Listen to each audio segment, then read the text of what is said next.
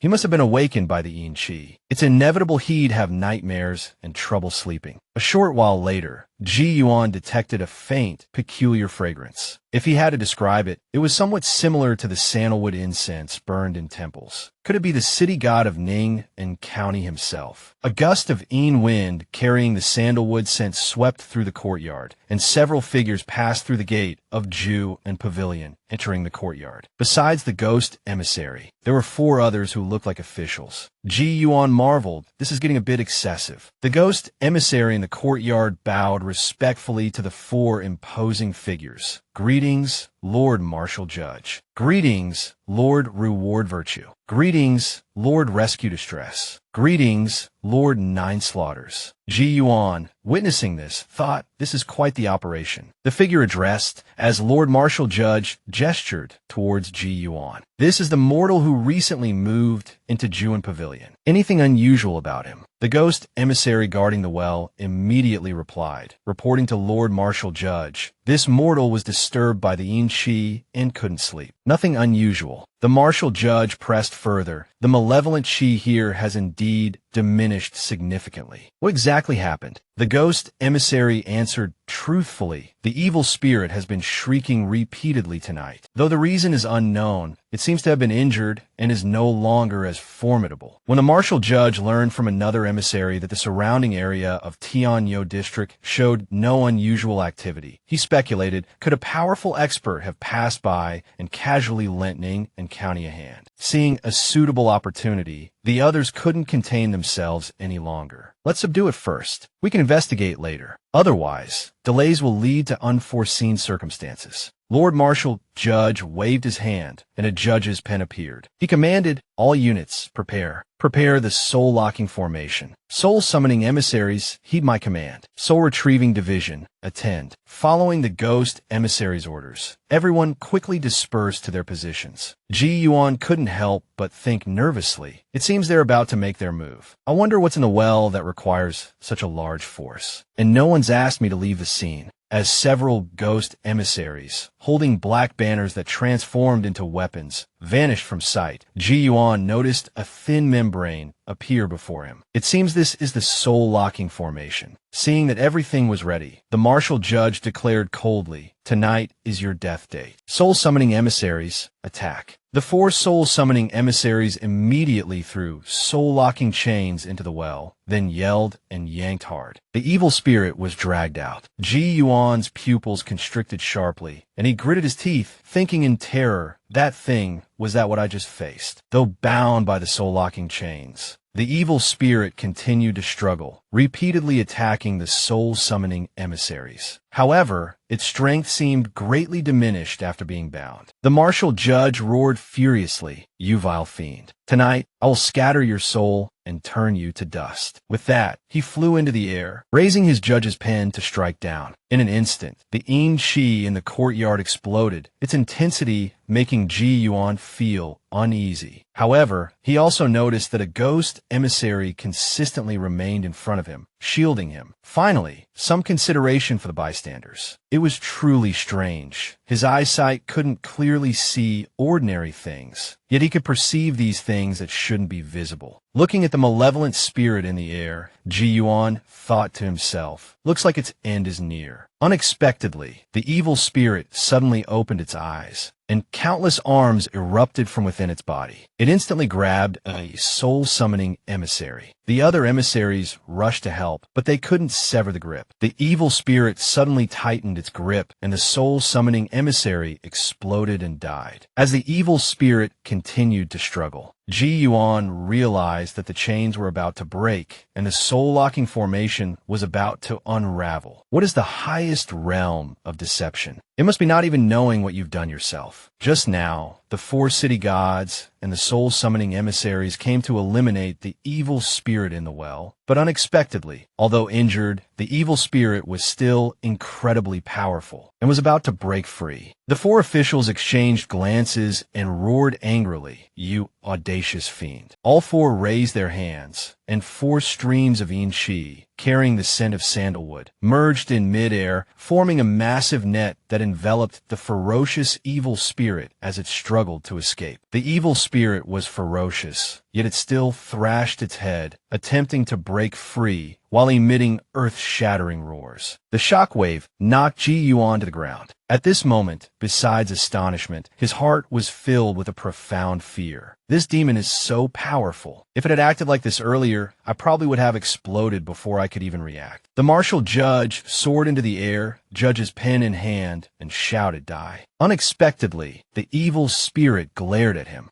and lunged forward with a vicious bite. With a boom, the Marshal Judge was blasted by Yin Qi and crashed to the ground. A hole immediately appeared in the massive net that bound the spirit. Unrestrained, the evil spirit was on the verge of escaping. Even as a bystander, Ji Yuan realized the situation was dire. He had initially wanted to watch a good show, but unexpectedly, a crisis had erupted on the scene. Restless and fidgeting, he thought, this won't do. I can't just sit here. It's too dangerous. Terrified, Ji Yuan instinctively stood up, intending to flee, but unexpectedly triggered an unforeseen change. Ji Yuan's sudden movement caused the ferocious evil spirit, which had been thrashing wildly in the courtyard, to abruptly freeze. As if struck by a powerful shock, it recoiled towards the well. The martial judge immediately seized the opportunity, ordering everyone to attack swiftly. The soul-summoning emissaries threw out their soul-locking chains once more, and the four officials, no longer holding back, prepared their signature techniques, chanting, "Yu, city gods, harmonize with the mortal realm, subdue evil and bind demons, summon the 8 desolate corners." The officials' presence intensified dramatically. The judge's mansion struck with a soul-stirring blow, borrowing the power of heaven and earth, unleashing their full might against the evil spirit. Ji Yuan held his breath in anticipation, until the piercing shrieks of the demon in the courtyard gradually weakened, until the demon finally turned to dust. Ji Yuan breathed a sigh of relief. Thank goodness, righteousness prevails. His legs weak, he collapsed back onto the small stool in front of the house. However, after recovering slightly, he felt something was amiss. Looking up, he saw the city gods, the officials, and the ghost emissaries all turned towards him, standing in the courtyard. Ji Yuan gulped, fear churning in his stomach. What are they planning to do? Did I see something I shouldn't have? Are they going to silence me? To his surprise, they all clasped their hands in a respectful salute. We were blind, unable to recognize your esteemed presence. One of them said politely, "Thank you for your assistance." As the chorus of thanks echoed around him, Ji Yuan was stunned. Should I say something? But I don't know what to say. The martial judge continued, "We were wondering if there was a reclusive expert nearby, or perhaps a rogue cultivator. We never imagined the expert was sitting quietly in the courtyard all along. Truly, a hidden dragon and crouching tiger." Ji Yuan maintained a calm facade, his gaze steady and unwavering, projecting an image of a detached and unworldly individual, as steadfast as Mount Tai. Unbeknownst to them, Ji Yuan, colorblind and terrified, was holding his breath. The martial judge, sensing the expert's desire for tranquility, refrained from further inquiries. He conferred with the others, deciding to report to the city god before taking any further action. With another respectful bow towards Ji Yuan, they withdrew. As silence returned to the small courtyard, broken only by the gentle rustle of leaves in the breeze, Ji Yuan collapsed onto the table like a rag doll, his mind racing. At this rate, I'm going to have a heart attack. However, the well no longer emanated that chilling, ominous aura. Finally, I can get a good night's sleep. When you see someone muttering to themselves, seemingly talking to thin air, you'd likely assume they're crazy. You would know they might actually be seeing ghosts. Ji Yuan, the lazybones, finally drifted off into a deep slumber, sleeping straight through until late afternoon. Intending to fetch some water to wash his face, he glanced at the deep well, the monstrous image of the evil spirit flashing through his mind. Too scary, too scary. I'll get water from outside. Tianyo Ward had 2 public wells, large ones with well sweeps, where residents typically drew water and washed clothes. From a distance, Ji Yuan overheard snippets of conversation. I heard a terrifying scream last night. Another voice chimed in. There was quite a commotion near Ju and Pavilion last night. Someone must be moving in. He knew the commotion from the previous night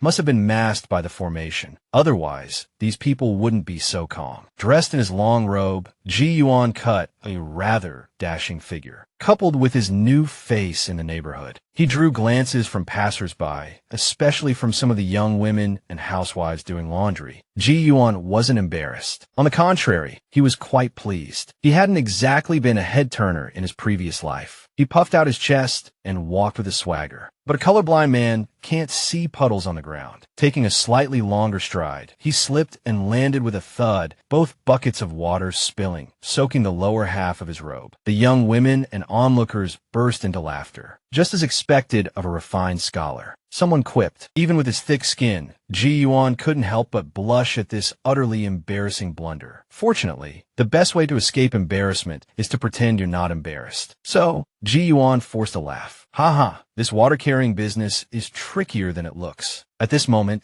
the onlookers noticed something peculiar. Ji Yuan's eyes were gray. The laughter died down instantly. These simple folk wouldn't genuinely mock a blind man. A clear voice rang out. "Honored sir, let me help you carry the water." Ji Yuan looked up and saw a tan boy with delicate features. What's going on? I can actually see this boy clearly. Based on his experiences over the past 2 days, Ji Yuan knew that those he could see clearly were likely not ordinary people. He inquired, "Young man, what's your name? How old are you?" While helping Ji Yuan up, the boy replied, "My name is Qing. I'm 12 years old. I often help my family carry water. I'm very strong." Ji Yuan felt a little awkward having a child carry water for him, but he also wanted to take this opportunity to observe Qing, so he accepted the offer. Qing reassured him it was no trouble and suggested they go together after fetching the water. Soon, they arrived back at Juin Pavilion. Outside the gate, Qing asked Ji Yuan with a hesitant expression, "Honored sir, you live here?" His expression was both adorable and amusing. Ji Yuan replied frankly, "Yes, I live here. I just moved in yesterday." "Why? Won't little Ian help me carry the water in?" Qing seemed afraid of Ji Yuan misunderstanding and quickly explained, "This place my parents told me never come near here." Ji Yuan understood. The neighbors were unaware that the malevolent entity in the house had been eliminated. He didn't want to make things difficult for Qing, so he told him to just leave the water buckets at the entrance, and he would carry them in himself later. Qing still wanted to persuade Ji Yuan not to stay there. Before he could finish, Ji Yuan interrupted him, patting Qing's head. "Call me Mr. Ji. It's admirable to have such a kind heart at such a young age. As for this Juin Pavilion, you don't need to worry. I'll be fine here." He then told the boy to go home and not worry his family. Qing, already fidgeting, quickly said, "Mr. Ji, I'll be going then." He put down the water buckets and hurried off. Having just seen the boy off, Ji Yuan seemed to sense something and turned his head to look in the other direction. A faint white figure appeared, bowing to him and saying respectfully, "The city god of Ning and County, your subordinate, the day wanderer of the left, greets Mr. Ji." No longer surprised, Ji Yuan asked him what the matter was. It turned out the city god wanted to invite Ji Yuan to the city god temple to discuss something, adding that if it was convenient, they could go now. Ji Yuan maintained a calm exterior, but his heart pounded a little nervously. He felt like a junior employee about to meet the big boss in the city. As for whether to go or not, there wasn't really a choice. He told the day wanderer to wait a moment while he brought the water inside. After tidying up, Ji Yuan had a change of heart. He hadn't intended to pretend to be some expert anyway, so he decided to just play it by ear. However, he didn't know the way, so he let the day wanderer lead the way. Seeing the day wanderer's respectful demeanor, Ji Yuan felt a little embarrassed, thinking to himself, "This level of deference is really over the top. I'm not some important figure." As they walked, something occurred to him. He spotted Qing at the corner of the street and smiled in greeting, then continued his conversation with the day wanderer. This thoroughly frightened Qing. His face paled as he thought, how can Mr. Ji be talking to someone while walking like that? Could he be talking to a ghost? Terror seized Qing. The ghost of Juin Pavilion is following that gentleman. It's going to cause trouble. What else could a child think, seeing a scholar emerge from a haunted house and then seemingly talk to thin air? A shiver ran down his spine, and he bolted home to his parents. Fortunately, his home wasn't far. Bursting through the door, he gasped, "Mother, Mother, there's a gentleman out there, and he's talking to a ghost." His breathless outburst startled his mother, who was weaving cloth. "You're a grown boy now," she scolded. "Such nonsense. Have you no shame?" The sharp rebuke made Qing jump. He then noticed his father, Xian, was also home. His mother continued, "Your father has been recommended as a teacher for the newly built schoolhouse in the county." This good news seemed to eclipse Qing's fear, and he exclaimed excitedly, "Really? When does he start?" Puffing out his chest with pride, Xian replied, "Of course it's true. The exact date hasn't been set, but it won't be long." He told Qing that he would take him to the schoolhouse when the time came, emphasizing that studying hard and passing the imperial examinations was the proper path in life. Although not thrilled, Qing didn't dare argue. Putting down his book,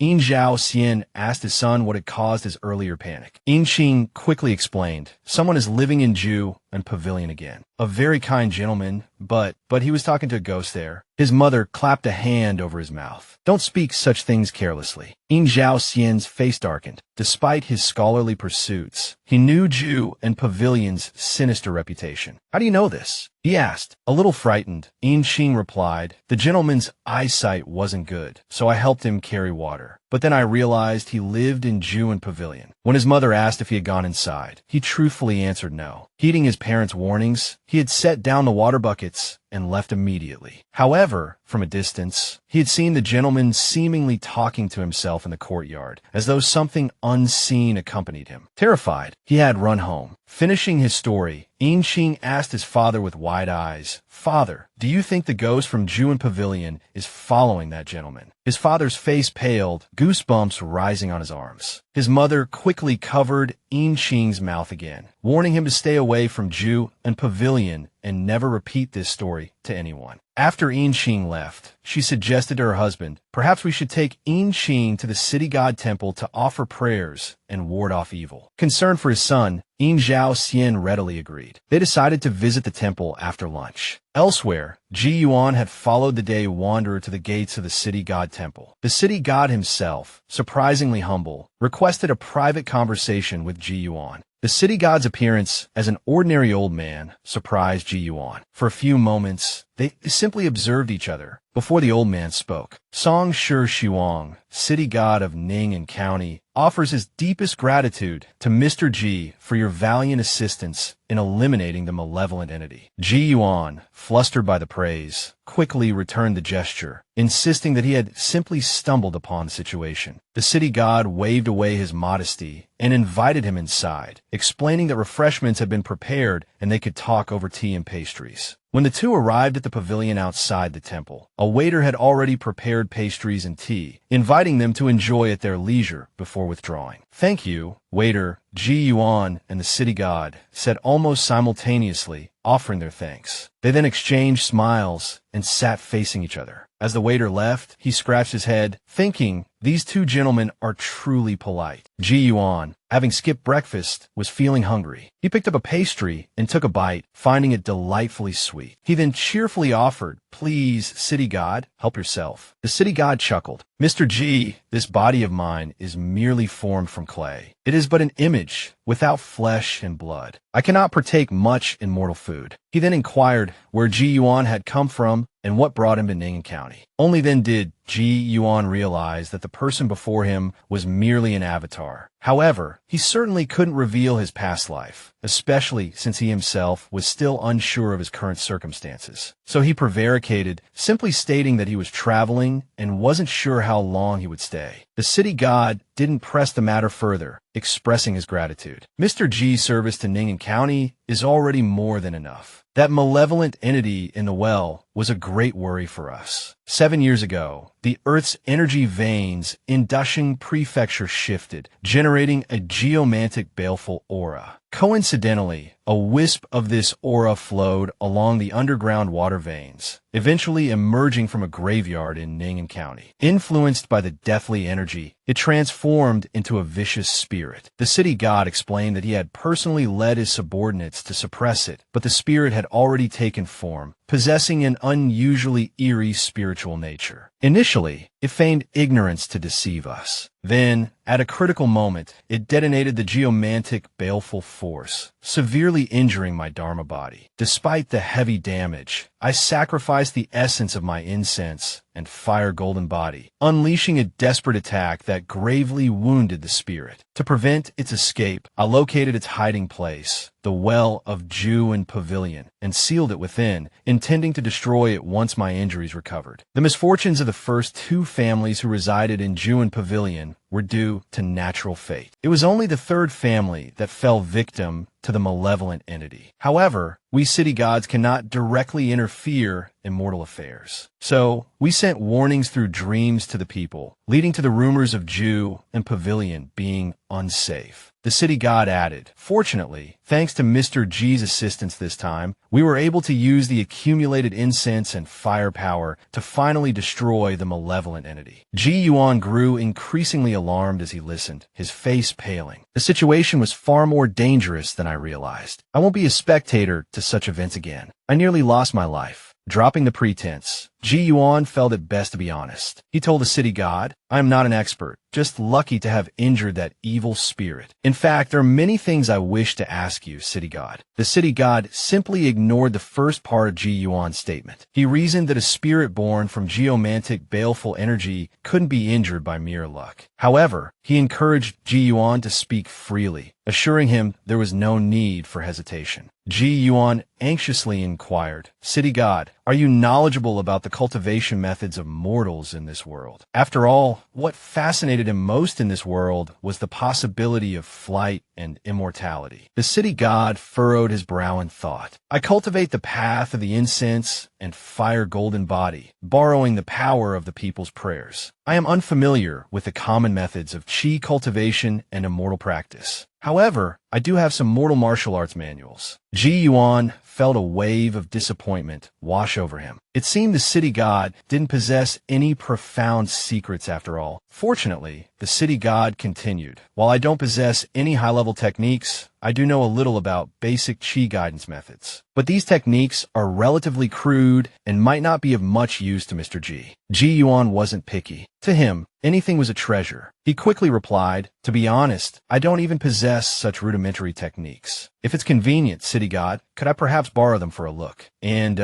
those mortal martial arts manuals as well, I'd like to peruse them too." He thought to himself, I've helped them with such a significant matter. Surely, this small request won't be refused. The city god readily agreed. If Mr. G wishes to see them, it's no trouble at all. I'll have someone prepare the books and deliver them to Juin Pavilion. Overjoyed, Ji Yuan quickly expressed his gratitude. Excellent. Thank you, city god. He found his city god remarkably easy to talk to. Moreover, with his biggest worry partially resolved, Ji Yuan wanted to ask about other matters. He continued, "City god, to your knowledge, what immortal abodes, sects, sacred mountains, or grand estates currently exist? And what qualifications are required for discipleship?" The city god found these questions rather peculiar. Why was Mr. G asking such common knowledge questions? Could he truly be, as he claimed, not an expert? Still, his assistance with the Ning and county matter was undeniable. A little eccentricity was hardly a concern. After a moment of thought, he replied, "As far as I know, within Dishing Prefecture, where our Ning and County is located, there are no immortal abodes. In all of Jizhou, only Yuhuai Mountain is a place of cultivation for Taoists. It's said that within Yuhuai Mountain, there's even a Taoist orchestra with an imperial decree suggesting the presence of a mountain god. As for their disciple selection process, I'm truly unaware. Regarding matters in other prefectures or countries, please forgive my limited knowledge." He had barely finished speaking when he heard the unexpected question, "What about the heavenly court?" Ji Yuan had blurted it out almost the instant the city god finished his sentence. The city god, puzzled, asked in return, "The heavenly court? I'm not familiar with any immortal abode by that name." He frowned, thinking, this place sounds rather presumptuous, using heaven as its courtyard. Ji Yuan immediately realized there was no heavenly court here. The immortals of this world were likely just mortals perceived as such. He needed to cover up his blunder. "It's nothing," he said to the city god, "just a powerful immortal talisman I once heard of." The city god seemed to understand, chuckling and remarking, "I see. It must be quite extraordinary." Ji Yuan thought to himself, "Indeed, extraordinary. Telling you the truth would probably scare you to death." Composing himself, Ji Yuan spoke again. "I have a few more, perhaps foolish questions, city god. I hope you won't laugh." The city god readily replied, "Ask away. I'll tell you everything I know." The city god had no idea that Ji Yuan's next words would leave him in a cold sweat. Slowly, Ji Yuan asked, "I'd like to know, what country are we in? What dynasty is it? What is the state of the nation? How many dynastic changes have occurred throughout history?" The city god froze, his expression turning uncharacteristically serious. He thought to himself, first, he didn't understand cultivation, and now he's asking about dynasties and the state of the nation, such mundane matters. But he's clearly not ignorant. His speech is eloquent, and his demeanor is refined and courteous. Suddenly, a possibility struck the city god, sending a shiver down his spine. During his mortal life, as an official, he had read stories of immortals and ghosts. One story, in particular, had always stuck with him. A man laughed aloud upon waking, having played a game of chess, only to discover 1,000 years had passed in a dream. City god, city god. Ji Yuan called out twice, puzzled. Why is the city god spacing out like this? Could my questions be that foolish? The city god stammered, "Oh, Mr. G, please listen to me." The city god didn't even realize his tone had unconsciously shifted. The saying goes, the most dangerous kind of showing off is the unintentional kind. Ji Yuan's apparent naivete and lack of knowledge displayed just moments ago, had startled the city god. He had begun to suspect Ji Yuan was a great cultivator who had been in seclusion for many years. Having regained his composure, his tone became noticeably more respectful. The nation we currently reside in has vast territories, encompassing 30 prefectures. Our great Zheng dynasty has stood strong for 200 years, now under the reign of the 8th Emperor Qianwu. Before this, there were 9 dynasties, including the Wu, Tong, Chu, and Quang. Even further back, according to historical records, these lands were part of the Great Zhou dynasty. Hearing this, Ji Yuan echoed, "Great Zhou." He felt a flicker of doubt, but knew this certainly wasn't the Great Zhou he was familiar with. The city god nodded. "Indeed, but that dynasty is ancient history now. Times change, and even we only know it was utterly destroyed." Ji Yuan readily agreed with the city god's words. Feeling the conversation had run its course, Ji Yuan stepped out of the outer pavilion of the temple, preparing to leave. He thanked the city god for his hospitality. The city god urged him not to stand on ceremony and reiterated that he would quickly send the books to Juan Pavilion. Ji Yuan politely replied, "Thank you, city god." The city god responded respectfully, "Very well. We shall meet again another day." As he spoke, the city god gave a slight bow towards Ji Yuan. Ji Yuan returned the gesture in farewell. At that moment, Yin Qing, who had come to offer incense with his father, spotted Ji Yuan and quickly alerted his father. "Over there." Yin Zhao Xian asked dubiously, "Which Mr. Ji?" Yin Zhao Xian looked towards the outer pavilion where his son had pointed. He didn't know which Mr. Ji his son was referring to, but his attention was immediately drawn to Ji Yuan and the city god. Their bearing was truly extraordinary, unlike anyone he had ever encountered in Ning'an County. As he watched the two figures outside the temple, they parted ways, one heading towards the city god temple, the other departing down a different path. "Oh well, they've gone. Let's go into the city god temple." With that, he led his son towards the temple. His gaze still followed the receding figure of the old man. Yin Zhao Xian wondered to himself, "Who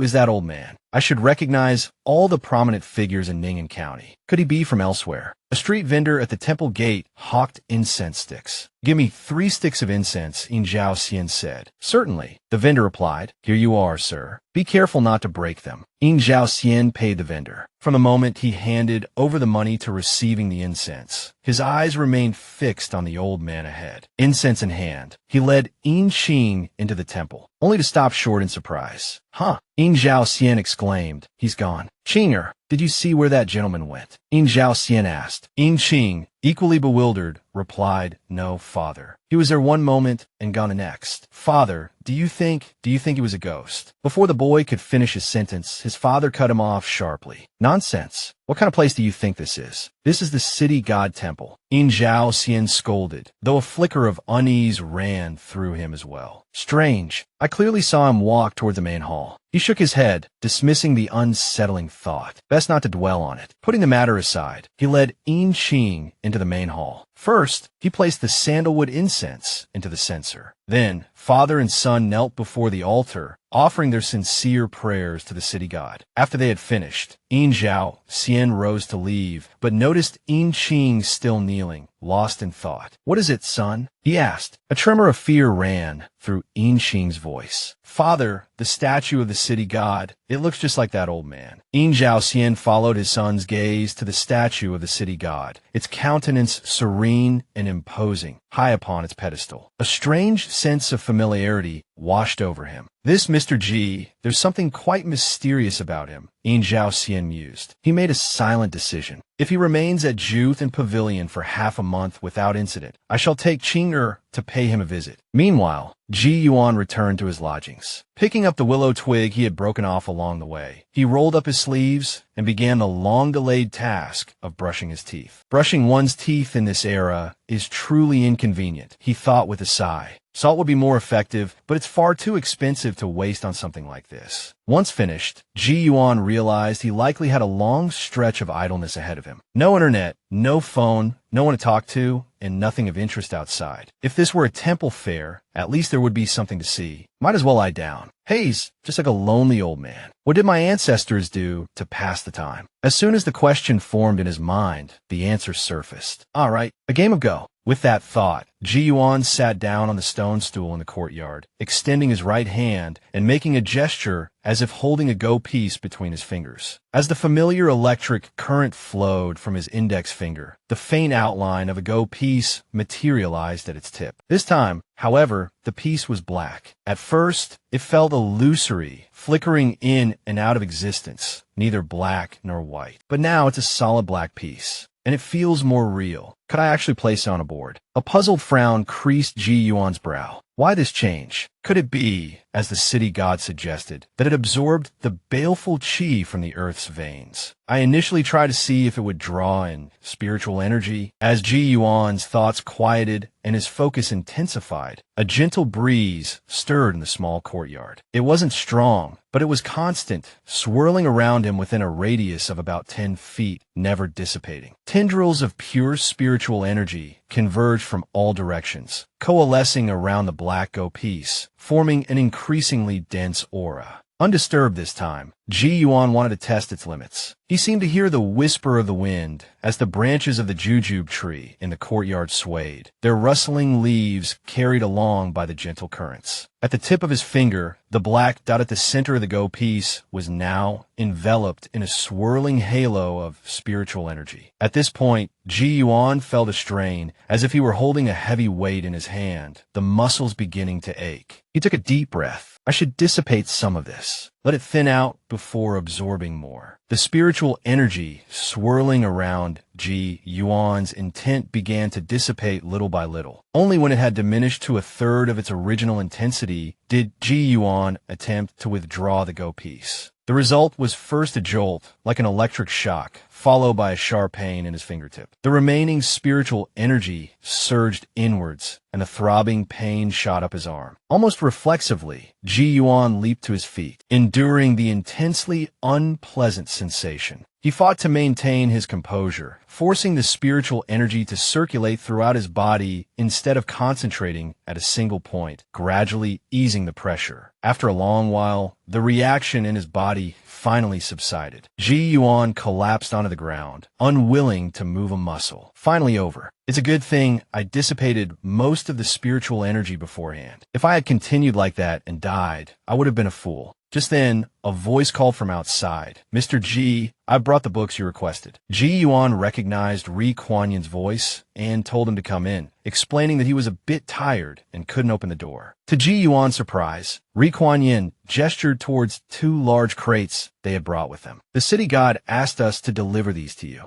Ji Yuan was stunned. The city god is truly generous. So many. Ri Kuan-Yin asked respectfully, Mr. Ji, where would you like us to place these books? Ji Yuan, still slightly dazed, told them to just bring them inside. Watching the ghost guards carry the crates and walk straight through the wall, Ji Yuan thought to himself, so these beings are incorporeal. A moment later, he heard the thud of the heavy crates landing on the floor and couldn't help but marvel. What a remarkable method of transportation. Having completed their task, Ri Kuan-Yin and the others didn't linger, quickly taking their leave. Ji Yuan shifted his attention back to the crates, politely clasping his hands in farewell to the departing ghost guards. Once they were gone, he focused his attention on the crates. Opening one, he found it filled with bamboo slips, the characters carved into their surfaces. The city god is truly thoughtful. He mused, appreciating the gesture that made reading easier for someone as unfamiliar with the language as himself. The characters were small and finely etched, allowing a surprising amount of text to be contained on each slip. Ji Yuan read slowly and carefully. Holy cow, I'm a genius. My comprehension is incredible. He found he could understand the archaic and obscure language. Yin and Yang, the 5 elements, the 8 desolates, and 6 harmonies, sensing the vitality of mountains and rivers, all things in existence, drawing in the spiritual energy of heaven and earth, purifying oneself to cultivate the true body. He knew that even though this Tao Chi Ju was only the most basic and common cultivation method, to ordinary people, even the wealthy and powerful of the mortal world, it would be considered a miraculous, unattainable scripture. Unconsciously, he finished reading the entire thing. Feeling he had a clear understanding, Ji Yuan decided to try it out immediately. He began by sitting up straight, relaxing his body and mind. Outside is the great macrocosm. Within the body is the small microcosm. The acupoints and internal organs of the human body all correspond to wonders like yin and yang, the 5 elements, and the constellations of the heavens. The so-called cultivation is to perceive the vast power of heaven and earth, to grasp the power of the great Tao. As his breath flowed into his chest and abdomen, he seemed to feel a subtle energy circulating within him. Suddenly, he opened his eyes. This is the heaven and earth transformation technique of the Tao Chi Ju. Ji Yuan now found himself seemingly immersed in a sea of spiritual energy, even able to perceive it visually. Although the amount of spiritual energy wasn't as great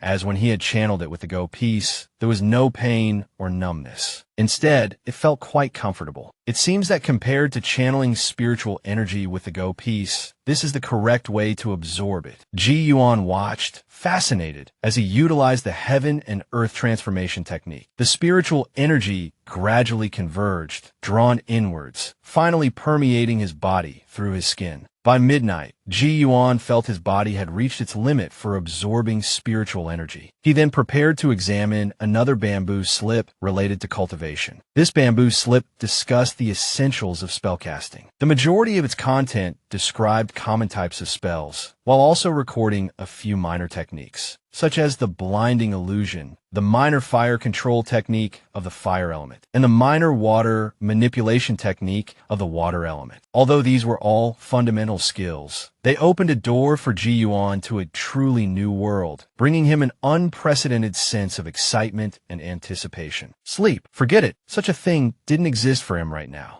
Ji Yuan continued rummaging through the crate, eager to see what else it held. Unexpectedly, besides cultivation manuals, there were also books on Go strategies and tactics. However, he decided to set those aside for later, focusing on the martial arts manuals first. From the bamboo slips, he learned about the iron body forging technique and the eagle claw strike. Both were the lifelong culmination of a martial arts master who called himself the Iron Axe of the 6 prefectures. The techniques were both powerful and relatively easy to learn, considered to be of high intermediate level in the martial arts world. Tossing the bamboo slips in his hand, Ji Yuan made a silent resolution. After thoroughly studying these 2 cultivation manuals, I'll make time to practice these martial arts. Having a few extra means of self-defense wouldn't hurt. As the rooster crowed, Ji Yuan realized he had unknowingly finished reading another bamboo slip. The branches and leaves of the large apple tree in the courtyard rustled in the gentle breeze. Ji Yuan looked up at the old apple tree. It must be harvest season soon, and the tree was sure to be laden with fruit. In this world, unless one truly reached the realm of interacting with immortal abodes, the thought of enjoying delicious fruit was just a dream. Therefore, Ji Yuan greatly anticipated the fresh apples in the courtyard. Stroking the trunk of the tree, he smiled. "You're the only one who's kept me company through this night of reading. I suppose it hasn't been so lonely after all." For the next half-month, Ji Yuan lived a regular life. When his body could withstand it, he would use the Go Peace to gather spiritual energy, then utilize the heaven and earth transformation technique to channel it. He would then practice the martial arts manuals, and in his spare time, he would study the Go strategies and tactics. Aside from going out for meals each day, his life was even more monotonous than his previous one. Today, Ji Yuan stood steadily on a branch of the apple tree, a breath of vital energy, seemingly swaying in harmony with the branch and his center of gravity. At least for a certain period, as long as the vital energy didn't dissipate, his body weight wouldn't break the branch. Then Ji Yuan jumped down from the tree, performing a few somersaults before landing steadily in the courtyard. Ji Yuan couldn't help but praise himself inwardly. Perhaps it was due to the spiritual energy permeating his body, coupled with his superior intellect, but his cultivation speed could be described as 1,000 miles a day. There is a saying in the books, easily reaching the Xiantian realm, all skills become accessible. Ji Yuan felt this was somewhat exaggerated, but it was enough to demonstrate the remarkable increase in efficiency. It was now nearing evening, and Ji Yuan decided to go out for dinner. Half a month had passed, and Ji Yuan had become more familiar with the area. It wasn't long before he arrived at his usual noodle shop, Sun Ji's. Seeing Ji Yuan, Old Man Sun hurriedly invited him to sit down. Ji Yuan, not standing on ceremony, smiled and sat down. As usual, he ordered a bowl of noodles. Just then, Yin Zhao Xian and his son, Yin Qing, happened to be passing by. Sharp-eyed and keen-eared, Yin Qing spotted Ji Yuan and quickly alerted his father. Father, look, it's Mr. Ji. Yin Zhao Xian had intended to visit Ji Yuan for some time. Now, half a month later, Mr. Ji appeared healthy and well, further solidifying his suspicions about the changes occurring in Juan Pavilion. Seeing that Ji Yuan seemed unaware of their presence, Yin Zhao Xian decided to engineer a chance encounter. He thought for a moment, then pulled Yin Xing along, deliberately taking a detour before approaching again, this time heading towards Old Man Sun's noodle shop. Upon arriving, he addressed Old Man Sun, 2 bowls of noodles, please. Old Man Sun, recognizing Yin Zhao Xian, enthusiastically invited him to sit. After all, the reopening of the county school was a significant event, and many knew Yin Zhao Xian, the soon-to-be teacher. He led Yin Xing to an empty table. Then, feigning surprise, addressed Ji Yuan. You must be Mr. Ji. I've heard that a refined gentleman recently moved into the neighborhood. If it weren't for my busy schedule preparing for the school term, I would have visited sooner. Yin Qing's small face flushed crimson. This was the first time he'd seen his father put on such a performance. Ji Yuan responded with a slight smile. Indeed, it is I. You are Teacher Yin from the Tianyo district. I've heard of your profound knowledge and wise counsel. In truth, Ji Yuan had noticed the father and son earlier, but wasn't sure what their circling back meant. It wasn't until they entered the noodle shop that he realized they were trying to orchestrate a casual meeting. He almost chuckled. Although Ji Yuan saw through their charade, he didn't expose them. Instead, he greeted them warmly, saying, "And this young man must be your son, young Master Yin Qing. Just as I expected, a scholarly family raises such a fine child." Slightly embarrassed, Yin Qing looked at the esteemed gentleman. "Mr. Ji, you remember me." Ji Yuan laughed heartily. "I remember the kindness of the offered water. If you gentlemen don't mind, please join me at my table." Of course, he added with a twinkle in his eye, "If young Master Yin Qing is afraid, then consider my offer withdrawn." Yin Qing scratched his head awkwardly, understanding that Ji Yuan still remembered his hesitation to enter Ju and Pavilion. Yin Zhao Xian, naturally delighted by the invitation, promptly led his son to Ji Yuan's table. Just then, Old Man Sun arrived with their food, announcing cheerfully, "Your noodles are ready. Please enjoy." Ji Yuan smiled and nodded to Old Man Sunday. "Thank you." Yin Zhao Xian, momentarily stunned, hadn't expected such polite behavior towards a noodle vendor. He then quickly added his own thanks to Old Man Sunday. This gesture deeply touched Old Man Sun, who stammered, "You're welcome, you're welcome." Ji Yuan knew that scholars like Yin Zhao Xian, while not necessarily looking down on vendors like Old Man Sun, still held a sense of superiority. Moreover, there was an unspoken rule in business transactions. Gratitude wasn't strictly required. However, since Ji Yuan had expressed his thanks, if Yin Zhao Xian hadn't followed suit, it would have appeared condescending, thanking those who serve him with a habit from Ji Yuan's previous life. But in this world, with its rigid class structure, even those who understood propriety sometimes felt the need to make distinctions. Ji Yuan didn't consider himself a saint. He simply believed a teacher should set a better example. After all, students who passed the imperial examinations were meant to serve the country. As they neared the end of their meal, Yin Zhao Xian insisted on paying for everything. Ji Yuan didn't object, but just before leaving, he left Yin Zhao Xian with a thought-provoking remark. Even small vendors deserve respect from society. A teacher who values virtue should lead by example. These words struck Yin Zhao Xian deeply, leaving him speechless and contemplative, the sentiment echoing in his mind. Yin Qing, standing beside the noodle stall, grew impatient. "Father," he urged, "Mr. Ji has already left. When are we going home?" Yin Zhao Xian sighed. "Let's go ho," he said, then added to his son, "Tomorrow morning, we will visit Ju and Pavilion to pay our respects to Mr. Ji." The following morning, Yin Zhao Xian, bearing gifts, arrived at the gate of Ju and Pavilion with his son. Father and son gazed at the small courtyard, once shrouded in an unsettling gloom. Now, standing outside its gate, they felt a sense of natural freshness, their breaths coming easier, the previous apprehension completely gone. Just as they were about to knock, a calm, strong yet gentle voice called out from within, "Come in. The gate is unlocked." Ji Yuan, setting down a bamboo slip, greeted Yin Zhao Xian. "Teacher Yin, you needn't have brought gifts." As he set down the gifts, Yin Zhao Xian replied, "It's my first visit. I couldn't come empty-handed. Furthermore, Mr. G, your words yesterday were truly enlightening. Please accept this small token of my gratitude. He then noticed the scrolls on the table and exclaimed in surprise, Sir, are those bamboo slips? In this day and age, with paper so readily available, bamboo slips for writing are quite rare. Ji Yuan responded casually, Indeed they are. I'm unable to use ordinary books, so I can only read bamboo slips. In Qing, meanwhile, kept staring at the well in the courtyard, covered by a wooden lid and a stone. He asked, Mr. Ji, you have a well in your courtyard. Why do you fetch water from elsewhere? Ji Yuan calmly explained, This well was once contaminated with filth. While not overly fastidious, I prefer not to drink from it. Some things needn't be explicitly stated. A discerning mind will understand. Recalling the rumors surrounding Ju and Pavilion, Yin Zhao Xian seemed to grasp the implication, unconsciously shifting his weight and glancing towards the well. On the bamboo slip were written 36 Go formations in seal script. This gave him further topics to discuss with Ji Yuan. The two men then engaged in a lively conversation, using Go as their starting point, touching upon a wide range of subjects. The more they talked, the more Yin Zhao Xian felt the unfathomable depth of Ji Yuan's knowledge. He seemed to know everything about astronomy and geography, offering not only unique and insightful perspectives, but also interpretations he had never heard before. Yet, despite his apparent omniscience, Ji Yuan often deferred to Yin Zhao Xian on worldly matters. It wasn't until midday that the father and son took their leave. Ji Yuan couldn't help but sigh contentedly. What a refreshing conversation, he thought. Speaking with someone learned,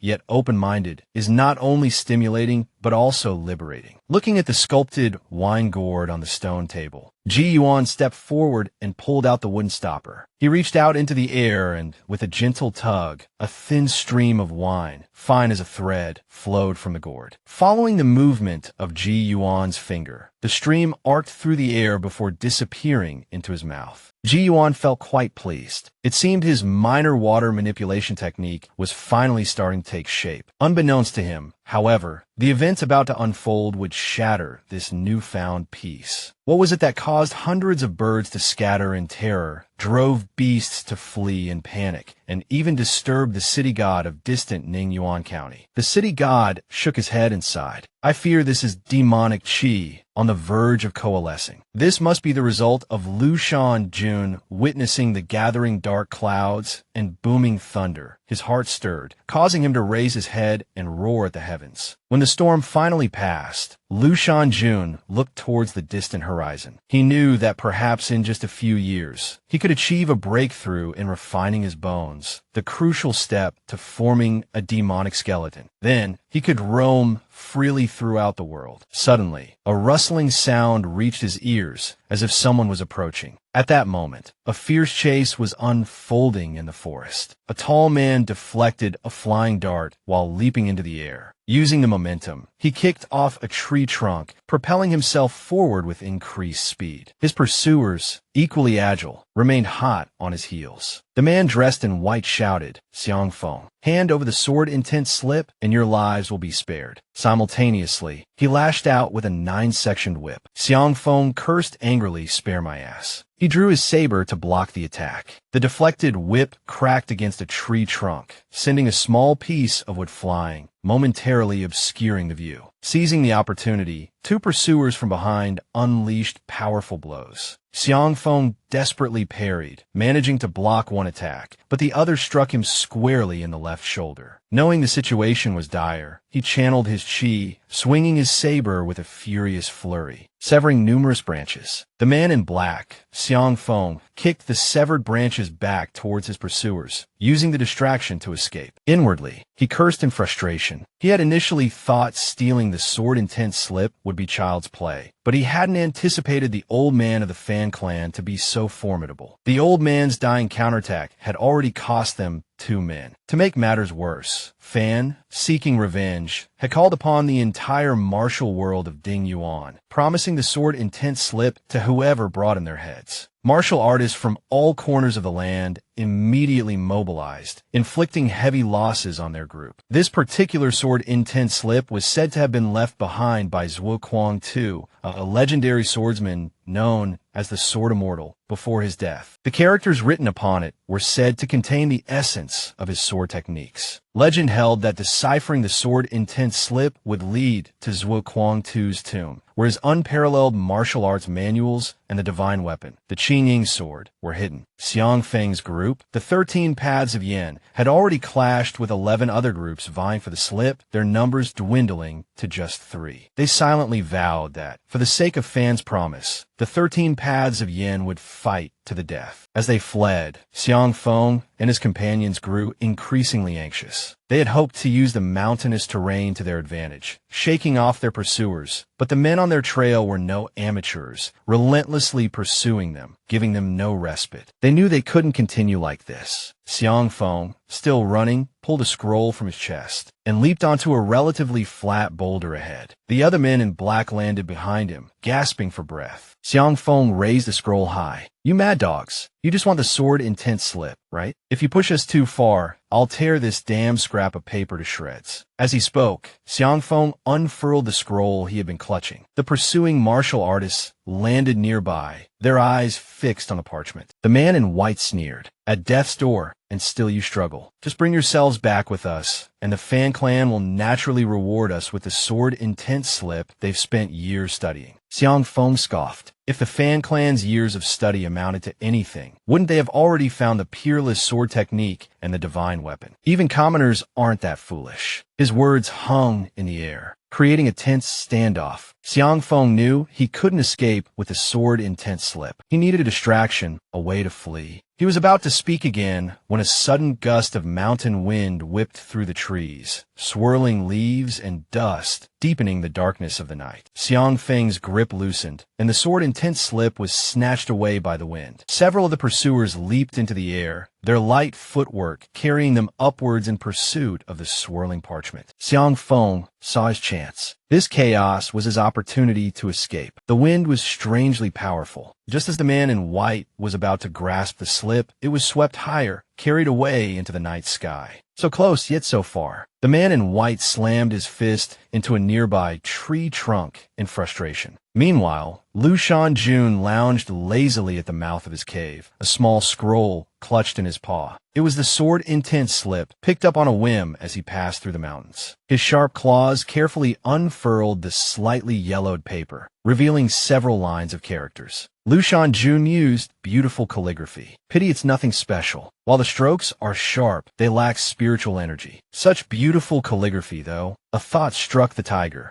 and a shy expression crossed his face. Behold the great tiger, pinning a small fox beneath him. Yes, he had ulterior motives. A slight grin revealed his fearsome fangs. Lu Shanjun had long known this fox possessed a nascent intelligence, often venturing down to Ning and County to steal poultry from the farmers. He asked the fox if it had ever encountered the blind Immortal who once resided in the mountain god temple on Nyo Kue Mountain. The red fox, vividly recalling that encounter, dared not resist. It whimpered softly and nodded. Lu Shanjun said cheerfully, Good. Do me a favor." With that, he spat out a scroll tied with a thin cord braided from his own fur. "This is bound with my fur," Lu Shanjun explained to the red fox. "The Immortal shouldn't harm you, but remember not to disturb his tranquility. Understand?" The red fox could only whimper in agreement. Lu Shanjun, looking pleased, released his claws. "Good. Consider this a stroke of fortune. Go on, and if you lose this, I'll have your hide." The red fox snatched the sword intent slip in its mouth and darted away. Lu Shanjun watched the red fox disappear, thinking to himself, gifting calligraphy isn't too mundane, is it? Imagining Ji Yuan's reaction brought a blush to his face and a joyful flutter to his heart. Scratching his head shyly, he thought, as long as Mr. Ji likes it. Humming a tune, Lu Shanjun returned to his cave. The morning sun streamed into Ju and Pavilion, illuminating the small courtyard. The jujube tree in the center was in full bloom, its yellow-green blossoms filling the air with a delicate fragrance. Ji Yuan emerged from within the pavilion, stretching languidly. The sun's already climbed 3 rods high, and I've only just risen, he murmured to himself. A pity I'm not an immortal. With the thought of breakfast on his mind, he closed the courtyard gate and strolled leisurely down the street. In the distance, a sudden burst of furious barking erupted, followed by a commotion of voices. Heavens, whose dog is that? So ferocious. Someone cried. Oh dear, that fox is about to be torn apart. Ji Yuan frowned. Channeling his spiritual energy, he employed his light footwork, gliding through the streets like a gentle breeze and arriving at the heart of the commotion in the blink of an eye. A man was striking a large yellow dog with a wooden staff, trying to pry it loose from a small red fox it had firmly in its jaws. He finally managed to force the dog to release its grip. The dog yelped in pain and let go. One of the men reached out to grab the red fox, but the seemingly lifeless creature suddenly sprang to its feet and darted away into the crowd. Wow, playing dead, someone exclaimed. That fox is clever. The red fox, dragging a wounded leg, desperately tried to escape. Several other large yellow dogs, still lingering nearby, gave chase. Suddenly, a figure in azure robes appeared, drifting towards the scene as if carried by a spring breeze. The red fox froze, then, recognizing the newcomer, raised its front paws and began kowtowing repeatedly towards Ji Yuan. Its whimpers were heart-wrenching, its body covered in bleeding wounds, yet it continued its frantic kowtowing. The onlookers murmured, a mixture of fear and amazement in their voices. Is that fox a demon? It's bowing to a human. Who is that man? Someone asked. That's Mr. G from the Tianyo district, another replied. A good friend of Masterine. Another man added, yes, they say he's an extraordinary person. He's been living in Juan Pavilion for months now. Ji Yuan, ignoring the crowd, focused on the red fox. It looked familiar. He also noticed the thin cord tied around a scroll clutched in the fox's mouth, a cord braided from Lu Shanjun's fur. This red fox had clearly gained some sentience, but being nearly killed by dogs suggested it wasn't particularly powerful. He sensed no malevolent aura from it, and it was clearly seeking him out, injured in the process. Ji Yuan glanced at the surrounding crowd and quickly located the man who had been trying to rescue the fox. With a courteous bow, he addressed him. Excuse me, good sir, would you be willing to part with this red fox? Its pelt isn't worth much in this condition. I'm willing to offer 101. Would you consider it as a favor to me? The man, understanding Ji Yuan's reputation, readily agreed. If Mr. Ji wants it, he can have it. 101 it is. After paying the man, Ji Yuan looked at the remaining dogs, a slight headache forming.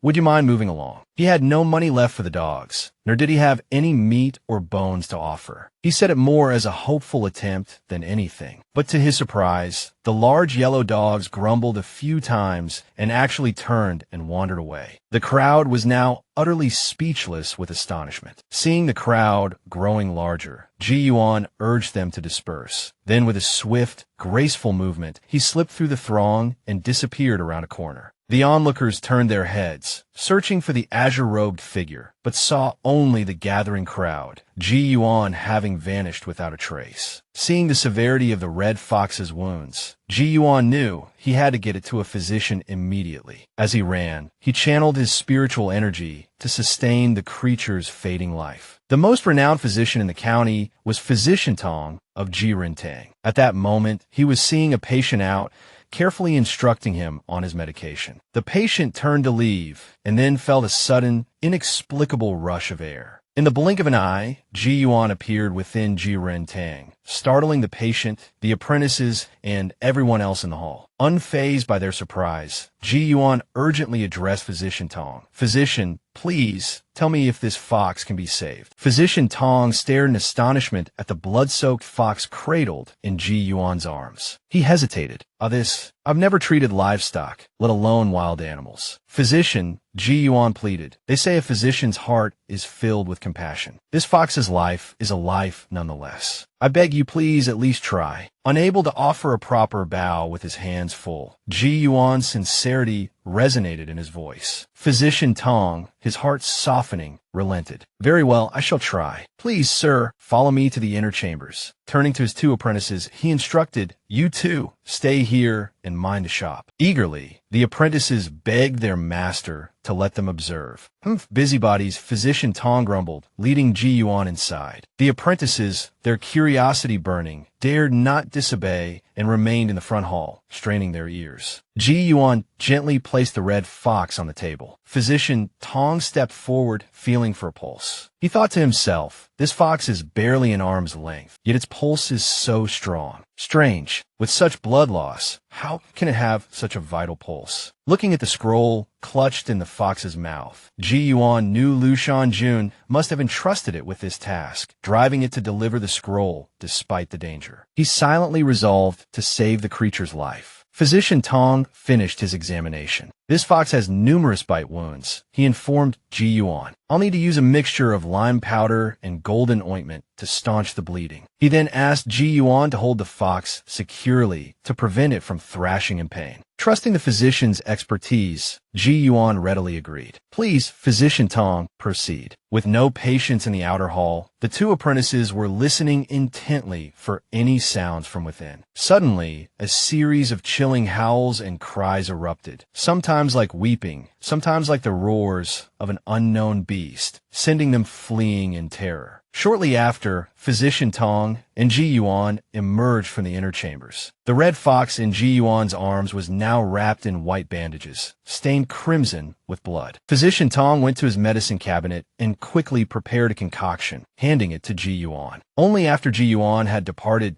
did Physician Tong let out a long sigh of relief. His face beaded with sweat. Master, are you all right? One apprentice asked. The other added, Yes, Master, were those sound from the fox just now. They were terrifying. Physician Tong, still catching his breath, sank onto the stool behind the counter. You think I wasn't scared? That was no ordinary fox. It was clearly a demon. And what's more, he added with a shudder, it was a male. Elsewhere, Inqing ran home excitedly. Mother, on our way home today, Father and I heard people talking about Mr. G. They said that this morning at the market, a red fox appeared and was chased and bitten by a large yellow dog all the way through the streets. And then the fox ran to Mr. G's feet and kept kowtowing to him. Inqing's mother gasped in surprise. Oh my, is there such a thing? She turned to her husband. Husband, is our son telling the truth? Yin Xiaoxian smiled. It seems to be true. On the way back, quite a few people asked me about Mr. G. They said he even treated the fox afterward. At that very moment, Ji Yuan arrived at their door. Overhearing their conversation, he chuckled softly to himself. News travels fast. He then knocked gently. Master Yin, Madam Yin, are you home? The Yin family, in the midst of discussing him, were startled. They quickly invited Ji Yuan in, and Yin Xiaoxian asked his wife to prepare tea. Ji Yuan declined. There's no need. I've only come to borrow a medicine pot to decoct some herbs. I wonder if Master Yin has one I could use. Yin Xiaoxian immediately understood and nodded eagerly. Yes, of course. I'll fetch it for you right away. But before he could move, an enthusiastic voice called out, Father, the medicine pot is here. Inqing, brimming with excitement, rushed over carrying a medicine pot and a medicine jar, presenting them to Ji Yuan. Ji Yuan accepted them with a smile, ruffled Inqing's hair, and thanked him. He then explained that he had matters to attend to at home, and prepared to leave. However, Inqing blocked the doorway. It turned out the boy had never seen a fox before and wanted to follow Ji Yuan to see it, promising to be on his best behavior. Yin Xiaoxian told him not to cause trouble, but Ji Yuan said it was all right. Young Inqing is at an age where he's full of energy. Curiosity is only natural. Let him come with me. I'll make sure he's back before dinner. Inqing jumped for joy at hearing this. Yin Xiaoxian reluctantly agreed, inwardly lamenting, You rascal. Why didn't you suggest I take you to see it? I want to see it too. However, pride prevented him from voicing his thoughts. He could only watch Ji Yuan and Inqing leave with envious eyes. Meanwhile, the small red fox was alone in Juan Pavilion, waiting for Ji Yuan to return with the medicine pot. Seeing that it was able to stand, Ji Yuan felt a little more at ease. Noticing the fox eyeing Inqing warily, Ji Yuan smiled. Little red fox, this is Inqing, the son of a friend. There's no need to worry. He then addressed Inqing. This is the red fox. It's badly injured right now, so try not to disturb its rest. And don't touch it, understand? Inqing obediently obediently replied, "Yes, I understand." A child like Inqing had no resistance to the fluffy, soft red fox. He paced back and forth, looking it over from top to bottom, meticulously observing the creature, his hand twitching with the urge to touch it. Every so often, he'd ask, "Does it hurt?" Then he'd reassure the fox, "Don't be afraid, I won't hurt you." The fox, on the other hand, acted as if it had encountered a particularly bothersome insect, sniffing disdainfully and ignoring him. The complete mismatch in their interaction amused Ji Yuan as he prepared to decoct the medicine. Soon, a bowl of thick, inky black medicine appeared in Ji Yuan's hands. The medicine's aroma wasn't particularly pleasant, and the red fox wrinkled its nose in distaste. However, with a little coaxing from Ji Yuan, the fox hesitantly lapped at the dark liquid. To its surprise, the medicine tasted like sweet nectar. Lifting the bowl with its paws, the fox drained it in one gulp. Ji Yuan had subtly infused the medicine with spiritual energy, working in tandem with the potent herbs to accelerate the fox's healing. As it was nearing dinner time, Ji Yuan prepared to go to the market to buy some food and take young Inqing home. Before leaving, he warned the red fox, "Don't let me find out that any chickens or ducks have mysteriously disappeared from the neighborhood, understand?" Inqing pointed at the fox and said, "Mr. Ji, the fox really listens to you." Ji Yuan laughed heartily. "Of course, I am its savior after all." The story of the red fox kowtowing for help and the yellow dogs obediently backing away gradually became a popular anecdote among the residents of Ning'an County. As usual, the butcher was the first to spot Ji Yuan at the market. The lively chatter around the meat stall abruptly ceased. Ji Yuan smiled, not acknowledging the sudden silence, and told the butcher he wanted to buy some chicken, one dressed and one live. While preparing the order, the butcher asked in a low voice, "Mr. Ji, I heard you saved a fox this morning." Ji Yuan found this amusing. It seemed that regardless of the era, the human tendency to gossip remained the same. He confirmed the story, saying, "The fox was being chased and bitten by some yellow dogs. It ran straight to me and looked so pitiful that I couldn't help but take pity on it and intervene." His curiosity satisfied, the butcher didn't press further, simply praising Ji Yuan for his kindness. On his way home, the live hen he carried in his hand remained listless. As he pushed open the courtyard gate of Juan Pavilion, the hen and the red fox locked eyes. The hen, driven by instinct, began to struggle frantically. The small fox rose from the stone table, looking much more lively. Ji Yuan stepped forward to stop the fox. "You'll have the dressed chicken today. I'll get you a live one once you've recovered a bit more." Although the red fox looked slightly disappointed, it didn't protest. As dusk settled, Ji Yuan scooped some stewed chicken into an earthenware bowl and brought it to the red fox. Then, forming a hand seal, he chanted, "Heaven and earth, transform and give life," and pointed directly at the red fox. Immediately, the red fox was enveloped in a faint, shimmering aura. Watching it eat with gusto, Ji Yuan sighed in relief. It seems the recovery is going well. At that moment, Ji Yuan remembered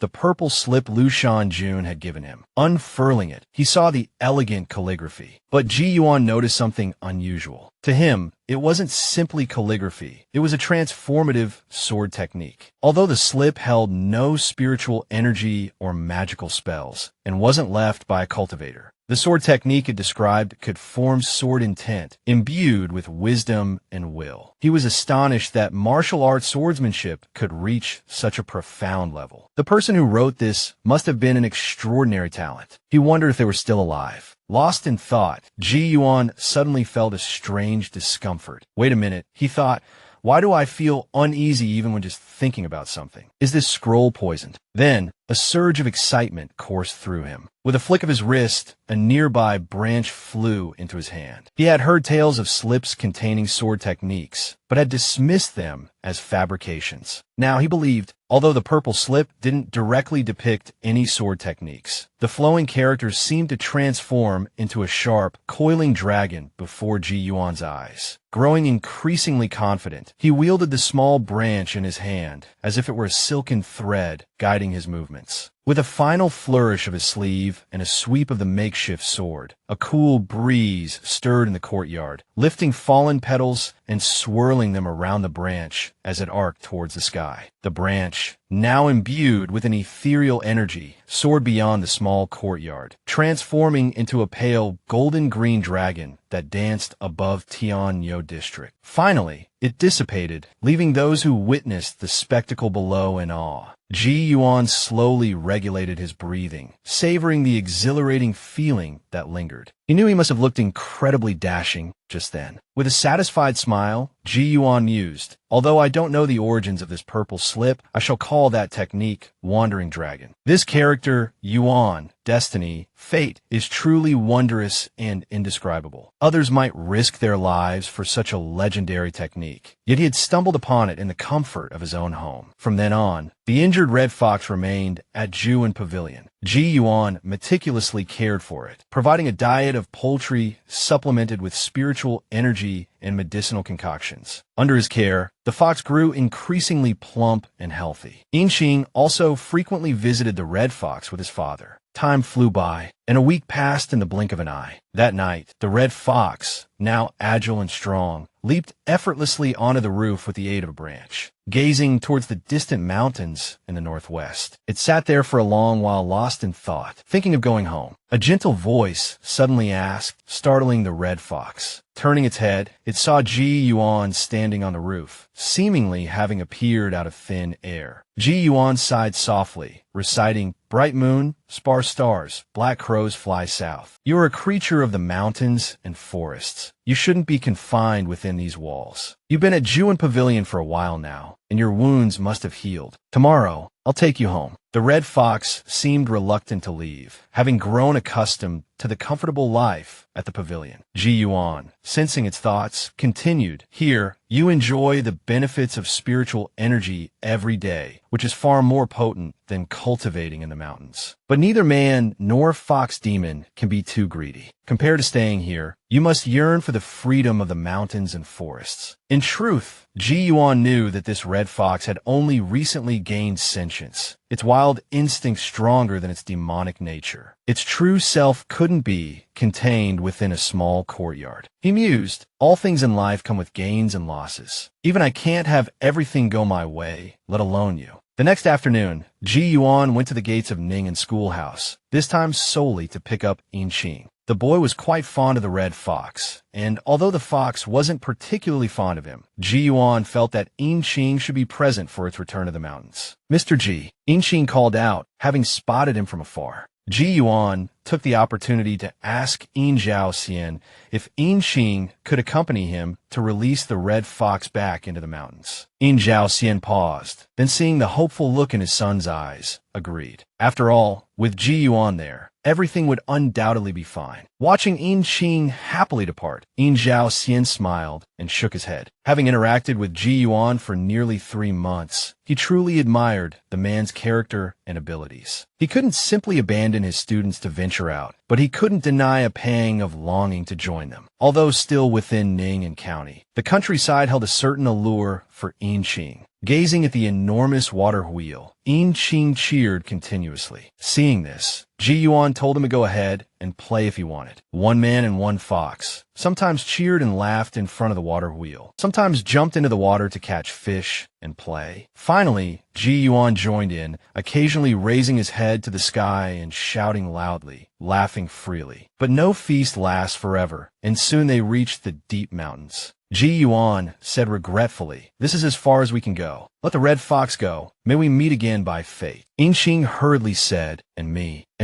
little fox. Don't forget me either. Absolutely don't forget me." Inxing, who had been holding back until now, spoke these words with a hint of tears in his voice. Ji Yuan rubbed the boy's head and said, "Yes, that's right," and Inxing too. The red fox yipped twice, leaving Ji Yuan and leaping onto a boulder in a few bounds. It then turned its head to look at the man and the small boy, its eyes seeming to hold a trace of human-like reluctance. Inxing hesitantly said, "Mr. Ji, it seems like the red fox doesn't want to leave." Ji Yuan simply replied, "Perhaps it wants to watch us leave." With that, Ji Yuan offered no further explanation, leading Yin Qing, who kept looking back, a few steps before turning to descend the mountain. After walking about 10 steps, Ji Yuan looked back, and sure enough, the red fox was still squatting on that strange boulder, watching them. At this moment, Ji Yuan suddenly spoke, "If meeting is by fate, then I, Ji, shall give you a gift." Looking up at the clouds in the sky, Ji Yuan said to the red fox, "Stepping onto the path of cultivation, you are no longer a foolish wild beast. You can lack many things, but you cannot lack a name. If you don't mind, from now on, your name will be Hu Yun." Hearing Ji Yuan's words, the red fox's eyes brightened. Forgetting Ji Yuan's previous instructions, it clasped its paws together and bowed repeatedly to Ji Yuan in front of Yin Qing. Yin Qing also seemed to forget his sadness, excitedly exclaiming, "Ah, Mr. Ji, the little fox really knows how to bow to people." Ji Yuan said cheerfully, "Haha, let's go home." Ji Yuan patted Yin Qing's shoulder, leading the child, whose sadness had been dispelled by excitement, down the mountain. At this moment, a tingling sensation, like an electric shock, ran through his arm. The shadow of a chess piece flashed and then disappeared. Look, Ji Yuan is wearing night clothes. Could he be planning to go fight or rob someone? It turned out that during the day, Ji Yuan had taken Yin Qing to return Hu Yun to the mountains. Perhaps due to fatigue, the boy had fallen asleep on the way back. However, this also made their return journey much faster. When he brought Yin Qing back to the schoolhouse, it wasn't yet dinner time for the Yin family, proving that the round trip had indeed taken only half a day. Next to the schoolhouse was the county magistrate's office. The Ning and county magistrate and the head of the Wei family, Wei Wu Wei, emerged from within, just happening to see Ji Yuan and the father and son of the Yin family. As the central figure in the recent strange tales circulating within the county, the magistrate recognized Ji Yuan. Moreover, since the latter had resided at Ju and Pavilion for a considerable period, the impression was even deeper. He couldn't help but glance at him a few more times. Wei Wuwei, surprised, exclaimed, "What is your lordship looking at?" The magistrate simply said, "Nothing. That man in blue is an eccentric in our county." Hearing this, Wei Wuwei hurriedly inquired further. The magistrate smiled and explained, "I hear he made the red fox kneel and beg, and caused ferocious dogs to retreat at the sound of his voice. However, the rumors in the marketplace are a mix of truth and falsehood, and certainly exaggerated." However, the magistrate added, "I once said that Ji Yuan is definitely not an ordinary person." Having finished speaking, they reached their carriage. The magistrate, without further elaboration, remarked that it was getting late and invited Wei Wuwei into the carriage, offering to personally escort him part of the way. Up ahead, Ji Yuan seemed to sense something and instinctively glanced back. With this glance, he saw Wei Wuwei, who appeared somewhat different. There seemed to be a faint spiritual light within his chest. Late that night, Ji Yuan removed his usual blue robe and changed into dark blue attire. Ji Yuan was certainly no villain, sneaking around behind people's backs. He was merely curious. During this period, Ji Yuan was incredibly eager about matters of cultivation, restrained only by his reason from seeking out immortals and inquiring about the Tao. He knew that the spiritual light within the fat man's chest certainly didn't originate from Wei Wuwei himself. There must be some extraordinary object on his person, and Ji Yuan intended to investigate. After following for a while, he spotted the carriage from earlier that day. Ji Yuan thought to himself, "Fortunately, they haven't gone far." He was pondering whether to approach directly for a friendly exchange or devise another method when several figures suddenly darted out. 3 men in black, brandishing weapons, directly attacked the carriage. Before those inside could react, a few swift slashes overturned the carriage. Only then did the guard at the front react, shouting, "Not good. A powerful enemy." He then spurred his horse forward. The man in black delivered a single slash, the blade's light seemingly splitting into 3. The guard hastily parried, but only managed to block one strike before being sent flying. Recognizing the technique as the swallow spirit triple return, he blurted out, "So it's you, Xiang Feng, the 13th blade of Yendi." The other guards still attempted to charge and attack, while Wei Wuwei urged the driver to flee quickly. But it was too late. The guard who had just cried out was slammed into the driver. By the time Wei Wuwei regained his senses, a large saber was pressed against his neck. "Wei Wuwei," a voice growled. "I hear the Wei family has passed down a piece of blue jade for generations, said to ward off evil spirits. You must be carrying it, yes. Wei Wuwei tried to remain calm, wiping the sweat from his brow with a handkerchief. Great warrior Xiang, he stammered. That blue jade is really just a family heirloom. It has no magical properties whatsoever. Looking at his slain subordinates, he continued to plead, whether you want money or jewels, I can give them to you. I guarantee you'll be satisfied. How about that? Xiang Feng merely sneered at the beardless, plump man. I want it all, of course. No, no, Wei Wuwei hurriedly exclaimed. Great warrior Xiang, although I'm the new head of the family, that blue jade won't be passed down to me until next month's full moon after our family banquet. I really don't have it with me now. Xiang Feng wasn't fooled. It seems you truly wish to die. In truth, whether Wei Wuwei had the blue jade or not, Xiang Feng wouldn't let any of them leave alive. Wei Wuwei trembled with fear and hastily produced the blue jade. Let's talk, he babbled. The blue jade is here. Take it out here. Ji Yuan observed this, realizing it must be the extraordinary object on Wei Wuwei's person. It seems I should make my move, he thought. A look of delight spread across Xiang Feng's face. Seeing the trembling hand offering the jade pendant, he instinctively reached out to take it. But the moment his fingers brushed against the jade, Wei Wuwei, who had been sweating with a deathly fear, suddenly flicked his right hand. 3 silver needles shot out with lightning speed. The tactic of a pig eating a tiger is often a hallmark of the protagonist, and this fat man employed it with impressive skill. Taking advantage of Xiang Feng's unguarded moment, he launched the 3 needles, forming a ping character as they pierced Xiang Feng's chest. Immediately following this, he channeled his power into his right hand, delivering a fierce palm strike to Xiang Feng's chest, exploding with a burst of dispersed qi. Xiang Feng was sent flying 10 meters, his body crashing heavily to the ground. The remaining 2 bandits cried out in shock, while Wei Wuwei, shedding his meek facade, leaped into the air. In a flash, he struck left and right, a torrent of fierce palm force erupting outwards. The 2 thugs, their martial arts clearly inferior, sprayed blood as they were flung away, landing in the nearby woods and vanishing from sight. The sudden turn of events left even Ji Yuan somewhat stunned. Truly, the saying about the treacherous nature of the Jianghu rang true. Xiang Feng struggled to rise, but his body was weak, his breathing labored. The 3 silver needles were clearly coated in a potent poison. Wei Wuwei, you old turtle. You know martial arts, and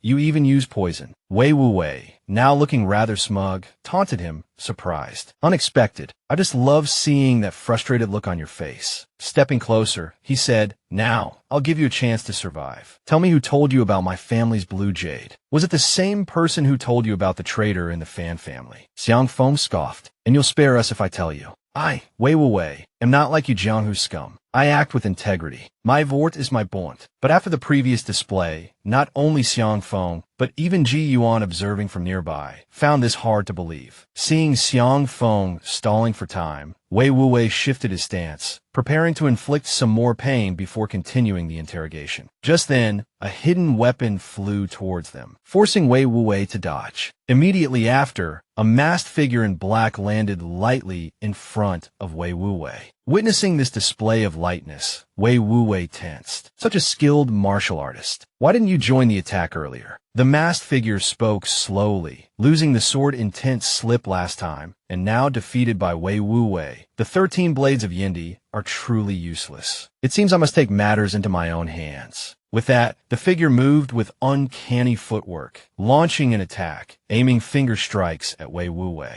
Caught off guard, Wei Wuwei could only hastily raise his palms to block. The result was like punching through a water-filled bag. The masked figure easily pierced through his palms. Before he could recover, the next attack was already swiftly aimed at his head. Wei Wuwei felt a surge of despair. Damn it, he thought. I'm afraid I won't be leaving here today. Just as despair gripped Wei Wuwei, a gust of wind erupted. Ji Yuan appeared before him, raising a hand to intercept the attack. He knew these Jianghu figures were truly dangerous. He couldn't afford to be careless and had to give it his all. But without a weapon, he could only rely on the brutal hand-to-hand combat techniques of the striking image combat slip. Straight punches, hooks, sweeps, uppercuts, throws, and kicks. The moves flowed like a furious storm, a relentless barrage leaving no openings. The masked figure struggled to defend himself, the thought flashing through his mind. What kind of monster is this? Not only could his eyes barely keep up with the onslaught, but each blow he blocked felt like hitting an iron pillar. Ji Yuan, noticing his opponent's faltering footwork, seized the opening and vanished from the masked man's sight in a blink. As a flicker of terror crossed the masked man's face, Ji Yuan reappeared beside him, his hand shaped like a hawk's talon. He slid his grip from the man's shoulder down to his wrist, twisting it sharply, instantly dislocating the masked figure's left arm with a sickening crack. Without pausing, as if teleporting, he seized the man's right arm and repeated the brutal maneuver. Satisfied, Ji Yuan then leaped back, recognizing the brutal efficiency of the striking image combat slip in Ji Yuan's movements. The masked man gasped, "Just who?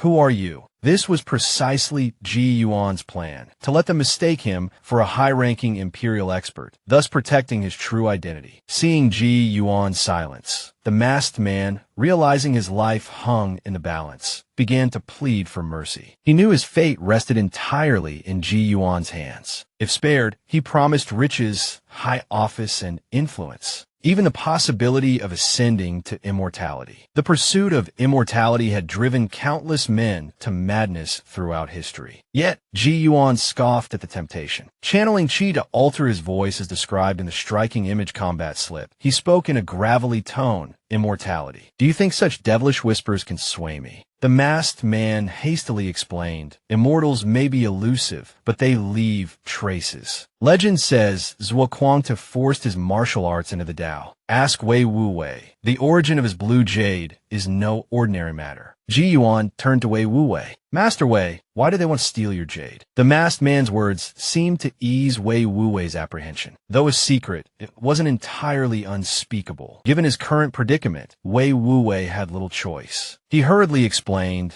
"This esteemed gentleman may not know, but it's a story passed down in my family. My ancestor once saved a celestial crane. It returned later, gifting him this blue jade as a token of gratitude. It's been passed down through generations, now reaching my hands. It's said to ward off evil and misfortune, but that's just hearsay, with no real proof." He continued, "Besides, immortality is a vague and ethereal concept. Emperor Yuan of the Great Zheng spent half his life searching for it, losing his foundation in the process. Zhuo Kuangtu, the self-proclaimed Sword Immortal, ultimately died full of regret." Ji Yuan sensed Wei Wu Wei's disdain was genuine. In other words, the Wei family only knew the ancestral tale, perhaps even believing the jade held no mystical significance beyond its monetary value. The masked man remained silent, waiting for Wei Wu Wei to finish before speaking. Years ago, the waters of Guangdong Lake suddenly rose 30 miles. Who among the people living on its shores doesn't know this? The swordsman Du Yuqian, drunk, slew a demon, his blade coated in frost that didn't melt for 3 days. Those acquainted with the Du family know this well. And then there's the smiling-faced butcher who dreamt of the city God sending for his soul. Upon waking, someone he knew fell ill and died. From then on, he became known as the smiling-faced soul snatcher. Are these mere rumors of the Jianghu? Wei Wu Wei, do you dare claim there are no immortals in this world? Seeing Ji Yuan's continued silence, his dark face seemingly enjoying the spectacle, the man in black grew increasingly agitated. "Esteemed sir," he blurted out, "I am Zheng Tianxiu. 5 years ago, on the banks of the Chunmu River, I broke a jar of fine, aged wine, attracting a giant black turtle. This turtle could speak human tongue. It begged me for fine wine, claiming it was an offering for the river god of Chunmu. Since then, every year on the 15th day of the 5th month, I return to the riverbank with wine. This is absolutely true, I swear it." Ji Yuan, though expressionless, was inwardly shaken. It seemed he had struck a vein of information. Let him continue, he thought. It turned out the giant turtle had told Zheng Tianxiu of 3 places where one could find opportunities for immortality. First, the sword intent slip located within the Ding Yuan manor of the Pian family. All old turtles spoke of the shimmering sword, a naturally spiritual object attainable through fate. Second, the Wei family's heirloom blue jade. Third, a location in Tongzhou, thousands of miles away. "If you spare my life," Zhang Tianxiu pleaded, "once I recover, I will tell you how to use this blue jade to seek immortality." Wei Wu Wei, overhearing this, felt a flush of heat rise up his back. Panicked, he quickly produced the blue jade, holding it out. "Esteemed sir, Surely you don't believe the ravings of this villain. You saved my life. This blue jade is yours as a token of my gratitude, a small price to repay such a debt. This man not only speaks nonsense, but is also guilty of countless murders. By law and reason, he deserves no mercy. Though reluctant to part with the blue jade, Wei Wuwei knew that if this mysterious expert believed Zhang Tianxiu, clinging to the treasure would likely cost him his life. Ji Yuan's mind raced. He was undeniably tempted by the offered blue jade. However, he sensed a palpable aura of malice radiating from Zhang Tianxiu, a clear indication of the man's wickedness. But Wei Wuwei was no saint either, clearly hiding something. If I want to get to the bottom of this, Ji Yuan mused,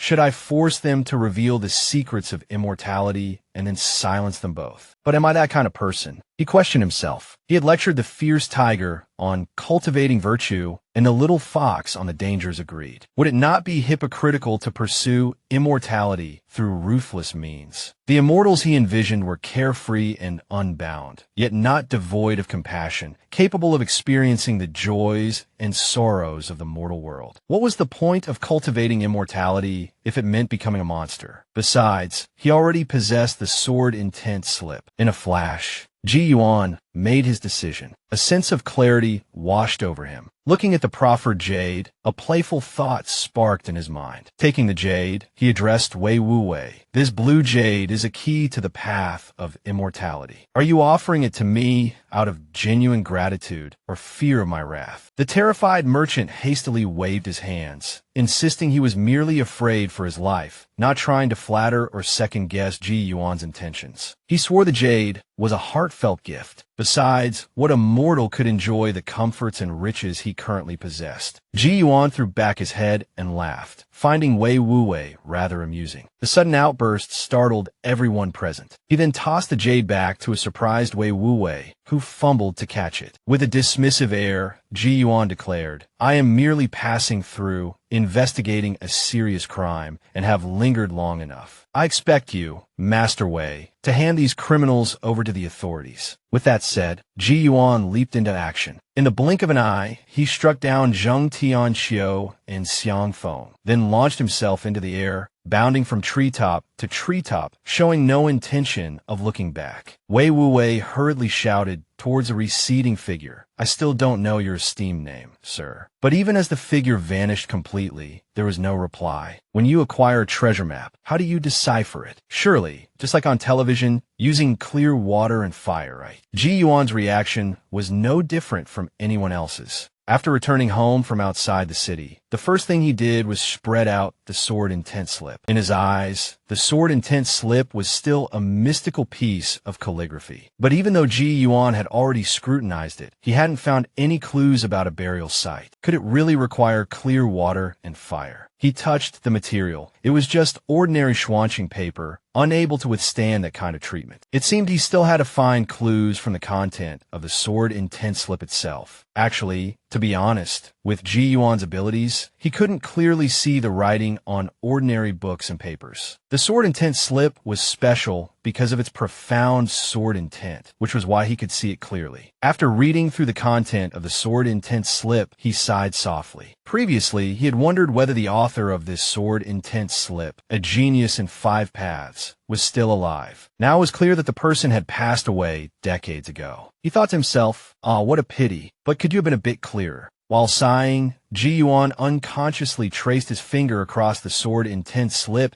as if it were a brush, like iron tongs gently dancing a flying dragon. This unintentional, relaxed movement suddenly startled him. He stopped his casual tracing and deliberately followed the strokes of the characters on the sword intent slip with his finger. Blind, Ji Yuan tried to rely on his memory, combining in his mind the trajectory of his finger with the times and places mentioned. Suddenly, it dawned on him, damn it, this is a map.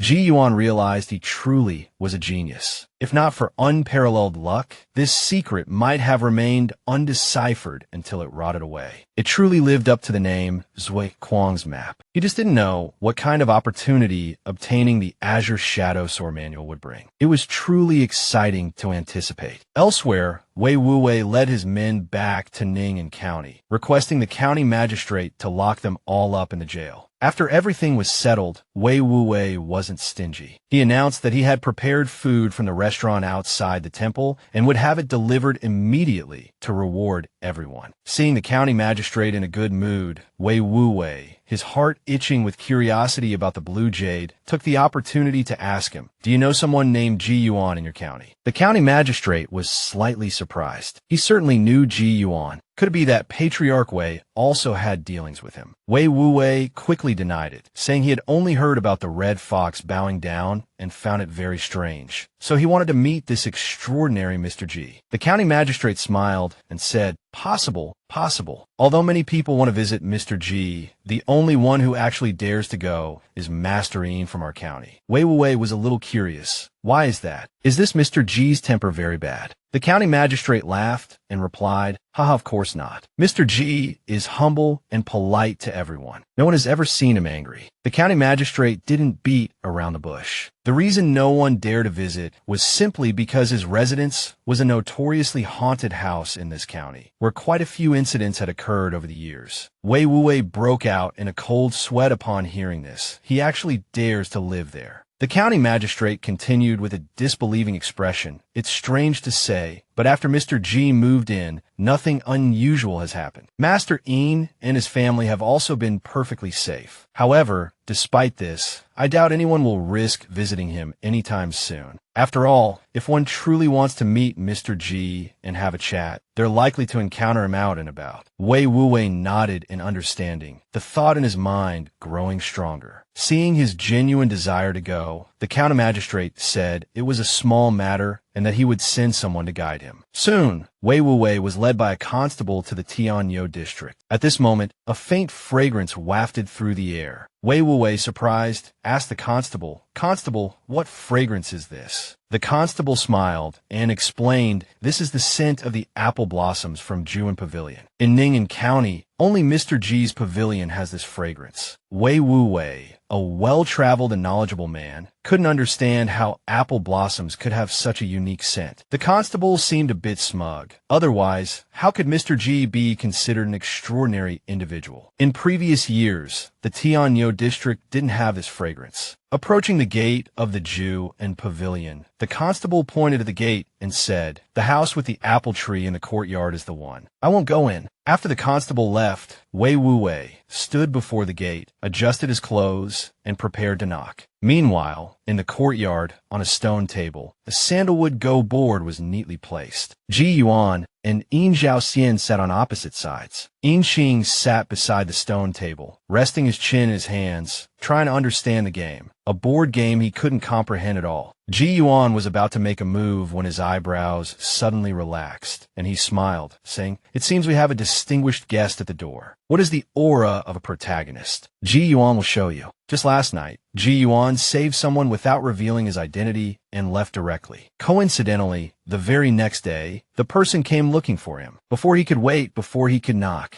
Ji Yuan heard footsteps, seemingly carrying some weight. As expected, not long after, a knock came on the door, followed by a voice asking if Ji Yuan was home. The person introduced himself as Wei Wuwei, saying he'd heard that Mr. Ji was a refined gentleman of Ning'an County and had come to pay him a visit. Ji Yuan was also taken aback. Wei Wuwei again. What was he doing here? Looking at Yin Xing, Ji Yuan said, "Xiao Qing, could you open the door for me?" "Yes, sir." Yin Xing immediately left his seat, pulled open the door, and looked at the portly man before him, saying, "Please come in. Do you need help with anything?" Wei Wuwei smiled and replied, "No need, no need. I can carry it myself." He then entered the courtyard with Yin Xing. Ji Yuan and Master Yin were sitting opposite each other, playing Go. Small flowers occasionally drifted down from the large apple tree in the gentle breeze. Such beautiful scenery, Wei Wuwei praised silently. Seeing the two Go players looking towards him, he hurriedly said, "Mr. Ji, greetings. I came in haste, bringing only some pastries, a small token of my esteem. Please don't mind." Ji Yuan also voiced the question in his mind, "May I ask why Mr. Wei has come here?" It turned out that Wei Wuwei had previously heard about the red fox bowing down and found it very strange. In addition, he had some unresolved questions in his heart that he hadn't been able to find answers to for a long time, so he came to seek Mr. G's guidance. Upon hearing this, Inqing excitedly said, "Yes, yes. Mr. G is very amazing. Yesterday, we even released the little fox back into the mountains together." Mr. G gave the little fox a name, and it kept bowing to him. Yin Xian gave Inqing a stern look and called his name, causing the boy to quickly shut his mouth in fear. Inqing felt a little wronged. Mr. G hadn't forbidden him from speaking, and even his father had been asking about it repeatedly last night. Ji Yuan smiled at Yin Xian and said, "It's all right," then addressed Wei Wuwei. "Please, tell me what's on your mind." Wei Wuwei approached the stone table with a hint of awe and sat down, thinking to himself, children truly speak without reservation. It seems those strange tales are indeed true.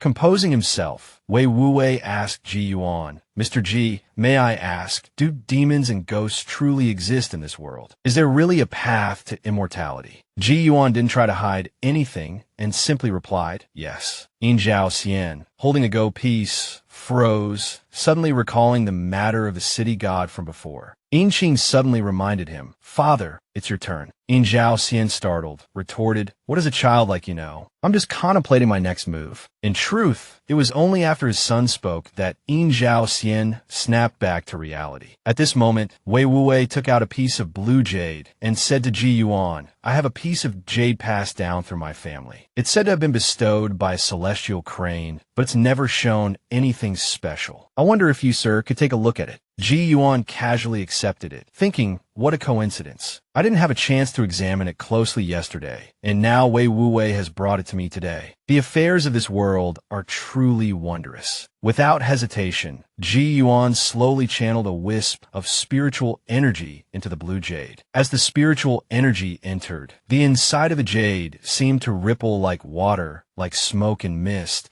with a faint glimmer of light hidden within. This light was clearly visible even to Yin Xian, and Wei Wuwei held his breath. Small characters appeared at the four corners of the jade, which, when combined, read "Origin of the Jade Embrace Sacred Realm." At this moment, everyone understood. It referred to Mount Yuhuai. Wei Wuwei's face lit up. "So the treasure passed down in my family is truly a precious artifact. There really is a chance for immortal cultivation within it." At this point, Ji Yuan carefully observed. He had indeed discovered a clue. It turned out that in the moment the spiritual energy was absorbed, he had sensed a faint magnetic force, clearly directed towards Wei Wuwei. It seemed that even if this jade were stolen, it wouldn't necessarily grant the thief access to the immortal opportunity. Thinking of this, Ji Yuan smiled and returned the jade to Wei Wuwei, then continued playing Go. Wei Wuwei hurriedly asked, "Mr. Ji, where's Mount Yuhuai? Is it the dwelling place of immortals?" How could Ji Yuan know? He could only honestly reply that he didn't know either. Wei Wuwei, barely containing his excitement, asked expectantly, "I wonder how we, the Wei family, can use this jade to seek the opportunity for immortal cultivation. Please, sir, enlighten me." This question truly hit the mark. Ji Yuan himself wanted to know. He had only learned the name Mount Yuhuai from the city god of Ning, and he replied seriously, "Mr. Wei, I am but a mortal, only with a slightly broader perspective than ordinary people. I've only heard that this mountain is located north of Jizhou. That is all I know. Mr. Wei, you must figure out the rest yourself." Having said these words, Ji Yuan intended to pay him no further attention. As for Mount Yuhuai, he himself wanted to go there and see. Seeing that Ji Yuan didn't wish to speak further, Wei Wuwei stood up straight and bowed respectfully with clasped hands. "Mr. Ji, the Wei family will forever remember your kindness in guiding me today. If there's anything you need in the future, please do not hesitate to ask. The Wei family will do everything in its power to assist you."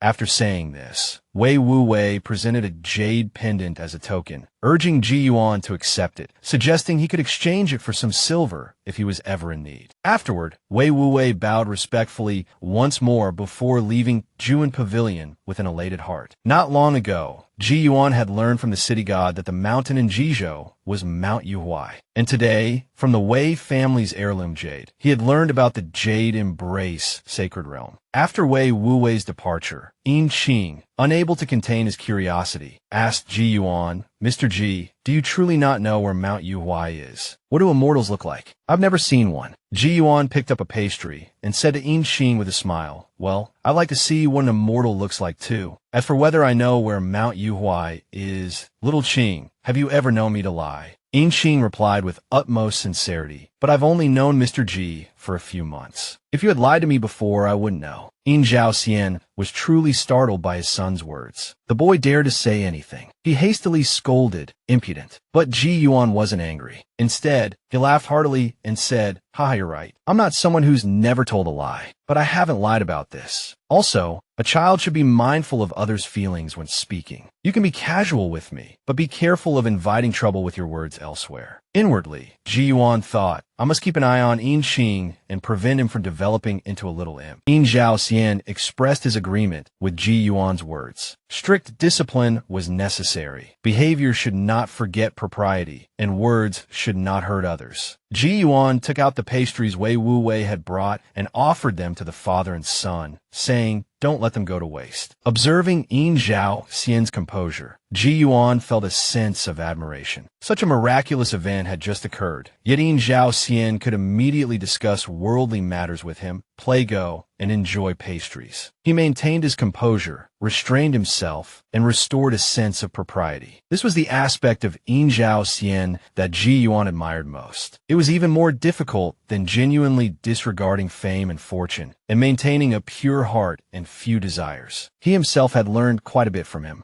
Then, Ji Yuan suddenly stood up and said to Mr. Yin, I may be leaving Ning and County soon to travel afar. In truth, Ji Yuan had made this decision the moment he deciphered the secrets of the sword intent slip. He was merely giving them advance notice. In Zhao Xian was stunned. Then, he came to his senses and asked Ji Yuan when he planned to leave. Ji Yuan calmly replied, it's not certain yet. Perhaps tomorrow, or perhaps in 3 or 4 days. This was because he still wanted to seek out the old city god for a map of the prefectures and counties, and also to bid him farewell. A sense of sadness at the impending parting filled the hearts of both father and son. In Zhao Xian placed the Go pieces back in the box and continued, I know, Mr. G, that you are no ordinary person. Your departure must have its reasons, and it's not my place to pry. If, by then, I know where I will be, I will certainly come to see you off. If not, I can only wish you a safe and smooth journey. Ji Yuan smiled and clasped his hands. Thank you for your kind words, Mr. Yin. Then something occurred to him. He looked up at the jujube tree in the courtyard and sighed. I'm afraid I won't be able to enjoy any of this year's jujubes. When they ripen, please share them with the neighbors. In Zhao Xian clasped his hands and replied, I will certainly do so, Mr. G. Please rest assured. That night, as if sensing something, some of the jujube blossoms withered and fell from the tree. The next morning, Ji Yuan awoke and opened his door, only to freeze in astonishment at the sight before him. The jujube tree, bare of fruit just yesterday, was now laden with ripe, red jujubes. In the blink of an eye, the tree seemed to have donned a new coat, as if a single autumn wind had swept through the night, leaving the branches overflowing with ripe fruit, ready for a traveler to pluck and fill their hands. Thank you, Ji Yuan murmured with a smile, thinking he should leave some for the Yin family. He wasn't sure how long he would be gone on this journey. Immediately, he picked up his brush, channeling spiritual energy into it, and declared with a flourish, this Ji must truly craft a masterpiece with his brush this time. The following day, In Xing rushed into the house, having discovered the letter Mr. Ji had left on the door. In Zhao Xian knew in his heart that the letter meant Ji Yuan had quietly departed. The contents of the letter were somewhat lengthy and won't be recounted here in full. It largely recounted the course of their acquaintance and burgeoning friendship, praising In Zhao Xian's noble character. It lamented that no gathering could last forever and explained that Ji Yuan had important matters to attend to. Finally, Ji Yuan exhorted In Zhao Xian to teach others meticulously and thoughtfully, uninfluenced by vices, and to maintain his steadfast heart. He encouraged him to write a book to pass down to his descendants and enlighten the world, stating that he was a great Confucian scholar whose future was much anticipated. After reading the letter, In Zhao Xian was deeply moved. He looked up at the sky, unable to compose himself for a long time. Meanwhile, on the main road outside Ning and County, an illusory Go piece gradually materialized in Ji Yuan's hand. Ji Yuan looked at his right hand in bewilderment, thinking, what's this? After a moment of contemplation, Ji Yuan thought of Mr. Yin. He smiled and said, "It seems the letter I left has affected him." He looked back towards distant Ning'an County and called out, "Farewell, my friend. I've heard of hair turning white overnight, but never of fruit ripening in a single night." Earlier, upon learning from the letter that Ji Yuan had left, Yin Zhao Xian had said to his son, "Wait a moment. We'll go tidy up Mr. G's courtyard." Soon, father and son arrived at Juan Pavilion. The moment they stepped inside, both were stunned into speechless amazement. Yin Qing exclaimed repeatedly, "Wow, such big jujubes." Yin Zhao Xian also marveled. "Just yesterday, I heard Mr. G sigh about them, and now overnight they're ripe. How wondrous." Early that morning, Sun Ji's noodle stall was bustling. Old Sun suddenly noticed Yin Zhao Xian approaching and greeted him warmly. "Oh, Mr. Yin here for breakfast. We have delicious wonton noodles and yangshan noodles today." Yin Zhao Xian replied, "No thank you. We've already eaten." He then presented the basket he was carrying. "These are jujubes from Mr. G's tree. Before he left, he asked me to share them with the neighbors." Old Sun was taken aback. "Oh, you shouldn't have," he said, though he readily accepted the basket. After taking it, he seemed to recall Yin Zhao Xian's earlier words. "Mr. G left. When will he return?" Yin Zhao Xian replied as he turned to leave, "That I don't know. I won't bother you any further. Please continue with your work." Old Sun understood and replied, "Ah, take care, Mr. Yin." Watching Yin Zhao Xian's receding figure, Old Sun gazed intently at the jujubes in the basket. A curious customer nearby leaned over and asked, "Old Sun, what are those?" Can I try one?" Old Sun gave 2 jujubes to the stonemason beside him, then took one for himself to try. He thought to himself, "Strange, jujubes again. It's not even Mangzhong yet, and the jujube tree in Mr. G's courtyard is already bearing fruit." The moment the jujube touched his tongue, a delicate sweetness spread across his palate, a subtle fragrance wafting through the air, transporting those present to a realm of ethereal delight. It felt just like the third emoji on everyone's phone. Everyone exclaimed in delight. A customer eagerly reached out, "Old Sun, give me a few more." Hearing their request, Old Sun quickly covered the basket. "They're all gone, all gone. There were only a few to begin with, and my grandson hasn't even had any yet." The tale of Mr. G's early fruiting jujube tree and its unforgettable taste quickly spread among the townsfolk. In less than half a day, the story of Ji Yuan sharing his jujubes had become the talk of the town. Meanwhile, Ji Yuan was on his way to Chunwei Prefecture. Looking at the map in his hand, he couldn't help but admire. The city god is truly meticulous. This carved map is even more useful than I imagined. According to the map, heading north out of Ning'an County and then northeast would lead him to the Chuanmu River. From there, he could take a boat to Chunwei Prefecture. And, as the sword intent slip had described, the tomb of the esteemed Zhuodixia was located in distant Izhou, a place he couldn't reach immediately. He would take his time and first see if he could find the old turtle in the Chuanmu River. With this thought, Ji Yuan prepared to use his movement technique. Executing his light foot skill, he transformed into a blurry figure, darting forward. Running until nightfall, Ji Yuan lost track of his location. He resorted to walking slowly along a village path. Soon, a villager ahead noticed him and called out, "Who are you? What are you doing here?" Tapping his cane lightly on the ground, feigning blindness, Ji Yuan replied, "Greetings, old sir. I am but a traveler passing through." The villager approached, noticing Ji Yuan's slow pace and the way he used his cane to probe the path ahead. Surmising that his eyesight was poor, he asked, "Sir, your eyes?" Ji Yuan replied innocently, "My eyesight is weak, and traveling at night is indeed inconvenient. I would be grateful if you would allow me to lodge here for the night." Borrowing the light of a lamp, the old man noticed the cloudiness of Ji Yuan's pupils and the presence of his shadow beneath him, and seemed to relax slightly. "Sir, follow me." He didn't wait for Ji Yuan to respond, stepping forward to take his arm.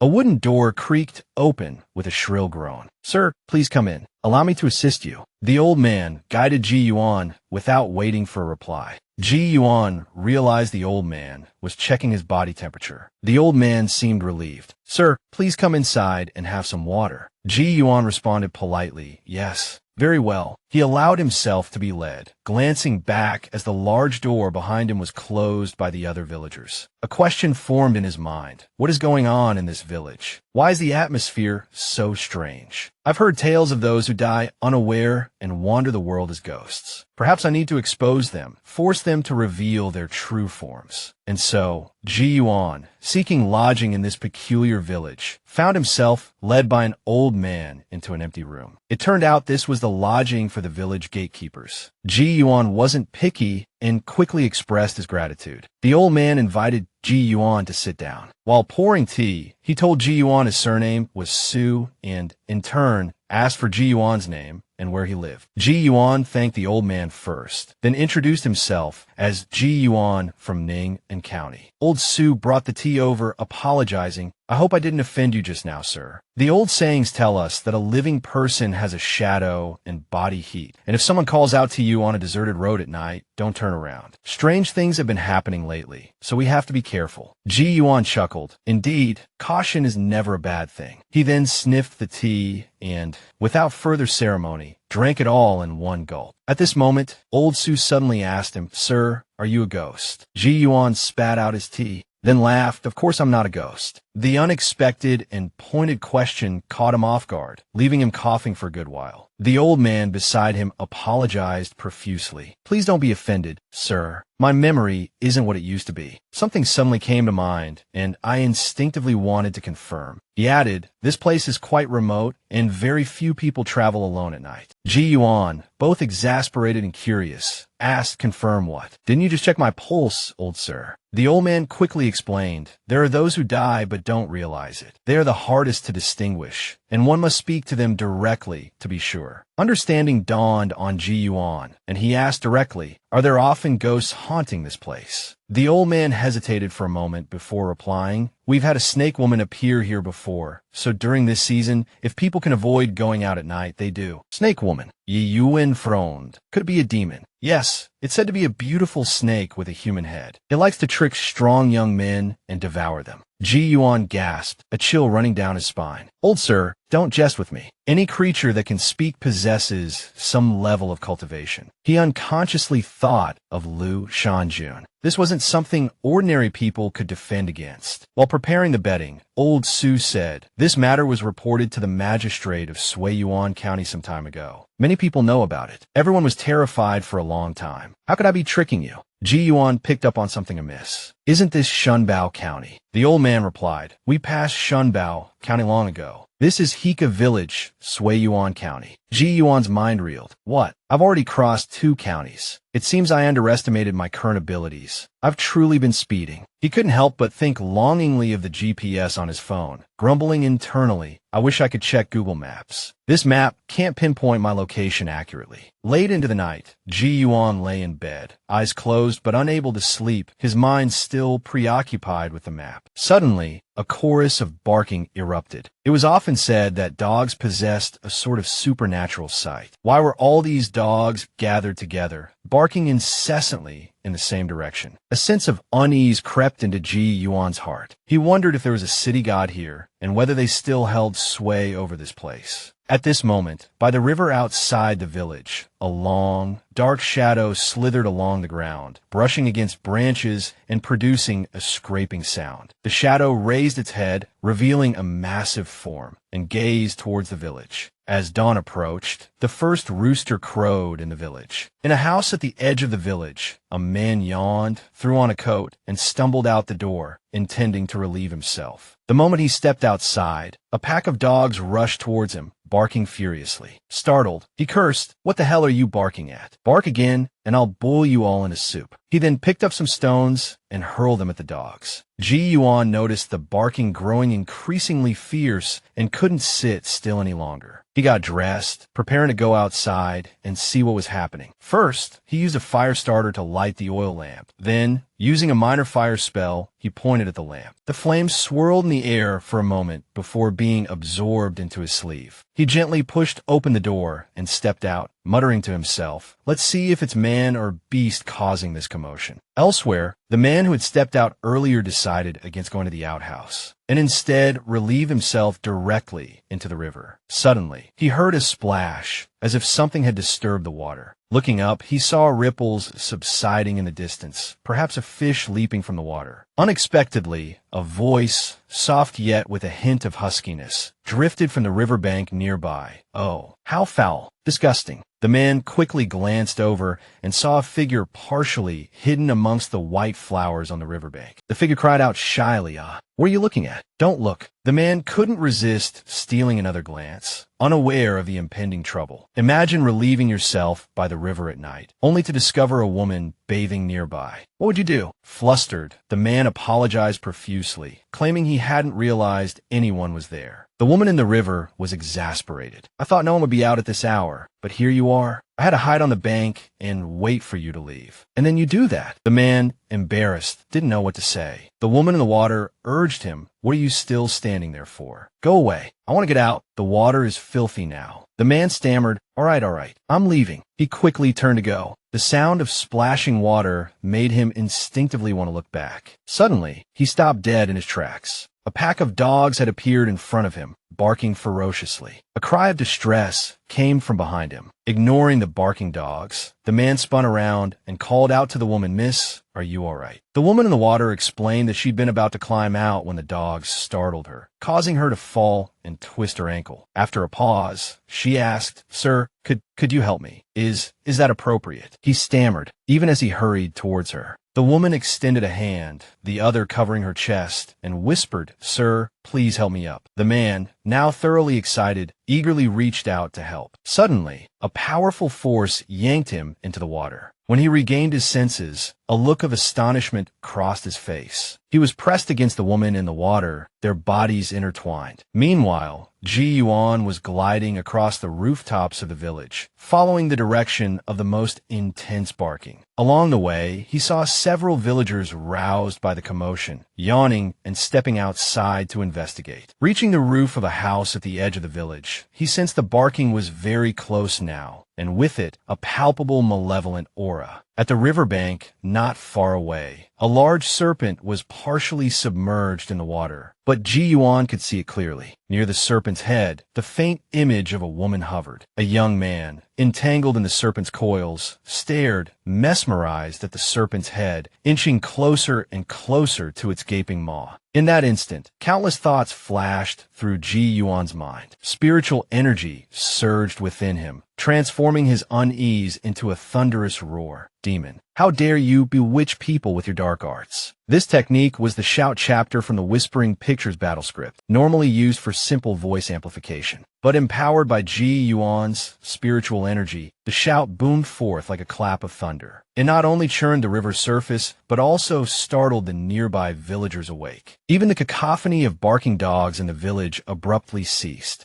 Ji Yuan saw the large serpent in the river freeze, a wisp of demonic energy rising from its body. However, the demonic aura wasn't particularly strong. Ji Yuan felt a sense of relief. Good. It seems this demon is still relatively weak. The man, previously lost in the illusion of beauty, snapped back to reality. Looking up, he realized a monstrous serpent had ensnared him. He nearly died of fright on the spot. The serpent demon, now distracted, flung the man aside. He had narrowly escaped death. The serpent demon, audacious, slithered ashore to attack. This made Ji Yuan scoff. "How bold. I didn't even enter the water, and you dare to come ashore. Such arrogance." With a flick of his wrist, he sent a tree branch hurtling through the air. He kicked off the rooftop, his speed exploding as he executed his movement technique to its fullest, wielding his traveling dragon sword towards the serpent demon. The serpent demon lashed out with its tail. But Ji Yuan, as if passing through a phantom, vanished. He had used the Sundering Void technique, instantly confirming that while the serpent demon appeared fearsome, its speed was no match for his own. Reappearing behind the serpent's tail, his right arm now a wooden sword, he channeled his spiritual energy, igniting the flames within his sleeve. Snakes, rats, and hawks take the commoner's lamp as a guide, bathed in the fire of life. Let's see if you can withstand this sword of mine. Ji Yuan no longer concealed his power. The branch burned fiercely, yet the flames didn't touch him. With a powerful shout, Ji Yuan plunged his sword into the serpent's body. This was the control fire technique. Traveling dragon, sending fire. The serpent demon, writhing in pain, plunged back into the river to extinguish the flames, sending plumes of white smoke rising from the water surface. Ji Yuan remained unhurried, knowing ordinary water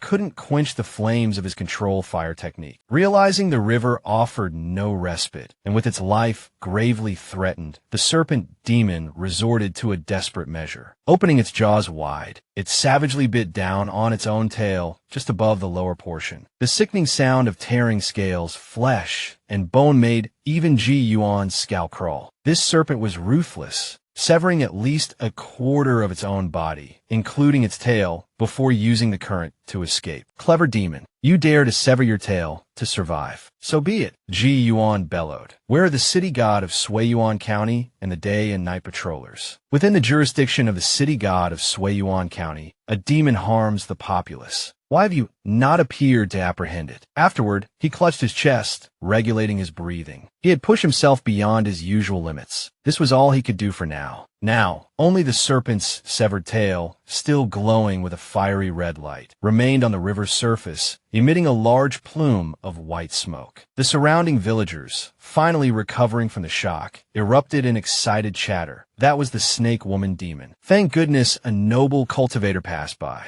Otherwise, our village would have been in grave danger. Was that noble cultivator just summoning the city god's emissaries? Suddenly, a chill swept through the air, causing the onlookers to shiver. 2 night patrollers had arrived. They bowed respectfully to Ji Yuan and said, "Night patrollers under the city god of Suiyuan County greet this honored immortal." Ji Yuan, without pausing for pleasantries, quickly explained the situation. This village has been plagued by a snake demon, transforming into a beautiful woman to lure and kill men. I happened to be staying in the village and discovered this, so I intervened. However, this demon, even after being struck by my sword, dared to sever its tail to escape. Please quickly report this to the esteemed city god of Suiyuan County and eliminate this demon. The 2 emissaries bowed again. We thank the honored immortal for his righteous intervention, and we thank you for this opportunity to redeem ourselves. We will certainly eliminate this demon before it escapes the jurisdiction of Suiyuan County. With that, the 2 emissaries transformed into wisps of smoke and vanished. One returned to report, while the other followed the river downstream. Quickly, within the city god's temple, the summoning bell rang loudly. The city god's subordinates materialized one after another, gathering in the main hall of the temple, beneath the statue of the city god. The returning night patroller immediately recounted everything he had seen and heard. The official in charge of punishing evil first expressed his displeasure at Ji Yuan's commanding tone. Relying on profound cultivation and superior immortal techniques, he dares to summon our county's patrollers like servants. Does this noble immortal cultivator not understand the principle that one can be a thief for 1,000 days, but cannot guard against a thief for 1,000 days? However, the official in charge of rewarding good held a different view. That person forced the snake demon to sever its tail with a single sword strike, yet did not attack again. Perhaps it was arrogance, but it could also be respect for the laws of our Suiyuan County city god. The city god interrupted them both. Enough, we can discuss this later. The urgent matter is to eliminate the snake demon. The night patrollers have already made a promise on behalf of Suiyuan County's underworld. We cannot allow ourselves to be mocked by outsiders. Follow me to seal off the Litso River. A mere snake spirit stealing livestock from the people. Now gravely injured, it cannot escape. The emissary who arrived before the city god and his retinue had already caught up with the snake demon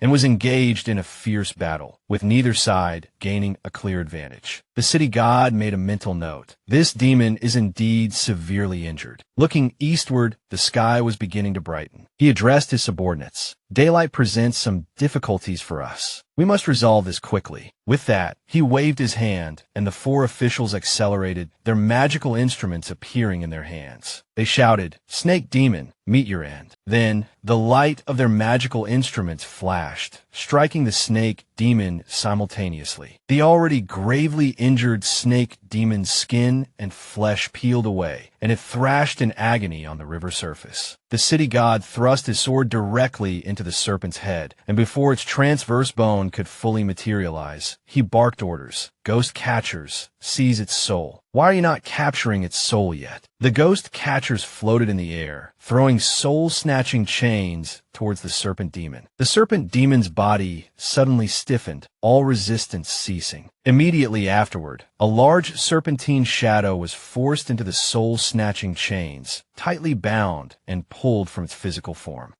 Consider this monster dealt with. The village was unusually lively. The rescued man, after regaining his senses, repeatedly bowed to Ji Yuan, loudly expressing his gratitude. Thank you, benefactor, for saving my life. Ji Yuan didn't immediately stop him, accepting the kowtows before raising a hand to support the man's forehead. He advised, remember this, greed harms oneself and others. Next time, there might not be anyone to save you. The man hastily replied, yes, yes, yes, Immortal Master's teachings are correct. After this experience, I will remember this for the rest of my life, Ji Yuan chuckled and said, well, I'm not qualified to be called an Immortal Master. I just have some minor abilities. At this moment, Old Su arrived, holding an umbrella. He told Ji Yuan that he had inquired about the route. If Ji Yuan wanted to go to Chunwei Prefecture, he should continue in his current direction, as it would actually be faster. After passing through Dui, Tianzhou, and Tangshu, then following the Jiudao Pass over Lao Hua Mountain, and traveling along the Shaoshun River into the Chunmu River, he would reach Chunwei Prefecture. Ji Yuan, quick-witted, immediately said that he had memorized the directions and thanked Old Su. Old Su repeatedly said, you are too kind. You helped us eliminate the demon. Ji Yuan smiled. Didn't Mr. Su also offer me lodging last night? Then he prepared to bid farewell to the villagers, thinking to himself, I can't stay here long. If the officials arrive, it'll be troublesome. I need to slip away quickly. He walked, using his umbrella to probe the path. He hadn't gone far when Ji Yuan looked ahead and froze. Well, they're all waiting for me here. They say language is an art, and Ji Yuan had brought this art to the world of cultivation and flourished. Just a moment ago, Ji Yuan had left the village where he had stayed. This time, he decided not to rush, but to walk slowly to calculate the distance he had traveled. As a result, it wasn't long before he discovered the city god of Suiyuan County and the official in charge of punishing evil standing ahead, along with several ghost catchers holding large black umbrellas, their hands gripping soul-snatching chains that bound along. Serpentine Ghost. Although Ji Yuan had never met this city god, the physical manifestations of city gods were generally quite imposing and easily recognizable. Reaching a suitable distance, Ji Yuan cupped his hands in greeting. Ji Yuan greets the esteemed city god of Suiyuan County and the honored officials of the underworld. Last night, the situation was urgent, and I lacked the strength to pursue, so I presumptuously requested the assistance of Suiyuan County's underworld. As expected, the serpent demon has been eliminated. Many thanks to the city god and the officials of the underworld for helping me clean up the mess. His words were both sincere and courteous, and the city god's expression softened considerably. So, it is Mr. G. A demon appeared within our county's jurisdiction, causing trouble, and nearly ran rampant. Many thanks to Mr. G for your righteous intervention. Now that the serpent demon has been eliminated and its soul is here, Mr. G, please take a look. Ji Yuan had already seen the dejected serpent soul and immediately said, that's right, this is the demon that used dark arts to harm people. The city god immediately declared, humph, Mr. G is correct. It's a pity this monster didn't know who it was dealing with, crossing paths with Mr. G's sword. As he spoke, the official in charge of punishing evil grasped a section of the soul-snatching chain, pulling the serpent ghost closer, and pointed at its tail. The soul appears illusory there, precisely where Mr. G struck it initially. He praised, Mr. G's magical arts are truly profound. The records state that the serpent's tail burned with an unceasing fire, truly miraculous. It's a shame I didn't witness this sword technique myself. When the official in charge of punishing evil mentioned the words magical arts, a spark of inspiration flashed through Ji Yuan's mind. You overpraise me, sir. My cultivation is still shallow, and I possess no profound magical arts. I merely employed a minor fire manipulation technique, borrowing the flames of the mortal world, and combined it with mundane martial arts and the sword intent within my swordsmanship to luckily injure the serpent demon. Both the city god and the official in charge of punishing evil were astonished. It wasn't that they disbelieved him, but rather they were amazed that such a method could achieve such an effect. Ji Yuan answered honestly, indeed. Mortal fire is endlessly renewable, and the swordsmanship I've comprehended was imparted by a marvelous martial arts predecessor, surnamed Liu. It can be said to have reached the skill advances to the profound realm. Mundane techniques should not be underestimated. The city god fell silent for a moment, ultimately seeming still not entirely convinced. Mr. G is truly remarkable. Your fire manipulation skill is admirable. If the matter is concluded, then we won't delay your journey any further. If you happen to pass by again in the future, please don't hesitate to ask if you need any assistance. With that, he cupped his hands towards Ji Yuan, appearing as if he was about to return. However, unexpectedly, he heard a call from behind. Wait, I have something I'd like to request your help with. Ji Yuan, thick-skinned in both this life and his previous one, no longer cared about any embarrassment and hurriedly called out to stop them. Lord City God, I do indeed have a favor to ask. Seeing him pause, Ji Yuan hastily continued. I wonder if I might be permitted to peruse the underworld records of your esteemed county. Are there any interesting scriptures or cultivation manuals? If it doesn't violate any taboos, could I perhaps have a look? Any scriptures or manuals, big or small, would be greatly appreciated. Having said this, Ji Yuan once again bowed deeply and sincerely. Regardless of whether it was redundant, he would ask first. Face was no longer concerned. Hearing this, the city god was somewhat puzzled. Mr. Ji, what do you need these for? Ji Yuan quickly replied, naturally, for reference and cultivation. I, Ji, seek the immortal path and inquire about the Tao, but lack cultivation methods. I implore Lord City God for assistance, a favor I will forever etch in my heart. The city god was slightly bewildered. Having just helped them with such a significant matter, and with such a sincere attitude, could it be that he truly lacked these cultivation manuals? The city god of Suiyuan County carefully observed Ji Yuan for a moment. Ji Yuan didn't avoid his gaze, his eyes, already as lifeless as decaying wood, becoming even deeper, like an ancient well. Finally, the city god agreed. Very well, whatever Mr. G desires, we will do our utmost to provide. However, this county doesn't possess any profound immortal techniques. As for scriptures, I only have a book of tales called Outer Path Tales and a book of enlightenment, which I happen to carry with me for leisure reading. Though not precious items, they are rare nowadays. I shall gift them to Mr. G today. Ji Yuan had assumed he would have to return with him, but unexpectedly, the city god had them with him. Regaining his composure, Ji Yuan extended his hand to receive the books, not forgetting to express his gratitude. After receiving the books from the city god, Ji Yuan could clearly see their titles. It seemed these were no ordinary books. However, upon opening them, he discovered the pages within were completely blank, without a single character. The books he had encountered before, even if blurry, at least had writing. What was this situation? Could they be wordless heavenly scriptures? As he focused his gaze, the books gradually changed, the writing slowly becoming clear. He saw a line of small characters. Water is of the metal demon kind. Immeasurable belongs to the dragon and flood dragon. Evil brings faint smoke for 100 miles. Good brings auspicious clouds without a sound. Ji Yuan immediately realized this wasn't the time for reading, and once again thanked the city god. The city god simply replied, if it pleases you, Mr. G, that is good. I wish you a safe journey. Until we meet again, farewell.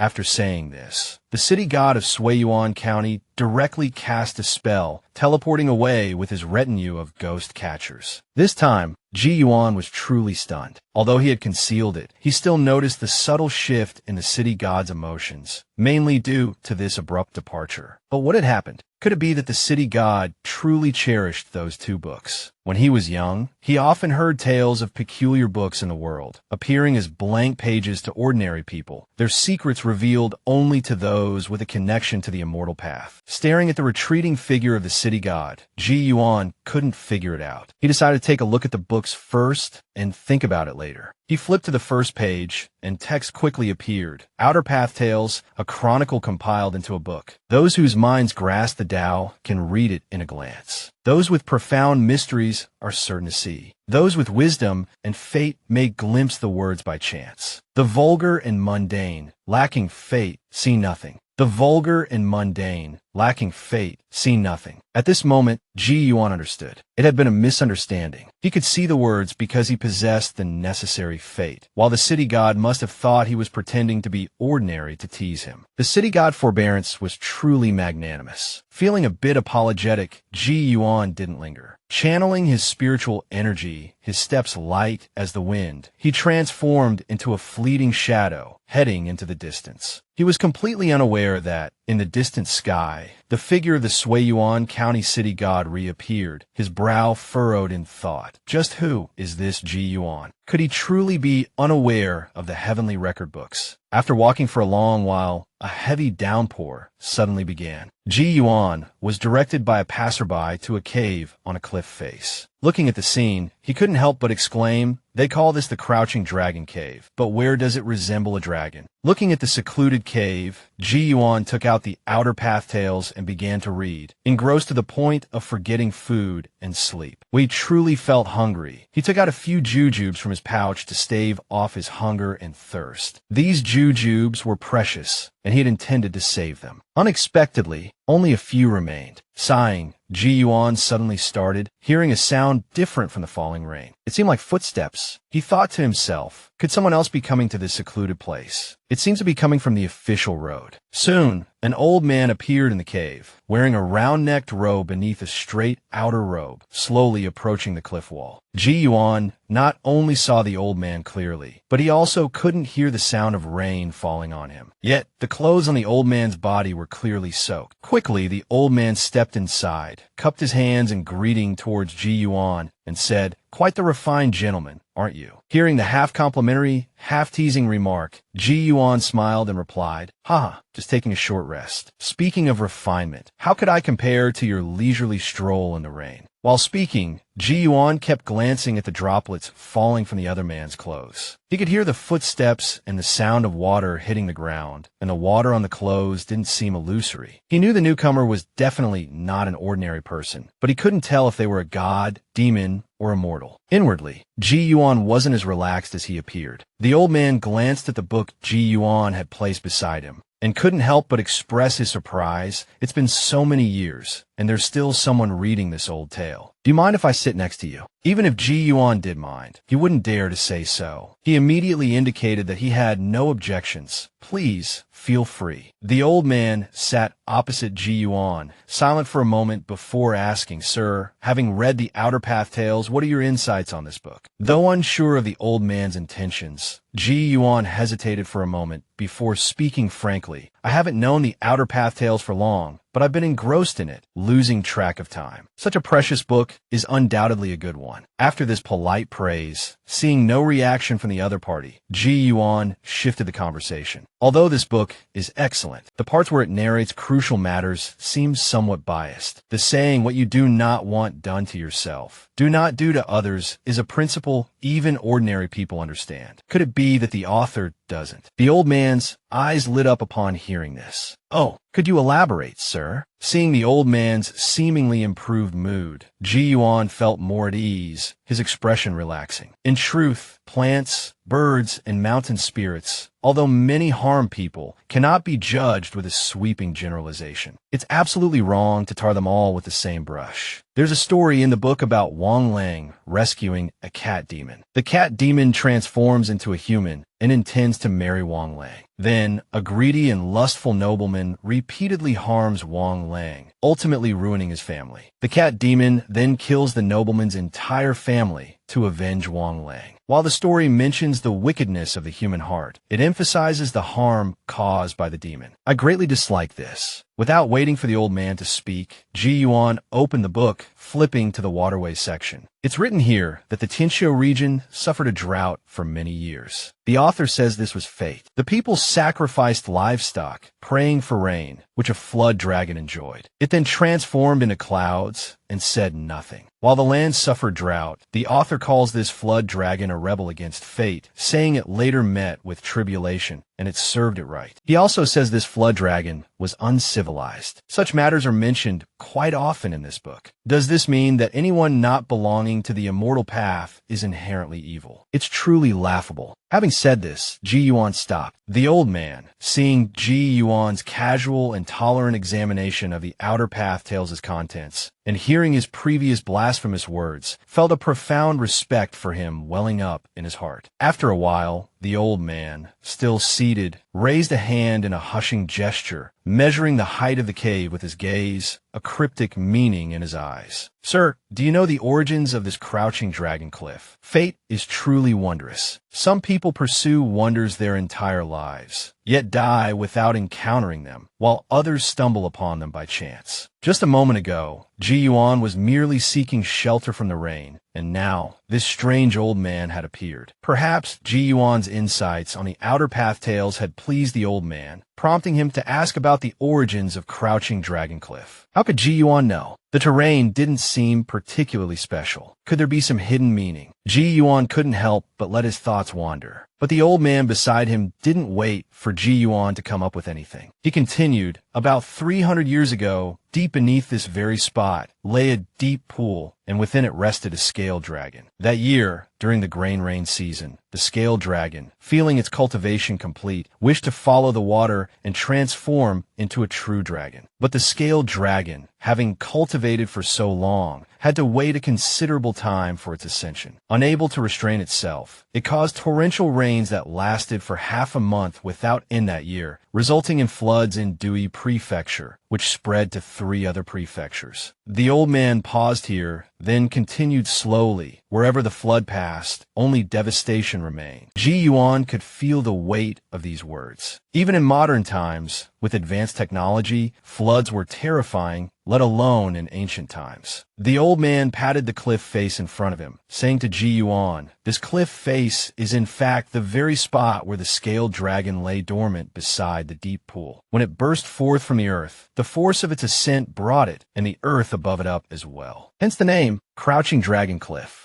Ji Yuan furrowed his brow, silent for a moment, hesitating for a long time before finally asking, "I've heard that Jizhou has an immortal's abode called Jade Embrace Mountain. When the scaled dragon ascended, did any immortals come here? What would immortals come here for? Only to save people or to stop the scale dragon?" The old man didn't seem to notice the hidden meaning in Ji Yuan's words, only sighing before continuing. Dormant for hundreds of years, the exhilaration of the flood dragon upon gaining freedom is easily imagined. Its unrestrained actions naturally attracted the attention of immortal cultivators. Those immortal cultivators need not be mentioned, but city god Du Mingfu, willing to sacrifice himself, awakened the flood dragon to show it the devastation wrought by the flood. The old man's voice grew solemn as he continued, "In the midst of cultivation, the path is arduous. To give one's life, to demonstrate unwavering courage. How tragic, how admirable." Hearing this, Ji Yuan understood most of the situation, realizing he had likely encountered a formidable being. This person was that arrogant flood dragon. Feigning composure, Ji Yuan asked then, "May I ask, esteemed elder, did this flood dragon successfully transform into a true dragon? What did it do in the 300 years that followed?" The old man replied with evident pride, "Naturally, it succeeded. Afterwards, it controlled the wind and rain in Jizhou for 200 years, ensuring favorable weather and establishing numerous rules, forbidding the aquatic creatures in the rivers and lakes from causing harm." At this point, the old man turned to Ji Yuan and asked, "Sir, what do you think of the Flood Dragon's actions? Are they, as Outer Path Tale suggests, uncivilized? Even with his current mental state, Ji Yuan couldn't help but tremble inwardly. He didn't know if this old man had read the entirety of Outer Path Tales, but this question wasn't really related to the book anymore, not even to the author's ideological leanings. The old man was seeking affirmation from Ji Yuan, but certainly not flattery. If Ji Yuan guessed correctly, this was undoubtedly a knot in the old man's heart. This time, Ji Yuan spoke bravely, looking directly at the old man and answering indirectly, "I deeply admire this flood dragon for protecting the peace of this region. But if I had encountered that ferocious flood dragon back then and had the power, I would have slain it without hesitation." The old man frowned, his eyes narrowing. A wisp of white air escaped the corner of his mouth as he coldly asked, "Then, sir, what do you think? Are the flood dragon's 200 years of good deeds enough to atone for the sins of the flood it caused all those years ago?" This tone and attitude startled Ji Yuan. He knew this old man was undoubtedly the flood dragon, but Ji Yuan wasn't about to change his words to flatter the old man out of fear. That wasn't a wise approach. Ji Yuan countered with a question of his own. If everyone believed that your 200 years of good deeds were enough to atone for your past sins, that it was a measurable merit, would you have continued to control the wind and rain in Jizhou? This statement directly exposed the old man's identity as the flood dragon, leaving him stunned and frowning, momentarily speechless. Ji Yuan continued, "In my opinion, merit is merit and sin is sin. One can only atone for sins with meritorious deeds, not offset them. I despise the ferocious flood dragon of the past, but I also admire the true dragon of the present. These two feelings are not mutually exclusive." Hearing this, the frowning old man burst into laughter, repeatedly praising, "Well said, well said." Only then did Ji Yuan, on the other side, breathe a sigh of relief, thinking to himself that he had finally passed this test. Perhaps due to the commotion, the old man turned his head in surprise.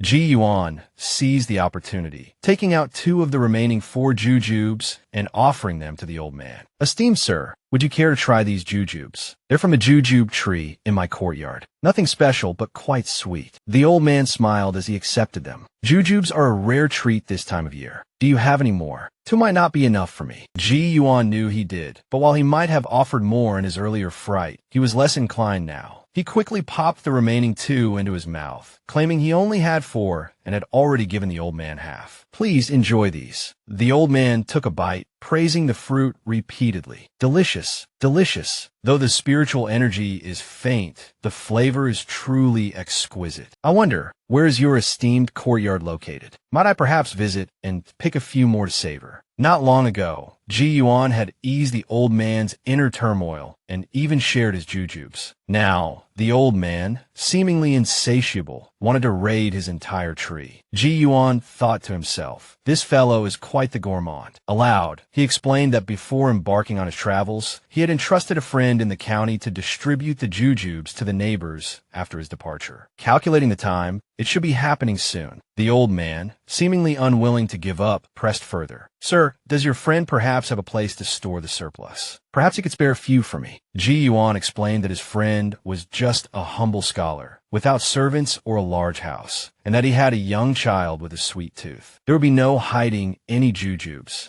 Ji Yuan's words only piqued the old man's curiosity further. "Just a mortal, an ordinary scholar. What talents does he possess to befriend someone of your caliber?" Ji Yuan replied casually, "What need is there for special talents? I consider this person a friend. Isn't that enough?" The old man burst into laughter again. "Excellent, excellent. Well said, Mr. Ji. Who you choose to befriend is naturally your own decision." With that, the old man stood up, looking at Ji Yuan expectantly. "I wonder, would this old demon, a member of the Yu race, be worthy of Mr. Ji's friendship?" Ji Yuan replied, "That depends on whether you'll treat me to a drink next time we meet." The old man readily agreed. "What kind of wine would Mr. Ji like? Name it." Ji Yuan laughed heartily. "Haha, to meet without sharing a drink. Fine wine from an immortal's abode is welcome, but even mortal vintage can intoxicate." The old man chuckled in response. "Haha, well said. Even mortal vintage can intoxicate." The old man cupped his hands in a formal greeting. "This old man is Ing Hong of the Tongtian River. May I know how to address you, sir?" Ji Yuan returned the gesture without hesitation. "I am Ji Yuan from Ning'an County." As Ing Hong transformed into a scale dragon,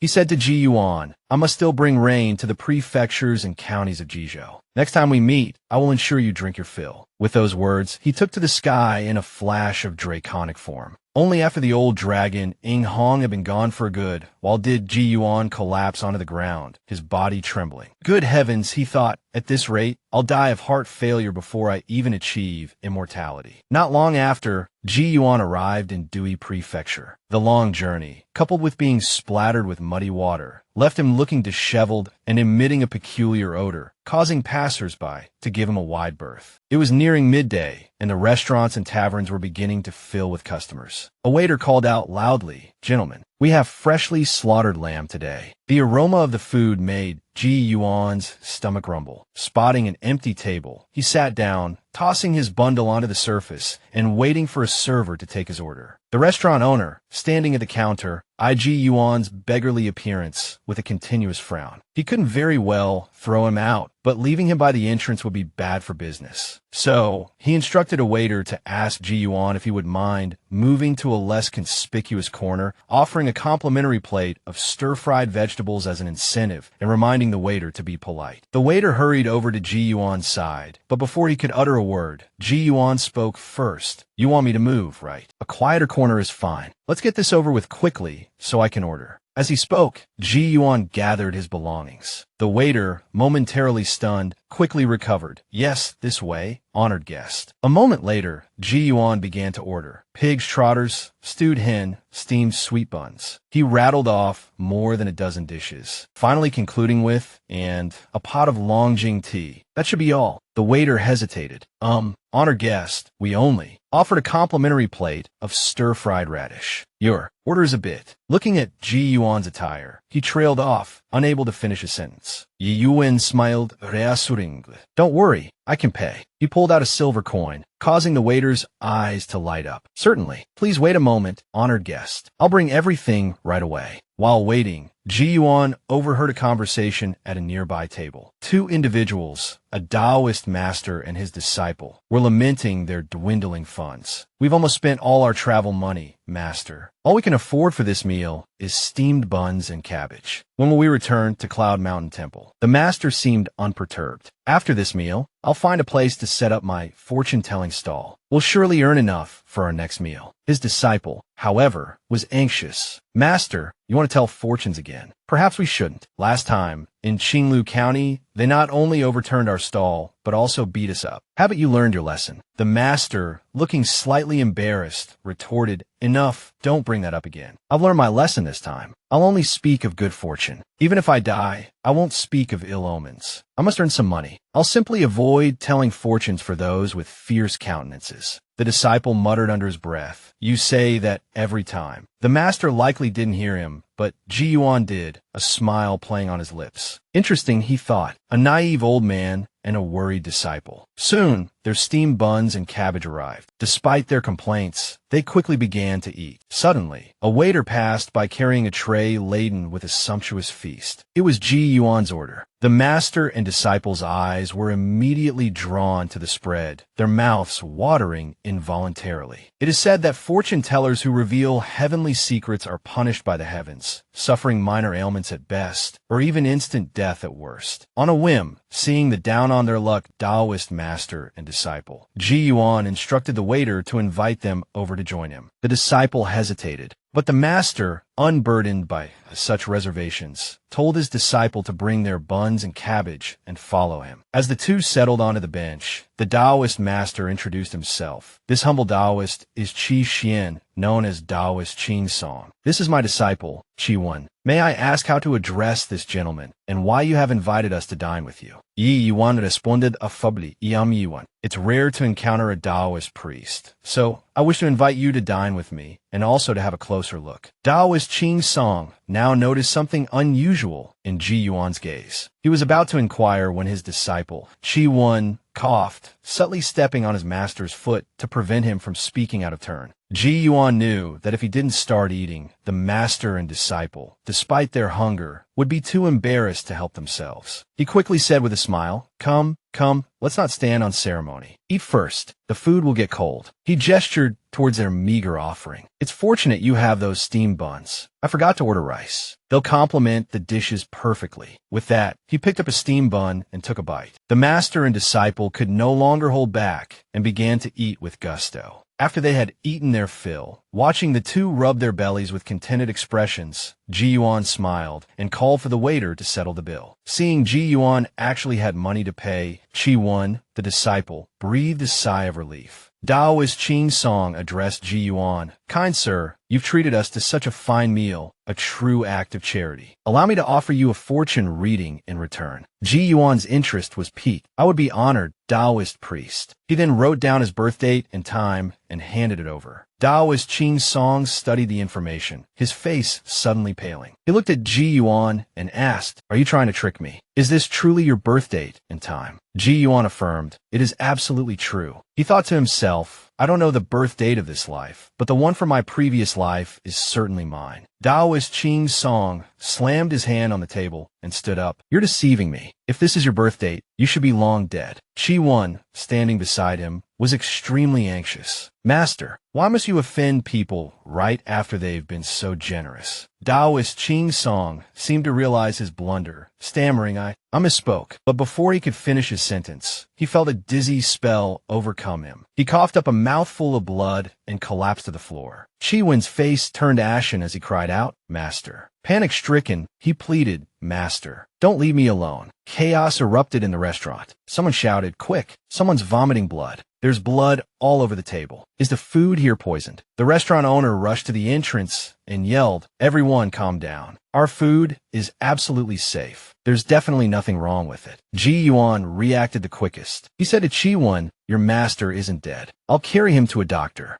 Then he looked at the owner. This is an emergency. Is there a physician nearby? The owner, understanding the gravity of the situation, replied, Turn left outside and go to the end of the street. There's a large medical clinic called in Runtang. He started to ask what had happened to the Taoist, but Ji Yuan didn't have time to explain. As he lifted Taoist Qing Song, he addressed the room. Everyone in the hall, please don't panic. This Taoist priest has suffered a relapse of an old illness due to prolonged hunger and eating too quickly. It has nothing to do with the food at Huikalu. Then he said to Chi Wan, Make sure you follow me. With that, he strode out, leaving Chi Wan to yell, Wait, I'm coming. But he only saw Ji Yuan and his master disappearing around the corner. Ji Yuan's heart was far from calm. He hadn't expected the Taoist priest's reading to be so accurate, and for him to cough up blood immediately afterward. It was clear he couldn't bear the consequences of the divination. Could it be a case of revealing heavenly secrets? He wondered. Ji Yuan pushed aside his thoughts. Saving the man was the most pressing matter. After all, it was his request for a fortune that had led to this. A life in exchange for a meal was too steep a price. Please don't die, he thought. They quickly reached in Rentang. This time, things went much smoother. There were no other patients inside. As Taoist Qing Song was laid on a bed, an elderly physician frowned as he took his pulse. Chi Wan anxiously asked, Doctor, my master. Ji Yuan quickly put a hand on his shoulder and said, Shoo, young Taoist, please don't disturb the doctor while he's making his diagnosis. The old doctor looked at the two of them and said, This Taoist priest is suffering from deficient qi and blood, and his body is weak. Fortunately, a skilled individual sealed his meridians, and it seems he's also taken some life-sustaining medicine, which is why he's managed to hold on until now. I plan to use fumigation therapy combined with acupuncture. If either of you is knowledgeable in martial arts and acupuncture points, please assist me. Ji Yuan stepped forward. Doctor, please proceed with the treatment quickly. I will assist you. The old doctor nodded, instructed someone to remove Taoist Qing Song's clothes, and then asked those who were not involved to leave. At the same time, he told his apprentice to prepare the fumigation medicine and acupuncture needles. Everything was quickly prepared. The old doctor instructed Ji Yuan to locate and seal Taoist Qing Song's Sanjiao meridians. You must not let him exhale. Then he began the acupuncture. Ji Yuan said, No problem. His fingers moved like shadows. locating and sealing the acupuncture points on Taoist Qing Song's body. The old doctor inserted needles into the points Ji Yuan had identified, stimulating them. Each time a stage was completed, the apprentice beside them administered the fumigation therapy. Soon, Taoist Qing Song was covered in acupuncture needles like a hedgehog. The old doctor instructed, "Sir, after I withdraw the needles, please infuse him with your true qi to protect his heart meridian." Watching the old doctor's skillful movements, Ji Yuan couldn't help but sigh inwardly. This doctor is even more skilled than Dr. Tong and Ningen. This just goes to show how disastrous it can be for a Taoist priest to have a loose tongue. Just look at this man. Having just returned from the gates of death, Taoist Qing Song finally regained consciousness and hoarsely asked for water. After drinking a bowl of water, his spirits seemed to improve considerably. Ji Yuan felt a pang of guilt for putting him in this situation. Taoist Qing Song sighed. "This time, I've learned what it means to pry into heavenly secrets and bring disaster upon myself." Hearing him speak, Ji Yuan knew his life was saved and joked. "I suppose, Taoist priest, you won't be wanting to take a closer look at my face and palm readings now." Unexpectedly, Taoist Qing Song chuckled and raised his left hand, revealing a thin line of blood across his palm. "I already took a good look at your face the moment I woke up." Ji Yuan couldn't help but be taken aback. The man truly knew no fear. Taoist Qing Song coughed twice to hide his embarrassment. "Your face. I couldn't see through it at all. The more I looked, the more confused I became. The same goes for your palm." His expression turned serious. "Sir," he asked, "you're not an ordinary mortal, are you?" Ji Yuan paused for a moment, then replied with a seemingly unrelated statement. "Taoist priest, please focus on your recovery, and in the future, you should perhaps be more mindful of your words." Taoist Qing Song understood the implication and nodded repeatedly. I understand. I will definitely be more careful in the future." Just then, the apprentice carrying the medicine and the old doctor entered, checking Taoist Qing Song's pulse and confirming that he was out of danger. The old doctor remarked with a sigh, "Your condition is quite peculiar. It resembles a stroke, but there are significant differences. Your life is saved, but I'm afraid your body will be weakened for the next 6 months. During this time, you must continue taking your medicine." Taoist Qing Song clasped his hands together. "As long as my life is saved, that is enough. Thank you, doctor." Outside, the old doctor learned that Ji Yuan was from Ningen County and recalled a former student of his who seemed to have opened a medical clinic there after completing his studies. Ji Yuan immediately understood. "Could you be referring to Dr. Tong of Chi Rin Tang?" The old doctor was also rather pleased. Unexpectedly, he had met someone he knew. At this moment, Ji Yuan asked the old doctor to examine his eyes. Originally, Ji Yuan had intended to rely on cultivation to restore his sight,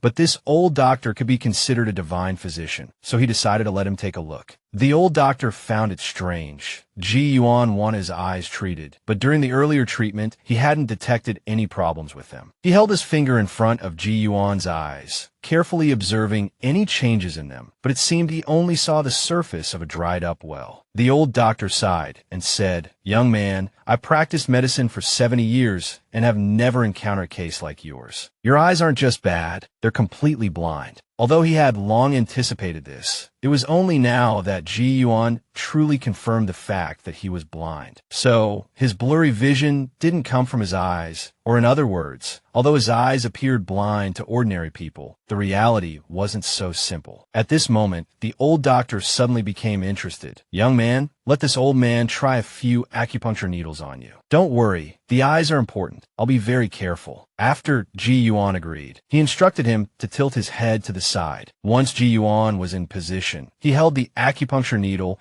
concentrating intensely as he aimed for the Mingmu acupoint. Suddenly, a resistance appeared, and a needle in his hand was repelled. Ji Yuan asked in alarm, "Doctor, are you all right?" Ji Yuan had already sensed something unusual and quickly stood up. The old doctor looked at the needle on top of his head, unharmed, and slowly said, "I never thought a single needle wouldn't be able to penetrate. Could this be the protective true qi of a martial arts expert?" In truth, Ji Yuan hadn't resisted at all, even suppressing the spiritual energy within his body. It was just that at the moment the needle was about to pierce the acupoint, an illusion of mountains and rivers suddenly appeared in his mind, and a black dot flashed within the illusion. By the time he reacted, he had unintentionally caused the old doctor harm. He said dejectedly, "Dr. Qin, let's not try anymore. The old doctor revealed a look of regret. What a pity. Early the next morning, Ji Yuan prepared to depart. Today was the 5th day of the 5th month, and he needed to be in Chunwei Prefecture by the 15th to meet the old turtle. After tidying himself up, Ji Yuan possessed an extraordinary air, almost unrecognizable to the master and disciple. Ji Yuan explained that he had to be on his way and couldn't stay with them, leaving behind some silver for their travel expenses. Finally, he advised Qi when to look after his master and prevent him from giving fortune-telling readings to others. If he truly couldn't resist, then he should just read romantic fortunes at the temple gate. After that, they bid farewell, and Ji Yuan set off again. Thinking it over, fortune-telling was truly a magical art. If it weren't so dangerous, he would really want to learn it. By the 8th day of the 5th month, Ji Yuan arrived at a tranquil lake on Lao Hua Mountain. It turned out that along the way, he had thoroughly read the tales of the Outer Path and the Book of Cleverness. Although the books didn't contain cultivation techniques, they did offer quite a few insights and experiences. Refining Qi to transform the spirit,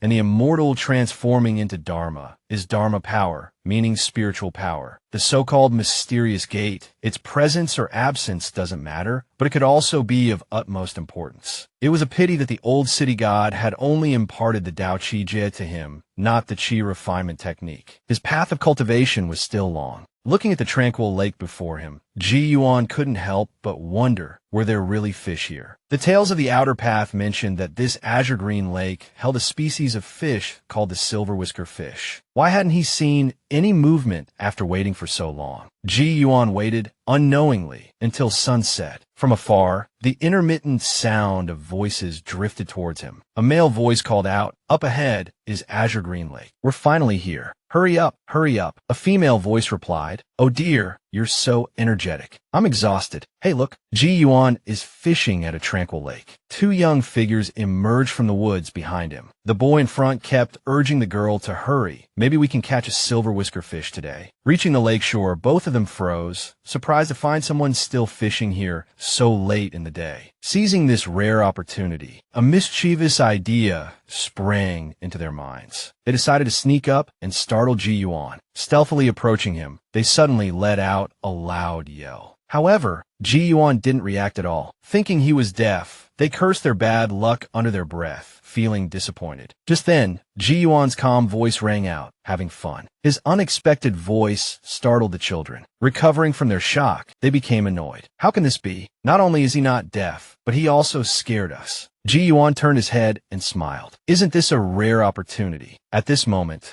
the two children appeared clearly in his vision, and he sensed no demonic aura from them. Ji Yuan thought to himself, this is strange. Two children running around in the mountains at night, with no adults around. Could something else be happening here? A mountain god, or perhaps true cultivators? Unable to figure it out, and not wanting to dwell on it, Ji Yuan pretended to read his book, deciding to wait and see. The children couldn't contain their curiosity any longer. Hey, fisherman, when are you leaving? You won't catch anything anyway. The girl added, it's getting dark. Aren't you afraid of wild beasts in the mountains? Ji Yuan countered, aren't you two little ones afraid of wild beasts? The boy declared proudly, we're not afraid. Don't underestimate us just because we're small. We have powerful martial arts skills. Ji Yuan smiled and nodded. I see, but I'm not afraid either. I also have powerful martial arts skills. The boy scoffed, you could fish all night and not get a single bite. Just as he finished speaking, the fishing rod twitched. With a flick of his wrist, Ji Yuan pulled a fish out of the water. The two children exclaimed simultaneously, it's a silver whisker fish. Instinctively, they each pulled out a green jade pendant. In a flash, the small pendants transformed into a large net, flying towards the silver whisker fish in midair. Ji Yuan swung his fishing rod, easily dodging the jade net. Then, with a wave of his hand, Ji Yuan employed a water-controlling technique. With a gentle press of his finger, the fish landed effortlessly within a sphere of water in his palm. The boy frowned, recalling the now hovering jade ring. Who are you? How dare you come to Azure Green Lake and steal a silver whisker fish? Ji Yuan turned to face the two children. Does this azure green lake belong solely to your Mount Yuhai? From the jade pendant, identical to Wei Wuwei's, he had already guessed the boy's background. The boy put his hands on his hips. Now that you know we're from Mount Yuhai, why don't you hand over the silver whisker fish? Yuan Chukeld. I've been fishing here all afternoon and only caught one. Even if Mount Yuhai is a renowned immortal sect, you can't just openly rob people like this, can you? This made the two children jump up and down. This azure green lake originally belongs to our Mount Yuhai, so the silver whisker fish also belongs to us. The girl added, we come here every year to guard the silver whisker fish. We've been doing this for many years. If this were the Ji Yuan of the past, he might have been fooled by these two children. But now, at least he had gained some understanding. He didn't listen to their excuses and retorted, "Humph, this vast azure green lake is 700 or 800 miles away from Mount Yuhai, and you're saying it's your sect possession." After saying this, a thought stirred in his mind. Half jokingly, half seriously, he called out in the direction behind the two children, "Shouldn't there be an elder accompanying you?" The two children were making a racket, never expecting this probing question to actually receive a response. A deep voice echoed, "You flatter me. Indeed, our Mount Yuhai is in the wrong." Along with the voice, a middle-aged man in a blue robe, with a jade hairpin holding his hair in a bun, appeared leisurely, as if stepping out of thin air, startling Ji Yuan. He hadn't noticed this person's presence at all before. The middle-aged man was also thinking to himself, what kind of divine being is this fisherman? I can't sense any chi. There's no divine light above his head. He seems like an ordinary person, blending perfectly with the surroundings. Moreover, just now, gliding through the air, that technique showed no trace of magical power, just a simple water-controlling technique, yet incredibly sophisticated. Most importantly, he was able to see through my concealment under the vanishing jade talisman and perceive my existence. Ji Yuan hadn't expected his first encounter with someone from Mount Yuhai to be like this. He hadn't expected his casual inquiry to actually summon a living person. Seeing that the other party remained silent, Ji Yuan broke the silence. I just called out casually, not expecting there to actually be an elder accompanying them. You are truly patient. The man looked at the comprehension of clarity on the ground, his eyes changing slightly. Comprehension of clarity. Isn't that the heavenly record book? Now he completely disbelieved that Ji Yuan was an ordinary person. He didn't take the previous sincere words as true and only said amiably, "Good jest. It's just these two mischievous juniors. It's just that this place only breeds one silver whisker fish a year, which is somewhat beneficial to their cultivation. So they were a bit anxious." After saying this, he stretched out his hands, and the two children were pulled towards him as if by invisible strings. He appeared to be reprimanding them, but in reality, he was being cautious. He thought to himself, this fisherman's Taoist arts are unfathomable. His temperament seems gentle, but it's hard to say for sure. It's just a single silver whisker fish. I'll just greet him and leave. Then he introduced himself to Ji Yuan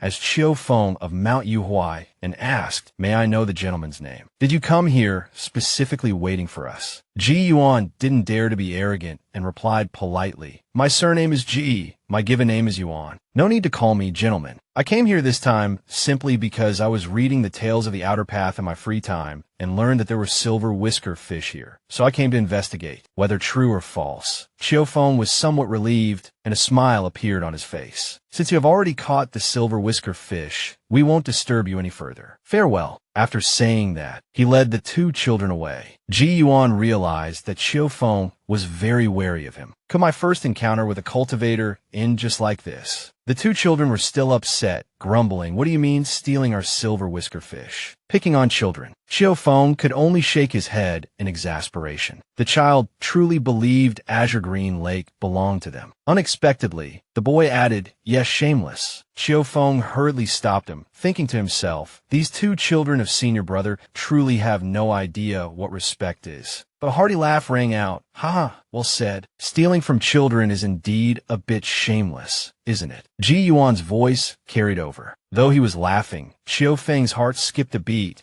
and he instinctively channeled his magical power, tensing up. Ji Yuan saw through his thoughts. "Mr. Chiu Feng, there's no need for alarm. It was just a casual remark. I wouldn't hold it against children. Besides," he added, "it's naturally up to the elders to discipline children who speak out of turn." Ji Yuan approached them, the smile on his face unwavering. He winked at the boy named Hier, who now dared not utter another word. Qiu Feng didn't expose the boy's rudeness, nor directly reprimand him. Instead, he first asked Ji Yuan, "May I ask what brings Mr. Ji here? Do you have any instructions?" Ji Yuan replied, "Instructions I wouldn't dare. It's just that you all seem so fond of this silver whisker fish. Perhaps we could trade for it." Qiu Feng immediately responded, "What would Mr. Ji like in exchange? If I have it, I will gladly offer it." Ji Yuan had already considered this. Although the fish was precious, for him, it was only good for making soup. He might as well exchange it for some basic cultivation techniques. So he said, "I'm a simple man, curious about the ways of cultivation. Be it cultivation methods, spells, rare books, or even the most rudimentary refining techniques, anything would do." The girl, almost jumping with joy, blurted out, "I have a basic refining technique. We could trade for that." Qiu Feng immediately stopped her. In his opinion, trading a basic refining technique for the fish was practically giving it away for free. Moreover, the comprehension of clarity and tales of the outer path were ancient books from centuries past, which even he was seeing for the first time. It seemed this man was truly interested in rare books. He then waved his sleeve and said, "Mr. Ji is a man of refined taste. I admire that. Unfortunately, I don't possess any rare treasures on me. However, I do have an ancient chapter that I believe might interest you.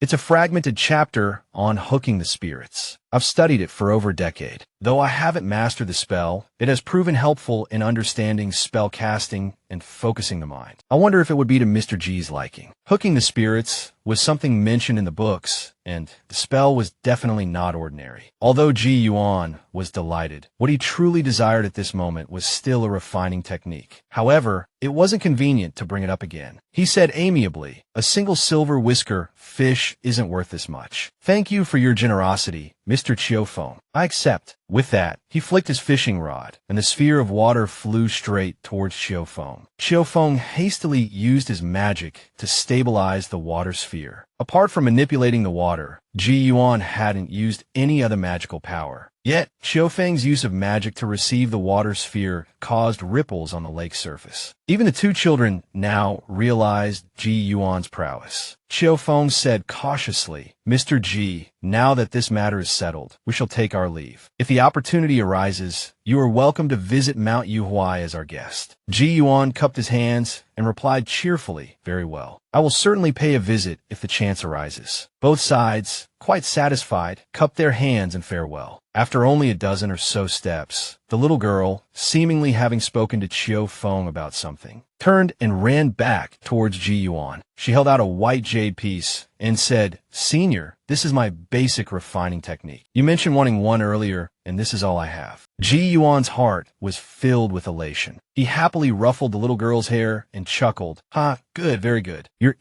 right. If you ever encounter any difficulties in the future, this Ji will certainly do his best to help you once. Until we meet again." Not long after, Qiu Feng led the two children, soaring through the air, a smile still playing on his lips. Pierre looked puzzled and asked, "Uncle Master, you traded for the fish, but is there a need to be so happy?" Qiu Feng smiled and replied, "You children wouldn't understand. There's a certain profoundness in this world. Exalted individuals are often unrestrained and free, without wicked thoughts, returning to their true, primordial selves. Every encounter is a matter of fate. You don't understand now, but there will come a time when you will admire it." Continuing from where they left off, Ji Yuan, having just parted ways with the people from Mount Yuhuai, suddenly remembered that he had forgotten to ask Wei Wuwei about his affairs. Looking at the white jade piece in his hand, he thought to himself, this Mount Yuhuai, they really like incorporating jade into everything. But this fragmented chapter on hooking the spirits, Qiu Feng researched it for over a decade and couldn't restore it. I should probably look at this refining technique first. This white jade piece is quite wondrous. Just by channeling spiritual energy into it, a divine sense is triggered, revealing the contents within one's consciousness. So, the refining technique is about connecting the 5 elemental energies of the 6 internal organs and 5 viscera, forming refined fire and deep water within the microcosm of the body, allowing me to refine spiritual energy. Ji Yuan had only just entered a meditative state. Thinking of vital energy transforming into heaven and earth, and the entire world within his meditation became vast and boundless. With a flicker of thought, heart fire manifested, and a mass of heavenly fire suddenly appeared in the air above. Deep water manifested, and rivers converged on the ground below, surging with waves. Then, energy transformed into yin and yang, the great waves on the ground and the burning fire in the sky. A boundless force of water surged upwards, and a raging fire pressed downwards, gradually swirling and converging, resembling a Taiji diagram. Then, yin and yang transformed into a furnace, a heaven and earth within the furnace, seemingly infinite. At the center of the Taiji diagram of yin and yang, a gigantic alchemy furnace appeared amidst boundless mystique. Ji Yuan let out a soft breath and murmured, "Finally, I've successfully refined it. Moreover, judging by its size, my aptitude shouldn't be bad." At this moment, he noticed that spiritual energy was actually being drawn into the alchemy furnace. It seems these alchemical vapors are indeed magical power. However, something astonishing happened at this moment. One black, two white, three chess pieces, like shooting stars, streaked across, and the imaginary alchemy furnace was robbed of 7 or 8 parts of the magical power that had yet to fully form. Ji Yuan hurriedly waved his hand to withdraw, managing to retain the remaining magical power. Ji Yuan, in the outside world, slowly opened his eyes, first condensing the black chess piece in his hand, then becoming utterly perplexed. What's going on? The alchemical vapors hadn't even transformed into magical power yet, and they were almost completely absorbed by the chess pieces. Yet, the chess pieces haven't changed at all. Ji Yuan furrowed his brow, holding the black chess piece, and then decided, forget it, I'll just be more careful next time. I can still control the stealing of alchemical vapors just now. After all, the size of my dantian is still quite small. Asterisk these 3 chess pieces, they appeared respectively during the questioning of the Tao at Greenshade Mountain, the release of the red fox's essence back into the wilderness and receiving its name, and the prostration. And finally, the early morning farewell with Master Yin after he read the letter I left behind. Asterisk, it seems the appearance of these chess pieces must hold some significance for the destinies of others. But why is the chess piece of the Lord of Greenshade Mountain black? Could it be because of contact with baleful and murderous chi? I wonder if the chess pieces devouring alchemical vapors has a greater impact on me or on the person represented by the chess piece. While Ji Yuan was lost in thought, the Lord of Greenshade Mountain, far away in Yo-Kuei Mountain, seemed to have a sudden realization. He muttered to himself. The scholar replaced the demonic aura born from the slaughter I committed with humaneness, using the baleful aura to consume my already insufficient spiritual nature, increasing my baleful chi and karmic burden day by day, making it difficult to avoid tribulation in the long run. The heavenly Tao must be a balance of yin and yang, and my realm has loosened a bit more. A terrifying smile crept across the tiger demon's enlightened face. At the same time, on the slopes of Nyo-Kuei Mountain, Huyun, the red fox, seemed to be gazing at the bright moon. In Ning'an County, Master Yin, who was sound asleep, seemed to relax his tightly furrowed brows considerably. Not long after, Ji Yuan arrived at the mouth of the Shaoxunhe River and smoothly boarded a boat. The boatman was enthusiastically explaining things to everyone while preparing to cook a pot of rich fish head soup and steamed fish with dried vegetables. The adults and children on the boat were all filled with delight. At this moment, another large boat was also sailing along the riverbank. Ji Yuan was currently eating, inwardly praising the delicious meal. A faint splashing sound echoed. While others were still eating, Ji Yuan turned his head to look outside. A cry came from outside. Man overboard. At this point, others also heard it. Someone exclaimed, "It seems someone fell from that large boat over there." Another person hurriedly asked if they had been rescued yet. 2 men approached a panicked, stout man who was staring into the water, asking what had happened. The stout man frantically explained that his young master had drunk too much and fallen overboard. He couldn't swim and urged everyone to save him. In the distance, people on the large boat began taking off their clothes and jumping into the river, attempting a rescue. A bystander exclaimed, "Oh dear, a few more have jumped in. It seems they haven't been able to save him yet." Seeing this, Ji Yuan thought to himself, "I'm afraid they won't make it. The visibility is too poor. Even my minor concealment technique would be useless." Suddenly, Ji Yuan's eyes widened, fixated on the distant river surface. On the surface of the river, the white-clad young master who had fallen overboard resurfaced on his own. Several boatmen hurriedly swam over, carefully checking on him. He seemed unharmed, and they clumsily helped him back onto the boat. Only then did the wine jar in the young master's hand slip free, plummeting into the river. A dark shadow below the surface seemed to slowly approach it. It's said that when eating fish, one shouldn't say flip it over, as it's considered bad luck. One should say turn the fish instead. Seeing the person rescued from the large boat, everyone on Ji Yuan's boat felt much more at ease and continued their meal. As it happened, a young man wanted to flip a fish and was promptly lectured by the boatman. Knowing he had committed a taboo, the young man immediately declared he would punish himself with a drink. As a result, when he picked up the wine jar, he found it empty. At the same time, Ji Yuan, having finished his meal, stood up and walked to the bow of the boat, conjuring a sphere of golden water in his hand. He said, "Half a jar of fisherman's rice wine. Please accept this." Then, with a flick of his finger, a large black carp leaped from the river, catching the golden sphere perfectly. On their return, the young boatman seemed to need to relieve himself, and the middle-aged man instructed him to go a bit further away. Just as the boatman relaxed, a sudden splash echoed across the river's surface. The young boatman's heart leaped into his throat, and he rushed back to the cabin, exclaiming to the middle-aged man, "Father, I think there's a water monster." Hearing this, the middle-aged boatman's expression turned serious. He glanced at the other passengers, but said nothing, then grabbed a wine cup and walked out of the cabin. Reaching the side of the boat, he poured the wine into the river, saying, "You don't offend me, I don't offend you. A cup of wine as a token of respect. Water god, please retreat." He poured the cup of wine and muttered a few more words. Although nothing could be seen with the naked eye, the water seemed to ripple slightly. Then, the middle-aged man said, "All right, let's continue our meal. As long as we don't go into the water, there won't be any problems. When we leave the Chumu River, remember to pay respects at the River God Temple." Ji Yuan, observing from the side, knew the truth. It wasn't a water monster at all, but simply a black carp that had gained sentience and had a particular fondness for wine. Amused by the thought, Ji Yuan sat down and said, "Others relieve themselves at the side of the boat, but you come here to beg for wine. I suppose you saved that young master who fell overboard just so you could have a drink, didn't you? If only all demons were so endearing." Early the next morning, the boatman brought Ji Yuan some porridge, saying, "There's a southeast wind today. We should be able to reach Chunwei Prefecture today." Ji Yuan thanked him, then took out the hooking the spirit's wondrous technique and examined it. Unexpectedly, it seemed it could actually hook spirits, not just control minds. If he mastered this technique and summoned the Chumu River God now, he feared the river god would drown him with a wave. He suspected he could only summon minor, unofficially enshrined deities or small local earth gods worshipped in limited areas. At this moment, on a larger boat,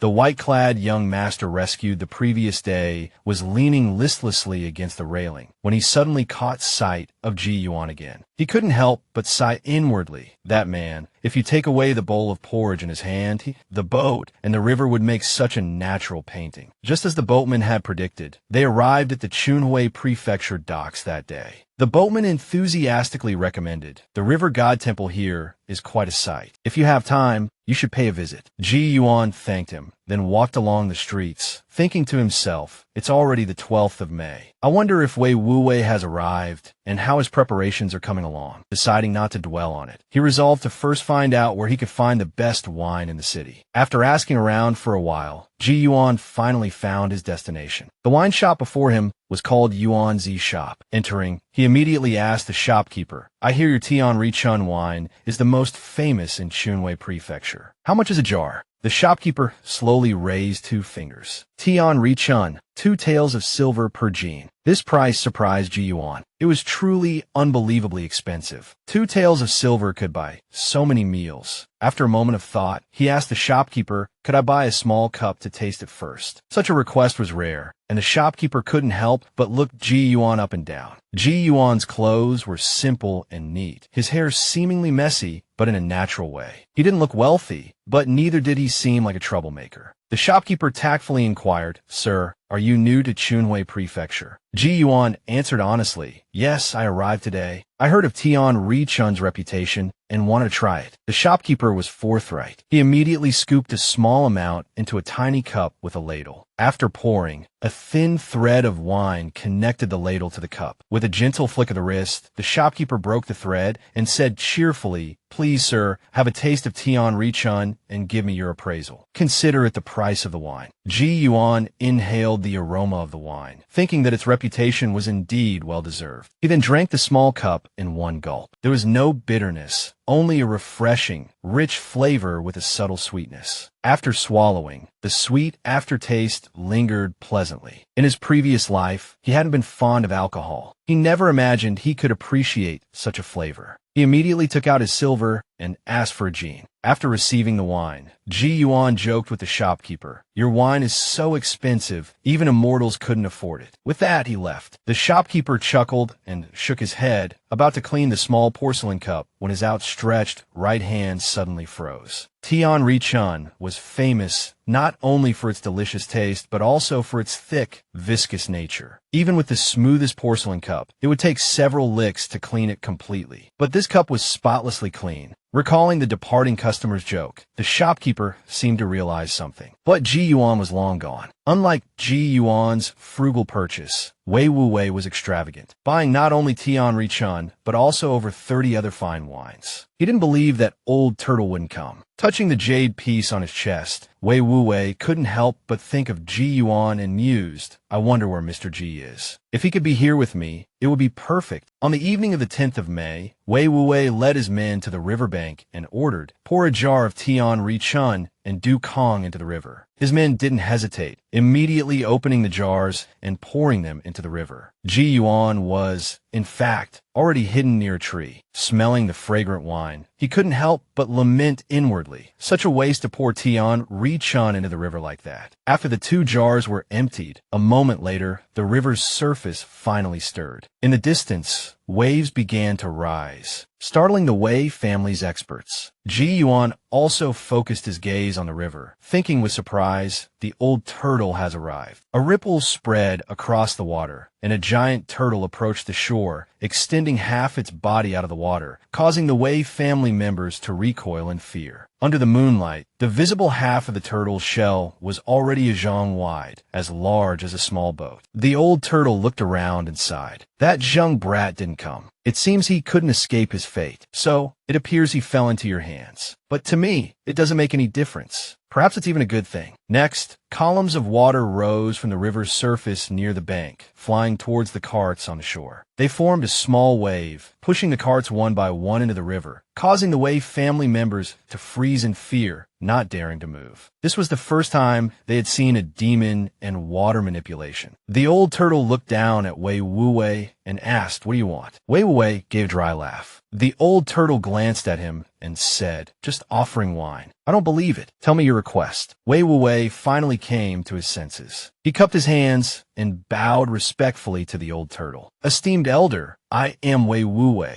the head of the Wei family in Dishing Prefecture. Although I know the ancestral jade piece comes from the immortal Mount Yuhuai, I don't know how to enter the immortal's gate. Therefore, I implore you for guidance." The old turtle looked at him in surprise. "You know the jade piece comes from Mount Yuhuai. Let me see it." After observing for a moment, the old turtle looked slightly doubtful.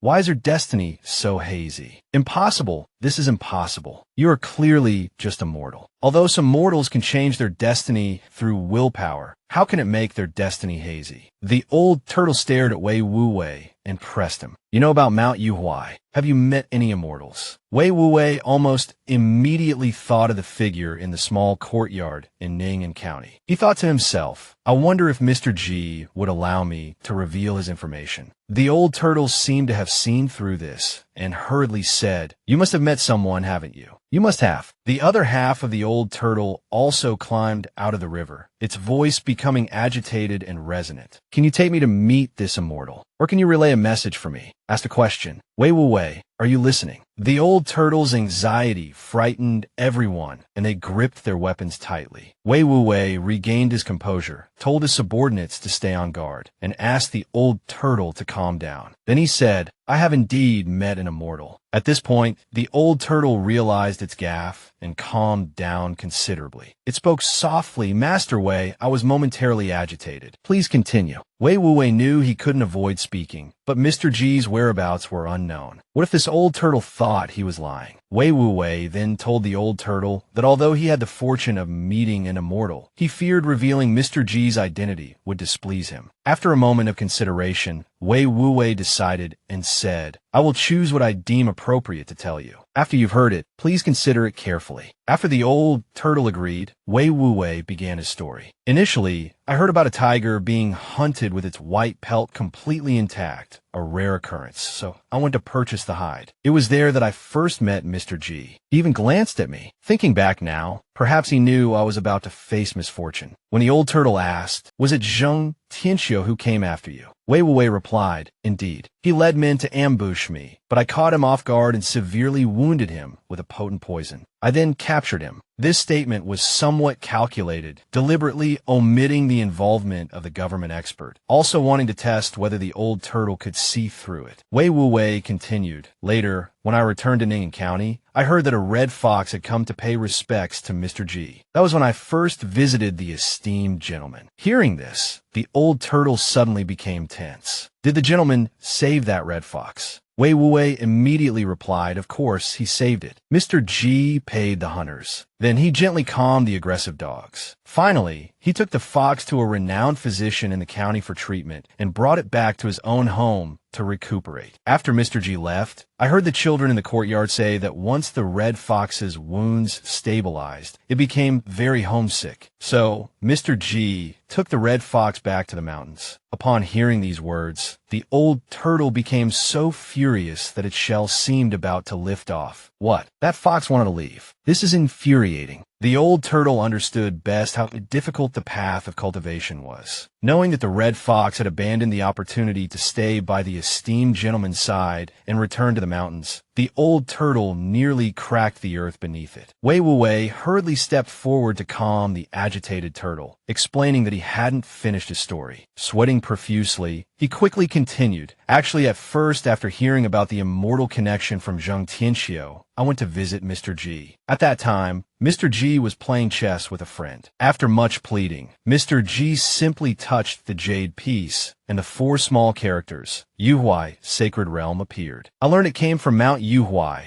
from Mr. G's words, but he didn't say anything more." The old turtle quickly responded, "You just said the gentleman has gone on a journey. Do you know when he will return?" Wei Wuwei, having no idea, said he didn't know. But suddenly, he remembered something and continued. "However, there was another strange incident at that time. I heard that before Mr. G left on his journey, he instructed someone to share the apples in the courtyard with the neighbors in autumn. The very next day, the apples on the branches were ripe." The old turtle remained silent for a long time before saying, "The person playing chess with the gentleman must have been an ordinary person, right?" "Yes," Wei Wuwei replied. "It was Master Yin, Mr. G's only friend in the county at that time." The old turtle sighed, "Truly an esteemed gentleman. Meeting him is such good fortune, such good fortune." Wei Wuwei continued, hands clasped respectfully, "Senior, I truly don't know Mr. G's whereabouts, nor when he will return." The old turtle looked at Wei Wuwei and said, "Master Wei, you needn't say more. I won't make things difficult for you.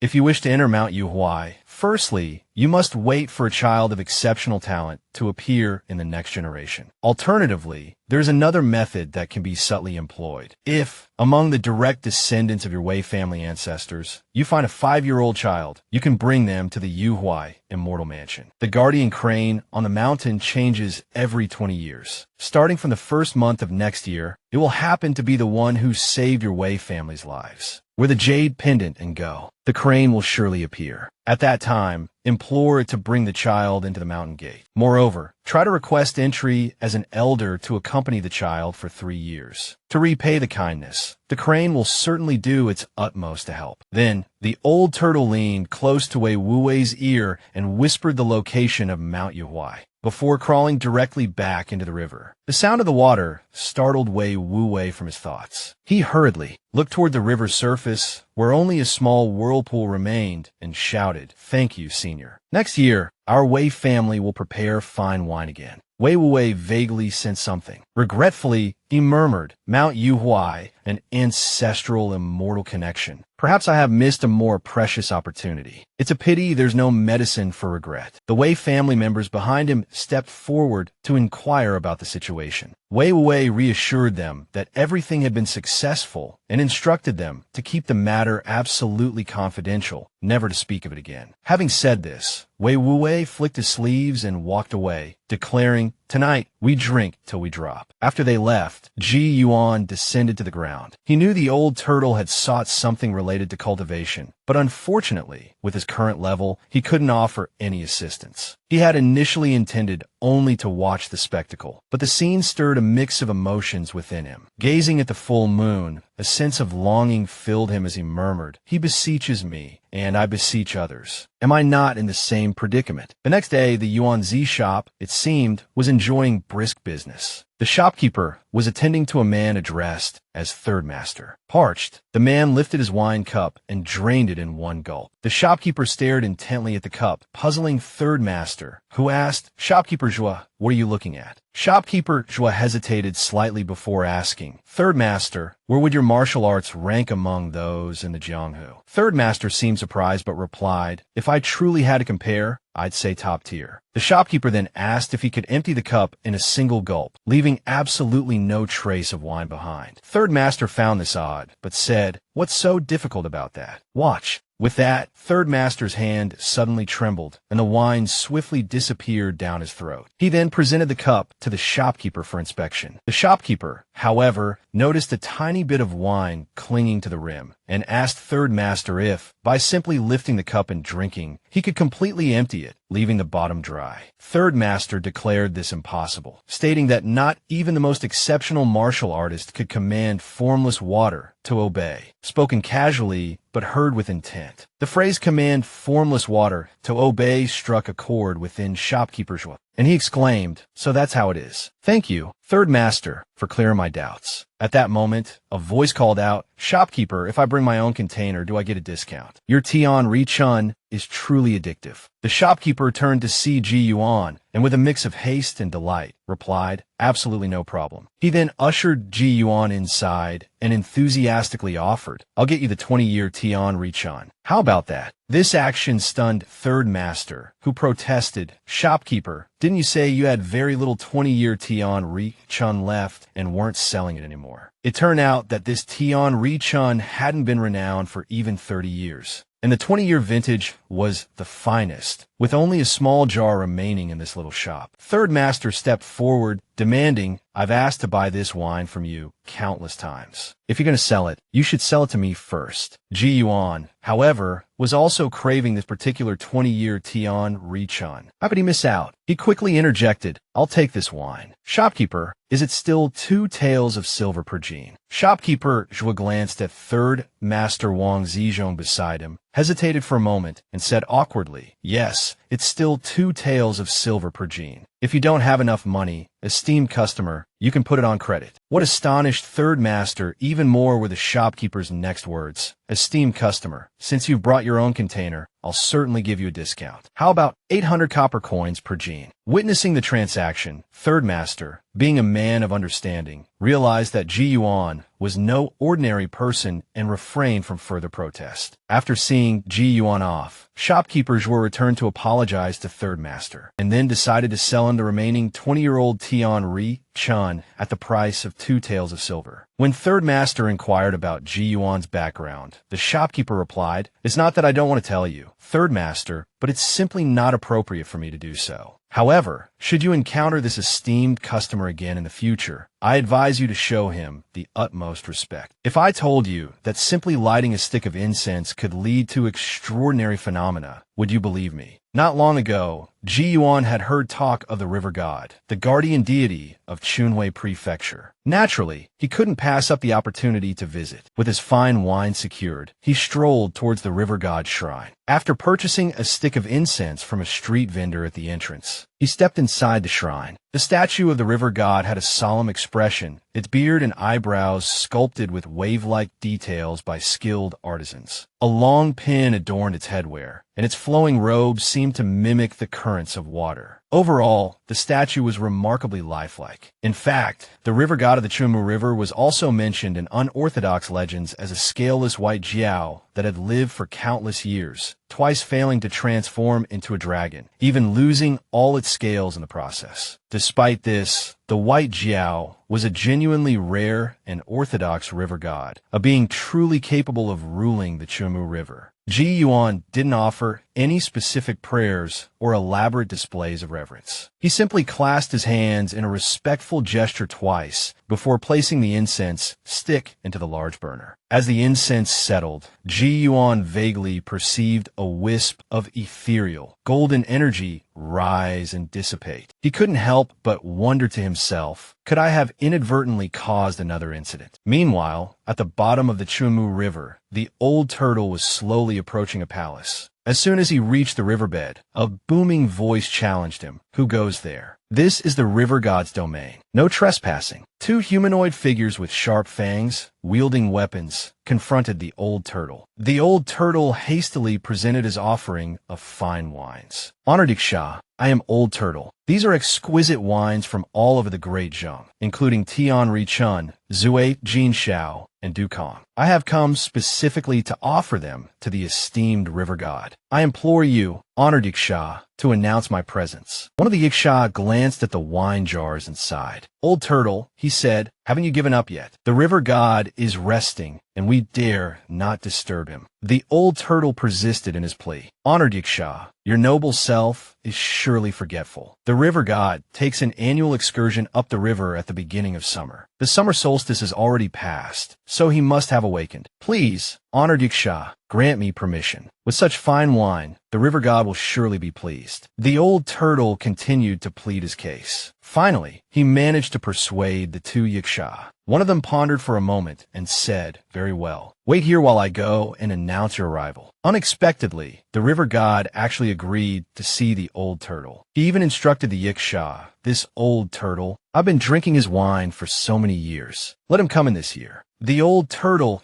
hastily prostrated himself. Hey Bay, old turtle Wuya of the Chumu River, pays his respects to the esteemed river god. The white jiao seemed slightly surprised. Wuya, did you give yourself that name? The old turtle remained prostrate, not daring to move. Indeed, esteemed river god, this old turtle gave himself that name. Esteemed river god, you know the hardships of cultivation for us of the demon race, watching our lifespans dwindle away with no hope. I beseech you, show me a path to enlightenment. The white jiao's expression remained unchanged. Over the years, you've helped several mortals rise in rank and prosper, and you've spared no effort in divining the heavens. Has anyone ever repaid you for your efforts? This question silenced the old turtle. The white jiao continued, a hint of pity in its voice. I could help you erect a turtle statue in the ancestral temple, borrowing the power of incense and moonlight to aid your transformation. But do you know the price of such a transformation? Seeing the old turtle's continued silence, the white jiao sighed. With a flick of its mind, a jar of Tian Ri Chun floated up. The lid opened on its own, and a stream of the exquisite wine flew out, drawn directly into the dragon's mouth. The river god chuckled. All that aside, old turtle, your wine is still excellent. Just then, a wisp of ethereal, golden energy, like a thread of smoke moving through the water, materialized from the surface above and shot straight into the white jiao's head. A wave of intense dizziness washed over the river god, and the surrounding water churned violently. The old turtle clung to the riverbed with all four legs, but was still pushed back by the surging currents. He couldn't help but wonder, is this wine that potent? A Yiksha rushed in from outside, its voice filled with alarm. My lord, what's wrong? The white jiao shook its head. As its mind cleared, a strange sensation intensified. Looking at the old turtle and the Yiksha, it said, I'm not sure. I just felt a sudden, powerful blow and everything went black for a moment. Wait here. I'll be back shortly. With that, it transformed into a streak of dragon-shaped light and shot towards the surface. Moments later, the white Jiao landed on the banks of the Chunmu River, sending a surge of water outwards that startled the passers-by. Quickly shifting into the form of a richly dressed man in his 50s, he strode into the main hall of the river god's shrine. His gaze swept across the crowd, offering incense, but found nothing unusual. Finally, he approached the large incense burner in front of the statue and examined it closely. His eyes locked onto a single stick of incense that seemed to have burned only briefly before being extinguished. The shrine keeper approached and cautioned him, "Please do not block the way of others offering incense. Beware the wrath of the river god." The man didn't respond, instead grabbing the shrine keeper and demanding, "Tell me, did anyone unusual come here to offer incense just now? What do they look like? When do they leave? Where do they live?" In his agitation, the man inadvertently released a wave of intimidating aura, frightening the shrine keeper into silence. The man quickly regained his composure, releasing the shrine keeper with a sigh of frustration. "Forget it. How could you possibly know?" Some distance away, outside the river god's shrine, Ji Yuan stared in astonishment. The aura that had just flared was unmistakable. He knew for certain that the river god had arrived. Ji Yuan rubbed his chest, relieved that he had left earlier. "I need to get into the city quickly." Just moments ago, upon leaving the river god's shrine, Ji Yuan had sensed the river god's imminent arrival. He glanced back at the shrine, thinking, "That was quick. It almost feels like he was after me. Could it have been that strange wisp of golden energy?" He then congratulated himself on his quick thinking in extinguishing the incense after only a short burn. From now on, I should stick to respectfully clasping my hands when visiting shrines. No more casual incense burning. To be safe, Ji Yuan decided that Shunhui Prefecture was no longer a place to linger. It was best to leave sooner rather than later. At the entrance to the river god's shrine on the Chunmu River, the old man stood by the door with a dejected expression. He knew that a moment ago, a transcendent being had used divine power to bestow a portion of meritorious chi upon him. He recognized that the majestic aura of this being was different from the mundane breaths of others who prayed and had their wishes fulfilled. It was untainted by worldly desires and dissipated easily. The river god muttered despondently, "Such pure and perfect chi. I can't believe someone could achieve something so incredible. I thought such things only existed in ancient legends. What if that incense stick hadn't been extinguished? What if it had burned completely? Why light it only put it out? Could it be that fate is not yet ripe? Or have I done something wrong?"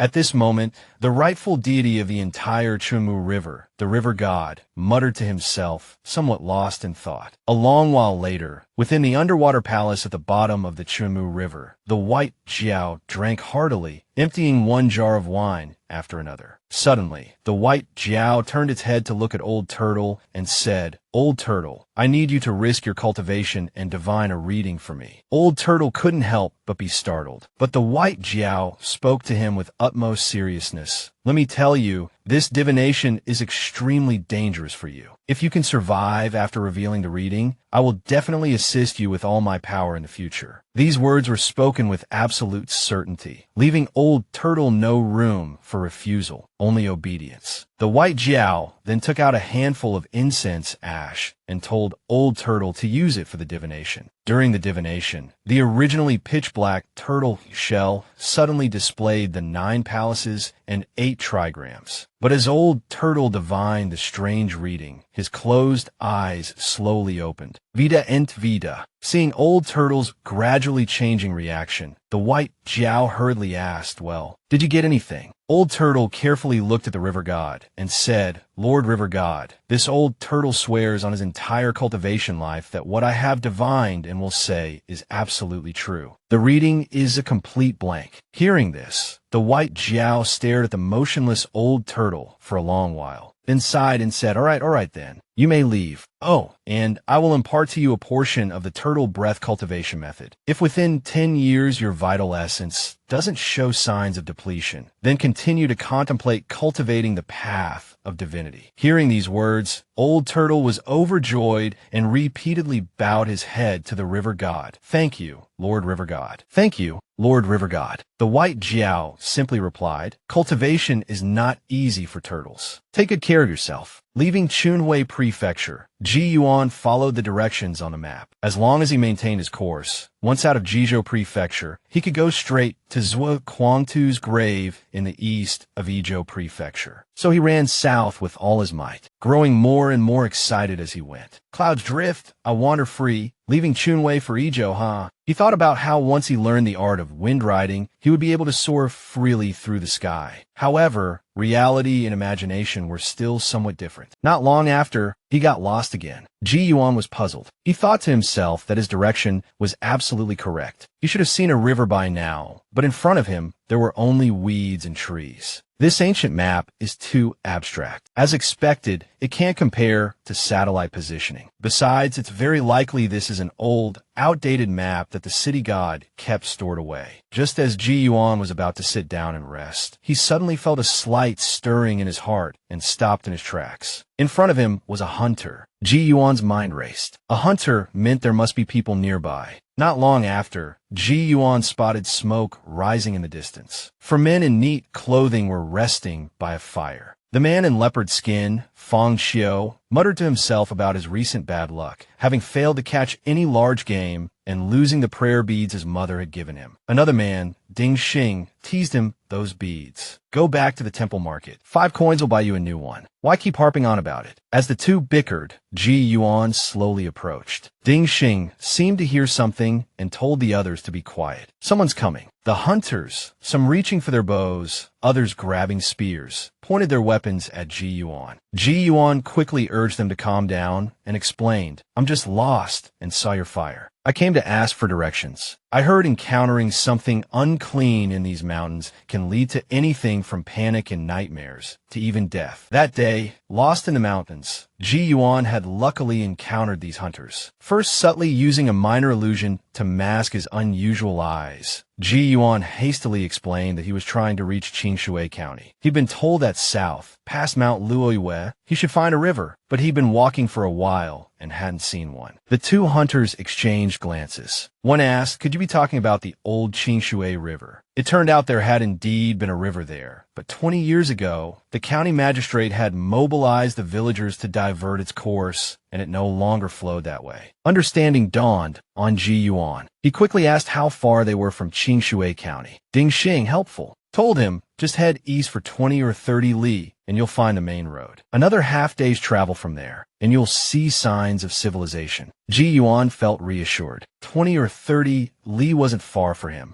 and he prepared to bid them farewell and be on his way. Fang Xiu, seeing him so ready to depart, exclaimed in surprise, are you leaving just like that, brother? That's 20 or 30 li through the mountains, and it's almost nightfall. That call made Ji Yuan take a closer look at the hunter. Looking closely, he noticed something. To Ji Yuan's eyes, Fang Xiu had a faint, reddish aura about him. He noted that the aura was very subtle, almost imperceptible if one wasn't looking carefully. Ji Yuan paused, feigning a sigh. What else can I do? If I don't hurry, I'll have to spend the night in this wilderness. What if I encounter wild beasts? Besides, the weapons you all carry are rather intimidating. Ji Yuan's worried, fearful expression seemed to put the hunters at ease. Ding Xing chuckled and explained, don't worry, sir. We're just hunters, not bandits. If you don't mind, please join us. We're heading back to our village in the morning, not far from Qingshui County. Ji Yuan clasped his hands in gratitude. After Ji Yuan settled down by the fire, they all briefly introduced themselves, giving only their names and hometowns. Ji Yuan, in turn, explained that he had left Chunhui Prefecture with a merchant, but had gotten separated due to different destinations and ended up lost. Hearing that Ji Yuan was from Chunhui Prefecture, the hunters excitedly asked him if he'd ever been on a pleasure boat or tasted Tian Richun wine, which they'd heard was as delicious as the nectar of the gods. Ji Yuan waited for them to finish before replying, I haven't been on a pleasure boat, but I have tasted Tian Richan. Its flavor is truly exquisite, sweet like spring, and lingers pleasantly on the tongue. His words were met with envious murmurs. Sensing the convivial atmosphere, Ji Yuan turned to Feng Xiu and asked, I notice your eyes are puffy and dark. Haven't you been sleeping well lately? The question seemed to strike a chord with Feng Xiu. You're right, sir, he admitted. I've been having trouble sleeping, plagued by nightmares for over a month now. My mother worried I'd encountered something unclean, so she got me prayer beads from the temple, but I lost them. Ji Yuan feigned interest. I wonder if you could tell me what you've seen in these dreams. I'm quite fond of interpreting them. Feng Xiu didn't hesitate. Nightmares. They're all much the same. Monsters and demons. I've forgotten most of them, but sometimes I seem to see a pair of bloodshot blue eyes. When Ji Yuan asked why he hadn't gone to the city god temple to pray, Feng Xiu explained that Qingshui County was too small to have one. Ji Yuan immediately realized that it must fall under the jurisdiction of the prefectural city. But the prefectural city was bustling and complex, and its level of oversight for such a small county was likely minimal. The conversation yielded little, so Ji Yuan decided to set the matter aside for the moment. Later, in the quiet of the night, after everyone had settled down to sleep, Ji Yuan observed Feng Xiu, drenched in sweat, and slowly approached him. With a subtle gesture, he channeled his spiritual energy, gently blowing it towards Feng Xiu's forehead. Feng Xiu's expression quickly calmed. Ji Yuan muttered to himself, dissatisfied, It seems this will suffice for now, but it's a pity I still can't enter his dreams. The next morning, Feng Xiu went to check his traps and returned shortly after, beaming. He had caught a wild boar. The group set off in high spirits, soon approaching the village gate.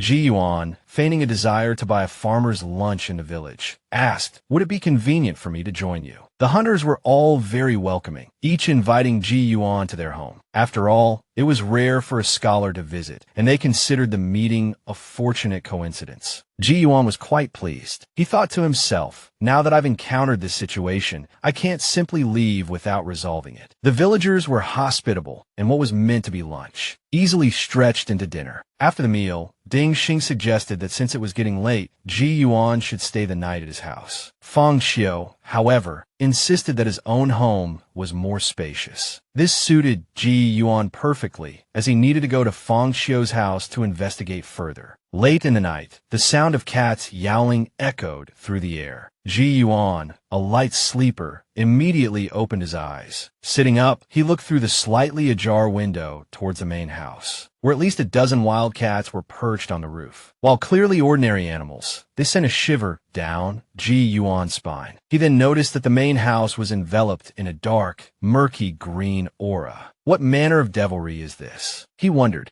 Ji Yuan sat up silently, extended his middle finger, and gently touched a drop of oil from the lamp onto its tip. Spiritual energy imbued the oil droplet clinging to his fingertip before he flicked it towards the Feng family's main house. He'd heard tales of a dark art called the Yin Corpse, which, once formed, would first bring harm to descendants. With this in mind, Ji Yuan, having detected something amiss within the Feng family's main house, touched a drop of lamp oil and, channeling his spiritual energy, flicked it towards the building. The oil droplet silently flew into the main house, landing squarely in the oil lamp within. The impact sent at least 20 droplets scattering from the lamp, spraying across the room. Seeing the combination of martial skill and water manipulation take effect, Ji Yuan narrowed his eyes, opened his tinderbox, and gently blew on the flint and steel. A spark caught, and a flame bloomed. With another breath, the tinder, infused with his heart fire, drifted out of the box and dispersed into the Feng family's main house. Ji Yuan's eyes narrowed, and with a thought, the fire within the alchemical furnace flared. In an instant, the Feng family's main house was ablaze. A horrifying, mournful shriek echoed out, a swirling aura of dark, rhythmic energy entwined with a blinding light, escaping through the window and fleeing into the night. Ji Yuan chuckled coldly. Is that all? Did you truly take me for a dead man? Meanwhile, inside the burning main house, Feng Xiu's mother and Feng Xiu himself had been awakened by the commotion. His mother rushed to his side, frantic. Xiu,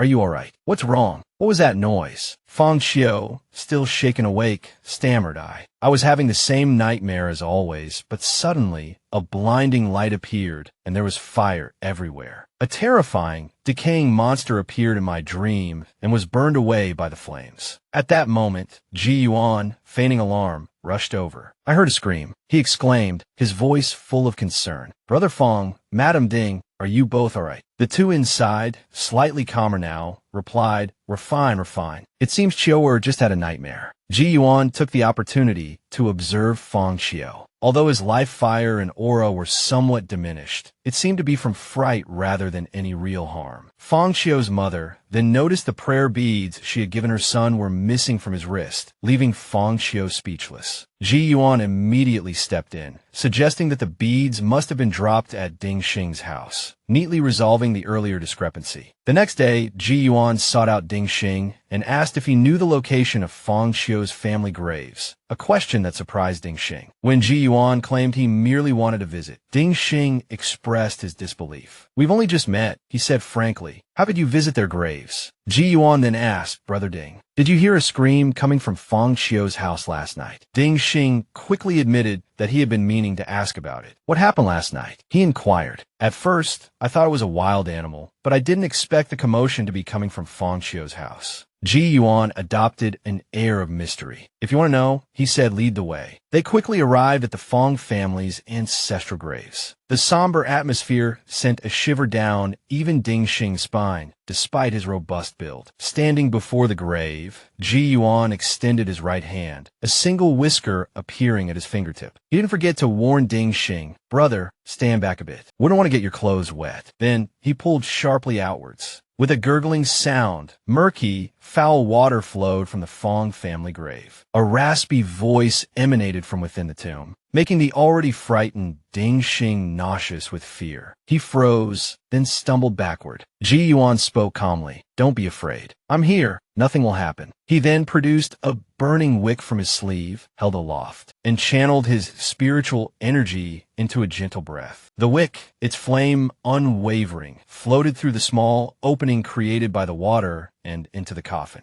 A whoosh of fire erupted, and the abhorrent growls from within the coffin shifted from raspy to shrill. After a dozen or so breaths, all was silent. Yi Yuan sighed softly. As expected, a Yin corpse. He recited an esoteric saying. The Yin corpse, both real and ethereal. A minor, evil-harming descendants. Dust to dust, earth to earth. Well, Brother Ding, let's go. You can suggest to Fang Xiu that he move his father's grave to a sunnier location on slightly higher ground. Ah, and don't mention any of this to anyone else. Ding Xing hastily agreed, then hurried after Ji Yuan, who had already started to leave, afraid of being left alone in this unsettling place. In the hand of the departing Ji Yuan, a black go piece materialized, the darkness coalescing. As expected, another black stone. For Ji Yuan, the matter was concluded. He prepared to bid farewell to everyone, advising Fang Xiu to visit a temple and make offerings, believing this would cure his nightmares. Fang Xiu smiled and replied, I will certainly heed your words, sir.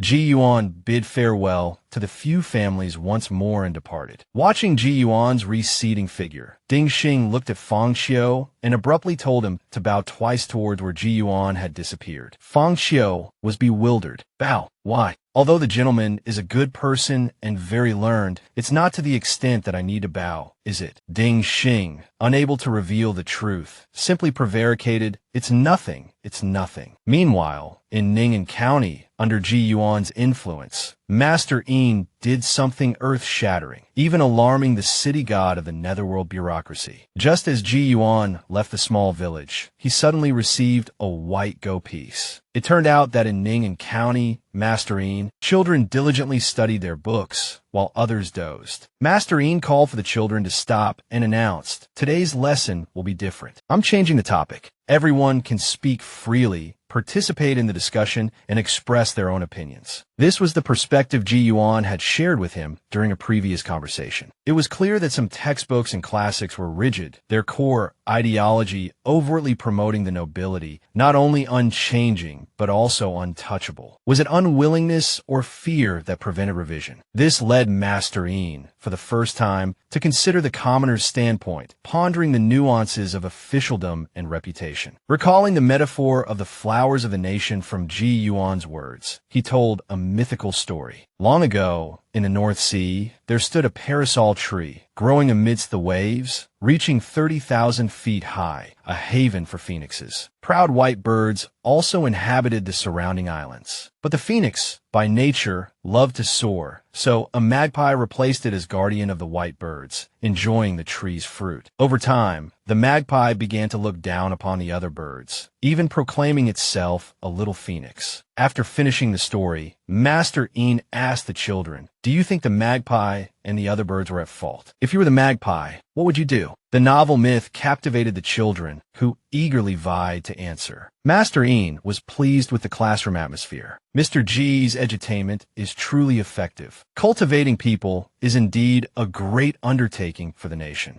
He then picked up his brush and wrote large characters on the paper spread across his desk on birds. Meanwhile, in Linen County, the city god of the netherworld bureaucracy was reviewing ledgers when a ghost messenger rushed in to report something's happening. It turned out that a book of merits and a book of blessings were radiating powerful auras, even glowing brightly. The ghost messenger couldn't lift them. The city god approached, gently opened the books, and flipped directly to the glowing pages, where two names were clearly written, Yin Zhao Xian Ji Yuan. Ji Yuan suddenly felt a sense of unease. Focusing his thoughts, a go piece materialized on his fingertip. For a fleeting moment, he seemed to see a figure engrossed in writing. Ji Yuan smiled, thinking how fortunate he was to have a friend like Master Ian. Good thing no one's around, Ji Yuan thought to himself. He leaped onto a tree, carefully considering the situation. It seemed the changing color of the go pieces might be somewhat related to him, but the unusual nature of this instance was likely due to Master Ian himself. Having reached this understanding, Ji Yuan's mind eased, and he settled down to cultivate in the tree. Time passed, and mist settled on the road. Day faded into night, and night yielded to dawn. Several carriages slowly moved forward. Inside one carriage, a young man in white robes read a book. His servant began to grumble, "Why are we moving so slowly?" He then parted the curtains and shouted at the driver, "Hey driver, can we go any faster? We've been crawling along ever since we left Qingshui County." The driver offered a strained smile. "Young master, you think I don't want to go faster? Look at this fog. It gets thicker the further we go. We have to wait for it to clear." The servant looked skeptical. "Aren't you just trying to milk us for more fare?" The driver looked annoyed, but didn't dare get angry. He patiently explained, "Young master, you heard back in Qingshui County. South of the county, it's been gloomy for days, and the fog hasn't lifted. It'll get even thicker tonight. If we rush, we're liable to get lost." Wei Tong couldn't argue, so he conceded, all right, just try to go a little faster." The young man dressed in white robes spoke up from inside the carriage. "Wei Tong, don't give the driver a hard time. The weather isn't his fault. Safety is paramount." Only then did Wei Tong fall silent. At this moment, the young woman dressed as a servant poked her head out of the carriage and also addressed the driver, but with a much more pleasant tone. "Old sir," she asked, "is such thick fog common around Qingshui County?" The driver replied that he traveled this road frequently, and fog wasn't uncommon, but fog this dense, lasting for more than 10 days without dissipating, was truly a first. Initially, when the fog persisted for several days, the village elders had suspected some sort of demonic disturbance, but the merchants passing through hadn't encountered any issues. On the contrary, quite a few had reported feeling refreshed and invigorated after passing through the thickest parts of the fog. This led some of the elders to speculate that an immortal must be cultivating in the area, and those who passed through the fog were blessed. Wei Tong, the servant, spoke up again in disagreement. "Old sir, what nonsense are you talking about? Immortals cultivate in secluded caves high in the mountains, not in some desolate place like this." The driver smiled and explained, "It's often said that even immortals enjoy the mortal world from time to time, and offer guidance to ordinary people. Besides, I didn't say for certain that it was an immortal. Having been interrupted, the driver lost interest in continuing the conversation. The carriages continued to slowly advance deeper into the fog. Within the quiet forest, the dense mist hung heavy, and upon reaching the thickest part, a single breath felt like it cleared the meridians, alleviating much of the fatigue from the journey. Even the young master in white robes within the carriage noticed this with pleasant surprise. In truth, all of this was Ji Yuan's doing. He had been roused from his meditative state by the sound of the approaching carriages and realized that the young master and his servant were the same ones who had fallen into the river from the pleasure boat. Ji Yuan felt he should meet this wealthy young man, not for his own sake, but as a small gesture of gratitude towards the kind black carp. Ji Yuan stood and leaped down from the tree, calling out, "Does the young master in the carriage recall falling into the water at Chunmu Wharf?" His voice, though not loud, reached the ears of everyone present. The young master inside was startled, while Wei Tong, looking at Ji Yuan, asked, "Were you also a guest on the pleasure boat?" Ji Yuan walked towards the carriage and replied, "Of course not. I merely happened to be passing by." The incident having been somewhat embarrassing, the young master remained silent, but his servant wouldn't let it go. "What? Did you find our young master's misfortune amusing? You were probably hiding somewhere on the boat laughing, weren't you? Judging by your shabby appearance, I don't know how you even got on a boat." Irritated by Wei Tong's provocation, the young master told him to be quiet and instructed the driver to hurry on. Seeing the carriage pick up speed, Ji Yuan frowned and called out again, "You should stop." This time, however, he infused his voice with qi. The carriages jolted to a halt, unable to move forward, and those inside were thrown off balance. The young master in white, grabbing his weapon, leaped from the carriage and demanded, "Who are you, sir? And what business do you have with Wei Tong?" Ji Yuan, unhurried, observed, "It seems this young master has some martial arts skill as well." With that said, Ji Yuan clasped his hands in apology towards the driver. "My apologies for the interruption. I'll be on my way as soon as I've finished speaking. Young master, you were drunk when you fell from the boat that night. Do you recall anything of what happened in the water?" Seeing the young master's bewildered expression, Ji Yuan didn't prolong the suspense. "That night, on Chunmu Wharf, you fell drunkenly into the river. You should have drowned, but a large black carp nudged you to the surface, allowing the boatman to rescue you." A look of astonishment crossed the young master's face. Since that night, he had indeed been plagued by dreams of a giant, dark fish. Suddenly, recognition dawned. "You're the one eating porridge on the small boat." Ji Yuan smiled.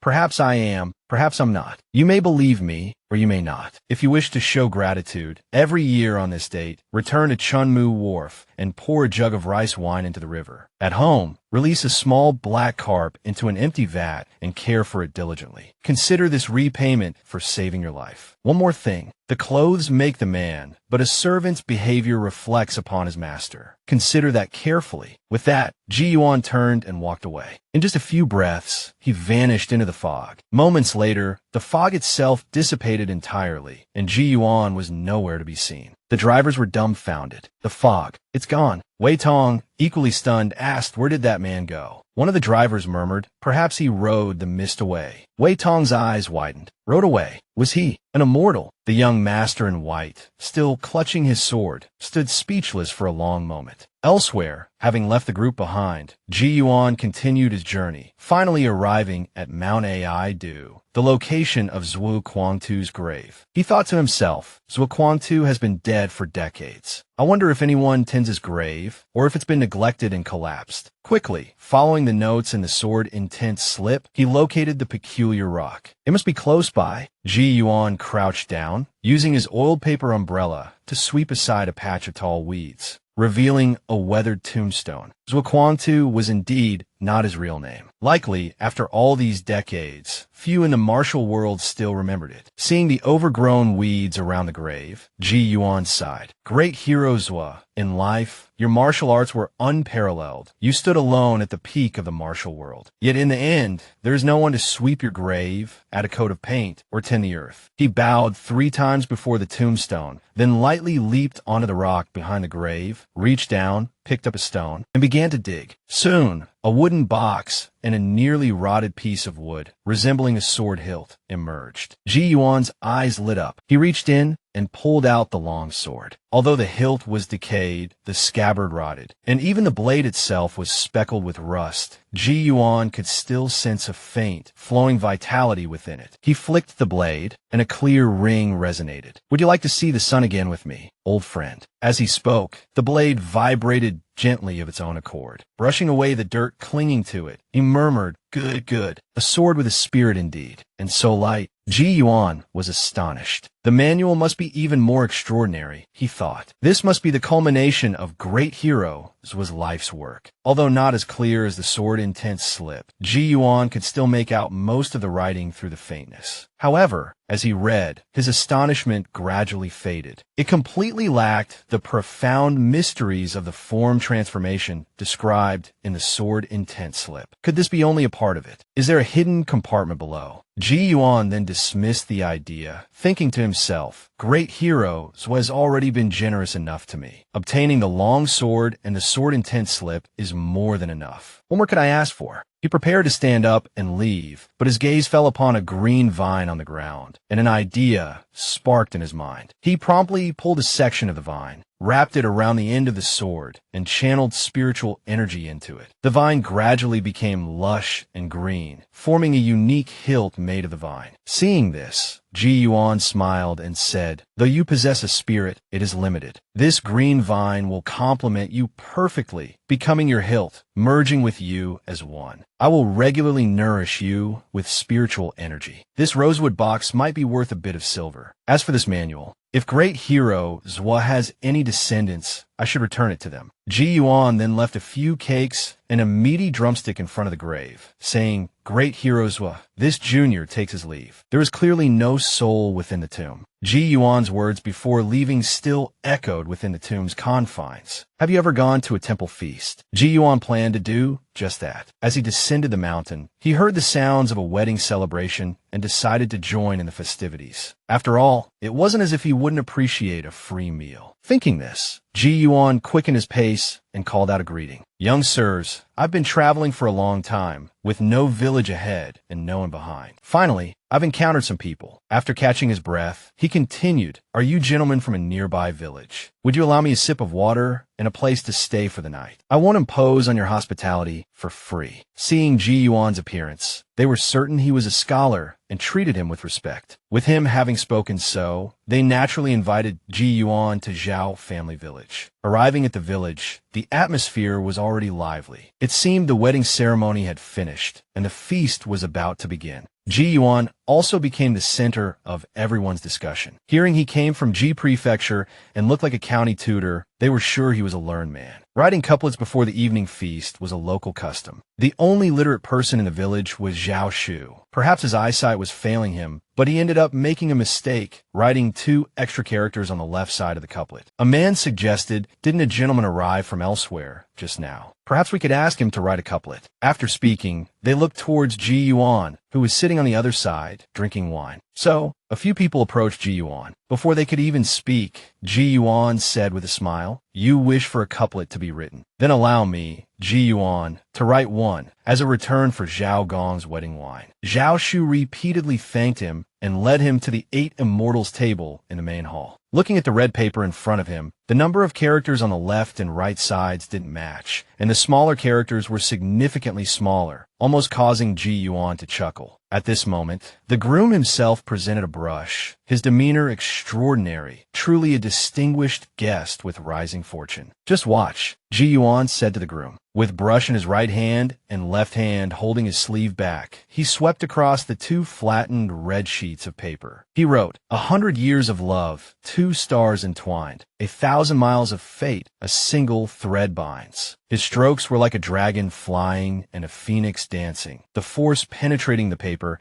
and a touch of elegant spiritual energy hidden beyond the perception of ordinary people. The surrounding crowd erupted in applause. "Old man," Zhao hurriedly pulled Ji Yuan to a seat. Soon, the evening feast began. Ji Yuan looked up. The joyous atmosphere surged. A thought stirred within Ji Yuan. He circulated his inner energy, gathering the fading threads of joyful qi and directing them towards his chess pieces. The Qingting sword on his back also seemed to come alive, subtly shifting with the darkening sky. The celebratory feast began to wind down. Ji Yuan accompanied the young man he had met earlier to his home for lodging. While strolling outside, Ji Yuan discovered a small earth god shrine. Curious, he pushed open the door and looked inside. At that moment, a wisp of smoke appeared, and a hunched old man walked towards him. From afar, he clasped his hands in greeting towards Ji Yuan and said, "It's rare to have an immortal grace this humble place. This little old earth god has come to pay his respects." Ji Yuan replied, "You flatter me. I should be thanking the villagers for their hospitality." Unexpectedly, this earth god shrine, despite its lack of flourishing incense offerings, had cultivated a true deity, and furthermore, one that seemed like a ghost cultivator. From their subsequent conversation, Ji Yuan learned that this earth god was a local who, after death, had been worshipped as such for nearly 300 years. However, due to the influence of his magical power and the incense offerings, his jurisdiction was limited to the area surrounding Zhao family village, occasionally guiding lost souls to the underworld. Ji Yuan wondered why the earth god had suddenly appeared. Finding the old deity intriguing, he frankly replied, "It's rare to see a cultivator, so I came out to take a look." Ji Yuan chuckled and said, "Then I must disappoint you, earth god. I'm just a humble cultivator, not some grand immortal. You're too modest, sir. You are far more impressive than I imagined." The atmosphere suddenly became awkward. The earth god hesitated for a moment, then took a folded yellow paper from his bosom and said, "I wonder if you, sir, could help me decipher the writing on this. There should be characters on it, but my magical power is weak, and I cannot see them." It seemed the earth god's appearance wasn't just for idle curiosity. Ji Yuan didn't refuse, thinking to himself, "Let's see what this is. All right, let me take a look." Ji Yuan accepted the yellow paper and observed it carefully. Several large characters appeared on the paper. Record of Zhengde's meritorious deeds. It was a heavenly record book. As soon as Ji Yuan mentioned the heavenly record book, the earth god became somewhat agitated. "Sir, is this some powerful treasure?" Looking at the yellow paper, Ji Yuan explained to the earth god, "The formation of a heavenly record book is extremely difficult, but that doesn't necessarily mean it's valuable. It depends on the specific content. This one seems to be related to divine Tao and the cultivation of earth veins, guiding the path of cultivation. The precious book mentions some divine Tao seals. I haven't had time to examine the latter part carefully." The earth god hurriedly bowed respectfully to Ji Yuan and said, "Please, sir, read the content of the book for me. This book has been kept with me for over 100 years. It cannot be torn or broken, and neither water nor fire can harm it. It doesn't absorb spiritual energy or incense either. I've even asked the city god to look at it, but he gained nothing from it. I would be grateful for your guidance, mister." Ji Yuan was slightly surprised and asked, "Even the city god of the county couldn't see it?" The earth god replied respectfully, "I absolutely wouldn't dare lie. The city god did mention the heavenly record book at the time and said it was no ordinary book. Since you, mister, can see the characters on this paper, I beseech you for guidance."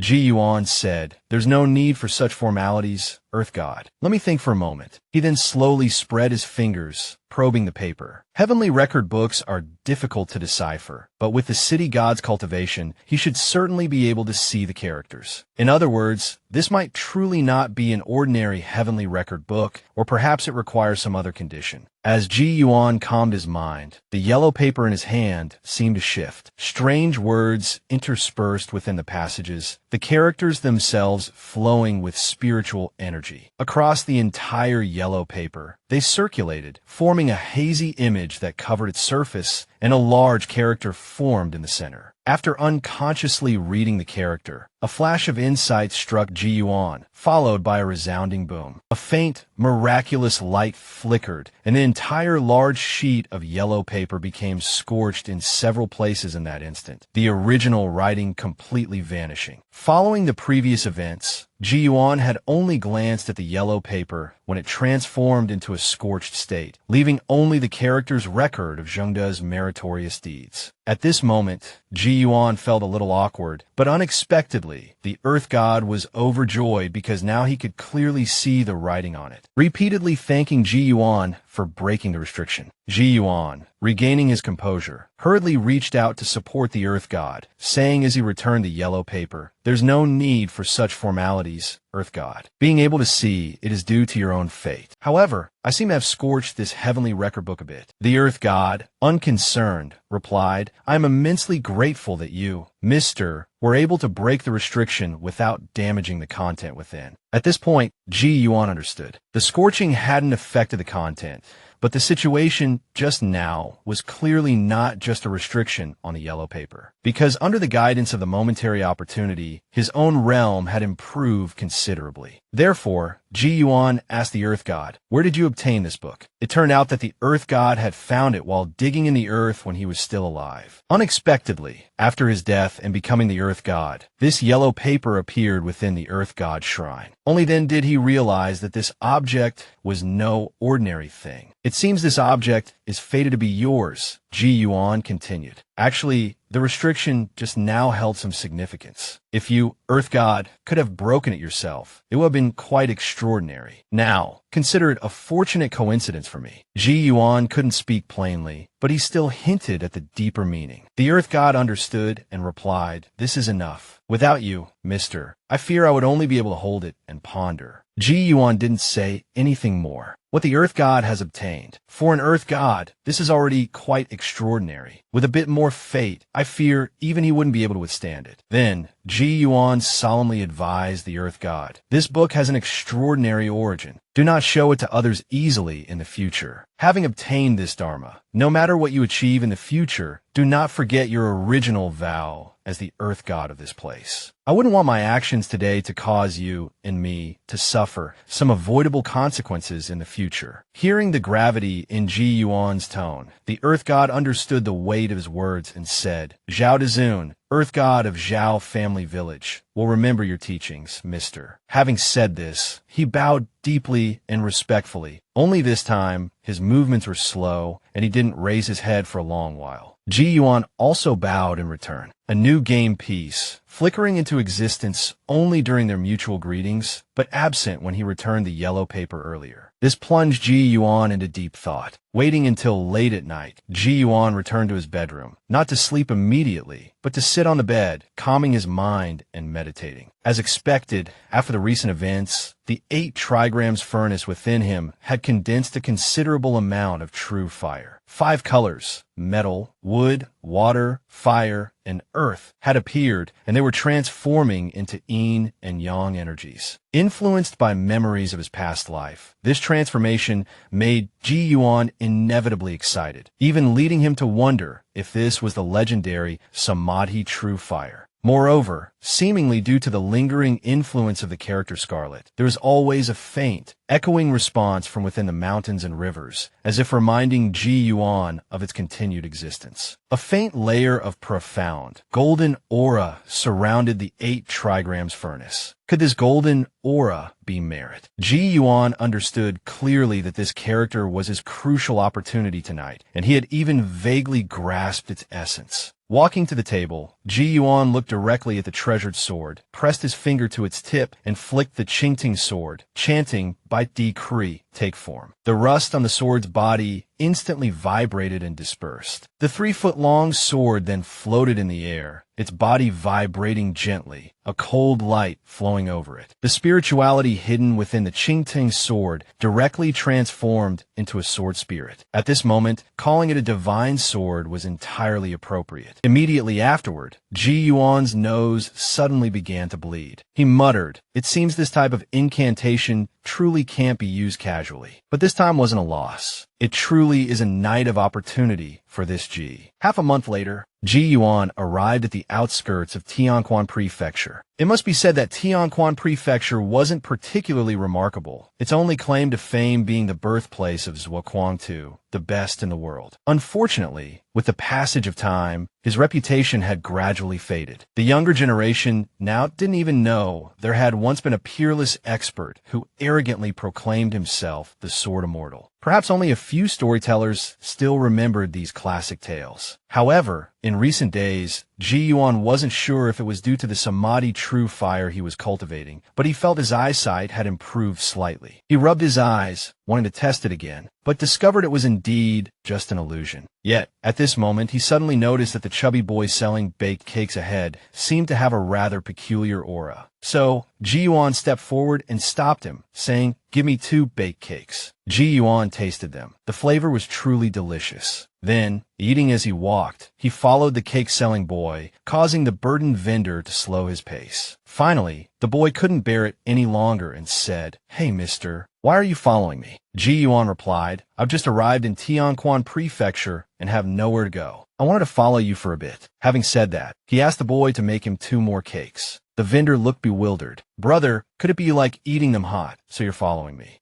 Makes sense. Who knows? Ji Yuan thought to himself. This is just the beginning. Along the way, Ji Yuan kept wanting more after finishing each cake, and in a short time, he had devoured over a dozen. Finally, the cake-selling boy became a little panicked and said, "These are my last 2 cakes. How about I just give them to you?" He thought to himself, as long as he stops following me, anything is fine. Just imagine, the plump, round-faced boy was being tailed by a grown man, and the further they walked, the more frightened he became. Finally, unable to bear it any longer, he offered to give Ji Yuan all his remaining cakes, just begging him to stop following. As if waiting for these very words, Ji Yuan suddenly smiled. "Well, that's excellent, but wouldn't that be taking advantage of you, my friend? How about this? I'll write a few words for you." Seeing the boy's confused expression, Ji Yuan didn't explain further, simply saying, "I'll go and ask for some paper and ink. Leave the cakes here and wait for me." With that, Ji Yuan walked into a nearby shop. The shopkeeper greeted him warmly as he entered. Unexpectedly, Ji Yuan asked him how much a single sheet of Xian paper cost. The shopkeeper was taken aback. "Sir, are you only buying 1 sheet?" Receiving an affirmative reply, the shopkeeper's enthusiasm waned slightly, but he still offered. "Ordinary patterned Xian paper costs 2 coins. The finer kind is a bit more expensive." Ji Yuan quickly interrupted him, saying that the ordinary kind would do just fine. 1 sheet of paper for the price of 2 cakes? What a coincidence. Then, Ji Yuan took out 3 coins and placed them on the counter, asking to borrow a brush to write a few words. The shopkeeper gestured towards 2 of the coins and said, "I'm a man of letters myself. There's ink and a brush over at that desk. Feel free to use them." Ji Yuan smiled, taking back the remaining coin. Then, standing at the counter, he wielded the brush on the foot-wide sheet of Chingxintang Xian paper. In an instant, 4 characters appeared. Tabu Xingzheng. Evil cannot prevail over righteousness. Ji Yuan returned the brush and, blowing gently on the still wet ink, walked out of the shop. The shopkeeper stood there, somewhat stunned. The calligraphy he had just witnessed was extraordinary, leaving him quite shaken. Only a true master could write like that, he thought to himself. After Ji Yuan left the shop, as expected, the cake-selling boy had shouldered his pole and run off. Ji Yuan simply stood there, looking towards the distant street corner, with no intention of pursuing him. "Oh well, off I go. I truly have too much free time," he mused. At this moment, the shopkeeper, holding up the hem of his robe, rushed out of the shop, calling out, "Sir, wait. I have some top-quality Qingtan Xian paper. I can gift you some. I wonder if you might leave behind a piece of your calligraphy." He added with a hopeful smile, "If you would, of course." Ji Yuan casually handed the still damp paper to the shopkeeper. "Here, you can have this one. Just give me back my 2 coins. The shopkeeper beamed with delight. How could I possibly do that? He thought to himself, this time, it's truly something special. I must have it properly framed. Ji Yuan, growing impatient, urged the shopkeeper to hurry up with the money. The shopkeeper, not being stingy, took out a handful of loose change, telling Ji Yuan not to stand on ceremony. Ji Yuan chuckled and accepted the silver without hesitation. If the shopkeeper wanted to give him a few taels of silver, that would be fine too. He considered it a fair trade. With that said, he left. Ji Yuan strolled leisurely through the streets, watching shopkeepers hawk their wares and children chase each other with candied hawthorns, their laughter echoing through the air. He couldn't help but sigh, left great Xia.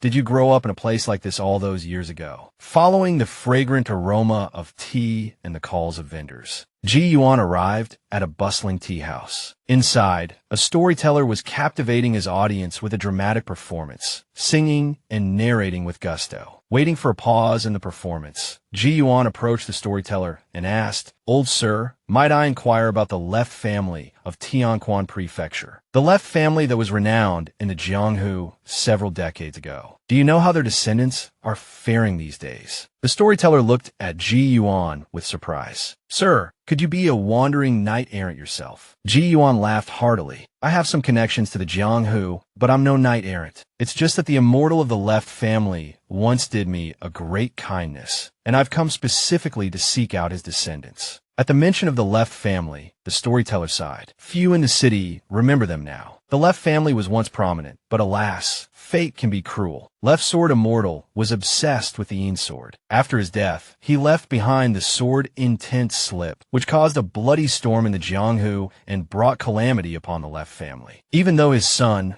Zuiqiu, had foreseen this and made arrangements, the Left family couldn't escape their fate. Ji Yuan left the tea house and made his way to the former residence of the Left family. To his surprise, even their old home had become someone else's dwelling. It seems the Left family has truly vanished, he thought. As dusk settled, Ji Yuan continued to wander the streets alone. Just then, he heard a familiar voice coming from the gambling house up ahead. "Wait for me. I'll be right back. I still have money. Just wait." The cake-selling boy from earlier that day rushed out, sweating profusely. The aura about him was completely different from when Ji Yuan had spoken to him. Ji Yuan sighed inwardly. Alas, righteousness cannot be forced upon evil. It turned out that after gaining the ability to impart Dharma through decrees, Ji Yuan could now leave such decrees within books. Meanwhile, the shopkeeper from the stationery shop was engrossed in admiring the calligraphy Ji Yuan had left behind. Two night watchmen, spectral beings on their patrol, passed by the shop and noticed a faint divine light emanating from within. Intrigued, they decided to investigate. Passing through the walls like gusts of ghostly wind, they saw a calligraphy scroll hanging on the wall. The four characters, Ta Bu Sheng Zheng, evil cannot prevail over righteousness, radiated a righteous aura, making it difficult for the spectral beings to remain. There's a saying that handwriting reveals character. The writer of these characters possessed an unfathomable depth of cultivation, yet his state of mind was clearly evident. Filled with reverence, the two night watchmen bowed slightly towards the calligraphy, then retreated from the study, thinking to themselves that they should keep a closer watch over this place in the future. After the night watchman left, the enthralled shopkeeper finally came to his senses. Did just get cooler for a moment. That was a short breeze. Ji Yuan always believed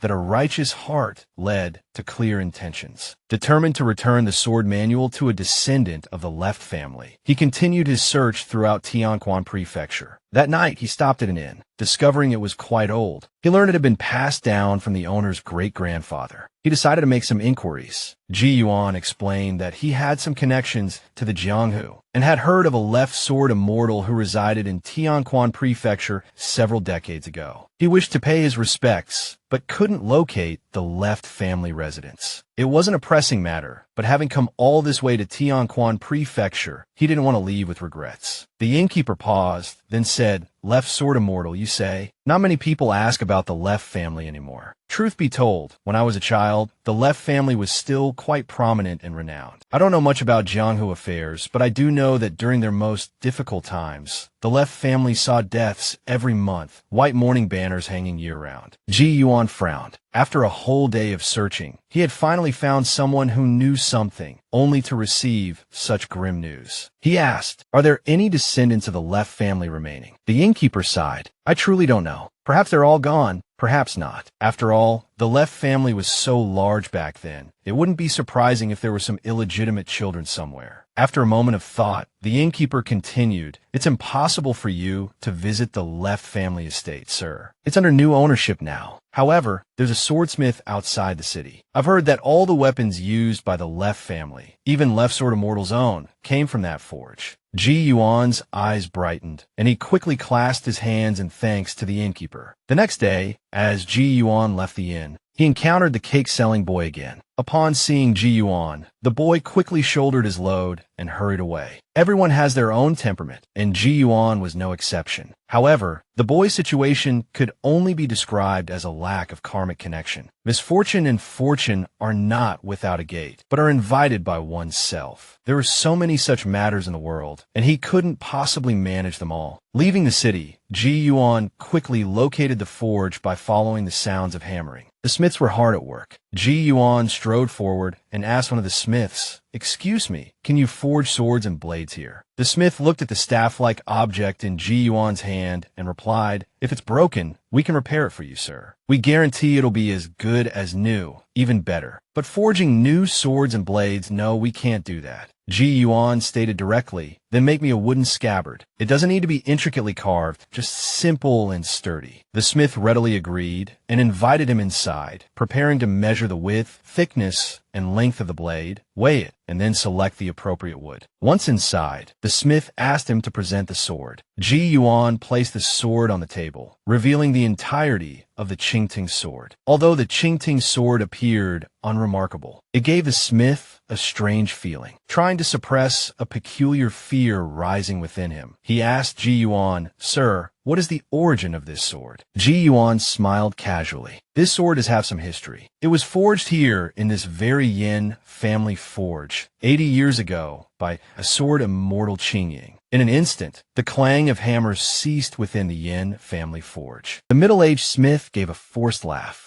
A fine name, a fine name. Perhaps it was forged by one of my ancestors." Ji Yuan smiled and continued, "Has the master smith never heard of this name?" The middle-aged smith quickly replied, "Never heard of it. But if you say it was forged here, sir, then perhaps it was. You see, the items we make are sturdy and durable. Even after 80 years, it still holds its form." Ji Yuan realized they must have misunderstood something, so he stopped beating around the bush. 80 years is a long time. You've forgotten. Even if this was a weapon of the left family, even if you've forgotten, he wouldn't forget, would he? As soon as he finished speaking, the long sword on the table emitted a whistling sound. Ji Yuan looked at everyone and continued, "Everyone, I am not an enemy of the left family, nor do I covet anything. It's just that Zwali showed me kindness, so I want to find out if there are any descendants of the left family remaining, so that I can offer some assistance." An old man stood up and said firmly, "You have obtained the Qingying sword. You must also have the left sword immortal's secret manual. Why are you still looking for the left family's descendants? The left family has already caused enough suffering for our Yin family. Anyway, we don't know if they're all dead or not. It's best if they're all dead. Even if they're alive, it has nothing to do with us." As soon as he finished speaking, a group of burly men appeared in the forge. It turned out they were all members of the Yin family, vying with each other to curse the left family, hoping they were all dead. Ji Yuan remained silent for a moment, then suddenly burst into laughter and said, "No wonder the left family and your Yin family were so close back then. After all these decades, you are still protecting the bloodline of the left family. Truly admirable, truly commendable." After saying this, he bowed deeply to everyone. "Rest assured, I'm not the kind of Jianghu person who craves fame and fortune, and I certainly don't want anything from the left family." Thinking to himself, "I have no choice but to put on an act this time," he said to them, "Ordinary martial arts hold little meaning for me. I seek the descendants of the left family only to fulfill a promise to Zwali that has been delayed for decades." As he finished speaking, the Qingtung sword on the table flew up, spinning in the air like a living creature, finally stopping in front of Ji Yuan. Everyone was stunned, sharing a single thought. This person is a sword immortal. Continuing from the previous scene, Ji Yuan, seeing the Yin family blacksmiths were still apprehensive,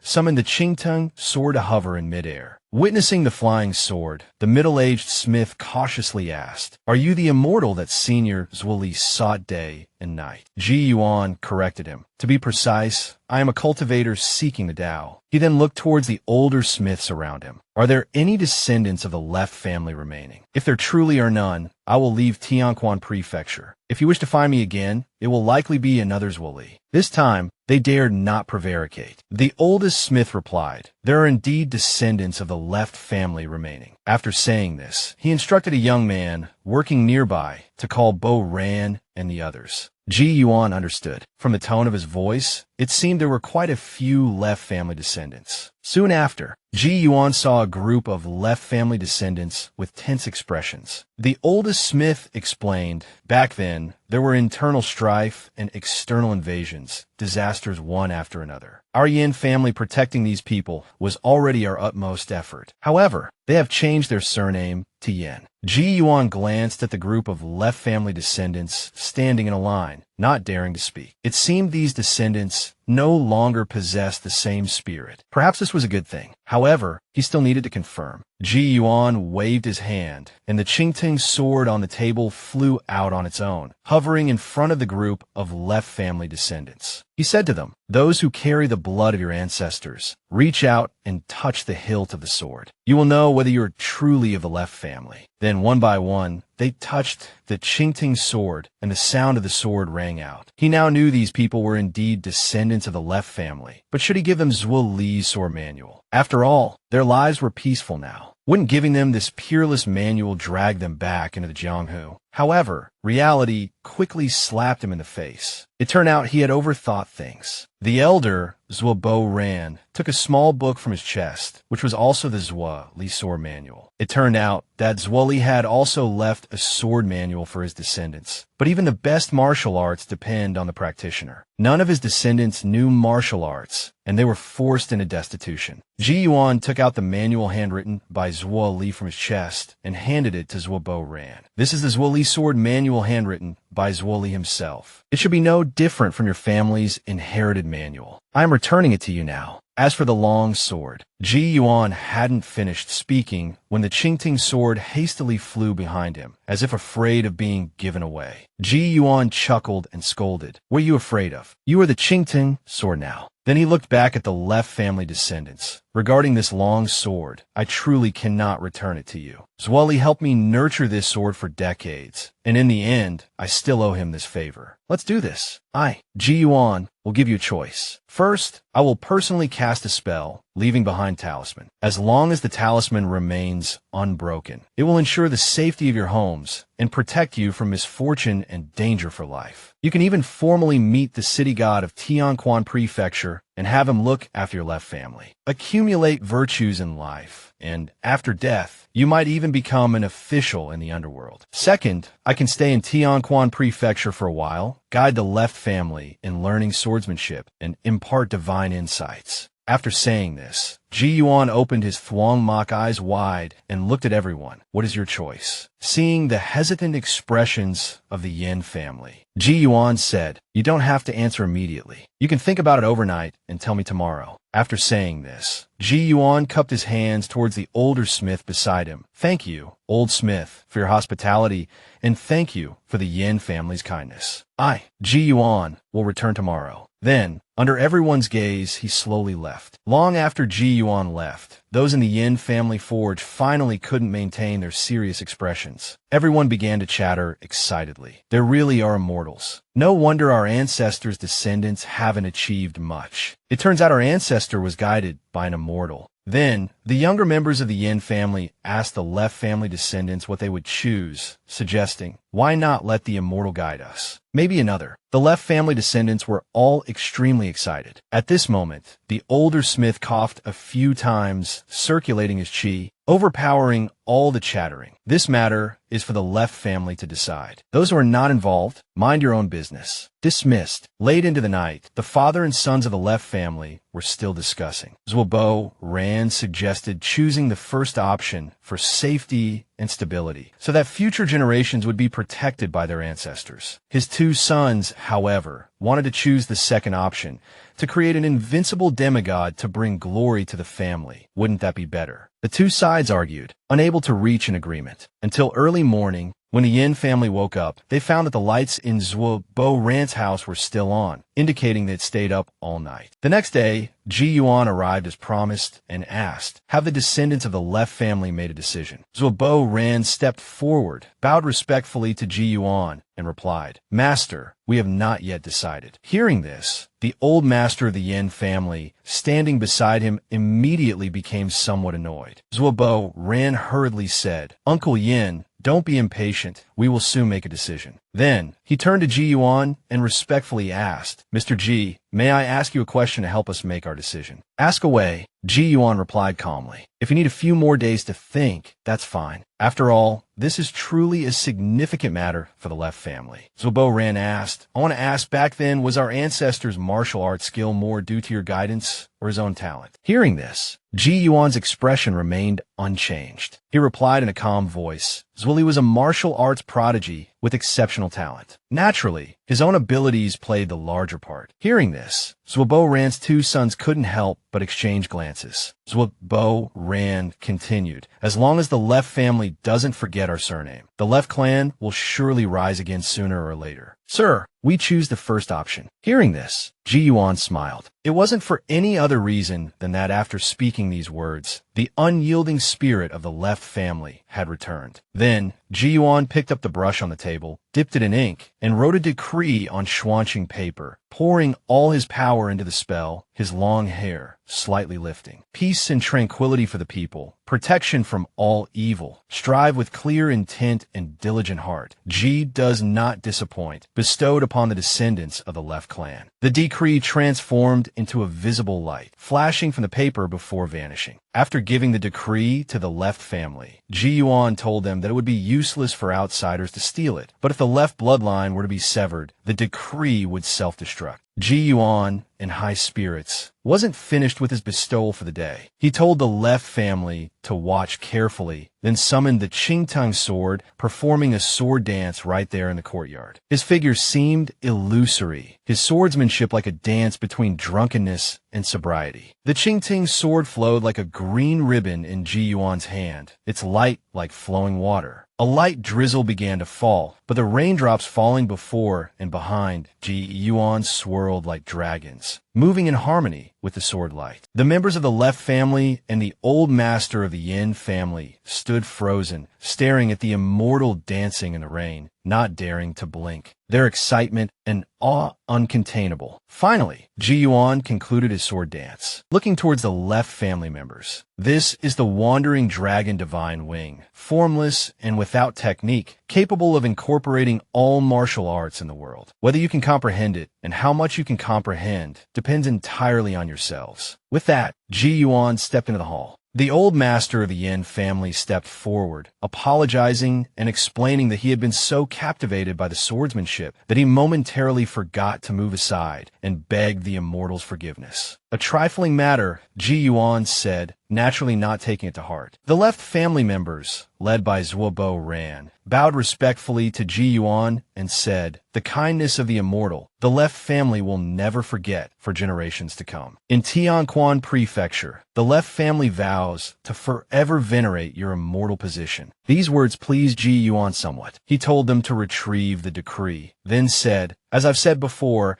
if the Left family only desires a peaceful life, that is fine. While the decree is powerful, it is not omnipotent. Fortune and misfortune are not predetermined, but invited by one's own actions. If you truly wish to enter the Jianghu in the future, it is best to maintain a righteous and chivalrous heart. Otherwise, the decree will depart on its own." Although Ji Yuan spoke with a smile, the Left family didn't dare take his words lightly. They bowed once more and declared that they wouldn't forget his teachings. After they received the decree, the image of a chess piece flickered once more in Ji Yuan's hand, but this seemed to be within his expectations. At this moment, he suddenly remembered the scabbard and spoke up to inquire about it. The old master of the Yin family finally snapped back to his senses, but the scabbard for the Qingting sword was not something that could be hastily crafted. Ji Yuan, seeing their predicament, smiled and said there was no rush and that he would return in a few days. The old master hastily assured him that they would certainly craft something to the immortal's satisfaction, secretly resolving to create a dozen or 20 designs for the immortal to choose from. By the time he looked up, Ji Yuan had vanished without a trace. Ji Yuan had already arrived at the city god temple in Tianquan Prefecture. He wasn't sure how amenable this city god would be, but selling him a small favor shouldn't be a problem. The incense and candle vendor beside the temple, seeing Ji Yuan, hurried over to solicit a sale. This time, Ji Yuan didn't dare buy any, shaking his head in refusal. However, he did purchase some pastries and wine, and then walked towards the statue of the civil judge within the city god temple. Speaking of which official was the easiest to talk to, in most cases, it was the civil judge. Facing the statue of the civil judge, Ji Yuan respectfully clasped his hands. Without employing any magical power, but using only his own righteous chi, he intoned, "I humbly request the presence of the civil judge, recorder of merits and demerits, of the heavenly prefecture city god." At that moment, the civil judge, who was working in the underworld, suddenly heard a clear and distinct voice, though the martial judge and the surrounding lesser ghosts remained oblivious. Immediately understanding that a person of high cultivation was at work, the civil judge said to the martial judge beside him, "There is a cultivator in the mortal realm's temple, inviting me to a meeting. I shall return shortly." The martial judge suggested he take a look, and then drew a line in the air with his brush, revealing the scene within the temple. It was Ji Yuan, arranging offerings, pouring wine, and bowing respectfully towards the statue of the civil judge. As the martial judge observed him, Ji Yuan seemed to sense it, their gazes meeting as if across a great distance, prompting the martial judge to say, "Go ahead, civil judge. I will keep an eye on the situation in the temple." Shortly after, the civil judge emerged from the statue, landing beside Ji Yuan. Ji Yuan hastily bowed and said, "Ji Yuan has a matter to trouble the civil judge. I hope you will spare a moment to speak with me." Seeing his humble and polite demeanor, the civil judge's attitude softened considerably. "You are too kind, sir. Speak plainly." Ji Yuan slowly recounted the story, striving to project the image of a diligent cultivator seeking to aid the left family. By the time the rain outside stopped, their conversation had concluded. For the civil judge, these matters were naturally trivial, nothing major. Moreover, after their conversation, he had a very favorable impression of Ji Yuan. As their discussion ended, the civil judge agreed, stating he would personally investigate that very night, assessing the left family's current situation to incorporate it into the appropriate plan. With the civil judge's personal assurance, Ji Yuan breathed a sigh of relief, hastily bowing once more. "I have troubled you, civil judge." Ji Yuan takes his leave. Leaving the city god temple, Ji Yuan exhaled, breathing in the seemingly fresher air, his whole body feeling lighter. He murmured to himself, "Finally, everything is settled. But since I've come all the way to Tianquan Prefecture, I must indulge in some good food and drink before I depart." For a cultivator, trustworthiness is paramount. That very night, the civil and martial judges visited the left family residence. As they approached, they sensed something peculiar about the house. Initially, both judges had come out of curiosity regarding the connection between the left family and Ji Yuan, but now they were even more intrigued, wondering if some kind of treasure lay within. The two instantly transformed into streaks of light, passing through the walls and into the main hall. An unframed decree sat upon the 8 immortals table, radiating an aura of potent fortune in the judge's eyes. It pulsed with a vibrant energy. While the night outside was pitch black, devoid of any light, this decree shone brightly. The civil and martial judges were astonished. "It truly is a decree." The martial judge asked the civil judge, "Just who is this Mr. G? Can you discern the depth of his cultivation?"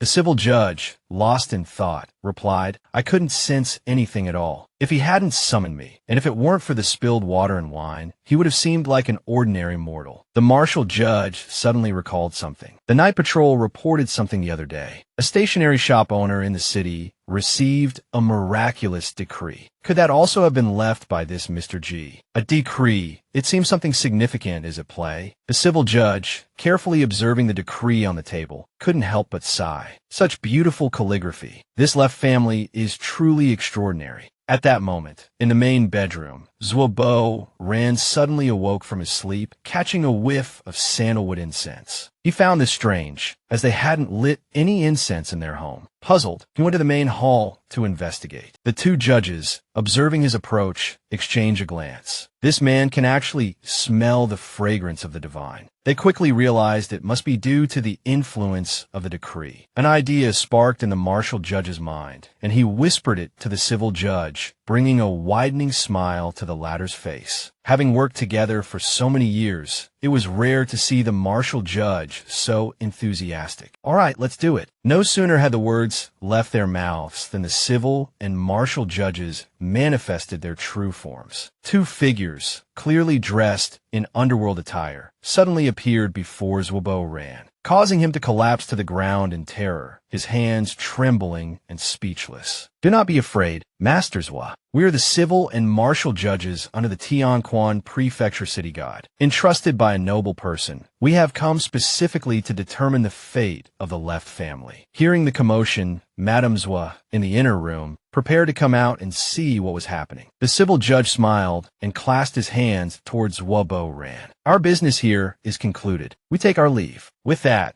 the two passed directly through the door and vanished, leaving Zwobo-ran drenched in sweat, half his body numb, sprawled on the floor. Regaining his composure, he saw his wife rushing out, frightened by his state. "Husband, are you all right? You look as though you've seen a ghost." Zwobo-ran immediately became animated. "Don't speak such nonsense. I've seen immortals. The honorable judges were here. Just now, right here," Mr. G said to pay respects to the city god upon returning home. "I didn't expect it to be true. Mr. G truly is an immortal." Time passed. On the fourth day, Ji Yuan, employing a concealment spell, decided to check on the progress of the scabbard. To his surprise, inside the Yin family forge, work on the scabbard was still diligently underway. In a corner, a pile of various completed scabbards lay stacked. Ji Yuan was taken aback. Had the Yin family gone mad? Though he quickly pieced together the reason, he wasn't about to play the fool and pay for them all. He quietly moved to the furthest corner and picked up a simple, light green, wooden scabbard. Then, he took out 2 silver ingots. He had initially intended to give only 100 coins, but now he was making an exception. With a flick of his wrist, he tossed the silver towards Old Man Yin, causing the old man to angrily shout, "Who? Which scoundrel threw silver at me?" Ji Yuan's teasing voice drifted from afar. "Who told you to make so many scabbards? I only have 1 sword. You can sell the rest yourselves." Old Man Yin instantly clapped a hand over his mouth, cold sweat beading on his forehead. He had just scolded an immortal. A moment later, realizing the gravity of the situation, Old Man Yin bellowed, "Quickly, check whose scabbard was chosen." The craftsmen frantically checked the racks beside them and the scabbards on the ground, searching for anything unusual. Finally, the craftsman who had first spoken to Ji Yuan jumped up with a joyous shout. "Haha, it's me. It's mine. My ebony scabbard from the far corner is gone. It must have been taken by the immortal." The other craftsmen looked at him, pursing their lips and sighing, offering perfunctory congratulations. While still basking in his triumph, he noticed Old Man Yin running off with the silver and quickly chased after him, protesting, "That silver should be mine. At least 1 ingot. It was a gift from an immortal."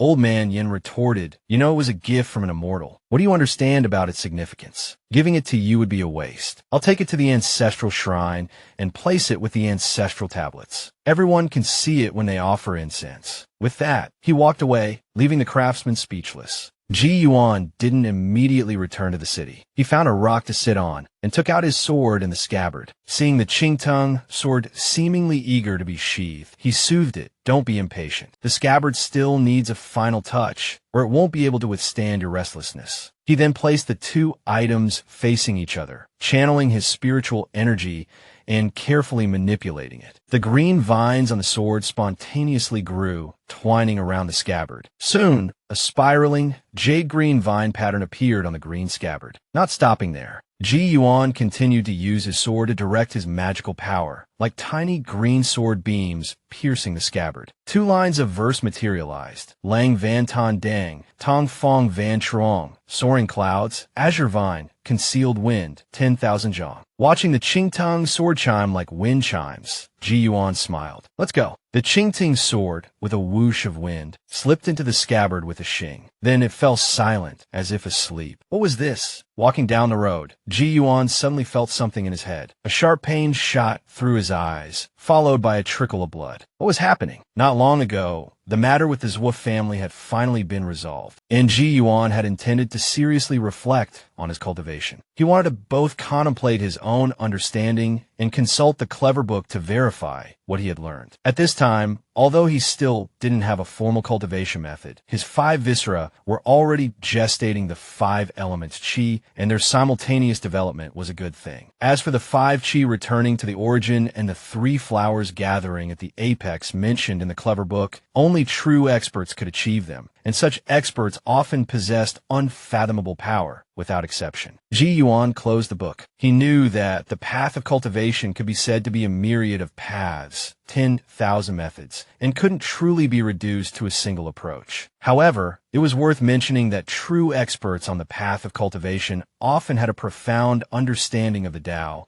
and could often comprehend the mysteries of all things. This was also one of the reasons why many demons and ghosts yearned to inquire about the Tao. After careful consideration, Ji Yuan felt as if his realm had been elevated to a new level. In a hazy state, he felt his magical power merging with the spiritual energy of heaven and earth, giving him a sense of clarity and integration with the immortal city. At this moment, within his mindscape, 5 chess pieces flickered in and out of existence, like stars hanging in the sky. One black piece felt like it belonged to a game of Go, while a white piece resembled one from Xianqi. This was the first time such a vision had appeared to Ji Yuan, causing him to ponder the path of cultivation as he walked. After walking for a while, he felt increasing resistance against his body. Ji Yuan couldn't even move. He thought to himself, what's going on? Something's not right. He tried to break free from this observational state of his mindscape, but couldn't. From the people passing by, streaks of red, yellow, or other multicolored auras emanated and floated upwards, incredibly vivid in Ji Yuan's eyes. A sudden realization struck him. These were clearly immortal spiritual qi, demonic qi, ghostly qi, yin qi, the incense and fire qi of the gods, the qi of humanity, and the qi of the 5 elements. Ji Yuan seemed to see the vast and majestic aura of heaven and earth, being pulled by countless threads of fate from all things in the world. And with each dynastic change leading to shifts in the world's destiny, each clash between immortals and demons resulting in rampant evil, each natural disaster causing changes in fortune, all transformed into streams of primordial qi, tearing at the vast aura of heaven and earth. A vague entity within his perception materialized within Ji Yuan and declared, "Heaven and earth are about to undergo a great upheaval. It could be in 10,000 years, it could be in 1,000 years, or even sooner. When that time comes, whether it's the sky falling or fate changing, the destruction of life and the reshaping of mountains and rivers will be immeasurable." At this moment, Ji Yuan, who had glimpsed the changes in the heavenly Tao, suffered the backlash, the life force within his body rapidly draining. Yet he was powerless to stop it. This was the sky where Ji Yuan's mindscape and reality intersected. 5 bright stars, representing the 5 chess pieces. Ji Yuan suddenly understood what this was. These heavens, earth, mountains, and rivers were, in fact, an endless chessboard. After the fog cleared, a loud bang echoed. Ji Yuan, who had been paralyzed, stumbled awake, his eyes stinging with pain. He couldn't help but raise his right hand to cover his eyes, blood seeping through his fingers. His cries of pain attracted the attention of passers-by,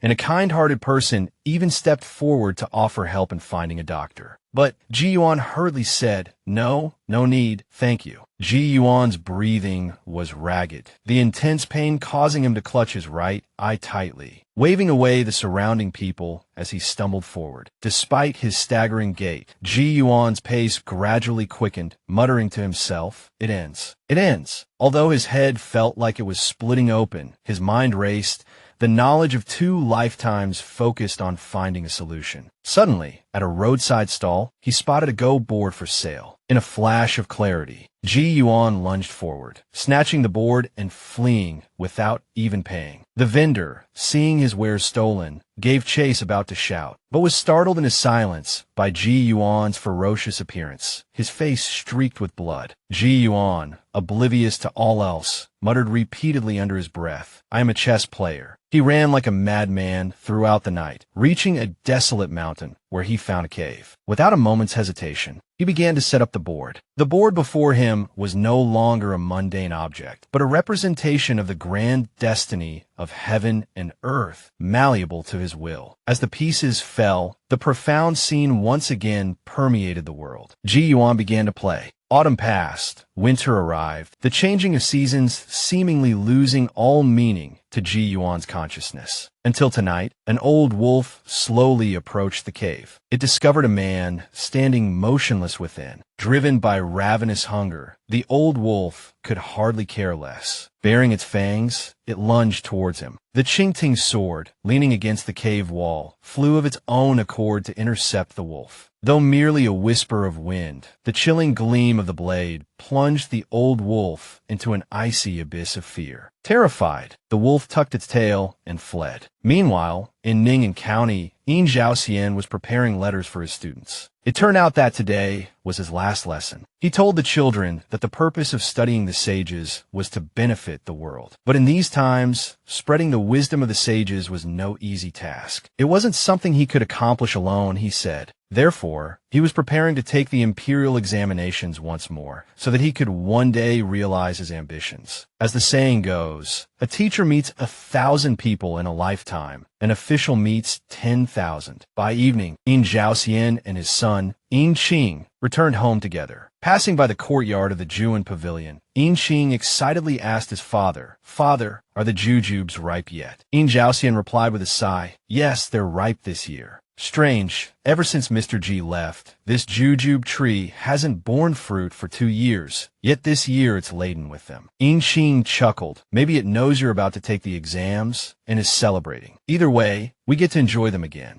Then, father and son took out their key, intending to go in and take a look, only to discover an old man with white hair and white robes inside, gazing up at the jujube tree. Yin Zhaoxian was slightly surprised and asked, "Who might you be, sir? Why are you in the courtyard of Juan Pavilion? How to quickly eat a jujube? Old man Ing Hong will show you." Just now, when Ing Hong first saw Yin Zhaoxian, he knew with a single thought that this must be the good friend Ji Yuan had spoken of. Ing Hong asked cheerfully, "So, you're Mr. G's good friend. May I ask your honorable name?" Slightly surprised, Yin Zhaoxian exclaimed, "Do you also know Mr. G?" Then, a sudden understanding dawned on him. Not daring to delay, he clasped his hands in greeting and introduced himself and his son. Ing Hong, in turn, introduced himself. Seeing the old man's calm demeanor and respectable appearance, nothing like a thief, coupled with the mention of Mr. G, Yin Zhaoxian was delighted. "So you're a friend of Mr. G. It's a pity he's been gone for so long. You likely won't find him here." Ing Hong replied that he knew, adding with a chuckle, "Mr. G has been gone for 2 years, and the jujube tree hasn't borne fruit until this year. He only gave me 2 jujubes before, which really wasn't enough." Hearing the old man's evident craving for the fresh fruit, Yin Zhaoxian understood perfectly. Who, having tasted these jujubes, could ever forget their flavor? So he said with a smile, "I suppose Mr. G didn't bring many with him when he left." "Old sir, you've come at just the right time. The jujubes in this courtyard are yours to enjoy until you're full." At these words, the old man's eyes, fixed on the jujube tree, lit up. Ing Hong chuckled. "It wouldn't be right to eat my fill without offering you some. I'll just have a bite, if Master Yin doesn't mind." Slightly surprised, Yin Zhaoxian exclaimed, "Just a bite. Could it be that Mr. G's friend is also an extraordinary individual?" Then he laughed heartily. "Of course I don't mind. I'm merely looking after this jujube tree for Mr. G. His friend is welcome to eat as many as he likes. Chinger, let's pick some jujubes for the old gentleman." But before they could move, the old man interjected, "No need, no need, don't trouble yourselves." With that, he looked up, a sly smile playing on his lips. Accompanied by a faint dragon's roar, a whirlwind suddenly erupted in the courtyard. Countless jujubes were swept from the branches, and even the branches themselves were pulled into the old man's gaping maw, which seemed to resemble a dragon's. In a few short breaths, the whirlwind subsided. Father and son watched in astonishment as at least half the jujubes on the tree vanished, though the branches remained remarkably unscathed. The old man savored the fruit, exclaiming repeatedly, "Delicious. Exquisite flavor. Truly exquisite. Master Yin, I only took a bite, just as I promised. Perhaps it's best not to mention this to Mr. G. Though his heart pounded, Yin Zhaoxian composed himself and bowed to the old man. I have eyes but failed to see. I didn't recognize a true immortal. You kept your word and only took a bite, but you certainly gave my son and me quite a fright. If there's a next time, perhaps a little warning beforehand would be appreciated. Yin Qing, who had been observing his father closely, saw that despite his lingering apprehension, he spoke with composure. Now, the young man smiled and nodded, truly worthy of being the only friend Mr. G ever spoke of. We apologize for startling you, Master Yin. After a moment, though a trace of fear remained, the atmosphere eased and the two conversed amiably. Then, as if remembering something, Ing Hong mentioned owing Mr. G a drink and asked if Master Yin would do him the honor of sampling it instead. Yin Zhaoxian readily agreed. The fine wine was poured, and the two raised their cups in a toast before draining them in a single gulp. As the wine warmed his belly, Yin Zhaoxian could only register its sweetness, its rich aroma, and its lingering aftertaste. Excellent wine. He didn't finish his sentence before slumping onto the stone table, unconscious. Alarmed, Yin Qing rushed to his father's side. Ing Hong let out a hearty laugh. Don't worry, he's just sleeping off the wine, he reassured the boy. Go fetch a blanket for him. He can sleep in the courtyard tonight. After Yin Qing left, the old man poured another cup of wine and walked over to the jujube tree with it. Consider this a toast to our shared connection, he murmured. I offer you a drink as well. With that, he tipped the cup, pouring the wine onto the roots of the tree. The wine flowed into the earth, but strangely, the ground didn't become wet. The branches of the jujube tree swayed gently, as if rustling in delight. By the time Yin Qing hurried back with a blanket, accompanied by his worried mother, the only person in the courtyard was Yin Zhaoxian, asleep on the stone table. Yin Zhaoxian's wife hurried in, urging Yin Qing, quickly help me. Let's carry your father inside to bed.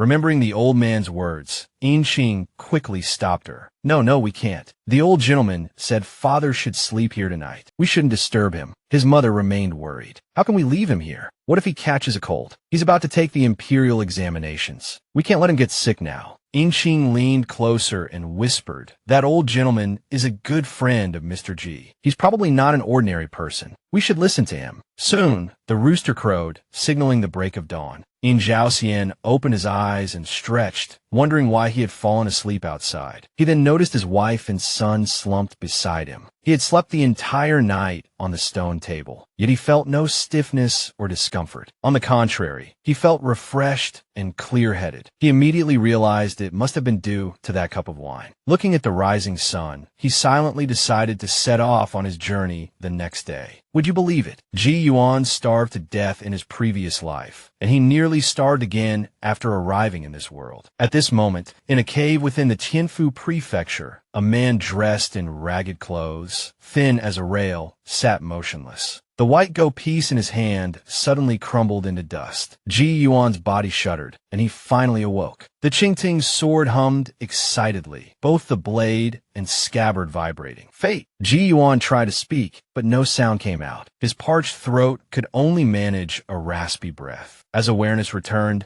he pushed aside all other thoughts, focusing on a single, overwhelming urge to eat. Catching the scent of fruit, he stumbled towards a wild persimmon tree. His body, weakened by starvation, nearly gave way as he tried to reach for the fruit. A flash of steel glinted in the dim light as the Qingting sword leaped from its scabbard, slicing a persimmon free from its branch. The fruit landed in Ji Yuan's hand. Without a second thought, he devoured the persimmon, then another and another. It wasn't long before he had stripped the tree bare. But still, his hunger gnawed at him. He staggered to a nearby stream, scooping up fish and shrimp and eating them raw, even plunging his face into the water to drink deeply. Finally, sated, Ji Yuan collapsed onto the bank, his hair matted and tangled. He looked at his hands, his body, which had been skeletal just moments before, now showing the slightest hint of flesh. As his breathing slowed, a chuckle escaped his lips, growing louder and louder, until it dissolved into wild, unrestrained laughter. The sound echoed through the wilderness, sending flocks of birds scattering in terror from the trees. Ji Yuan, having recovered some strength, sat up. In his past life, by the time the rescue team found him, he was already dead. Fortunately, things were different this time. Although this performance had lasted a long time, and he hadn't fully grasped the crux of the great tribulation within heaven and earth, he had gained considerable insight. This was the meaning of being in the game, yet detached. If one wished to escape the game, one shouldn't become too deeply involved. When the North begins to wither and decay, the South will flourish and grow. Every black and white Go piece has its own unique purpose. He knew his cultivation must improve. Otherwise, if he exhausted his spiritual power before the game ended, wouldn't that be a miserable defeat? Furthermore, seeking those with destined connections was also imperative for deploying troops and arranging formations across the world. To resist the Great Tribulation, new pieces were needed, regardless of whether they were human, immortal, demon, or monster. Even ghosts, Buddhas, and spirits would do. The important thing was to avoid running out of pieces mid-game. However, if he continued like this, he'd have no chance of joining any immortal sect or prestigious school. But Ji Yuan had long since disregarded such things. He looked up at the sky, where yin and yang intertwined, heaven and earth merged, transforming into the infinite. Though this world offered only one chance, fortunately, there was still ample time. Ji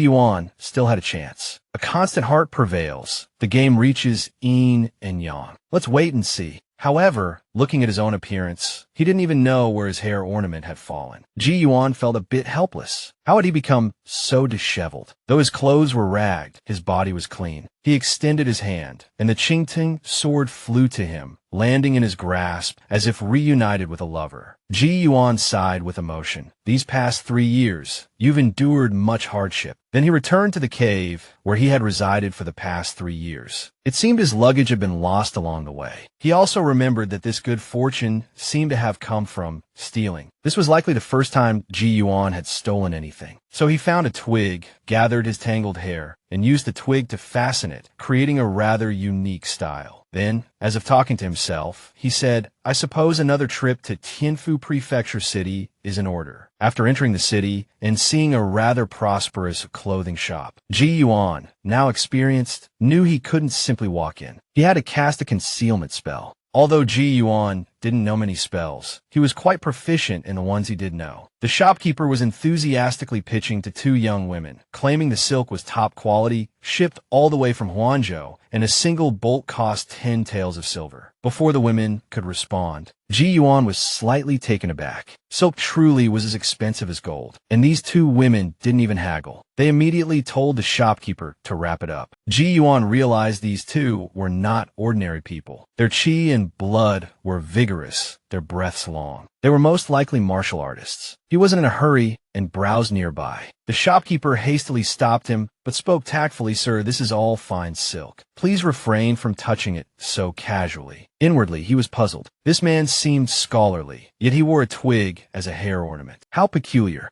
Ji Yuan withdrew his hand and smiled at the shopkeeper. Very well, I was just feeling the fabric, seeing how today's silk differs. Could you select 3 sets of clothes for me? Seeing a potential big spender, the shopkeeper readily agreed, telling Ji Yuan to wait a moment. Ji Yuan was a bit puzzled. The 2 young women were clearly not unattractive, so why did they wear such gaudy makeup? He wondered if they genuinely didn't understand the art of cosmetics, or if it was intentional. Then Ji Yuan chuckled to himself. After all, his eyesight wasn't the best at the moment, so perhaps they truly didn't know how to apply makeup properly. Not long after, Ji Yuan, looking refreshed in his new attire, prepared to visit the street where he had acquired the Go board. After all, the vendor might still be there. Have you ever seen someone buy something worth a few coins and pay with a small fortune? Ji Yuan was about to be that person. Having finished sprucing himself up, he headed to the street where he'd taken the Go board 3 years prior. As expected, the peddler was still there, his wares laid out before him. As Ji Yuan approached, the peddler greeted him enthusiastically, picking up a jade hairpin and asking how much it cost. The peddler, rather honestly, told Ji Yuan that the hairpin was of average quality and would only cost 30 copper coins. Yi Yuan left hairtily. Only 30 coins for a jade hairpin. I think it's worth much more. I'd say it's worth at least a tael of silver. With that, he placed a silver tael on the table. Keep the change. He then turned, pulled out the twig from his hair, and replaced it with a jade hairpin. With a satisfied nod, he turned to leave. The peddler finally snapped out of his daze. Was this man just going to walk away? He looked at the silver tael, enough pocket money for 2 or 3 months. Hesitating for a moment,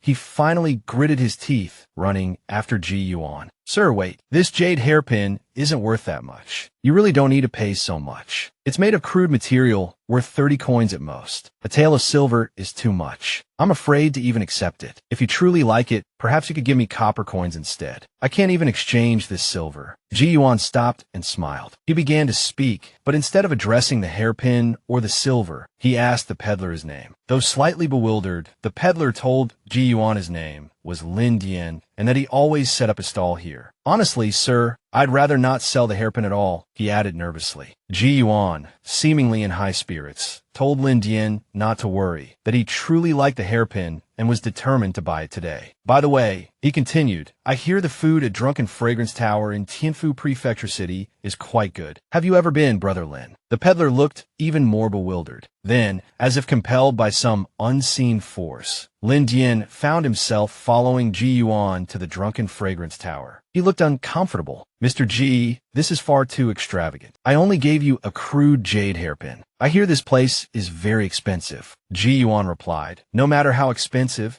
it can't compare to 3 years' worth of meals. This statement left the peddler speechless. Fortunately, a waiter arrived with their food, breaking the awkward silence. Ji Yuan declared himself hungry and began to eat, telling Lin Dian to help himself and not be so formal. 3 rounds of drinks and 5 courses later, Lin Dian was stuffed. Ji Yuan looked at Lin Dian and said, Brother Lin, I truly adore this hairpin. I fear 1 meal isn't enough. Lin Dian waved his hands frantically. Mr. Ji, you're scaring me. Are you some wealthy relative of the Lin family I don't know about? Ji Yuan chuckled and said he was no relation, but he did have something he wanted to ask. If I were to give you a choice, Brother Lin, Ji Yuan began, his voice thoughtful, would you choose to bravely strive for wealth and prosperity, or would you prefer a peaceful, uneventful life? Lin Dian had no idea that this would be the most important decision of his life. He told Ji Yuan that he had no particular education or ambition. He simply wished to marry, have a couple of children, and live a peaceful life. To be able to care for his parents until their final days, and in turn, be cared for in his own old age, that would be enough for him. Ji Yuan sighed, his eyes half closed. People change, Brother Lin, he murmured. The more they have, the more they desire. Of course, contentment is a blessing in itself. Well then, Brother Lin, Ji Yuan said, brightening, you have a strong voice. Would you mind calling the waiter and asking for the bill? After Lin Dian hurried off, Ji Yuan dipped a finger into his rice wine and on the table wrote the character sway, meaning follow or obey. He then pointed a finger at the character and with a flick of his wrist, sent the character sway flying towards Lin Dian, who was at the bottom of the stairs, striking him directly between the eyebrows. Lin Dian felt a sudden chill on his forehead and instinctively reached up to touch it, but felt nothing. Just then, the sound of several scholars discussing the upcoming prefectural examinations drifted over. Ji Yuan suddenly realized it was almost time for the results to be posted. In that moment, a white go piece representing Master Yin silently materialized. Its condensed form was no less potent than the Lushan Jun piece from 3 years prior. As for his close friend, Yin Zhaoxian, he was currently participating in the prefectural examinations and, furthermore, would soon face a bloody incident. Success in the examinations was one of the 3 great joys in life. And for those with ambition, the imperial examinations were an opportunity to change their destiny. Yin Zhaoxian arrived at the examination hall in Chunhui Prefecture to participate in the prefectural exams. Unexpectedly, during the inspection, the examining official recognized Yin Zhaoxian. His essay on the flight of birds in Night Stroll Rhapsody had circulated throughout the prefecture, leaving a deep impression on the official, who encouraged him to do his best and expressed his hope that Yin Zhaoxian would achieve a top-ranking score. Yin Zhaoxian promised to give it his all. As the drums sounded, while other scholars were still deep in thought, Yin Zhaoxian wrote with an almost divine inspiration, his brush flowing effortlessly across the paper. When his examination paper was submitted, his essay on governance earned even more praise. Although some of his ideas were considered idealistic, they were comprehensive and meticulously detailed, suggesting that if local officials were to govern based on his principles, they could achieve a truly prosperous and peaceful era. Half a month later, the results were posted outside the Chunwei Prefecture Examination Hall. A crowd jostled and craned their necks, eager to see if their names were listed. At the very top, written in the largest characters, was the name of the top-scoring scholar, the Jiuan of the first rank, Yin Zhaoxian. Although Yin Zhaoxian had anticipated achieving a high rank, he had never dared to dream of becoming the Jiuan. His heart pounded in his chest. With his remarkable success, Yin Zhaoxian naturally became the center of attention at the celebratory banquet. Unable to handle the strong liquor, he collapsed after a few cups and was carried back to his inn. At this moment, a shadowy figure in red set its sights on him. Suddenly, the figure noticed patrolling constables passing by and paused. Waiting for the two patrolling constables to pass by, their footsteps and the rustle of their uniforms fading into the distance. The crimson figure, flowing like a ribbon of red silk, glided up to the second floor of the inn, quickly locating Yin Zhaoxian's room. A pale hand with blood-red fingernails brushed across Yin Zhaoxian's chest, a voice whispering, "Jiuan, I've found you." Suddenly, the righteous qi within Yin Zhaoxian seemed to stir, jolting him awake and throwing the woman in red back. Yin Zhaoxian bolted upright in bed. Seeing a woman suddenly appear in his room, Yin Zhaoxian was startled. A man traveling alone was always vulnerable. He demanded, "Who are you?" Sneaking into a man's room in the dead of night. "Have you no shame?" The woman smiled at Yin Zhaoxian. "Jiuan," she purred, "you may call me Madame Hong." She settled herself on the edge of his bed, her voice laced with provocation. "It's been years since I've encountered such a handsome scholar. Tell me," she leaned closer, "do you find me beautiful?" But Yin Zhaoxian felt a chill crawl down his spine, his limbs turning to ice. In the brief surge of his righteous qi, he'd glimpsed a flash of what lay beneath the alluring facade, a crimson skeleton. He understood. This woman was a demon. He quickly composed himself, knowing that crying out would likely mean instant death. Feigning ignorance, he adopted the stern demeanor of a scholar and said, "Young lady, propriety dictates that men and women should maintain a respectful distance. I'm a married man with a family, and I have no intentions beyond that. Please leave, lest we both suffer damage to our reputations." Madame Hong swayed provocatively, surprised that her charms seemed to have no effect on him. She recalled the rumors that righteous qi could ward off evil. Could it be true?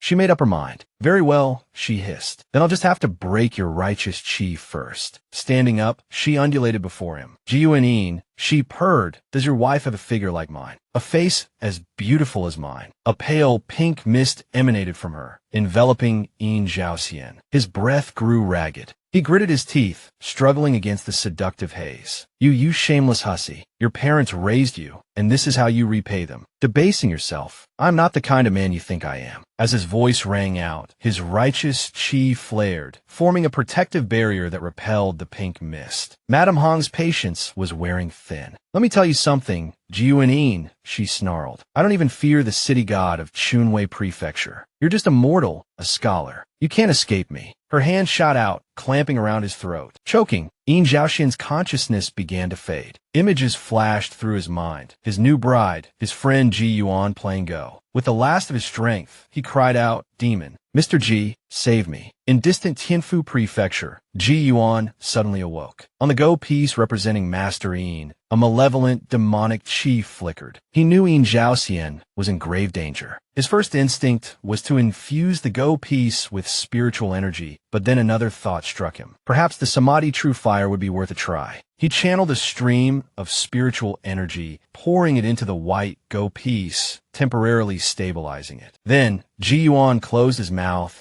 and chanted an incantation. As the sound reverberated, a five-colored cloud appeared around the alchemical furnace, enveloping the Go piece. Ji Yuan then directly tossed it into the furnace. Unexpectedly, in the blink of an eye, the Go piece emitted a cracking sound, as if unable to bear the burden, seemingly on the verge of shattering. Seeing the situation take a turn for the worse, Ji Yuan quickly retrieved it from the other side. Although these were just a few small actions on his end, in the distant Chunwei Prefecture, the commotion was far from insignificant. At this moment, Yin Zhaoxian felt as if he had been thrown into a cauldron of boiling oil, his body burning red hot. Causing Madame Hong's hand to sizzle, as she hastily released her grip. Looking at her scorched black hand, she still hadn't comprehended what was happening, when a flame filled with a sense of nothingness erupted from Yin Zhaoxin's body, soaring skyward, shattering all obstacles around him. Madame Hong was also blasted away, half of her body scorched black, crashing straight through the inn. Madame Hong was now consumed by rage, to be outmaneuvered by a mere scholar. She swore to herself, "I will make you die a gruesome death." Just as she was about to rush back for revenge, a powerful voice boomed from the sky. "Demon, don't you dare act so recklessly." It was the city god of Chunwei Prefecture who had arrived. Two night patrollers also drew their swords and charged forward. Madame Hong didn't dodge. Her two claws ripped them apart. Then she opened her mouth and inhaled, swallowing the Yin emissary whole. The city god roared furiously, insolent. Then a stream of golden light mingled with incense smoke struck towards her. Madame Hong couldn't dodge in time and could only brace for the attack. Seemingly unharmed, she charged directly out of the city. In the blink of an eye, only a red shadow remained. The city god hastily led his men in pursuit, but the demon's escape speed was too fast. Even the city god couldn't catch her scent. The city god cursed in anger. "Demon, you've truly angered me." The judicial scribe was also astonished. This demon has already achieved a certain level of power. Who knows her origins? She vanished in an instant. The city god understood. This demon must have been hiding in Chunwei Prefecture for a long time, just never discovered by them. Who knew how many people had already fallen victim? Immediately afterward, he remembered the flames from earlier and decided to return to investigate, while ordering the judicial scribe to check the records upon returning to the underworld to see if there were any clues. Back at the inn, Yin Zhaoxian was now running a high fever. His entire body, still flushed crimson, curled up on the floor like a boiled shrimp. The loud noise from the wall being smashed earlier had awakened the innkeeper and the other lodgers. Someone asked, "What was that noise just now?" Another replied, "I don't know, it sounded like thunder." "Didn't you hear a woman scream?"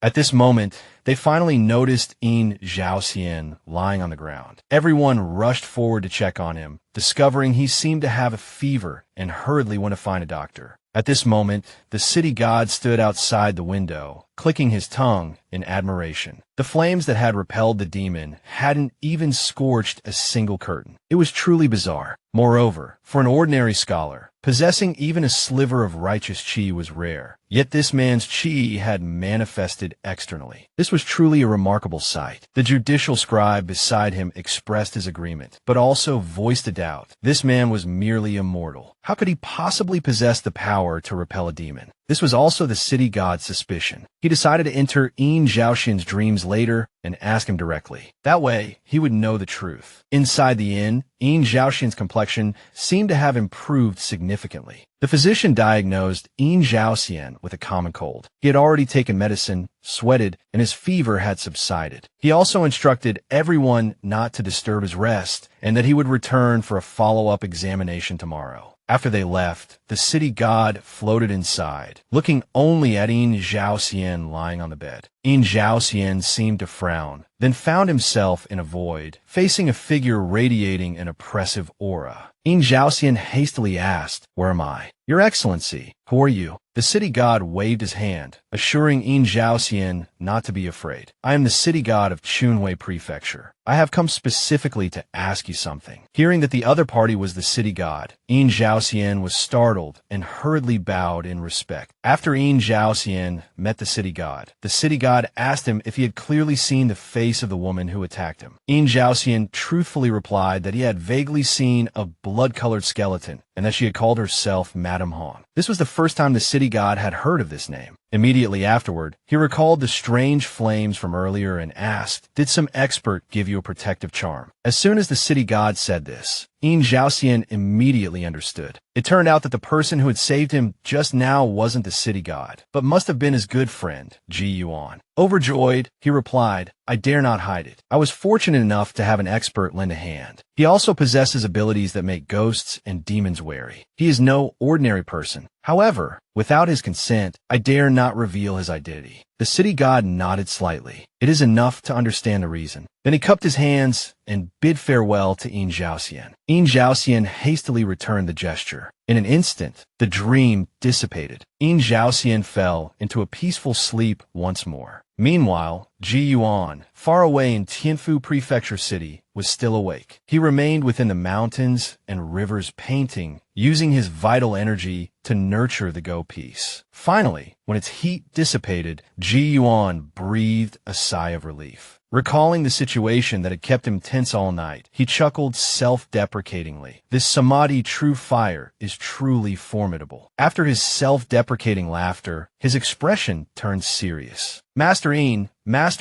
what have you gotten yourself entangled with? This Samadhi true fire could be used once, but absolutely not a second time. Otherwise, before the demon perished, Master Yin might be incinerated first by the true fire within him. Furthermore, that demon had already achieved a certain level of power. Even he wouldn't dare confront her directly, let alone now, when he and Master Yin were 2,000 miles apart. Distant water could not quench a nearby fire. He pondered relentlessly, searching for a solution to ensure his good friend's safety, and ideally, a way to eliminate the demon. Suddenly, an idea struck Ji Yuan. He immediately turned his gaze towards the Qingting sword, a glimmer of understanding in his eyes. The Qingting sword floated upwards, flying into Ji Yuan's hand of its own accord. Though my direct power may be insufficient, I have the Qingting sword. With careful preparation, I might still have a chance. It seems I'll have to rely on you this time. Although it didn't understand its master's intentions, the Qingting sword still vibrated in response. Ji Yuan took a deep breath. The red pill, held in his mouth, remained dormant, its power yet to be unleashed. Mysterious yellow qi, guided by Ji Yuan's magical power, flowed towards the tip of his right index finger, causing it to deepen in color, a bead of blood welling up. Ji Yuan touched the blade of the sword with his fingertip, releasing a torrent of mysterious yellow qi, magical power, and blood, repeatedly writing a single character. When he finally finished, the sword was inscribed with 49 characters of sever, and Ji Yuan was panting from exhaustion. He wearily muttered to himself, "These 49 severing characters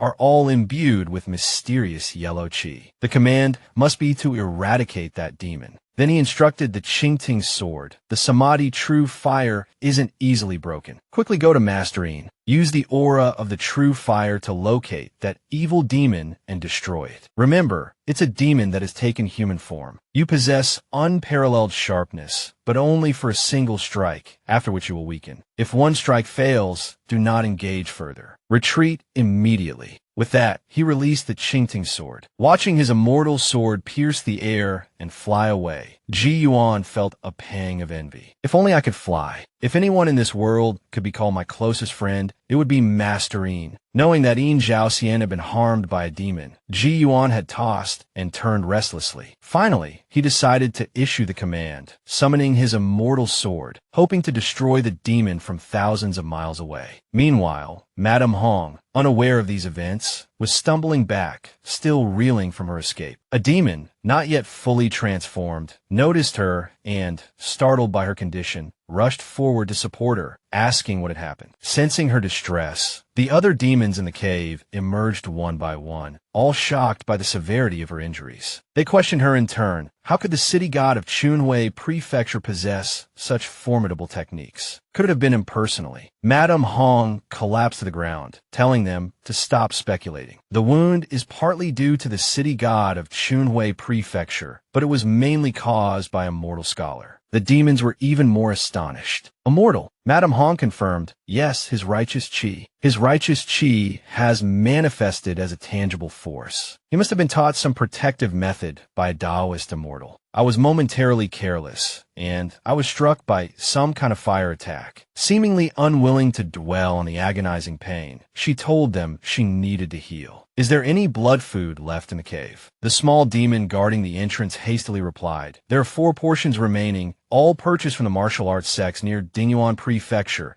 and there are also 2 captured mortal martial artists, whose blood and qi are still quite potent. Hearing that there were still 4 portions, Madame Hong felt slightly relieved. She ordered, good, I want them all. After I recover, I will personally seek out more blood food. The blade demon quickly led Madame Hong to the prison where the humans were held captive. Those inside trembled in fear at the commotion, but they were utterly helpless. Madame Hong opened her mouth and inhaled deeply, the sound growing from a soft whisper to a raging gust. A crimson mist was drawn out from the 7 orifices of the 4 bodies, leaving behind only withered husks in a matter of seconds. Madame Hong pursed her lips, the gruesome feast seemingly insufficient. For portions of blood food can only barely suppress the burning, she thought, her brow furrowed in pain. What manner of infernal fire was that? Suddenly, she looked up at the sky, a profound sense of unease gripping her heart. Could this feeling of impending doom be related to the burns? She wondered, deciding against further healing for the moment. She hastily summoned all the demons. "I will personally procure the next season's blood food," she announced. "But first, I have a question. Do any of you know of a fire that doesn't burn wood, furniture, or cloth, nor stone, mud, or curtains, a fire that burns with a reddish-gold hue tinged with ash-gray?" The demons exchanged bewildered glances. Such a fire exists. Could it be some kind of true fire? The snake demon chuckled. "Sister Hong, are you afraid? Did you perhaps offend someone you shouldn't have? A true immortal, perhaps? In these years, within the great Zheng, only Mount Yuhuai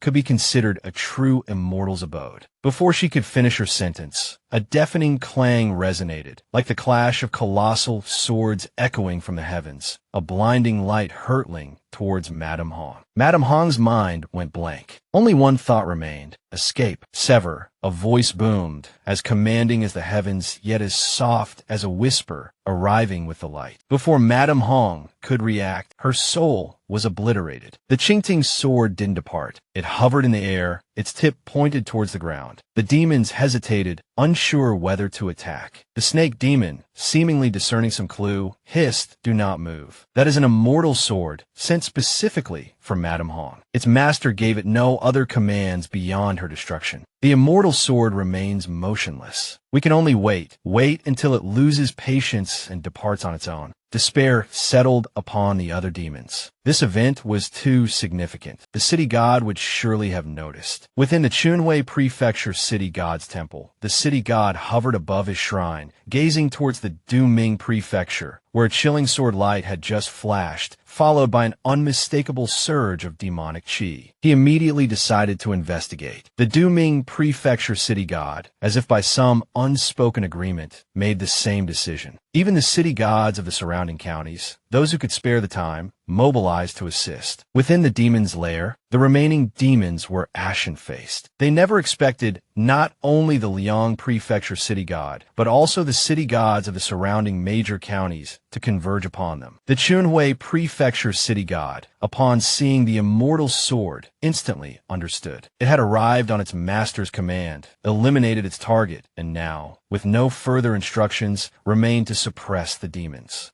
It had deliberately stayed to guard against further demonic activity. With this realization, he bowed towards the immortal sword in gratitude, then addressed the surrounding city gods. As city gods of our respective prefectures and counties, it is our duty to apprehend evildoers and eradicate demonic threats. A chorus of voices responded, "Indeed. Today, we shall vanquish these demons together." With that, the Chunwei Prefecture city god tossed a copper coin into the air. It caught the wind and expanded into a massive canopy, blotting out the sun. Then he bellowed, "Soul Lock of the Four Directions, activate." Countless soul catchers combined their power, sealing the area tight. The demons instantly faltered, their escape routes cut off. Panic seized them. The first unlucky soul was the pig demon, intercepted by the hovering Qingting sword. The city god swiftly pursued, binding the demon with a soul-snatching chain. Stroking his beard, the Chunwei Prefecture city god declared, "It's been a long time since I've seen shape-shifting demons. To think I'd encounter several at once. Today, I shall refine your souls and shatter your forms." The snake demon, having reverted to its true form, slithered deep into the cave, only to be seized by the Duming Prefecture city god. Its mouth spewed venomous curses at Madame Hong. "Hong, you skeletal wretch. May your restless spirit never find peace." The massive serpent thrashed wildly within the confines of the cave, causing the entire mountain to tremble violently. The people living near the mountain range looked towards the commotion, witnessing a dark cloud engulfing the peak, punctuated by incessant thunder. It is said that in ancient times, there existed a peculiar phenomenon. On one side, the sun shone brilliantly, while not far away, dark clouds gathered, unleashing a furious thunderstorm. Would you believe it? Don't be surprised, for such occurrences can indeed be caused by demons. By now, the mountain, ravaged by the intense battle, lay in ruins. Not a single one of the 4 demons escaped. All were captured by the city gods and their judicial scribes. The Qingteng sword, its task complete, didn't linger, vanishing in a flash of light. Sensing the departure of the immortal sword, the assembled city gods sighed in relief. We owe our success in subduing these demons to this sword. But to which exalted being does this divine blade belong? At that moment, a judicial scribe approached to report the discovery of hundreds of skeletons within the cave. Gazing upon the piles of bones shrouded in darkness, the city gods were filled with righteous anger. They knew it was highly likely that these demons had abducted people from other prefectures and counties, bringing them here to their deaths. Otherwise, how could so many have perished at the hands of these monsters? The underworld of Liang Prefecture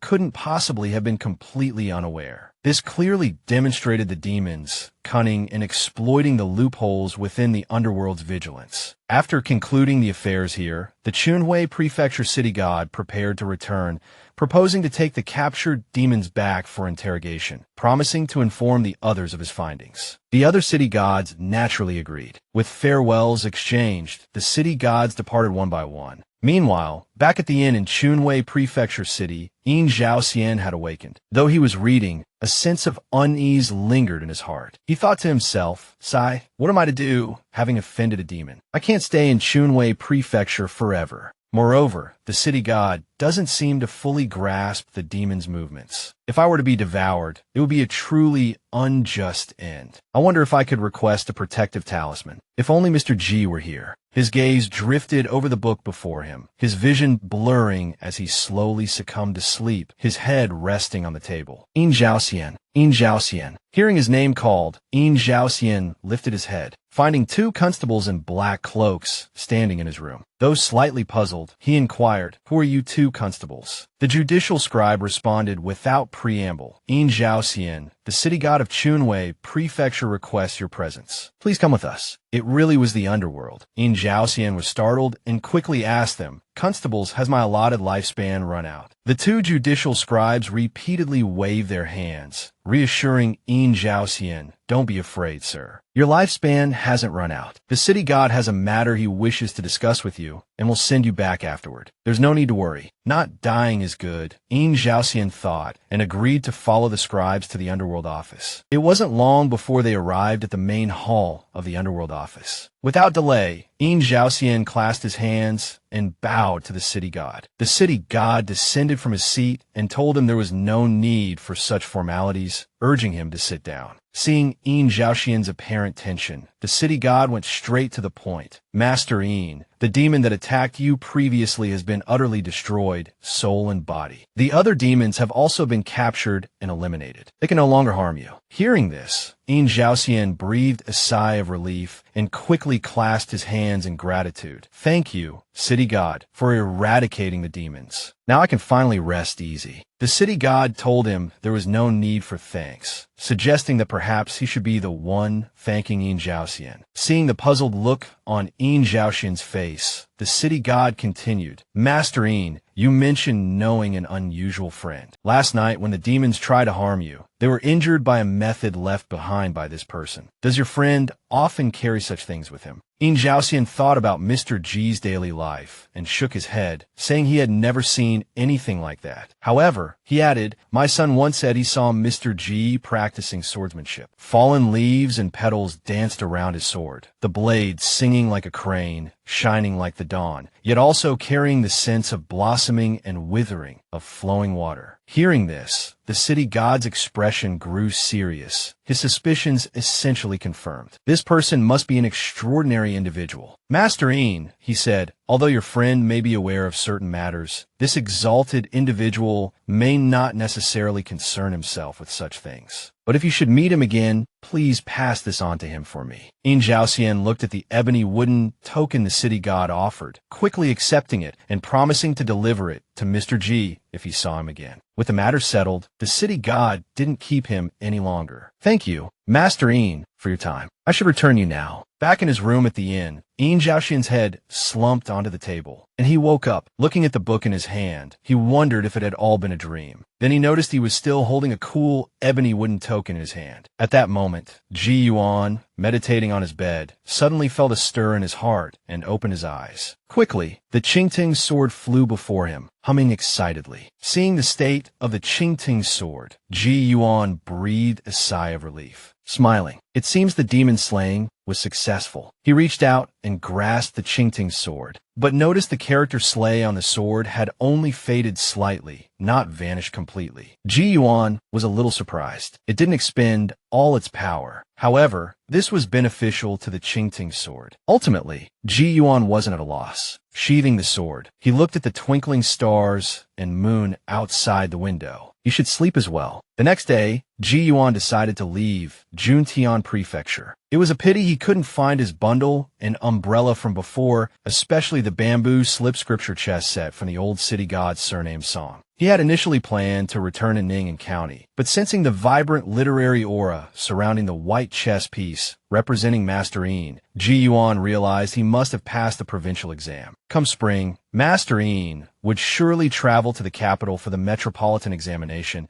and perhaps even the palace examination. Ji Yuan thought to himself, why don't I go to the capital to meet him? After all, he mused, sooner or later, I'll have to see the aura of the imperial city for myself. Leaving the prefecture city, Ji Yuan looked back one last time. The direction of the city pulsed with a rising human aura, a multitude of colors converging into clouds above the walls. Love, ambition, hatred, resentment, the common state of the mortal world. Ji Yuan chuckled softly, his steps light and swift. He hummed a melody as he walked, a song of seeking opportunity. The bustling world is driven by profit. By the second day, Ji Yuan passed by a tea house, feeling a bit parched. The tea house owner, in the midst of brewing tea, called out to him, Sir, please find a seat first. I'll be right with you. Ji Yuan replied, No worries. Please attend to your business. He then glanced inside and found it unexpectedly full. Only the space beside a burly man appeared vacant. So he approached the man and said he'd like to rest there for a bit. The burly man seemed quite amenable and said he didn't mind, even offering Ji Yuan a drink from his teapot. Happening to be thirsty, Ji Yuan didn't stand on ceremony and poured himself a cup. The man laughed heartily. Sir, you're quite uninhibited, unlike the usual refined scholars. I see you've walked here alone from a distant road, without even a beast of burden. Aren't you tired? Though his tone was casual, Ji Yuan sensed something else in his words. Furthermore, the burly man's remark seemed to have sparked something. As Ji Yuan felt the gazes of everyone in the tea house upon him, he felt a pang of frustration. How unlucky, he thought. Even having a cup of tea can lead to trouble. He then addressed the burly man. My dear fellow, mounts are expensive and troublesome to care for. Walking is much better. A bit tiring, perhaps, but certainly more peaceful. Having said this, he turned to look at a boy tapping a bowl nearby, finding the child rather peculiar. Ji Yuan's vision of people was usually hazy, yet this child appeared remarkably clear to him. Seeing Ji Yuan looking at the child, two women nearby spoke up. What a kind gentleman. We seem to have met in Juntian Prefecture the other day, and now we meet again outside the city. Could it be, sir, that you were smitten with us sisters when you saw us that day? Ji Yuan smiled wryly. He couldn't even clearly see what these women looked like, but their voices indeed sounded familiar. Initially curious, he now felt certain that trouble was brewing in this place. Not wanting to linger, he stood up and said, Are there truly such coincidences in this world? Whether you ladies believe it or not, I have no desire to be involved in any trouble. Since this little tea house doesn't seem to welcome me, I'll take my leave. He then turned to the approaching tea house owner and apologized. Uncle, there's no need for your hospitality. I won't be staying. With that, he stepped out of the tea house and continued along the main road. The burly man muttered to himself suspiciously. Could he really have just been a passerby? The two women spoke again, but we really did see him at the fabric shop in Juntian Prefecture. He couldn't have mistaken us. He had the same carefree air about him that day. Besides, one added, this man is clearly no ordinary person. Juntian Prefecture isn't close. How could he have walked here in just 2 days? Watching Ji Yuan's receding figure, the burly man, knowing this person was definitely hiding something, said to the others, "In any case, we must be careful." Returning to Ji Yuan, he left the tea house and walked for an unknown number of days, eventually reaching a mountainous, forested area. It began to rain. Since arriving in this world, whenever it rained, his senses regarding the mountains and all things became much sharper than usual. He hadn't walked much further when he spotted a mountain god shrine ahead, a perfect place to take shelter from the rain. Ji Yuan pushed open the shrine doors and surveyed the small shrine with a relaxed expression. This mountain god seems rather peculiar. While lacking the divine aura of a true deity, there's indeed a faint wisp of incense and faith lingering here, though it's exceptionally weak. It doesn't seem like a proper god, but rather a demon borrowing the shrine's incense to attain the position of mountain god. However, with the meager incense of this small shrine,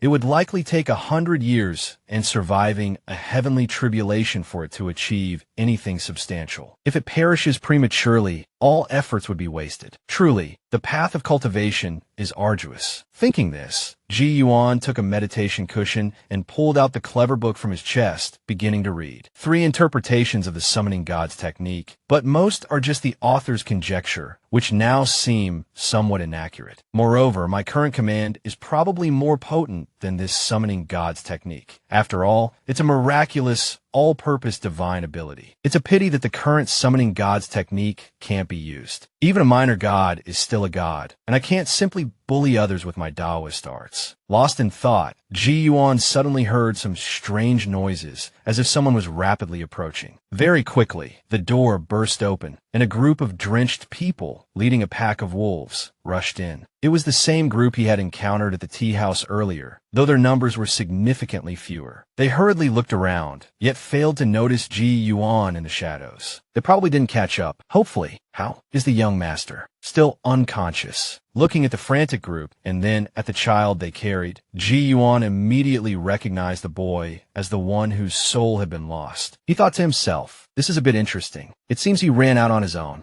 To avoid being discovered and causing a scene, Ji Yuan decided to reveal himself. He intentionally coughed a few times, immediately causing the already tense group to reflexively draw their weapons. Ji Yuan waved his hand. "Truly, I can't find peace anywhere. This time, you're the ones disturbing me. My blade has no eyes, so don't be rash." The man named Mo Tong recognized Ji Yuan. "It's you. Were you waiting for us here on purpose?" Ji Yuan shook his head with a smile. "I'm just a passerby. I spoke up to avoid misunderstandings. If I truly had ill intentions, wouldn't it have been better to attack stealthily?" Having said that, Ji Yuan pointed to the pile of firewood beside him. "Would you like to light a fire to warm yourselves? An autumn rain brings a chill. Be careful not to catch a cold." His words were measured and appropriate. Mo Tong hesitated for a moment, then cupped his hands in apology to Ji Yuan. "We misunderstood, but we can't stay long. We may have to leave soon." The 2 women were now also a little worried. "The young master isn't injured, nor did he hit his head. Why did he faint? Could it be from fright?" The other woman comforted her. "Don't worry, the young master isn't hurt. He'll wake up eventually."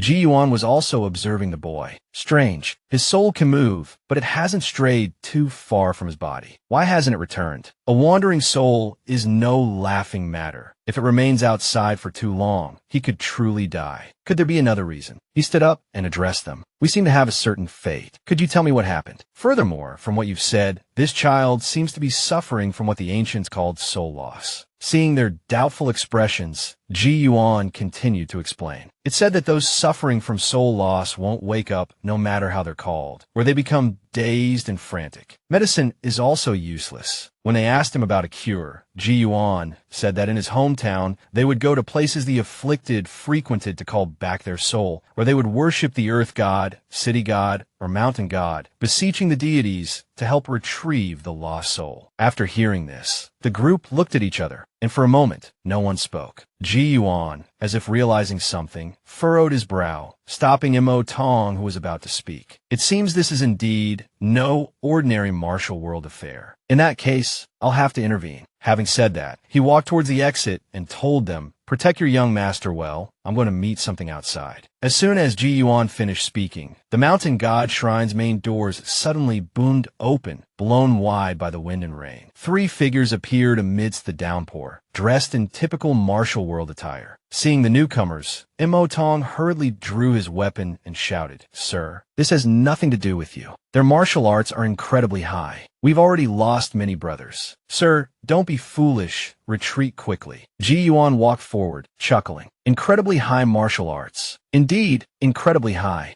However, I've encountered plenty of humans, demons, ghosts, and gods. Demons, though this is a first, using the bodies of mortal martial artists as vessels to steal this child. How interesting. It's said that besides cultivators, there are also demons and monsters roaming the world. Today at this mountain god shrine, I've encountered these mortal martial artists. He clearly sensed these individuals were possessed by evil spirits and immediately prepared to intervene. The figures outside were not to be outdone. Unexpectedly, we've encountered a cultivator in this remote place. We advise you not to interfere in this matter. Otherwise, we'll have to change to a cultivator vessel. Ji Yuan slowly stepped out. There should be 4 of you. It seems one has gone after this child's soul, while the rest of you are here to seize the body. The possessed man spoke. It's good that you know. Even if you protect this child's body, his soul will definitely be captured by us. His words were cut short by Ji Yuan. Not necessarily. This situation is perfect for trying the summoning god's technique. Following his thoughts, spiritual power transformed. Ji Yuan lightly lifted his right foot and stamped it on the ground, causing a strange ripple to spread outwards, and softly chanted, "I summon the mountain god of Shaoyi Mountain." A gust of wind,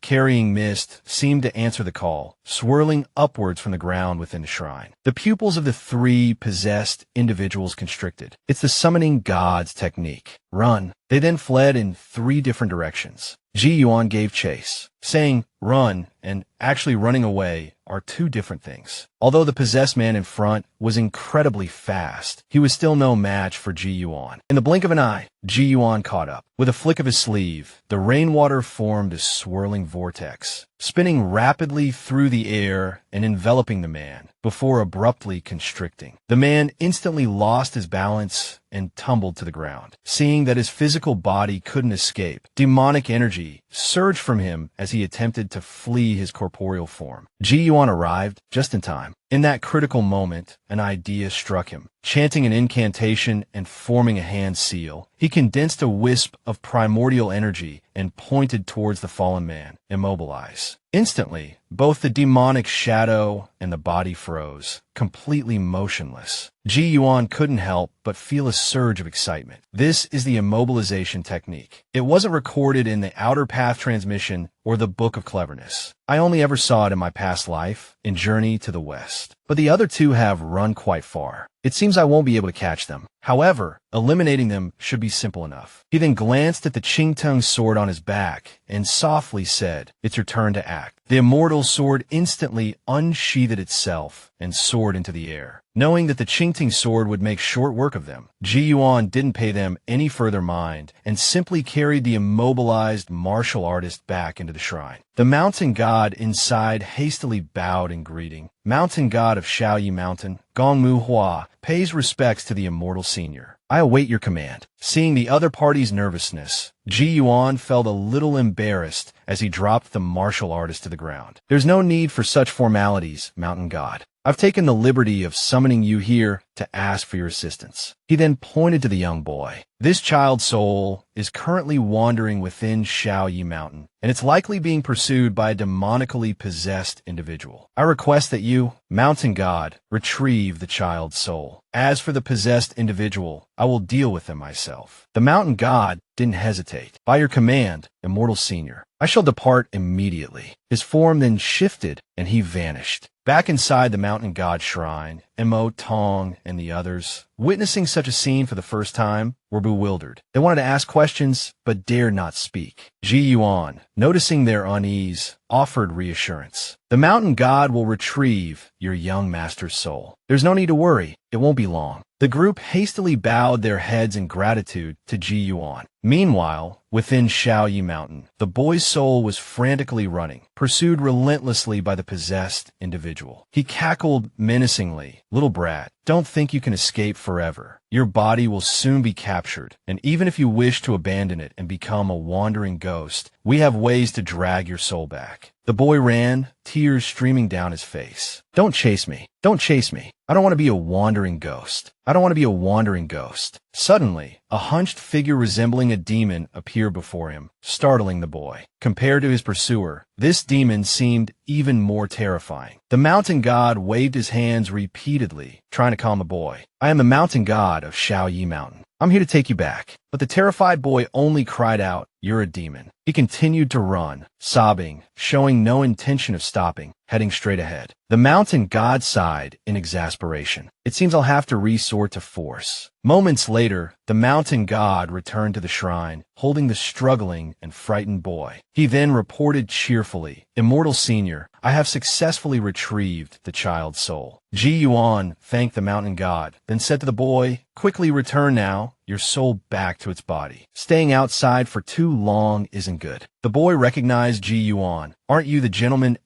Tong chased away from the tea house?" Ji Yuan corrected him. "He didn't chase me away. I left of my own accord." "All right, off you go." With a wave of his sleeve, the boy's soul, as if carried by the wind, flew straight back towards his body. Not long after, the boy awoke. It's often said by the elderly that if a child falls unconscious without any injury or impact, it's highly likely their soul has wandered off. In such cases, a soul-calling ritual is needed for them to regain consciousness. Ji Yuan had just encountered such a situation and had even used the summoning god's technique to call upon the mountain god to help retrieve the boy's soul. Shortly thereafter, the boy awoke. Although the others hadn't seen their young master's soul, they understood what had happened when they saw him awaken. They all rushed to express their gratitude to Ji Yuan and the mountain god. Ji Yuan simply nodded, then gestured to the mountain god, asking him to step outside the shrine for a moment. Though filled with questions, the mountain god followed Ji Yuan outside. Seeing the mountain god's apprehensive demeanor, Ji Yuan said apologetically, "Many thanks to the mountain god for your assistance this time. If you continue to accumulate virtuous deeds, surely more villagers will come to believe in and worship you. This can also help you achieve enlightenment sooner." The mountain god hastily clasped his hands together. "I will certainly remember the Immortal Senior's teachings." He was still slightly shaken. Due to his limited knowledge, though he didn't know what summoning gods entailed, he vividly remembered the feeling of losing control over his own body. After a moment of thought,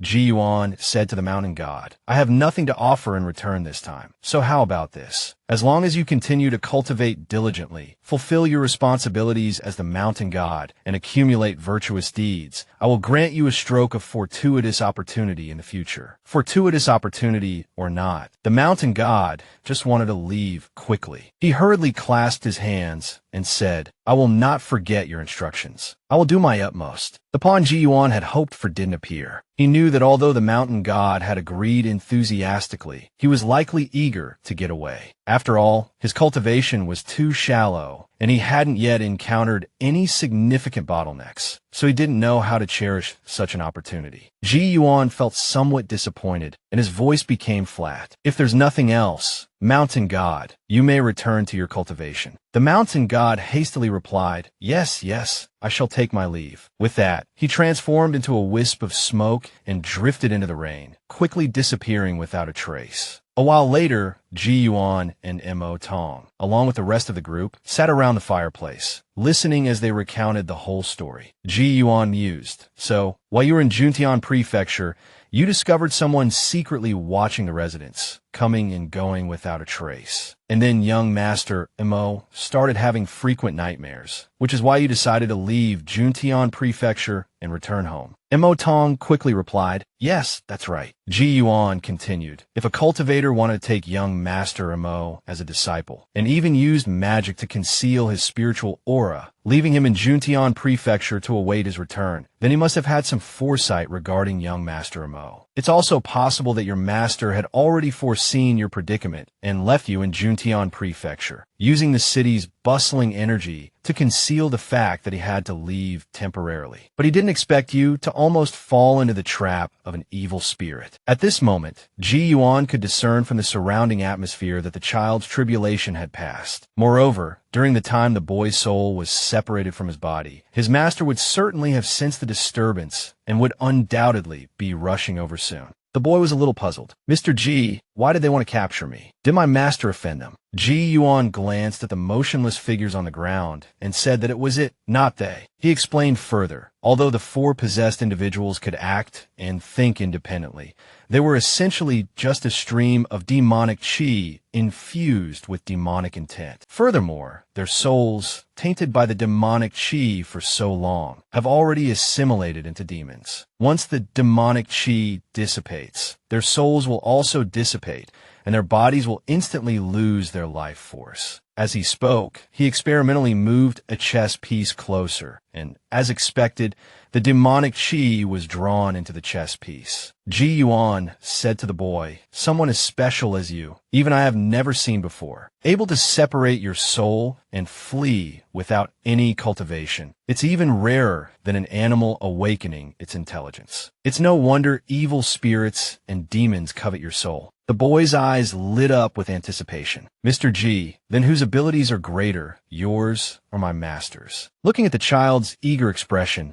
Ji Yuan smiled. "I believe your master's abilities are still a bit greater." The next morning, when Mo Tong and the others awoke, they discovered that Ji Yuan had already left. Fortunately, the night before, he had used water to write 2 characters on the boy's hand, explaining that they could reverse his spiritual aura. The woman was still worried, but Mo Tong reassured her, saying that it would be all right. At worst, they would just follow Mr. G's instructions, remain vigilant, and if anything unusual happened, they would go to the city God Temple and wait. However, Ji Yuan didn't know that his method had worked too well, causing the boy's master to hover in the sky for a long time, unable to find his disciple. He muttered to himself, puzzled. "Strange, the divination indicates a turn for the better, but why is everything else so empty?" Continuing from before, after Ji Yuan left MOU, the young master of the Mo family, with a talisman to conceal his spiritual aura, he departed. Fortunately, MOU's master had good luck as he traveled along the main road. He spotted his disciple's silhouette. He descended on a cloud, the resulting gust of wind startling those below. Mo Tong quickly drew his weapon and instructed the others to protect the young master, while MOU excitedly shouted, "Master." Although they had only met a couple of times, their bond seemed as deep as if they had lived together for years, which put Mo Tong and the others at ease. The newcomer walked directly towards MOU. "Ewer, did you encounter any danger yesterday?" Hearing this, MOU became very animated. "Yesterday, bad people came to capture me. We couldn't fight them, so we had to run away. I was so scared and didn't want to be caught. I don't know why, but my soul ran out." Then the boy excitedly recounted the entire incident again. His master stroked his head thoughtfully. "The Taoist friend you met, surnamed Ji, and the mountain god of Shaoyi Mountain. Why would they actively seek out your soul? Was it just a coincidence that they were passing by?" Hearing his master's question, Mo Tong, standing beside them, quickly added, "Reporting to Senior, we saw it with our own eyes. It was the same Immortal Senior who left the letter last night." The Immortal, surnamed Ji, stomped his foot on the ground and muttered, "I summoned the mountain god of Shao, Yi Mountain, to meet me." Having said that, he imitated Ji Yuan's posture and tone, repeating the phrase. MOU's master's expression froze. "Are you serious? Did he really summon the mountain god like that?" Mo Tong hurriedly replied, "Absolutely true." MOU's master was somewhat lost in thought. So it was the summoning god's technique. What esteemed immortal was passing through this area, surnamed G? MOU interrupted his master's thoughts. I even asked Mr. G, whose abilities were greater, his or master's. Mr. G said master's abilities were definitely greater. I think so too. Mr. G doesn't even know how to fly, and said that he relies on his feet for all his journeys across mountains, rivers, and streams. He He definitely isn't as powerful as Master. MOU's Master couldn't help but chuckle. There are always higher mountains and wider skies. That Mr. G was just being modest. Some truly powerful individuals prefer to travel on foot. You're still young. You wouldn't understand. As they walked, he asked his disciple, "Did that gentleman tell you his full name?" MOU immediately replied, "I asked, but Mr. G didn't say." Time passed, and soon the winter solstice arrived. At this time, on a section of the Tongtian River, a small fishing boat was anchored on the water. Ji Yuan sat fishing. It turned out that Ji Yuan had been here for a while, but the old dragon still hadn't come to greet him. Ji Yuan mused calmly. It seems he's not home. Otherwise, he would have detected me long ago. However, the south is where the famous Zhuangyuan ferry is located. Many scholars taking the imperial examinations from the east often stop by Zhuangyuan ferry for good luck. In Zhaoqian should be passing through here as well. I'll just keep fishing. I wonder who will arrive first, a man or a dragon. At this moment, the old man who rented the boat to Ji Yuan came over, bringing him steamed buns and wine, and invited him to stay at his house for the night. "I'm quite resistant to the cold. It's no problem," Ji Yuan replied. The old man looked at the empty fish basket, knowing that Ji Yuan hadn't caught anything today. Ji Yuan chuckled and said, "Indeed. 2 flood dragons passed through the river today, scaring all the fish away. How could any dare to bite?" Hearing this, the old man laughed heartily, taking Ji Yuan's words as a joke. He then packed up his things and said, "I'll head back first. Feel free to come over any time if you want to sleep inside." Ji Yuan bid the old man farewell. Not long after, a hazy figure appeared in the distance, approaching from down the river. Ji Yuan was a little puzzled. What's going on today? Why are there so many flood dragons in the Tongtian River? Could it be they all reside here? The flood dragon in the river seemed to sense something, as if the person above had just glanced at it. But that person didn't display any magical power or divine light. It must have been my imagination. Thinking this, it didn't dwell on it any further. It had finally earned the right to attend the true dragon's 1,000-year birthday celebration, so it should set off early. Deep within the Tongtian River, there was a magnificent complex of palace-like structures. Located here was the residence of the river god of the Tongtian River, which could also be considered a dragon palace. Inside, it was bustling with activity as all kinds of aquatic spirits and demons hurried back and forth. In the main hall, a handsome young man sighed. Alas, father still hasn't returned. It's almost time, and he, the host of the birthday celebration, is absent. He was Ing Hong's son, Ing Feng. The woman standing beside him was named Ing Ruoli, Ing Hong's daughter. She frowned. Father said he was going to find a friend. The birthday celebration can't go on without him. We've been searching for him, but haven't found him. Now what? We haven't found father, and father hasn't found his friend. The 2 siblings lamented, feeling a whirlwind of anxiety within them. At this moment, a merfolk arrived to report to Lady Ing Ruoli, the river goddess. The Gao family from the Heavenly Water Lake has arrived. Ing Ruoli waved her sleeve. Escort him to his quarters and instruct him not to reveal his dragon form, lest his dragon aura cause discomfort to those aquatic beings with insufficient cultivation. After the merfolk departed, Ing Feng spoke. "Do you think father won't return for the grand birthday celebration?" Ing Ruoli immediately countered. Father knows his limits. However, seeing the look in her brother's eyes, she felt a flicker of uncertainty in her own words. Suddenly, an idea struck her. What if she began,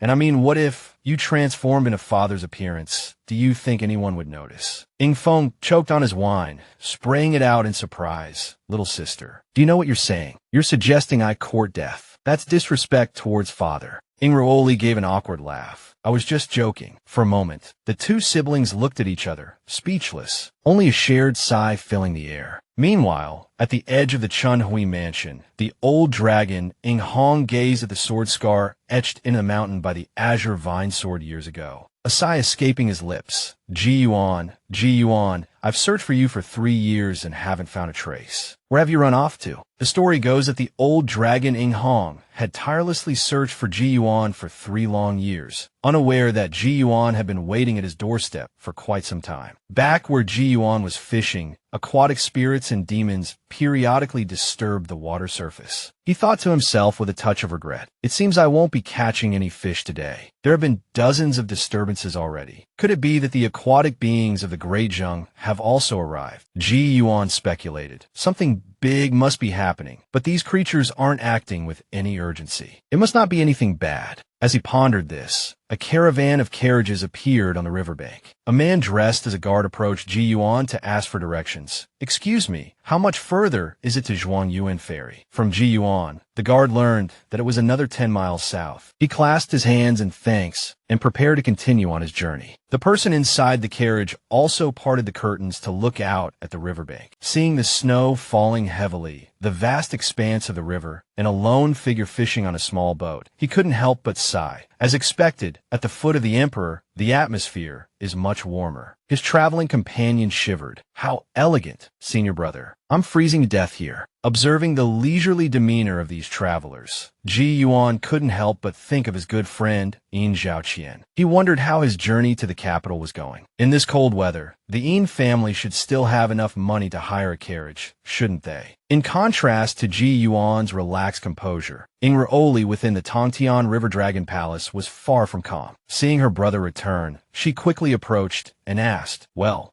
Feng shook his head and sighed. "Still haven't found him." Then, leaning closer, he whispered, "It seems your earlier suggestion might actually need some consideration." Suddenly, both of them froze, looking upwards with expressions of joy spreading across their faces. By this time, the caravan by the riverbank hadn't traveled far. The young master inside the carriage glanced back and noticed another person on the small fishing boat, finding it slightly puzzling. Was that person there just now? His traveling companion, hearing his doubt, also looked back. "We just passed by. I don't think he was there." However, neither of them dwelled on it, assuming they had simply overlooked him. But at this moment, Ji Yuan realized there was someone else beside him. It was old Dragon Ing Hong. Ing Hong smiled and said to him, "Mr. Ji, as elegant as ever, a small boat on the river, watching the falling snow, drinking alone." Ji Yuan hastily stood up and bowed. "So it's old Mastering. My apologies. I've been right at your doorstep and haven't come to pay my respects." Ing Hong, in high spirits, replied, "You knew I wasn't home, didn't you?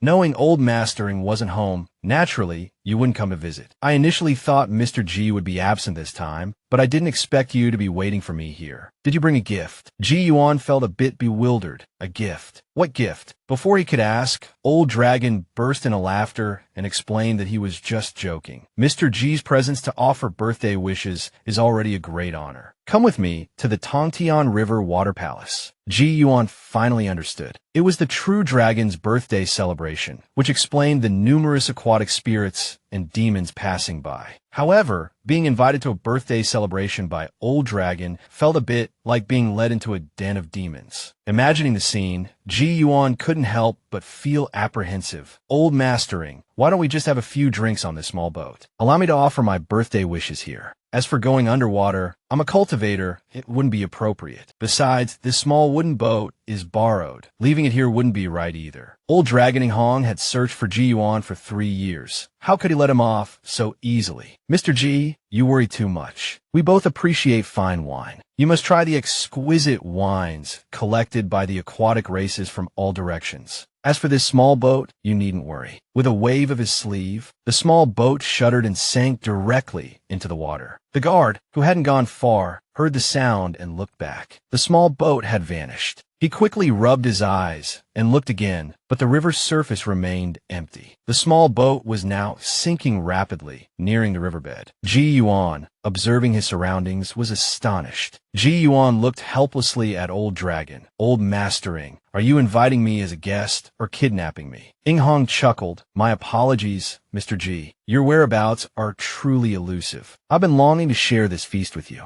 But rest assured, those attending my birthday celebration are all well-behaved cultivators. You won't feel uncomfortable." The small boat then proceeded directly towards the main hall. Ing Feng, the dragon's son, and Ing Ruoli, the dragon daughter, were already waiting at the entrance. Seeing them approach, they hastily bowed. "Greetings, father." Ing Ruoli then stepped forward and said to Ing Hong in a coquettish tone, "Father, you've finally returned. We couldn't hold on any longer. If you hadn't come back, we would have had to resort to drastic measures. As she spoke, both Ing Feng and Ing Ruoli turned their gaze towards the other person. Is this the friend father has been searching for? But he doesn't emanate any divine light, nor does he seem particularly mysterious. He looks like an ordinary mortal. What does it mean to conceal one's true power? Ji Yuan is about to show them firsthand. Upon meeting, Ing Hong introduced his children to Ji Yuan. First, the dragon daughter, Ing Ruoli, currently still in Jiao dragon form, the presiding deity of the Tongtian River. However, her divine title is merely supplementary to her orthodox cultivation and hasn't been neglected. The other is dragon's son Ing Feng, also in Jiao dragon form. While old dragon Ing Hong made the introductions, Ji Yuan remained silent and still, intending to wait until the introductions were finished before offering his greetings. Unexpectedly, as soon as Ing Hong finished speaking, he addressed his son and daughter. Quickly, pay your respects to your Uncle Ji. Even Ji Yuan, who had experienced much by now, was taken aback. As a result, the two of them actually performed a respectful bow, clasping their hands and saying, "Greetings, Uncle Ji." Ji Yuan, flustered, hurriedly returned the gesture, telling them there was no need for such formality and that they could simply call him Ji Yuan. Old Dragon continued, "Mr. Ji, please come inside. As the saying goes, better to arrive at the right time than early. Tonight is the birthday feast. Last time, I promised to let you drink your fill, and this time, I absolutely won't go back on my word." Finishing his words, he gestured with his hand towards the side. Ji Yuan smiled and cupped his hands. "After you, old mastering." Then, Ji Yuan followed behind Ing Hong, with the Qingting sword flipping and following close behind. Only then did Ing Feng and Ing Ruoli notice the sword floating behind Ji Yuan. It seemed that this sword was no ordinary object. Not long after, the main hall of the Dragon Palace was filled with guests. As an outsider, Ji Yuan was unexpectedly arranged to sit at the right hand of the host's seat, next to dragon daughter Ing Ruoli, while Ing Feng sat to the left of the host. Seeing a stranger seated beside the Dragon Lord, the aquatic creatures below all cast their gazes towards Ji Yuan, vying to guess his background. Ji Yuan appeared ordinary, sitting quietly beside the Dragon Lord. Fortunately, the sound of gongs and drums rang out, signaling the official start of the banquet. Countless aquatic beings brought out plates of delicacies and fine wines, moving throughout the hall. At this moment, Old Dragon raised his wine cup towards everyone. "Thank you all for coming to celebrate. Opportunities for us, members of the aquatic races, to gather are not many. Celebrating my birthday is also an occasion for fellowship. After this toast, there's no need for formality. Feel free to chat amongst yourselves in groups of 3 or 5. He let out a hearty laugh. Then, he transmitted his voice to Ji Yuan. "Mr. Ji, drink sparingly. I've still got plenty of good wine hidden away. After the banquet, we'll drink together properly." Next, aquatic dancers entered one after another, mostly half-human, half-fish, led by beautiful women who had fully transformed into human form. The atmosphere of the banquet became lively. Only then did Ji Yuan feel the attention on him lessen considerably. The dragon daughter, unable to contain her curiosity, spoke up, "Uncle Ji, if I may be so bold, is the sword behind you a Xianjian?" Before Ji Yuan could answer, the Qingting sword turned itself, as if facing the dragon daughter. Ji Yuan then replied, "It is indeed a Xianjian." Ing Ruoli then asked Ji Yuan, "How did you become acquainted with my father? Why did father insist on inviting you here? There are many aquatic demons here." Uncle Ji must be feeling uncomfortable, right? Hearing the dragon daughter's words, Ji Yuan thought to himself that he was indeed a little uncomfortable, but not because he disliked them, but because of the pressure. Eating a meal with so many eyes staring at him, how could he not feel awkward? Ji Yuan spoke gently. "As for our acquaintance, it was a chance encounter in the rain, exchanging a few words and sharing some apples." Hearing this, the dragon daughter exclaimed in surprise, "Is that all?" Ji Yuan calmly replied, "That's all there is to it." In another corner of the hall, the Jiao dragon of Tian Shui Lake, catching sight of Ing Feng, hurried over to greet him. "Your Highness, you've arrived. Excellent. Come over here. Quickly, come over here." As Ing Feng approached, he lowered his voice and asked, "Your Highness, we don't dare ask the Dragon Lord directly. Could you tell us, who is the person sitting next to Her Highness, the River Goddess?" Ing Feng instinctively turned his head to look towards Ji Yuan in the distance, who was quietly eating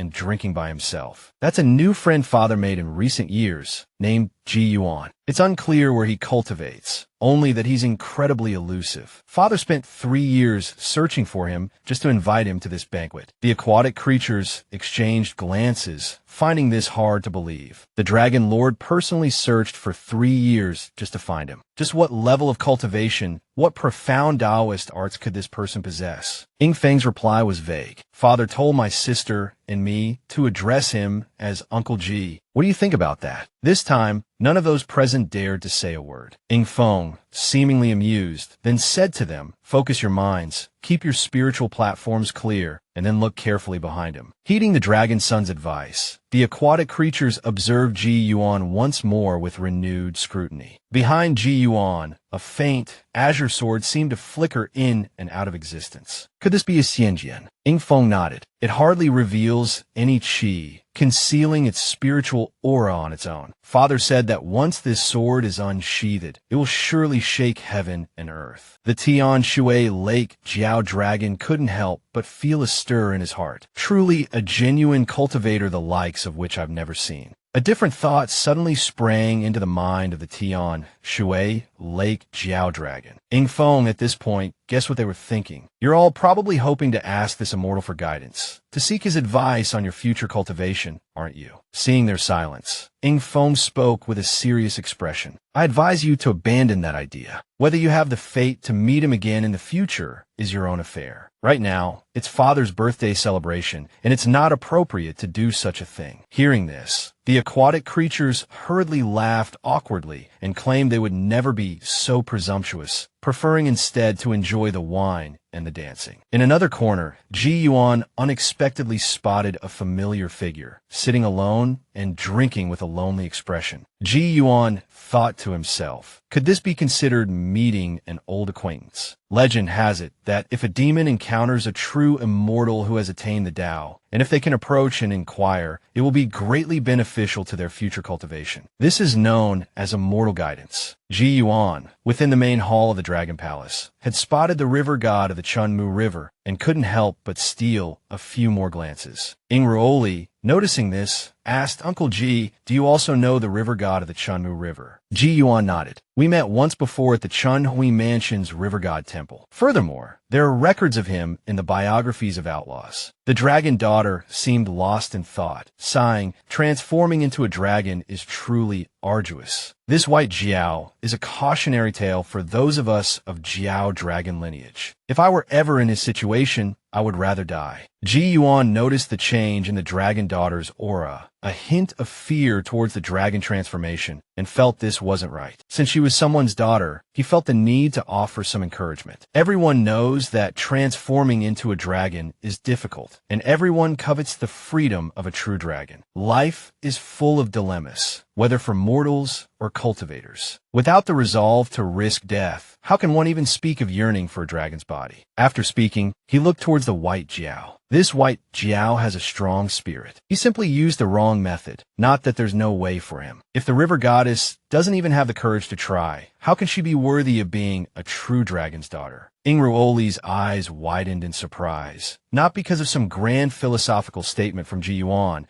but because he just implied that the white Jiao still had a chance to transform into a dragon. This shocked her to the core, and she couldn't help but ask, Uncle Ji, do you mean that the white Jiao of the Chunmu River still has a chance to become a dragon? Ji Yuan seemed to anticipate her thoughts. A saying from his previous life surfaced in his mind. The great Tao is 50, the heavenly evolution 49, leaving 1 for humanity. The dragon daughter, hearing this, seemed to understand yet not understand, only feeling its profound depth. She then asked, Uncle Ji, tell me, will I be able to successfully transform into a dragon in the future? Ji Yuan sighed inwardly. If she herself lacked confidence, how could she even talk about transforming into a dragon? He then asked, the white Jiao's cultivation is indeed profound, yet he failed twice in his transformation, losing all his scales. But if given another chance, do you think he would dare to try a third time? This question left Ingruoli speechless. She knew the white Jiao would definitely try. And moreover, if he didn't succeed, the white Jiao's fate would undoubtedly be death. Seeing her silence, Ji Yuan knew she had her answer. He said, besides cultivation, what you lack to transform into a dragon is this courage. With both, you're already halfway to success. The dragon daughter asked with a hint of excitement. Then what's the other half? This question made Ji Yuan both exasperated and amused. You have a true dragon father. Is this advantage something other Jiao dragon descendants can compare to? But perhaps Ingruoli's fear of transformation wasn't solely due to the fear of death, but more likely due to her father's overwhelming presence and the abundance of resources, causing her to live perpetually in his shadow. Then Ji Yuan said softly, this identity of yours as a true dragon's daughter isn't easy to bear. Perhaps the dragon daughter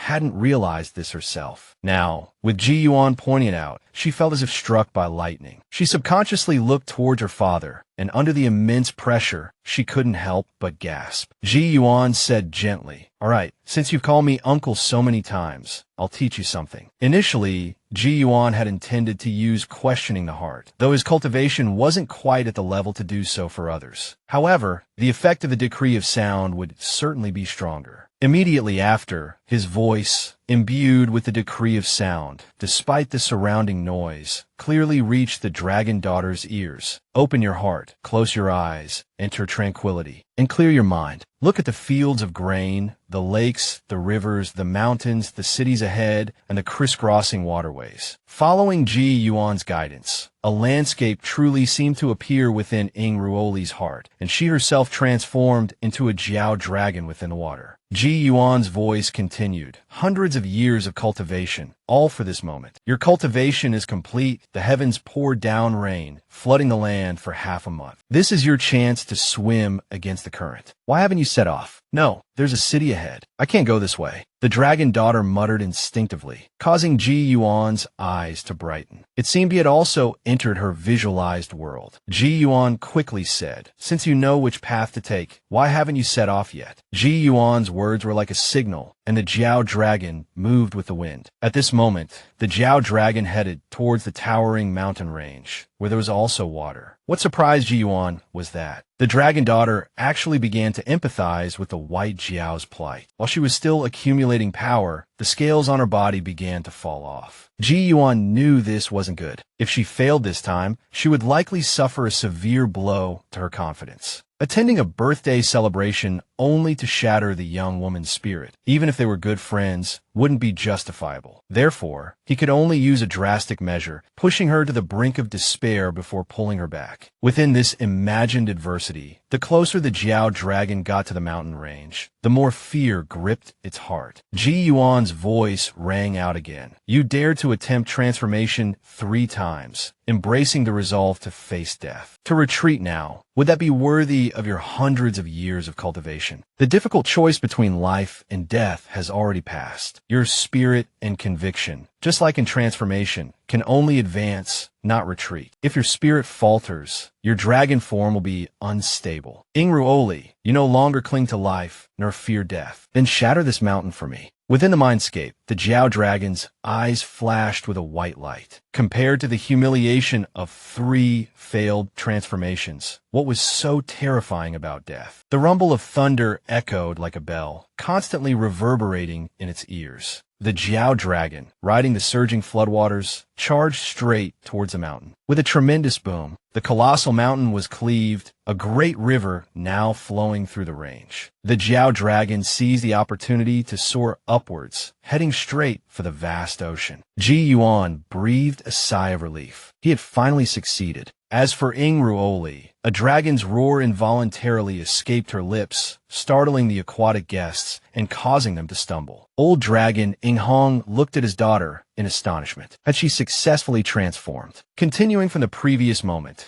under Ji Yuan's guidance, Ingruoli had just experienced a simulated Jiao dragon entering the sea. While true transformation wasn't so simple, this experience would be immensely beneficial for her future attempts. Inghong, understanding the situation, hastily cupped his hands in gratitude towards Ji Yuan. Mr. Ji, this gift is far too generous. Ji Yuan intended to return the gesture, but found he lacked even the strength to stand. The Chunmu river god, in the corner, had kept his attention fixed on Ing Ruoli. Hearing Ing Hong's words, he finally realized what had happened and looked towards Ji Yuan in astonishment. After thanking Ji Yuan, Ing Hong, seeing his daughter struggling to contain herself, glared at her. Ruoli, restrain your dragon aura. Don't disrupt my birthday celebration. Ing Ruoli quickly replied, Yes, father. Quickly, Ing Ruoli returned to normal, though she still couldn't suppress the excitement in her heart. Ing Hong beamed at his guests. My apologies for my daughter's lack of decorum. Please, let the festivities continue. Music, resume, dance carry on. Ing Feng, at this point, couldn't contain himself any longer. Excusing himself to the nearby aquatic guests, he said, Please forgive me, everyone. I've suddenly remembered something. I haven't yet visited the Forbidden Grounds. Uncle, enjoy your wine. I must be off. He then grabbed a wine jar and prepared to leave. The Tian Shui Lake Jiao dragon hurriedly grabbed him. Your Highness, what just happened? Did the river goddess's dragon form gain some kind of benefit? Ing Feng was equally perplexed. Oh, I don't know yet either. I'm even more curious than you are. Let me go so I can find out. The Jiao dragon finally released him. All right, Your Highness. Don't forget to tell us. Ing Feng replied with a grunt. Then, his face beaming, he walked towards Ji Yuan. Uncle Ji, I've been busy attending to the guests, but I'm finally free. Now I can finally chat with you properly.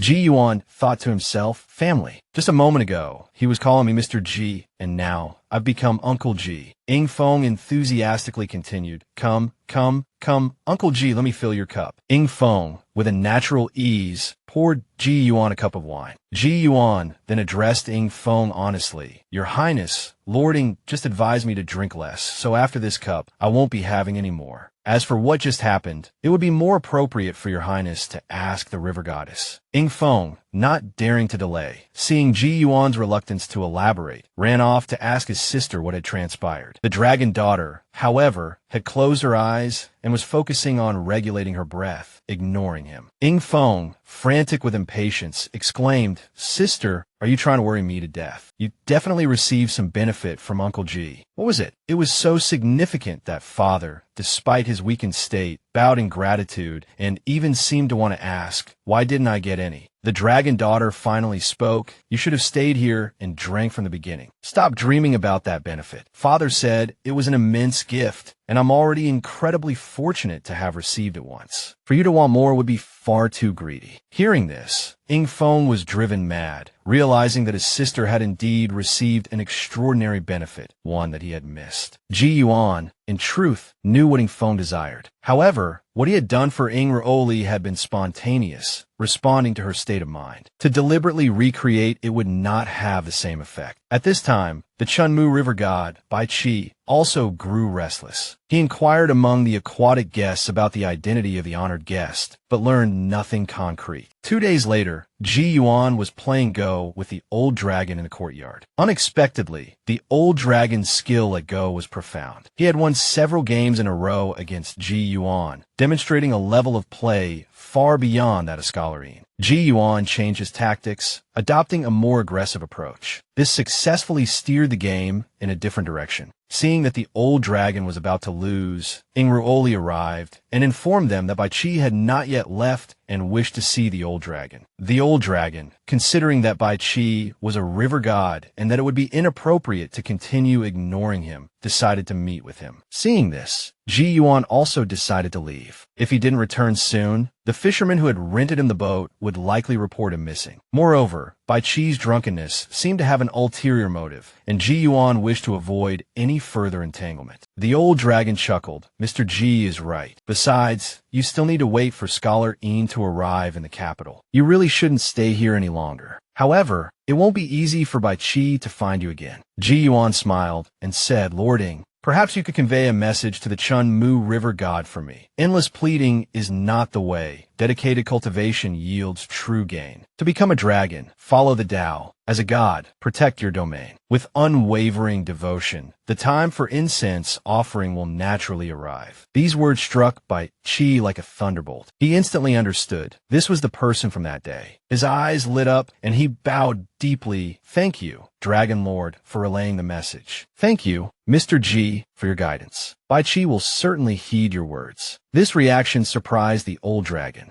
Could the meaning of those words be that Ji Yuan would help Bai Qi on the path to becoming a dragon in the future? But that didn't seem right. The message clearly told him to stop pleading and to focus on being a good river god, guiding the people and earning their reverence. That was the true way to maintain his divine path. But it didn't seem right. The message clearly told him to stop pleading and to focus on being a good river god, guiding the people and earning their reverence. That was the true way to maintain his divine path. Afterwards, the old dragon voiced his doubts, but Bai Qi simply replied, "Dragon Lord, please don't worry." Mr. Ji didn't elaborate, and it wouldn't be appropriate for me to say too much. He then thanked the old dragon once more, wished him a long life, and excused himself. Then, with a hearty laugh, he transformed into a scaleless white jiao and plunged into the water, disappearing from sight. At this moment, on the small boat, a comforting smile spread across Ji Yuan's face. It turned out that in his hand, a seventh illusory go piece had materialized. Since ancient times, social disparity has been a barrier separating lovers, and it seemed Ji Yuan was about to encounter such a situation himself. Not long before, when Ji Yuan left the Dragon Palace, he not only received a nearly materialized go piece,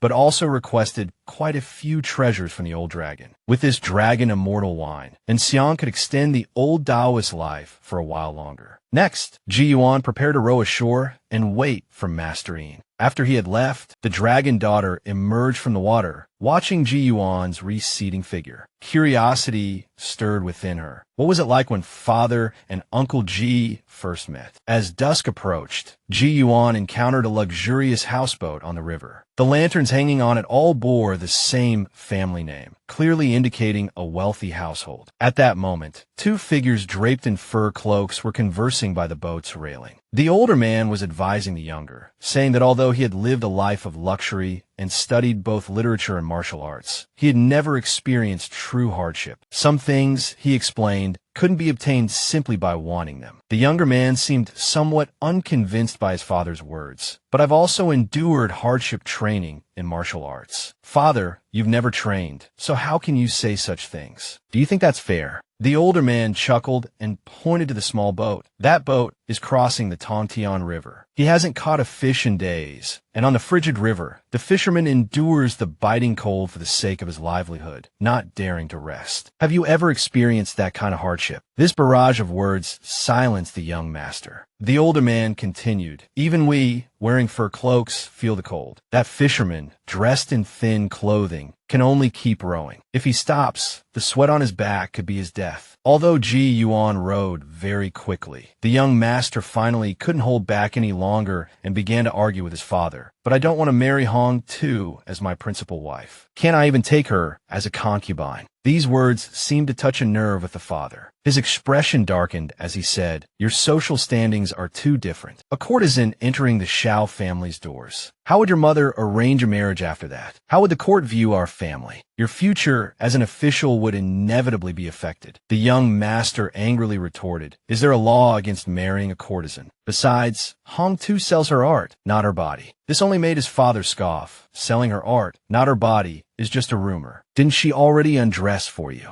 Come to your senses. Otherwise, your future suffering may not be any less than that foolish fisherman's. Hearing this, Ji Yuan fell silent, realizing that even the wealthy and powerful had their share of troubles. He then quickened his pace, rowing away. The young master clenched his fists and declared, "I can't argue with you, father. Then let me first secure the position of Zhuang Yuan." A smile finally appeared on the older man's face. "That's the spirit. After we return to the capital, I'll go have tea with your Uncle Liu." Rowing away, Ji Yuan couldn't help but sigh inwardly. "Master Yin, your competition in the imperial examinations is indeed formidable." The next morning, Ji Yuan was still asleep on the small boat when he was awakened by the boatman's shouts. It turned out the old man had been worried sick these past few days, fearing that something might happen to Ji Yuan in such cold weather. Ji Yuan hastily apologized, blaming his own carelessness for drifting so far in his unsuccessful attempt to catch any fish. Seeing that Ji Yuan still hadn't caught anything, the old man exclaimed in surprise. Lately, everyone in the village has been the same. He wondered if things would improve after spring arrived. Ji Yuan reassured him, saying that things should get better soon. After the old man left, Ji Yuan took out the old dragon's bamboo slips to read. The old dragon's bamboo slips had a peculiar characteristic. They lacked an author's name. Ji Yuan guessed that the old dragon was afraid of his writings being looked down upon by experts and feared being lectured, so he hadn't left his name. Suddenly, Ji Yuan felt his fishing rod twitch, realizing a fish had taken a bait. At this moment, on a mountain path, two scholars were walking. One of them kept apologizing, saying it was his fault for knowing it was a scam and not heeding the advice, resulting in the loss of all their travel money. The other, Yin Zhaoqian, told him not to blame himself anymore, considering it a harsh lesson learned. The other scholar was still somewhat resentful. The most infuriating thing was that those scoundrels were the ones who made the accusations first. If it weren't for Yin Zhaoqian clarifying their identities, they might have been thrown in jail. Yin Zhaoqian said, "That's precisely why we must pass the imperial examinations. In the future, as officials, we can handle such cases fairly." The other scholar quickly agreed. "You're right. You're absolutely right, Brother Yin." As they walked and talked, they soon spotted a ferryman on the riverbank and decided to ask him how far it was to Zhuangyuan Ferry. Meanwhile, beneath the river's surface, a yiksha was filled with doubt. Her Highness told us to occasionally let a big fish bite his hook. Why hasn't this person lifted the rod after so long? Could he be blind? Just as it was about to switch to a different fish, the fisherman on the small boat suddenly jerked his rod. A large fish leaped out of the water, sending spray everywhere. Yin Zhaoqian and his companion were startled. How could a fish be so big? Ji Yuan, holding the fish in one hand, said with a smile, "What perfect timing. A large fish takes the bait just as friend arrived from afar. How delightful." Yin Zhaoqian, hearing the familiar voice from the riverbank, was overjoyed. "It's Mr. Ji. Mr. Ji, Yin Zhaoqian is here." Ji Yuan then tossed the fish into his basket, turned, and cupped his hands in greeting towards Yin Zhaoqian on the shore. "Master Yin, I'm glad to see you safe and sound. Is everything well?" Meeting an old friend is one of life's great joys, and if that person is also a close companion, then a drink together is a must. Ji Yuan, who had been waiting by the river for a long time, finally saw Master Yin. Yin Zhaoqian was also very happy and quickly told Ji Yuan that everything was well at home, urging him to come ashore so they could talk. Seeing Yin Zhaoqian and the fisherman so familiar with each other, Yin Zhaoqian's traveling companion was curious and asked about their relationship. Yin Zhaoqian explained, "Mr. Ji and I are more than just acquaintances. He is both a fellow townsman and a dear friend. It has been many years since we last met. I never expected to see him here." As Ji Yuan reached the shore, the two excitedly clasped hands. Yin Zhaoqian then introduced his traveling companion to Ji Yuan. It turned out the scholar beside him was named Shi Yusheng, a fellow native of Jizhou whom Yin Zhaoqian had met on the road. After they exchanged greetings, Ji Yuan said, "What perfect timing. I'll use this fish to entertain you two today." With that, he invited them onto his boat and set off towards Qinjia village. On the way, Yin Zhaoqian chattered excitedly, "Mr. Ji, where have you been traveling these past few years? Qing'er has been missing you. And the jujube tree you planted, it only bears fruit every 3 years. There's also a remarkable old gentleman who visits and devours the jujubes with gusto." After Yin Zhaoqian finished, Ji Yuan chuckled. Little Yin Xing probably misses that little fox more. Yin Zhaoqian, curious about Ji Yuan's experiences, urged him to share any unusual sights or interesting encounters. Rowing the boat, Ji Yuan spoke as if jesting. These past few years have been quite eventful. I've slain demons and banished evil, met the king of hell, judges, and local earth gods. I've even visited immortal abodes and attended the Dragon Lord's longevity feast. Hearing this, Yin Zhaoqian felt it might actually be true, a surge of emotion welling up within him. Shi Yusheng, sitting beside him, laughed heartily, taking it as a joke. As they talked, they approached Qinjia village. Not long after Ji Yuan returned home, the old man had everything prepared, bringing out a steaming hot bowl of fish head stew. The old man also praised the fish. Such a large fish is truly rare. Even the grand restaurants in the capital city might not have one. Having not had such a delicious meal in a long time, both Yin Zhaoqian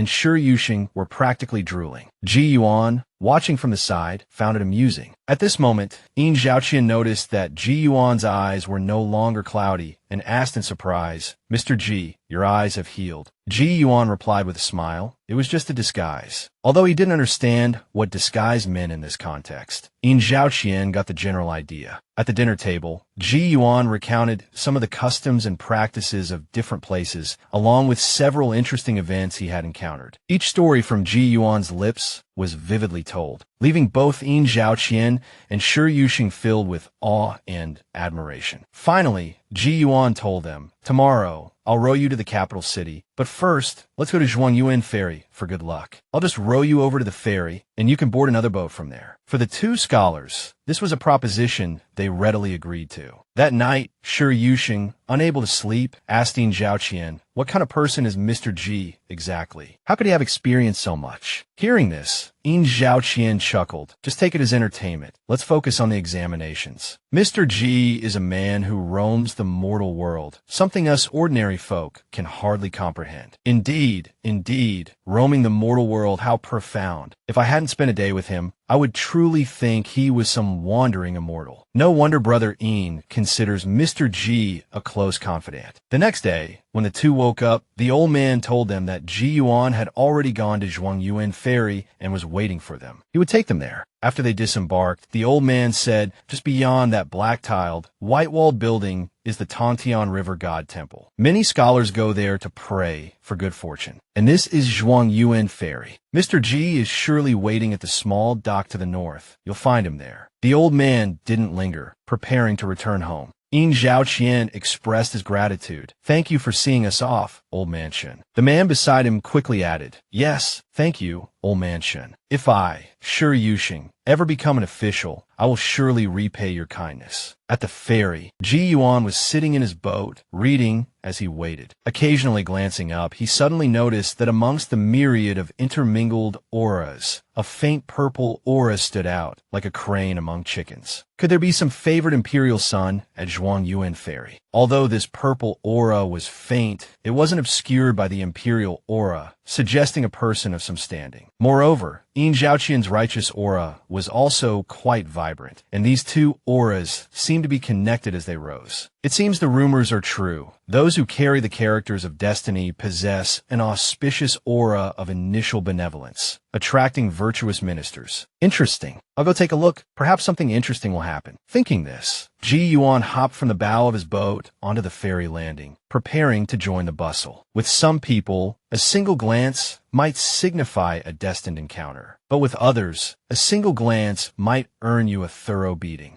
Ji Yuan had sensed something interesting was about to unfold at Zhuangyuan Ferry, so he was preparing to see what the commotion was about. At this moment, at Zhuangyuan Ferry, a group dressed as servants were escorting a young master on a stroll. One of them said, "Third young master, if you feel cold, let us return to the boat to warm up." The third young master stopped the servant from saying more, continuing his stroll. "The River God Temple has no new poems or couplets. We might as well stroll around this Zhuangyuan Ferry." Just then, Yin Zhaoqian and Shi Yuxing arrived. Seeing them shivering from the cold, the third young master asked his servant, "Did these two come on foot or by carriage?" The servant beside him observed them for a moment before replying, "Third young master, although their steps are steady, they seem fatigued. They must have traveled a considerable distance." The third young master gave a soft "oh." Just as they were about to pass the young master, Yin Zhaoqian suddenly stopped and stared at him, causing the surrounding servants to glance over. The third young master spoke up, "This gentleman, is there something on my face?" Shi Yuxing hurriedly pulled Yin Zhaoqian away. Yin Zhaoqian finally snapped out of it, repeatedly apologizing, "I beg your pardon, I beg your pardon. I was momentarily lost in thought. I just felt that this young master looked familiar, but I'm certain we've never met, so I found it rather strange." Unexpectedly, some of the young master's servants moved behind Yin Zhaoqian, pushed him to the ground, and then directly opened his book box and searched through it. Shi Yuxing shouted, "What are you doing? Stop, stop!" A moment later, the servant reported to the third young master that they had finished checking, finding no weapons, and presented 2 official documents. The third young master opened them, discovering that the 2 men were from Jizhou, and said, "Slightly interesting." Then he instructed his servants to release them. The first thing Yin Zhaoqian did after being released was to pick up his books. This action piqued the third young master's curiosity. "What renowned scholars' works are these? I've never seen them before." Yin Zhaoqian cautiously replied, "These discussions on the birds and the meaning of position are my own writings. They are not the works of any renowned scholar." The third young master flipped through a few pages, finding them quite novel, and then asked Yin Zhaoqian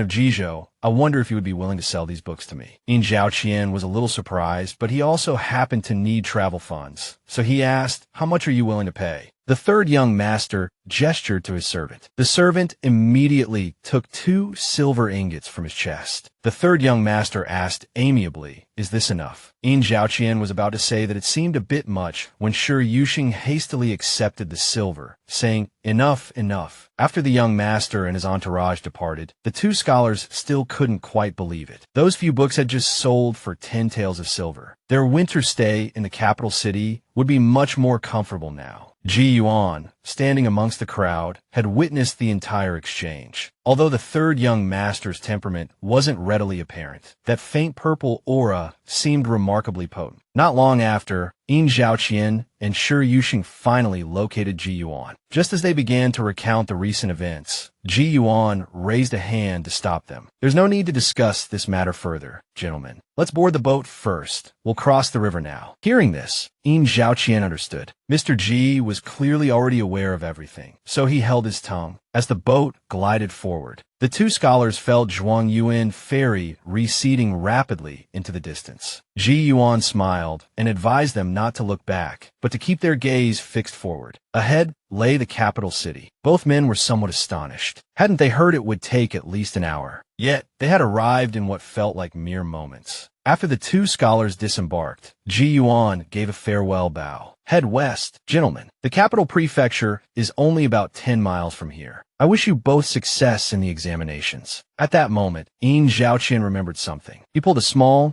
dark wooden tablet from his chest and quietly said to Ji Yuan, "This is something the city god of Chunhui Prefecture asked me to deliver to you, Mr. Ji." After they left, Ji Yuan looked at the wooden tablet in his hand, somewhat puzzled. What business could the city god of Chunhui Prefecture have with me? He recognized, however, that the tablet was crafted using a spirit transmission method, typically employed for matters of worldly aid. He immediately closed his eyes, focusing his mind to perceive its message. The first image that appeared was of a snake demon being beaten. A voice, presumably a warrior's, roared, "Confess. If you don't, there are plenty more tortures awaiting you." Overwhelmed by the excruciating pain, the snake demon finally broke, revealing a secret. Over 60 years ago, in the southern Desolation Mountains, a powerful demon stole a mystical Taoist alchemy furnace from the Heavenly Secrets Pavilion. After reviewing the message, Ji Yuan was taken aback. However, matters outside of the Great Zheng were beyond his reach at present. The city god of Chunhui Prefecture had clearly overestimated his capabilities. He then rowed his boat away, preparing to return to Qinjia village and give the boat back to Old Man Shun. Elsewhere, the Dragon Prince, Ing Feng, was not so cheerful. He had heard from a Yeksha that Ji Yuan, who had been consistently fishing, had suddenly vanished. He couldn't help but sigh. "Mr. Ji, where have you gone?" If I had to guess Mr. G's special constitution, I'd say it's definitely the trouble-attracting kind. Speaking of Ji Yuan, after returning to the fishing village and returning the boat, he set off alone for the capital prefecture. He hadn't traveled far when he noticed a day wanderer and a soul messenger appear on the street. Ji Yuan understood. Someone was about to die, and the netherworld had dispatched emissaries to collect their soul. Having never witnessed such a thing, his curiosity piqued, and he decided to follow and observe. He soon arrived at a grand residence, a sign at the gate bearing the characters Zhu Manor. The soul messenger stood at the gate as if waiting for something. Ji Yuan noticed something unusual. Besides the presence of human qi, a faint demonic aura also lingered within the manor. At this moment, inside Zhu Manor, a crowd of people, young and old, men and women, surrounded a sick bed. The old man on the bed, knowing his time was near, was giving his last instructions. His son, however, spoke with indignation. "Father, it must be that villain who harmed you. You kindly took her in for so many years, and she repays kindness with resentment. I will definitely not let her go." The old man hurriedly scolded him, I Ching. "If you do that, then it is our Zhu family who will be repaying kindness with resentment." Just then, the door opened, and a woman dressed in white, Bai Shuo, entered. The son of the Zhu family, who had been filled with anger, now showed fear and quickly hid to the side. Bai Shuo gently stroked the old man's face. "I shouldn't have come here today. The emissaries of the netherworld will surely not forgive me. But you have loved me for over 30 years, so today I will accompany you on your final journey." At this moment, the soul messenger, riding a gust of gloomy wind, entered. "Zhu Yinxing, your time in the mortal realm is over. Come with us." As soon as he finished speaking, he noticed the woman in white before him and couldn't help but be startled. This was the first time he had seen a demon openly appear within the capital prefecture. He quickly reacted and shouted, "Demon, you dare hide amongst the people in the capital prefecture." Then he said to the other soul messengers, "Zhu Yinxing's soul is less important than capturing this demon." With that, he drew his blade and charged towards Bai Shuo. Bai Shuo's expression changed, and she bowed slightly to the soul messengers. "Honored emissaries, I know you will not spare me, but Zhu Lang and I have loved each other for many years, and today his lifespan has ended. I only ask that you allow me to accompany him to the netherworld. Afterward, I will willingly accept my punishment and will not resist." Although the people in the house couldn't see the soul messengers, they could guess something from Bai Shuo's words. Immediately, they trembled with fear and hastily knelt down. Hearing this, Rishu scoffed. "A minor demon like you dares to bargain. Don't think that just because you have no aura of malice that we will believe you. If you do not resist and let us take your soul, then not only can you accompany him on his journey, but you can even descend into the netherworld together. What's the problem?" Hearing Rishu's words, Bai Shuo didn't resist. "Then, please, soul messenger, strike." The soul messenger didn't hesitate any longer. He directly threw out his soul-catching rope, which lashed towards Bai Shuo like a long whip. The two messengers on the left and right moved back and forth. Large beads of sweat dripped from Bai Shuo's face, but her body didn't move. She simply endured the blow. Rishu was a little surprised, but didn't strike again. The demon's affection for Zhu Yinxing was truly touching. Ji Yuan, however, was suspicious. To choose to trade her life just to accompany him on a journey. There must be more to this. A moment later, cries of grief came from within the house. Zhu Yinxing had clearly passed away. Quickly, the two soul messengers escorted them out of the house, one in front and one behind. Looking at the scene of the man and demon holding hands before them, the soul messenger clicked his tongue in wonder. "In all my years of service, I've seen unfinished romances between humans and ghosts, but a love story between a human and a demon is truly a first. However, demons are ultimately harmful. If Zhu Yinxing's vital essence hadn't been consumed by the demon, he wouldn't have died so early." He then said to Zhu Yinxing, "You are truly fortunate to have such a beautiful love story to accompany you.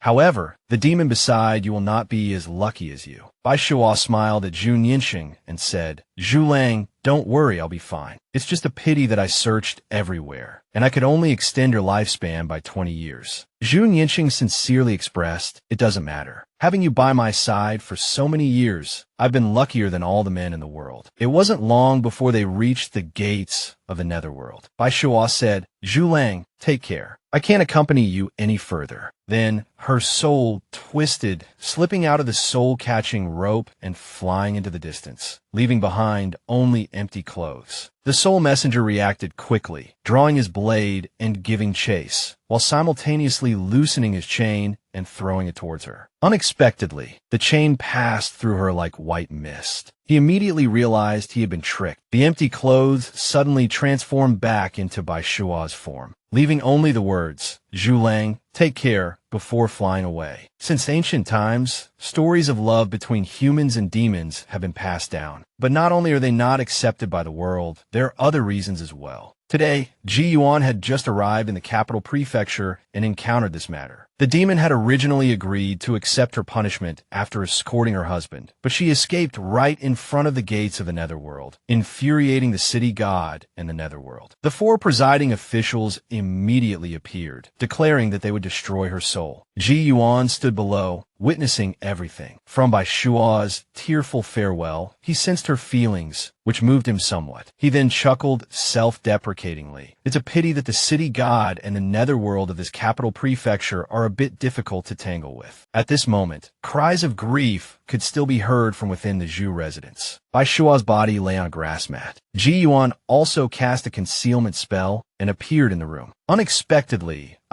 Ji Yuan, a man of integrity, would commit such an act of theft, but he didn't dwell on it, waving his sleeve towards Bai Shua's body, which immediately levitated. At this moment, Ji Yuan realized the weight was wrong. Looking closely, he saw that this body was formed from a tail. He sighed, "Truly impressive, you almost fooled me. However, this tail is enough." He immediately left. As soon as he departed, the Zhu family discovered the missing body and erupted into another round of chaos. But it no longer concerned Ji Yuan. Very quickly, Ji Yuan arrived at a study, placing the tail on the ground, and muttered, "It's only been a short while. If you dare to escort your lover to the gates of the Netherworld, you shouldn't have been caught yet, right?" He then placed his left hand on the tail's forehead, his right hand forming a sword finger and drawing a circle in the air. A commanding voice resonated from deep within his throat. "I command Bai Shua to come here immediately." Ji Yuan couldn't help but smile. This spell is quite useful. At this time, Bai Shua was fleeing across the sky above the prefecture. Fortunately, the city god hadn't arrived yet. Although the presiding officials were in hot pursuit, they couldn't catch up. Seeing the city walls just ahead, Bai Shua exerted even more strength. As long as she crossed them, she wouldn't have to worry about the city god's power anymore. Unexpectedly, just as she rushed forward, a loud shout rang out from ahead. "Demon, you seek death." Immediately afterward, a large golden net enveloped her. Bai Shua's face paled. It was the Earth God of the capital prefecture. She hadn't expected to alert the Earth God so quickly. It seemed there was no chance of survival now.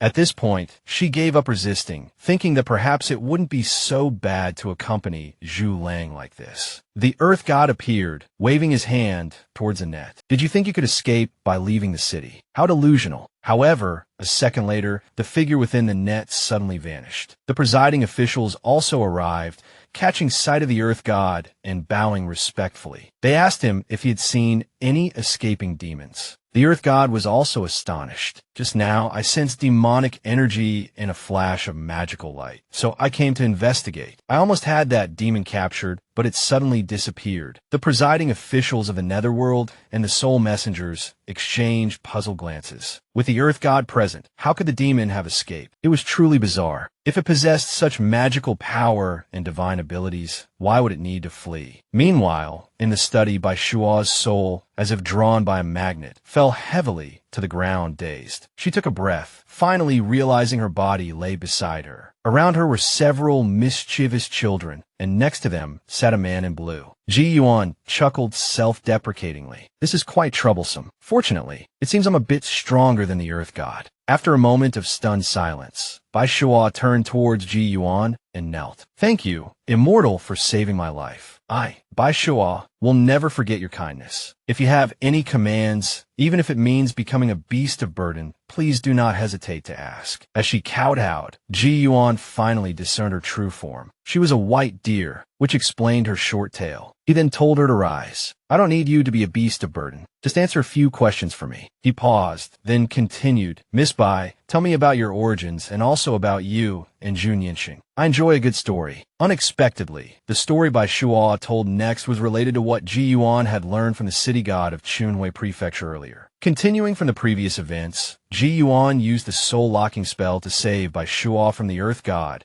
and then expressed curiosity about the love story between Bai Shua and her husband. Bai Shua naturally dared not conceal anything, and this story had to be told from 60 years ago. At that time, in the southern desolate Great Mountains, a great demon, through unknown means, stole a Taoist profound elixir furnace from the Heavenly Secrets Pavilion. The Heavenly Secrets Pavilion was furious demons and directly pursued him to the southern desolation, capturing him. It was unknown whether he was killed or imprisoned in the demon locking tower, but years later, immortals from the Heavenly Secrets Pavilion were still searching the southern desolation. Then, rumors spread that the Taoist profound elixir had not been found, which was the cause of the demon rebellion in the southern desolation. Some demon clans consumed the elixir, their cultivation greatly increasing, and proclaimed themselves demon kings. 20 years later, the demon rebellion intensified, demonic energy ran rampant, and demons even began to cause havoc. The small nations in the southern desolation suffered tragedies one after another. The situation finally led to consequences. The mountain god of Mount Hung was enraged. Immortal sects and Buddhist monasteries joined forces, and the demons were eradicated one by one. Countless demons fled.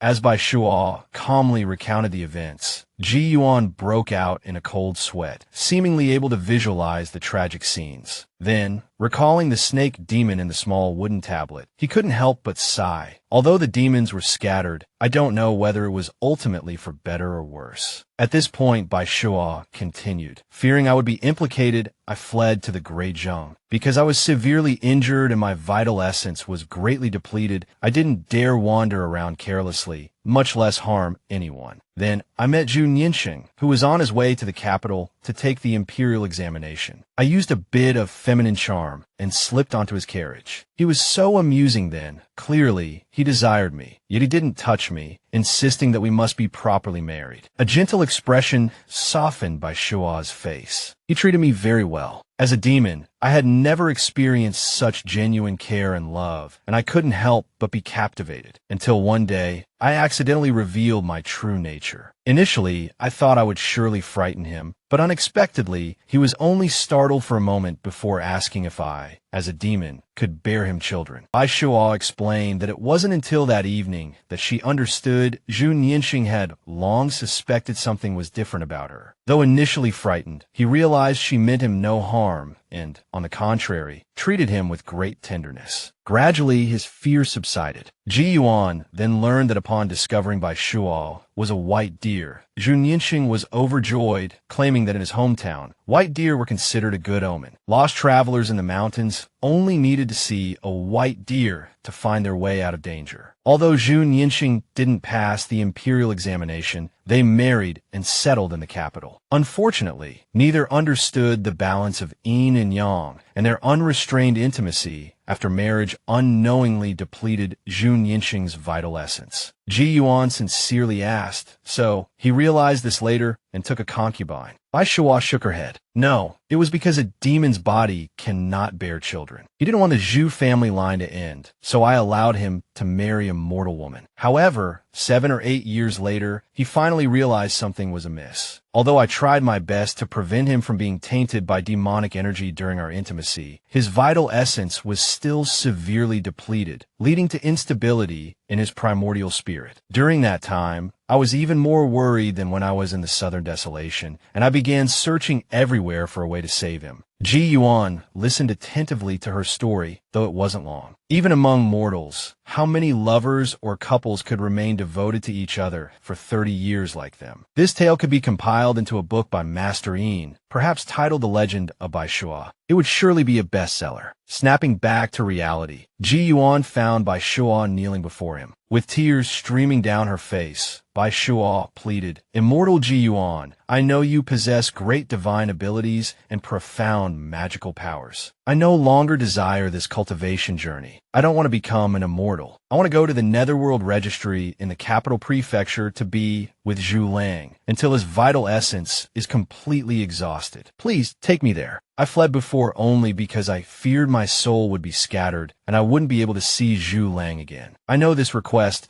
is presumptuous, but I have nowhere else to turn. I can only beg for your mercy, Immortal. She kowtowed repeatedly before Ji Yuan. Ji Yuan was taken aback, momentarily unsure how to respond. Looking at the woman before him, a single line echoed in his mind. Facing the moon, a solitary figure yearns for companionship, desiring only to be a pair of lovebirds, not an immortal. He then told her to rise and compose herself. Fate begins and fate ends. This is something you must consider carefully. Here Hearing Ji Yuan speak, Bai Shuo dared not disobey. Bai Shuo then returned to her original form and sat up. Ji Yuan found himself with a bit of a headache. This was the consequence of meddling in other people's affairs. But if given the choice again, he'd probably still intervene. However, directly going back to the city god was definitely out of the question. Having just caused a scene, returning now would be far too awkward. He needed to devise a more ingenious approach. Suddenly, a spark of inspiration ignited in his mind. He looked at Bai Shuo. I have a plan. It might not only allow you to see Zhu Nianxing, but also to stay with him for a while. However, it will require Miss Bai Shuo to play the role of a beast of burden for a bit. Bai Shuo, upon hearing this, couldn't quite believe it. Is there truly such a way? Ji Yuan smiled. Of course there is. It's fortunate that you never revealed your true form in front of any deities. Next, we need to fabricate a story to erase your identity as a demon. Have you noticed? In Journey to the West, the demons with backgrounds all end up safe and sound. It's the wild ones who get beaten to death. This time I plan to do the same. At this moment, he held a book in his hand, a celestial sword strapped to his back, and sat upon Bai Shuo's back in her white deer form, engrossed in reading. This image would surely make anyone think he was a true immortal who had attained the Tao. A short while later, the white deer landed before the Earth God's shrine. Waiting for Bai Shuo to come to a complete stop, Ji Yuan dismounted and bowed with clasped hands. Wandering cultivator Ji Yuan pays respect to the Earth God of the capital prefecture. I beseech the Earth God to appear. As his voice faded, a gentle breeze stirred, and a tall, robust old man materialized before Ji Yuan. This was the first time Ji Yuan had seen the Earth God of the capital prefecture in person, and he was quite taken aback. My goodness, this appearance is quite different from the typical Earth God imagery. The Earth God was also observing Ji Yuan. The magical aura surrounding him is extraordinary, and that white deer is also quite remarkable. He's certainly no ordinary person. He then addressed Ji Yuan. I wonder what brings this fellow immortal to seek me out. Ji Yuan remained bowed. I have come to confess a transgression to the Earth God. It's a rather long story. I wonder if we could find a quiet place within the shrine to speak more freely. Soon, they were inside the Earth God's shrine. Ji Yuan began to weave his tale. He explained that his white deer companion often listened to him read tragic love stories from the biographies of outsiders, and had consequently developed romantic inclinations. While he wasn't paying attention, the deer had quietly slipped away, descending to the mortal realm in search of true love. Ji Yuan recounted the story vividly, altering certain details, but maintaining the core narrative, making it all the more touching. Most importantly, he emphasized that on this path of cultivation, the white deer had met someone. Finally, Ji Yuan sighed. Over these decades, she neglected her cultivation, allowing demonic energy to accumulate. In truth, she has never intentionally harmed a mortal. Before, I couldn't bear to see her sever her path of cultivation, so I intervened and saved her. But now, it seems she is suffering and pleading, which is why I have the audacity to come before you.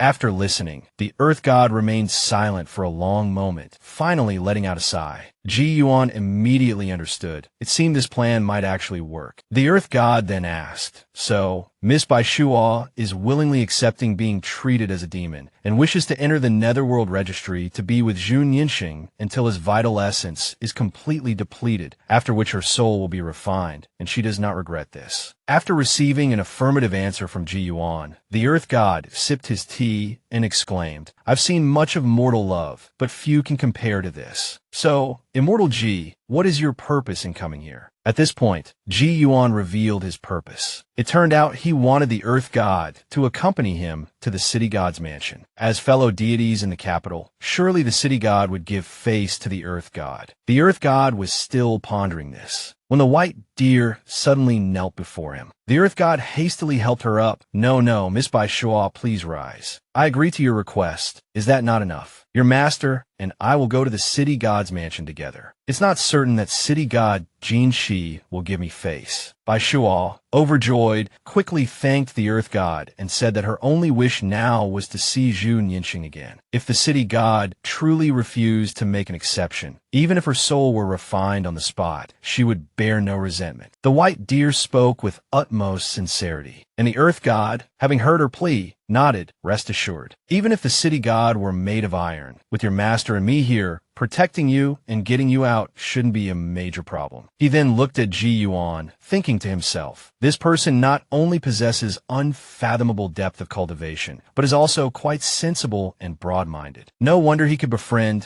such an extraordinary white deer. Ji Yuan then stepped forward to thank the Earth God, simultaneously offering an apology. This time, I, Ji Yuan, have resorted to a bit of a ruse. I hope the Earth God will pardon me. The Earth God waved his hand dismissively, saying it was nothing, as he had also been privy to a good story and hadn't suffered any loss. With that, he raised his staff, lightly tapped the air, and said to the two, let's go. The Earth God's divine abilities were truly remarkable. In the blink of an eye, they arrived at the gates of the city god's mansion. Soon, a ghost official came out to greet them, bowing with clasped hands. Greetings, Earth God. Greetings, honored Immortal. May I ask what brings you two here? The Earth God gestured towards the white deer and stated his purpose directly. It's nothing major. 2 days ago, an escaped prisoner was brought here. However, this is not some evil spirit, but rather the lost mount of this immortal here. We have come to apologize for the trouble. Since we are here, I ask that you inform the city god. The ghost official was quite surprised, as the previous incident was still causing a stir. He immediately told them to wait a moment while he went to make the announcement. Soon, Ji Yuan and the others were escorted to the main hall. Not only was the city god present, but also the presiding officials, making it quite a formal gathering. Ji Yuan and the Earth God exchanged glances. Both understood that a blunt refusal was possible, but the current situation presented a greater opportunity. The Earth God, being a forthright individual, spoke first once everyone had assembled. He said that on that day, when the white deer escaped from his grasp, he knew for certain that a powerful figure was secretly assisting her. It wasn't until he met Immortal Ji that he learned the whole story. He then recounted the tale he had just heard. Following this, with a sigh and a tone of gentle persuasion, he explained that the white deer held deep affection for Jun Yinxing, a truly sincere love amongst all beings. Immortal Ji also didn't wish for the white deer to lose this connection. Destiny was hard to come by, but true love was even rarer. After a long silence, the city god finally spoke, addressing the presiding officials. What are your thoughts? The officials expressed their opinions one by one. The law cannot be disregarded. Punishment must still be carried out. However, our netherworld is not a place devoid of compassion. Cases deserving of sympathy should be considered. Moreover, Jun Yinxing had led a virtuous life and shared a special bond with this deer spirit, a connection that couldn't be severed. Another official added, and that white deer, even at that critical moment, didn't harm even one of our netherworld emissaries. She has gradually cultivated her heart and nature. Furthermore, her devotion to her husband, her willingness to endure the suffering of soul refinement, is truly commendable. The city god, seeing that although the presiding official spoke of upholding the law, they consistently expressed leniency, felt comforted and interrupted them. All right, I've made my decision. 260 lashes of soul refinement as punishment. You are permitted to go to Jun Yinxing's residence in the netherworld and stay by his side. His words were met with gasps of astonishment. The punishment was truly severe. 260 lashes, it was feared, would shatter the white deer's soul. However, the city god raised his hand for silence. Looking towards Bai Shuo, let me tell you, just as they said, your soul can withstand at most 200 lashes of soul refinement. Every lash after that carries a 9 in 10 chance of death. If you regret your decision now, out of respect for the Earth God and Mr. G, I can overlook the past and allow you to leave. He then asked, tell me, do you still wish to see Jun Yinxing?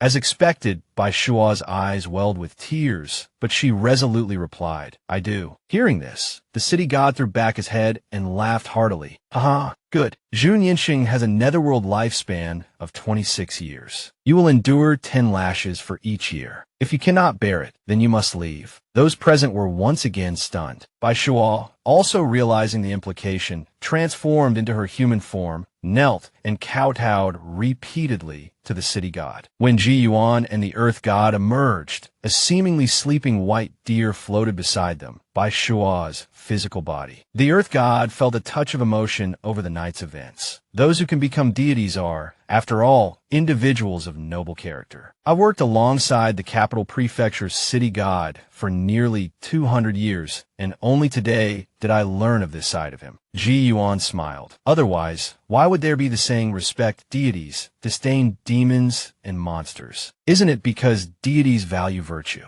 The Earth God chuckled. Mr. Ji speaks wisely. Arriving at the Earth God's shrine, Ji Yuan thanked him once more. Many thanks to the Earth God for your assistance today. I'll also trouble you to safeguard and care for by Shua's physical body. If she can periodically return to it, it won't deteriorate. The Earth God tapped his bamboo staff on the ground, summoning vines to envelop the white deer, and reassured Ji Yuan. If she attains enlightenment, being her protector for a time will be quite interesting. Ji Yuan, satisfied, replied, "In that case, I, Ji Yuan, shall take my leave." The Earth God hastily responded, "Farewell, Mr. Ji. You are welcome to visit and chat with this old man anytime." The two bid each other farewell. Though they hadn't explicitly declared friendship, a genuine bond had formed. Both felt their spirits lifted. Just as Ji Yuan departed, the white chess piece in his hand suddenly materialized. Looking through the white piece, he could faintly see Bai Shua kneeling in the netherworld, holding a jade tablet and swearing an oath. Master's kindness, Bai Shua vows to never forget through life after life, through every reincarnation. In truth, the jade tablet was something Ji Yuan had obtained from the old dragon. It contained a cultivation method for immortal longevity, perfectly suited for Bai Shua, sparing her from practicing demonic arts that might expose her true nature. However, in such a place heavy with Yin energy, the chess piece manifested as white. Truly intriguing. Furthermore, having gained the Earth God as a new friend was an unexpected delight. As the Earth God watched Ji Yuan depart, he couldn't help but find the situation slightly amusing. Clearly possessing the ability to summon a cloud and ride the winds, yet choosing to walk, Ji Yuan's dedication to his role was almost paternal. Still, that little deer spirit was truly fortunate. Meanwhile, in Jizhou, the Wei family was gripped by anxiety. As Wei Wuwei's wife struggled through a difficult labor, her life hanging in the balance. He could only pace restlessly outside the door, consumed by worry. Just then, the midwife rushed out, her voice frantic. "Madam has fainted. Do you wish to save the mother or the child?" Hearing these words, Wei Wuwei nearly struck the midwife in his fury. Though terrified, the midwife urged him to make a decision quickly, lest it be too late. Wei Wuwei grabbed the midwife, his voice a guttural roar. "Both. Save both. If anything happens to either of them, you'll be buried with them. Do you understand? Both. You useless woman. Come with me," he declared, disregarding all else and preparing to barge into the birthing room. Servants attempted to restrain him, but he flung them aside. "Get out of my way, all of you. What matters now are their lives, not some foolish tradition about men in the birthing room. I must go in and channel my vital energy to my wife." Seeing his desperation, no one dared to stop him further. As the torrential rain poured down outside, the cries of a newborn echoed from within the room. Inside, Wei Wuwei collapsed onto the floor, exhausted but relieved as the midwife beamed. "Congratulations, Master Wei. It's a boy." Wei Wuwei had always desired a son, not a daughter. But witnessing his wife's brush with death, the importance of a son faded. All that mattered was that both mother and child were safe. In those times, with medicine still primitive,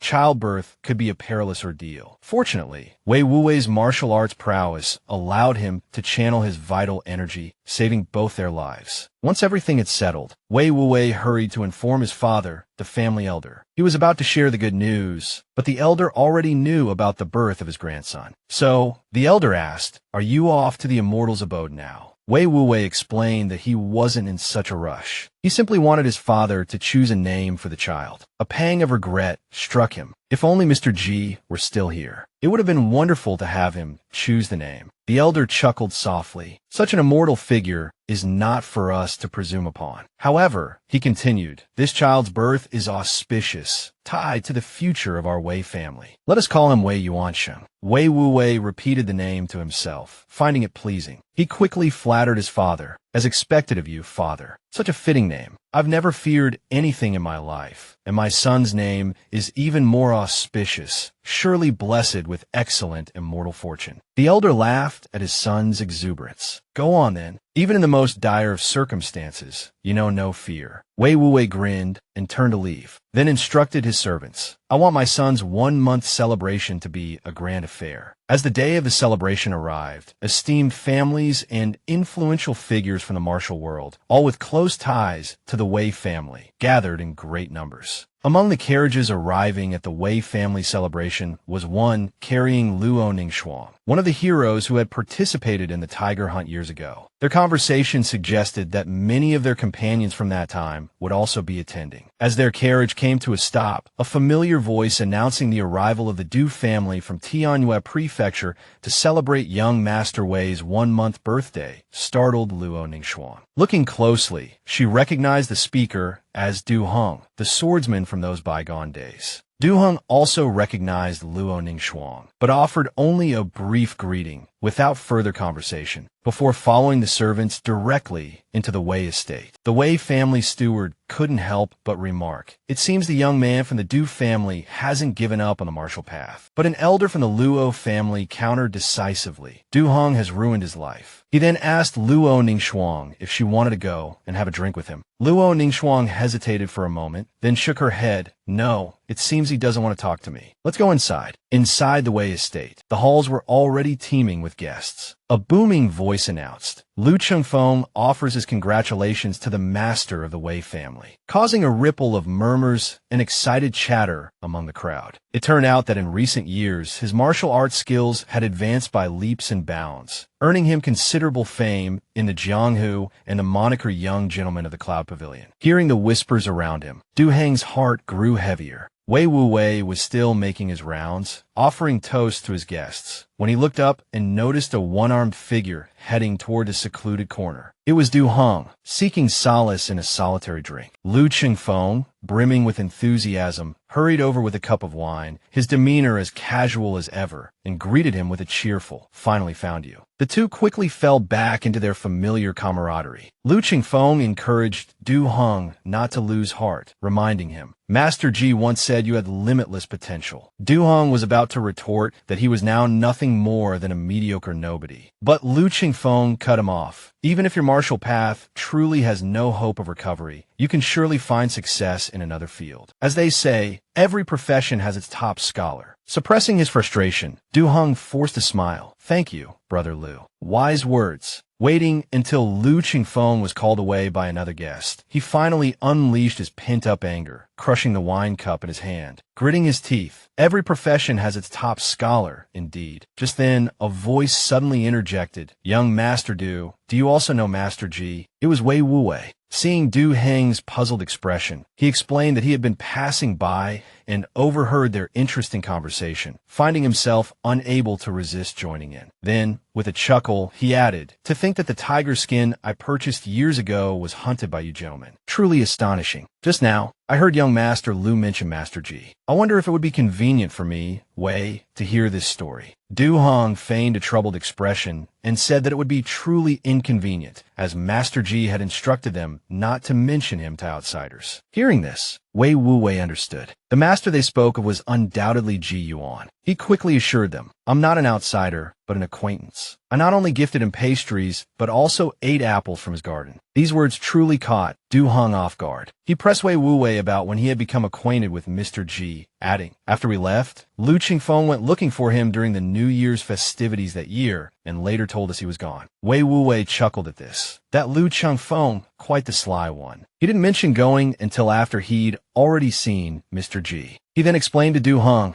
that he had met Mr. Ji in Ning and County. Years ago, he had gone there to purchase a tiger skin, but a run-in with bandits had delayed him. That's how he came to meet Mr. Ji and receive some guidance from him. Wei Wuwei then looked Du Hong up and down, asking, "Young Master Du, did Mr. G truly tell you that if you could overcome this tribulation, your future would be limitless?" Picking up the thread of their earlier conversation, when Wei Wuwei heard that Ji Yuan had spoken highly of the one-armed man before him, he decided to approach and engage him in conversation. Having gained Du Heng's trust, he directly asked if it was true. Du Heng honestly replied that Mr. G had indeed said something to that effect when they left Ning'an County, but it was likely just meant to be comforting. After all, Du Heng now considered himself half a cripple. Wei Wuwei continued to inquire, did Mr. G ever say such things to anyone else? For instance, to the illustrious Lu Chengfeng. Du Heng thought for a moment, then replied, "I don't think so." Wei Wuwei couldn't help but exclaim, My. He knew in his heart that although these people had met Mr. G early on, they fundamentally didn't understand what kind of person Ji Yuan truly was. He then said to Du Heng, "I don't think much of Lu Qingfeng's current accomplishments. On the contrary, young Master Du, since Mr. G left you with such words, you shouldn't underestimate yourself." Du Heng gave a wry smile. "Thank you for your comforting words, Patriarch Wei. But I've come to terms with things over the past few years. When I first overcame the pain of losing my arm, I still harbored lofty ambitions. But now, even my own clan has lost all hope in me." Wei Wuwei was well aware of Du Heng's unwillingness to accept his fate, having just seen him seclude himself, and having eavesdropped for a while. "Have you truly come to terms with it?" "I don't think so. Moreover, the tribulation Mr. G spoke of, do you really believe you've overcome it?" Du Heng couldn't help but touch his missing arm. Wei Wuwei leaned in closer and said, "I've also studied some ancient texts. Knowing what kind of person Mr. G is, do you think the so-called tribulation simply refers to physical pain? Do you really think that just because the wound from your severed arm is healed, you've overcome it? Ha ha, tribulation.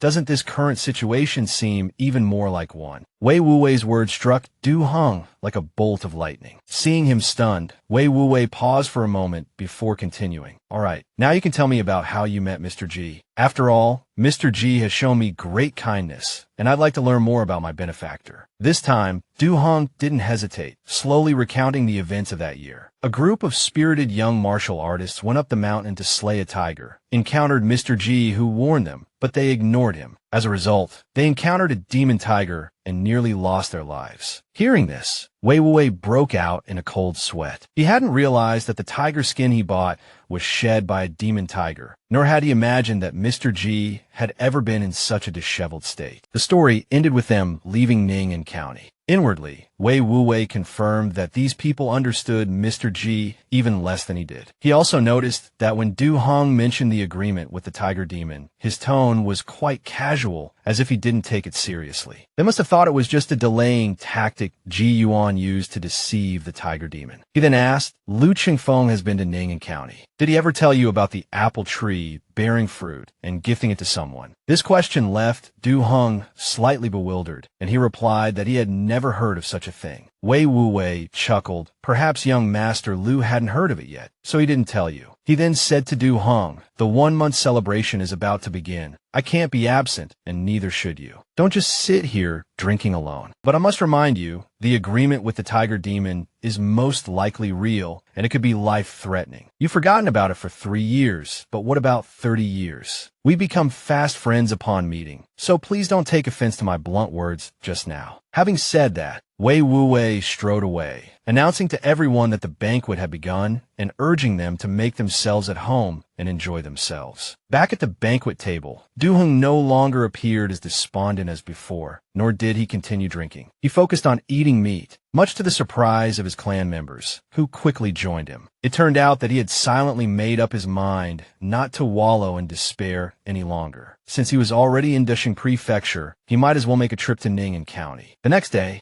as Du Heng was preparing to depart, he discovered that his horse was missing from the stable. A coachman was waiting nearby, explaining that Du Heng's horse had been taken by mistake. The patriarch had instructed him to prepare 3 fine horses for Du Heng and added that if he wished to travel to certain counties, the coachman could drive him there. Du Heng frowned and asked, "Does the patriarch know where I'm going?" The coachman smiled and replied, "How could the patriarch know? He only said that you might need them. However, Du-hung wasn't accustomed to having a stranger drive him, so he directly mounted a horse. At this moment, the coachman spoke again, young Master Du. The patriarch also mentioned something about Ning and County. He said that the apple tree in Mr. G's courtyard still has some fruit this year, though they haven't fallen yet. Given your prior acquaintance with Mr. G, the young man, there would surely gift you a few. The patriarch is willing to pay a handsome price to buy a few from you. Du-hung was even more astonished. With the Wei family's wealth, what kind of apple couldn't they buy?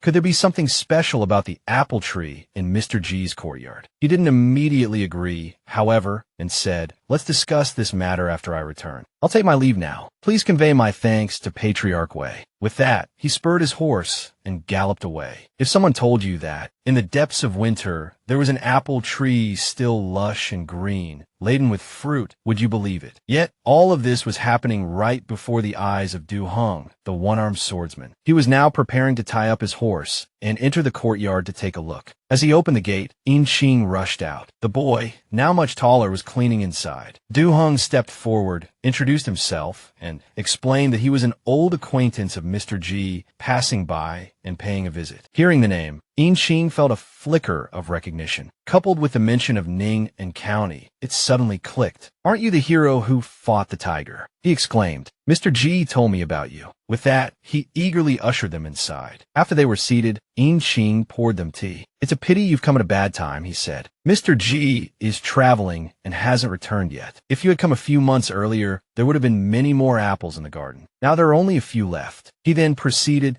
to tell them the story of the apple tree. How? Initially, because Mr. G had to leave, the tree bore ripe fruit overnight. Du-hang's cousins exchanged skeptical glances. The boy seemed to be exaggerating. At that moment, In-ching seemed to remember something. "Wait a moment," he said. "I'll be right back. I have something to show you." After the boy left, Du-hang's cousins grew restless. Seeing the beautiful apples on the tree, one of them reached out to pluck a few to taste, but Du-hung immediately stopped him. Soon, In-ching returned, clutching a book. It turned out he had written down the interesting stories Mr. G told him, for fear of forgetting them. He mentioned that Mr. G had once spoken of two unique heroes, one of whom was Du-hung, and the other named Manhwa. This puzzled Du-hung. Who was Manhwa? In-ching looked up. "It doesn't matter who he is," he said. "He's very powerful. Even Mr. G said so. He relied on others from a young age, was bullied and looked down upon, and then had his arm cut off by his uncle's son, forcing him to flee alone and even suffer from strange poison. He endured all kinds of humiliation." The story sent shivers down the spines of his listeners. Could someone truly endure such hardship and not only survive, but also rise up to fight back? In-ching continued. Later, Manhwa befriended a giant eagle and trained diligently for decades. What's even more admirable is that he always maintained a righteous heart. With his unparalleled martial arts and chivalrous spirit, he was known in the Jianghu as the Divine Eagle Knight. One of Du-hang's cousins scoffed. "Manhwa, is there really such a person? Aren't you just making this up?" This clearly displeased In-ching. "Do you take Mr. G for a storyteller? Would his stories be fabricated? If you knew that Mr. G once met Chung." In-ching abruptly stopped, clamping a hand over his mouth. "Anyway," he said quickly, "this story is definitely true. Believe it or not." He then turned to Du-hung. "Mr. G only told me about two unique heroes. The first one was incredibly powerful, and you are the second." The words hung in the air, echoing in Du-hang's mind. In-ching, meanwhile, looked towards the apple tree. "Since Hero Du has come," he said, "I'll pick a few apples for you.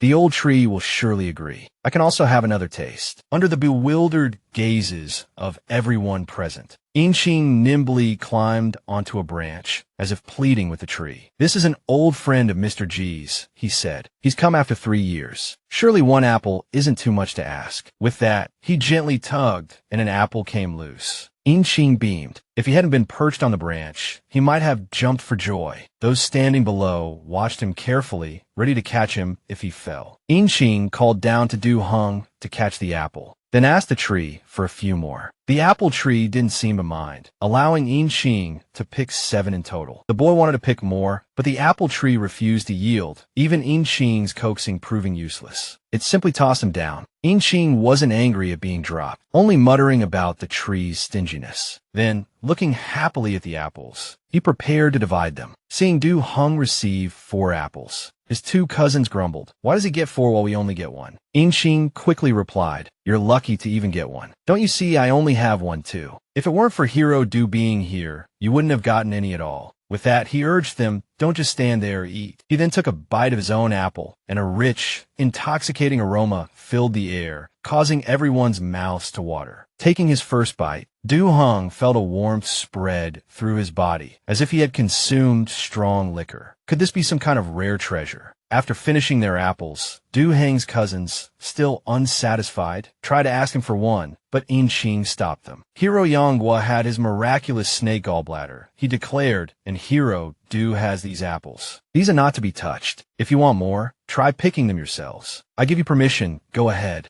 Unable to resist the temptation any longer, the cousins lunged for the nearest apple. But the apples seemed glued to the branches. Even bending the branches almost double didn't work. Instead, the branches sprung back with surprising force, sending the cousins sprawling like pebbles from a slingshot. Du Hong suddenly recalled the ferocious tiger on Mount Yokuei. Could this fruit tree possess a similar power? The story continues. Having received the magical apples from Inxing, Du Hong and his cousins prepared to depart. Despite the biting wind, Inxing's words echoed in his mind. Hero Yonghua had no one to help him, but I, Du Hong, am fortunate to have others. Even without the right-handed saber technique, what did it matter? The Du clan's left-handed mad saber technique wasn't developed for nothing. With this thought, he leaped from his horse and swung his saber. His body moved fluidly, executing the 12 forms of the mad saber technique he had practiced countless times with his right hand. His strikes grew increasingly powerful, and finally, as he finished the sequence, he roared, "This tribulation ends now." The cold air rushed into his lungs, but transformed into a comforting warmth. In his mind's eye, he had sliced through the despair that had held him captive. His cousin stared dumbfounded. From the hesitant first swing to the powerful final strike, their elder brother seemed transformed. With newfound resolve, Du Hong addressed them, "Don't delay. Return to Dushing Prefecture quickly and deliver the remaining apple to the Wei family. We will return home. We may miss the New Year's Eve celebration, but we will still have our New Year's feast at home."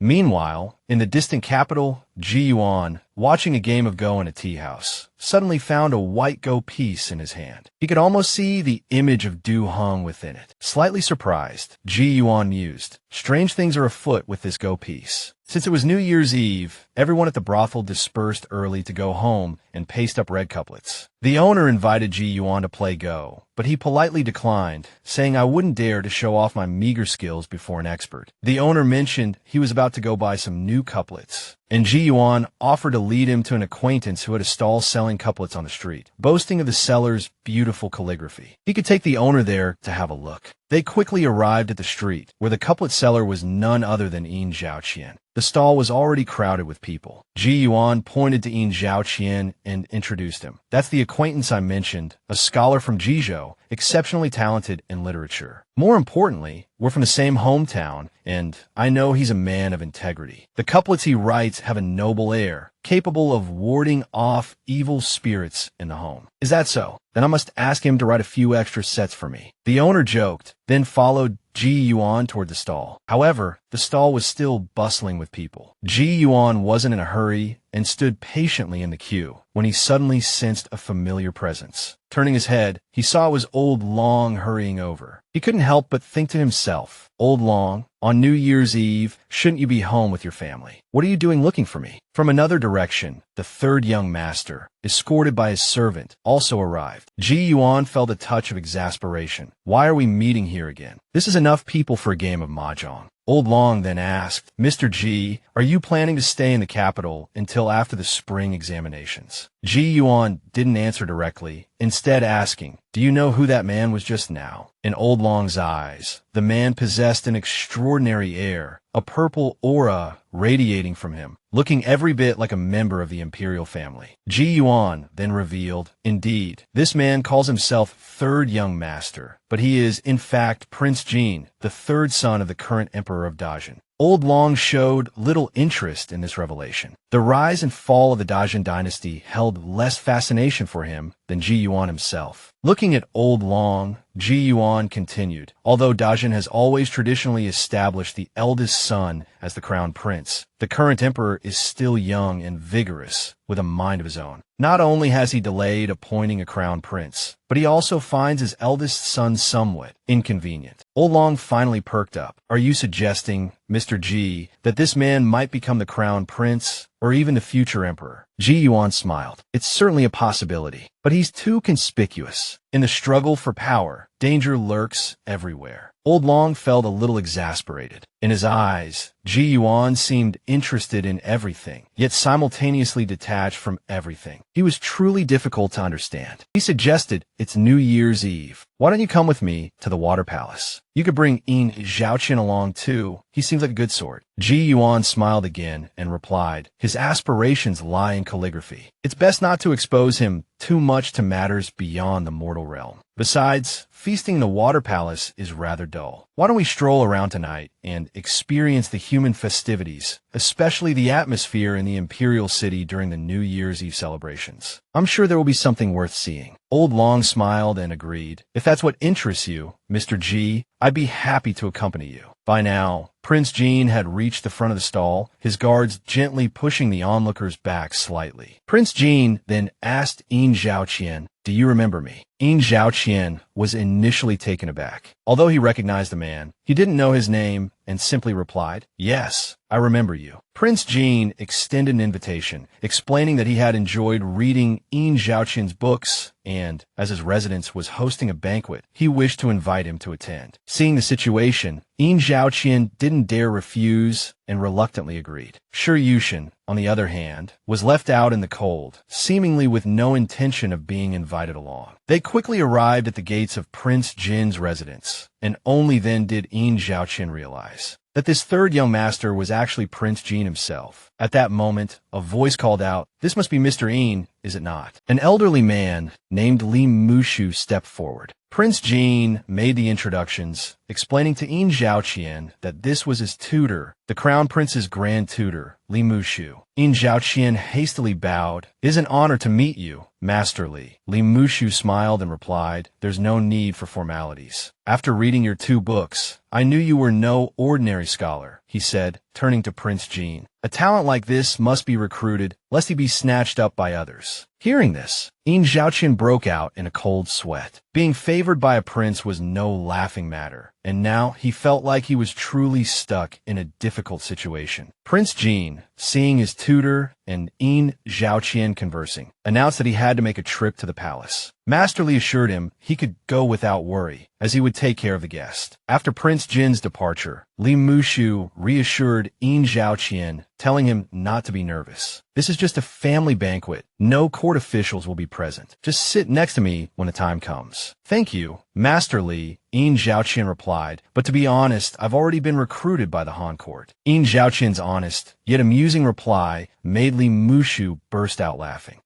Come, let's go to a private room and chat first. The situation having reached this point, Yin Zhaoqian could only play along. Ji Yuan and Old Long, invisible, hovered in the air above Prince Jin's residence. Watching Yin Zhaoqian's awkward predicament, Ji Yuan couldn't help but find it amusing. This Mr. Yin is certainly popular, though his righteous aura doesn't seem to be much help in these social situations. As they say, the best laid plans of mice and men, and on New Year's Eve, even heaven and earth experience a grand predestination. As we mentioned in the previous episode, Yin Zhaoqian arrived at Prince Jin's residence, where his scholarship earned him high praise from the crown prince's grand tutor, Li Mushu. In Li Mushu's eyes, although Yin Zhaoqian's current thinking was somewhat naive, he had his own principles and standards, not mere fantasies. Truly a promising young man. As the chill deepened, Li Mushu invited Yin Zhaoqian to the banquet hall, assuring him it would be much warmer inside. This banquet was indeed a family affair. Some guests even brought their families, and groups of 3 or 4 friends gathered to chat, creating a warm and relaxed atmosphere. Seeing Li Mushu arrive, everyone rushed to greet him. After the initial pleasantries, Li Mushu introduced Yin Zhaoqian to everyone, emphasizing his talent. Surrounded by the guests, Yin Zhaoqian found himself the center of attention. Ji Yuan, standing invisibly beside Old Long chuckled. "Old friend, your underwater palace may be magnificent, but on a cold night like this, it's certainly not as comfortable as this." Old Long scoffed. "My water palace is temperate year-round, adorned with coral and pearls like stars in the sky, with beautiful women dancing and celestial music drifting through the air. This place can't compare." As he spoke, he extended his hand, and 2 cups of wine flew towards them. It seemed they were the famous gold and jade wine of the capital. After taking a sip, Old Long continued, "Still not as good as Tian Ri Chun, and certainly not comparable to Long Xianxiang."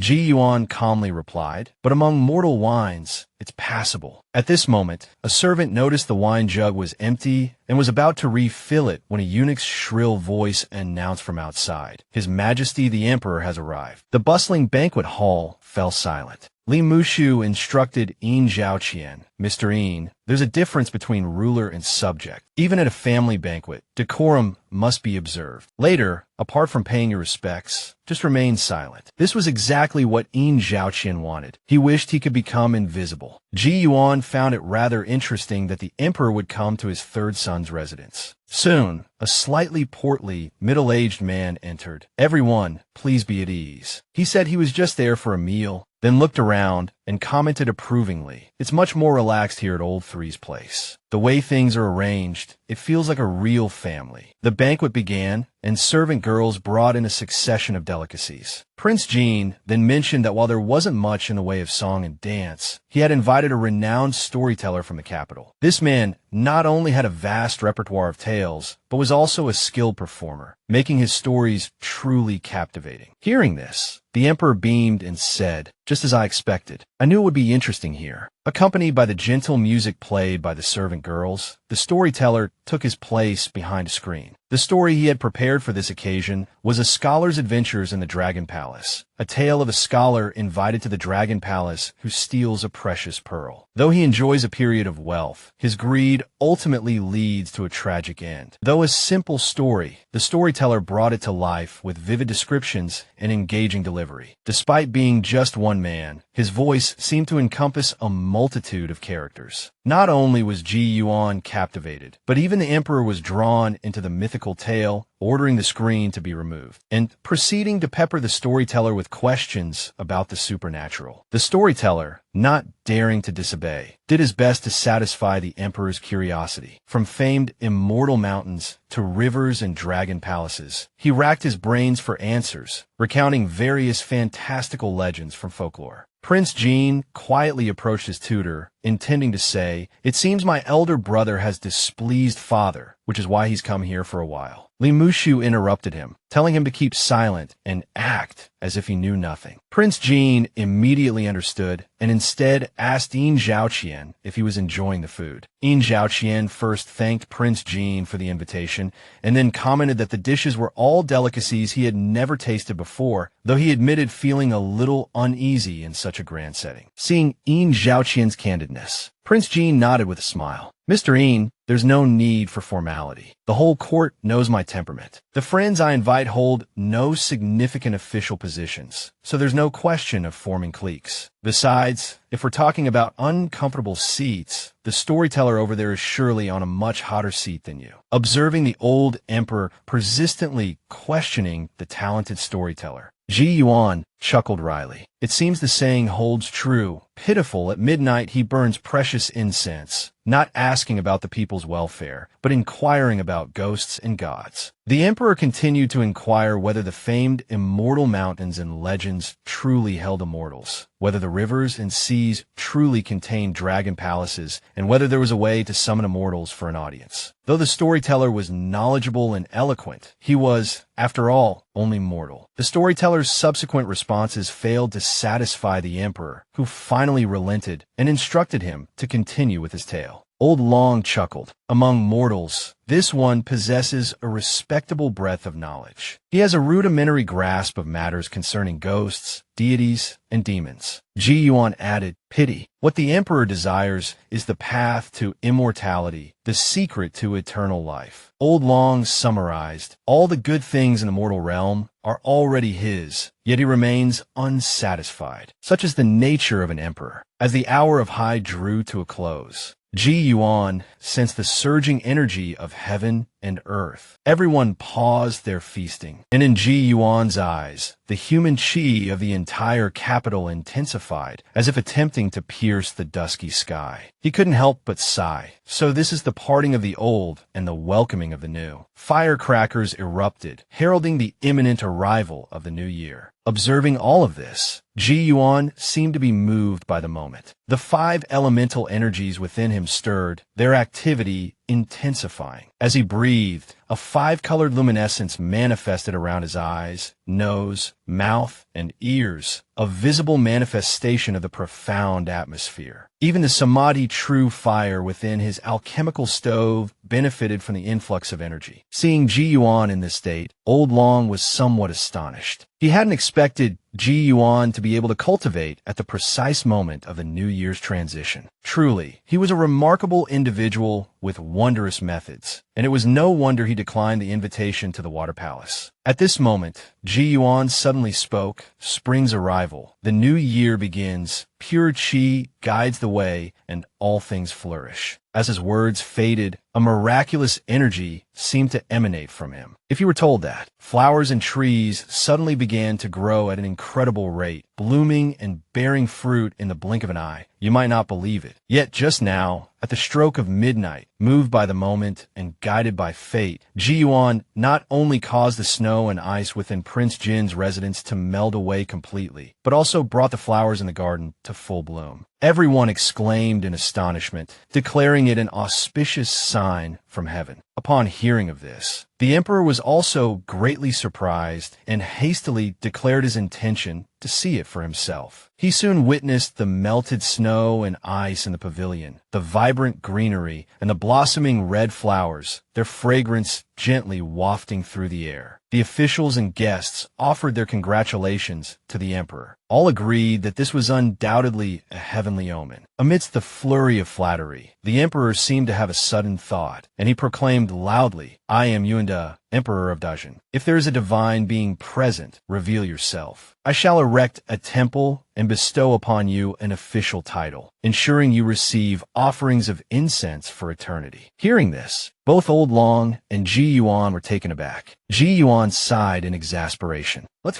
go. There's nothing worth seeing here anymore." With that, he snapped his fingers, and a wisp of pale, yellow qi flew towards Yin Zhaoqian's forehead. Yin Zhaoqian instantly felt his mind clear. For a fleeting moment, he seemed to see 2 familiar figures departing. He wondered to himself, could that have been Mr. Ji? Ji Yuan and Old Long left the prince's residence. As they walked along the streets, they could still see the vibrant qi swirling above the capital, resembling rosy clouds. Old Long spoke up again. "Mr. Ji, we've attended a mortal family banquet, and that scholar Yin Zhaoqian has received a bit of good fortune. Now, if you have nothing else to do, shouldn't we go to the Water Palace in the Tongtian River?" Ji Yuan, however, refused to go. Going there to play chess would be asking for defeat. He firmly stated, "Old sir, forget about your Water Palace tonight. Just consider this a stroll with me." He wandered aimlessly through the streets, but the surrounding qi, drawn to Ji Yuan, flowed continuously around him. Old Long finally understood. Ji Yuan was clearly at a critical juncture in his cultivation, though he couldn't fathom what kind of cultivation method could be so miraculous. At this moment, Ji Yuan finally gathered enough qi and dyed 2 ghost stones white. Looking up at the sky, he couldn't help but think of his friends from his past life and the companions he had made in this one, silently offering a blessing. Happy New Year to all. Back at Prince Jin's residence, after Ji Yuan and Old Long left, the temperature dropped rapidly, and the onlookers couldn't help but shiver. The emperor, realizing that no divine being would appear, sighed and announced, "I am tired. Let us return to the palace." With the emperor wanting to leave, no one dared to linger at the banquet. They hurriedly followed to see him off. After the emperor had departed, Prince Jin breathed a sigh of relief. "Let's go," he said. "We should return as well." By this time, Yin Zhaoqian had returned home. Ji Yuan, also strolling in this direction,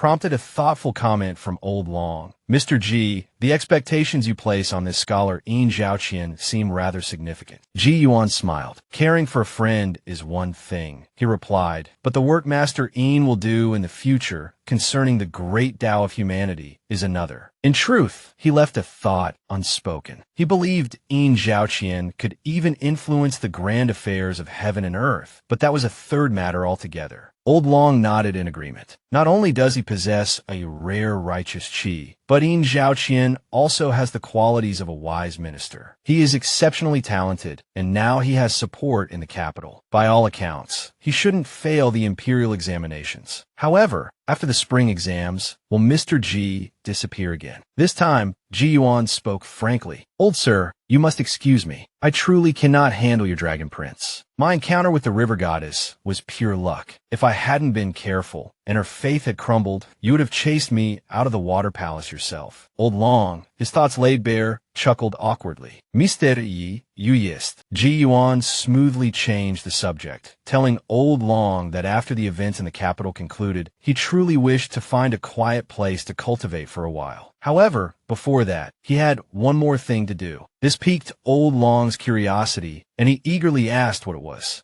Ji Yuan didn't keep him in suspense. During my travels, he explained, I once met a Taoist priest in the mortal realm. He insisted on reading my fortune, and as a result of a single divination, he lost half his life. Now, with some dragon incense, I can help replenish his vital qi. Old Long's eyes widened. That Taoist priest could actually divine your fate. When I sought you out years ago, I couldn't calculate anything at all. Ji Yuan, slightly embarrassed, chuckled and dropped the subject. He then told Old Long, once I've chosen a place to cultivate, I'll be sure to inform you, old sir, so you won't have to search for me. Reassured by Ji Yuan's promise, Old Long stroked his beard and let out a hearty laugh, showering him with praise. The next day, Ji Yuan bid farewell to Old Long and strolled through the streets, unexpectedly encountering the storyteller from the previous night. A thought suddenly sparked in his mind. Continuing from the previous events, Ji Yuan, the wanderer of the streets, was taking a leisurely walk when, approaching a small courtyard, he spotted Wang Li, the storyteller from the night before. He was surprised to see him still wide awake, despite having told stories until late into the night. Wang Li was in his room, diligently recording the events of the previous night, for it had truly been a remarkable experience. First, the emperor's fervent quest for immortal wisdom, his questioning so intense that beads of sweat dotted his brow. Then, in the midst of the bitter winter cold, 100 flowers blooming in vibrant defiance, a truly rare and wondrous sight. A young boy entered, bringing him a meal, and his eyes fell upon the writings on the table. He asked, Mr. Wang, are you writing a story? Wang Li, eating as he spoke, replied, Indeed, I was. Last night, a wealthy family invited me to tell stories. The generous payment was a bonus, but more importantly, I witnessed an auspicious omen. This trip was certainly worthwhile. His words only fueled the boy's curiosity, prompting a flurry of questions. Wang Li, happy to oblige, recounted the events of the night with vivid detail. The boy listened, wide-eyed with astonishment, yet a hint of disbelief lingered. Is it true?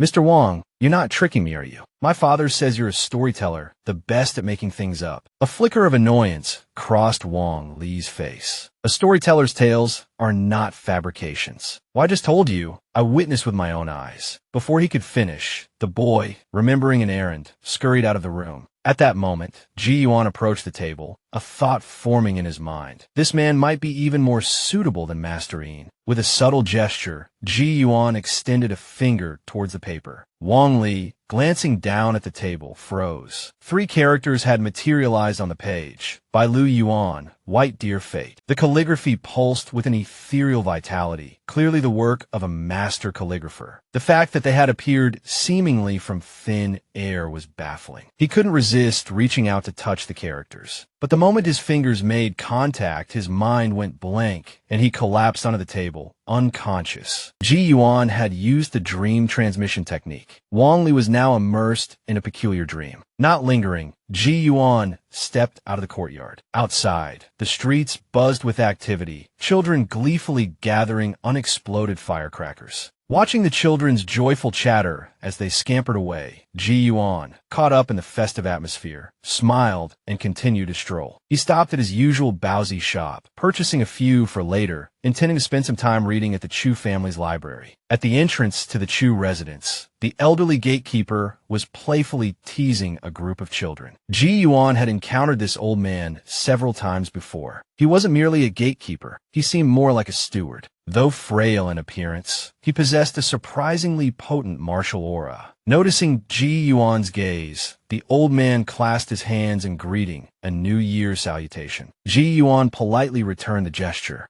Moments later, Ji Yuan stepped into the Chu family library. Outside, people were still discussing the auspicious events that had transpired at Prince Jin's residence the previous night. A thought crossed Ji Yuan's mind. I wonder if they'll come in here and discover me. They entered, it turned out, seeking the Bai Niao 100 Birds treatise that had been copied from Prince Jin's residence the previous night, wanting to share it with their friends. The steward, acknowledging their request, went to search for it on the second-floor bookshelves. At that moment, his nose twitched slightly, as if catching a faint scent. Ji Yuan, glancing at the Baozi in his hand, thought to himself, mistake. I forgot about this again. As expected, a moment later, the steward quietly ascended to the third floor. After confirming no one was there, he climbed onto the roof of the attic, landing softly on the snow-covered surface. He carefully surveyed the area, finding nothing but his own footprints. It seemed he had been overly suspicious. Hearing the young master's urgent calls, he didn't linger, jumping directly down. Only after the steward had left did Ji Yuan emerge from the shadows. This old man is quite perceptive, he mused. It seems Master Yin's reputation has spread a bit. Meanwhile, Wang Li awoke from his dream, slightly disoriented. How did I fall asleep? He wondered vaguely, and it felt like such a long dream. His gaze fell upon the table, where he saw the 3 characters by Lu Yuan, White Dear Fate, written there. In that instant, his mind was jolted, and the entirety of his dream flooded back. He murmured, by Lu Yuan, I must write this down. This is a story bestowed by the Immortals. I must quickly record it, he thought, his heart trembling with excitement. Wang Li hurriedly ground his ink, the narrative unfolding in his mind. This story must have 5 chapters, he exclaimed. No, 6. It needs at least 6 chapters to tell it properly. Time flew by, and soon the day arrived for the announcement of the examination results. Outside the examination hall, anxious individuals paced restlessly. Silence. Following a shout from a court official, the scene instantly quieted. With a cry of "Post the results," the announcement board was flung into the air. 4 officials leaped up, unfurling the board together and nailing it to the wall. At the top, in the Zhuangyuan top scorer position, was written the name Yin Zhaoqian, Magistrate of Ji Prefecture. It was said that in the imperial examinations of old, achieving the top position in the prefectural, provincial, and palace examinations consecutively was known as the Triple First. At that moment, within Prince Jin's residence, Prince Jin and his advisor, Li Mushu, were enjoying tea and conversation. They had initially planned to witness the excitement outside the palace, but the commotion surrounding the auspicious omen had deterred them. A servant now arrived,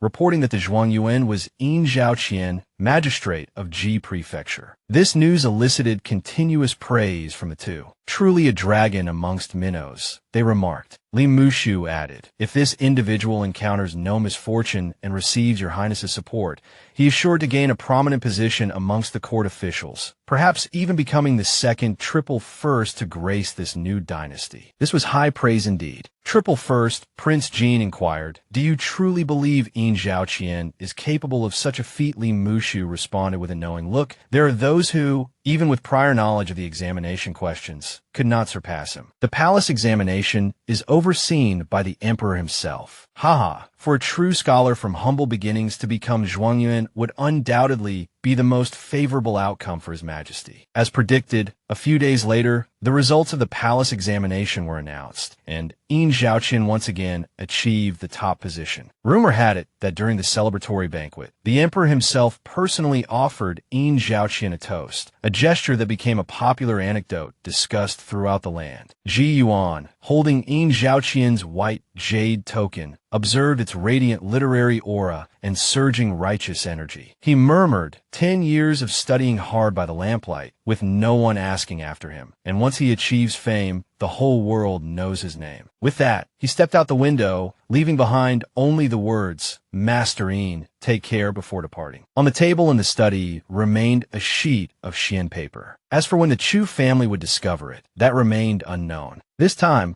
Ji Yuan didn't walk. Instead, he employed the newly learned cloud traversal technique. Although he didn't fly high, the sensation was truly exhilarating. Along the way, he familiarized himself with the new spell while consulting a map for directions, quickly arriving at Cloud Mountain Temple, where Taoist priest Qing Song resided. Unexpectedly, the Taoist priest wasn't home. Ji Yuan casually strolled around, realizing that the Cloud Mountain Temple was more about appearances than substance. It seemed the Taoist priest here was a rather interesting character. It was no wonder the common folk weren't fond of the place. Even the temple lacked a deity statue. What were they supposed to pray to? Ji Yuan decided against staying long, opting to visit the county town and perhaps buy some food. At that moment, outside the city god temple, Taoist priest Qing Song and his two disciples had set up a stall, loudly hawking their services to passing pilgrims, inquiring about their marital status, and offering discounted fortune-telling for those seeking love. Ji Yuan, standing nearby, nodded to himself. It seemed Taoist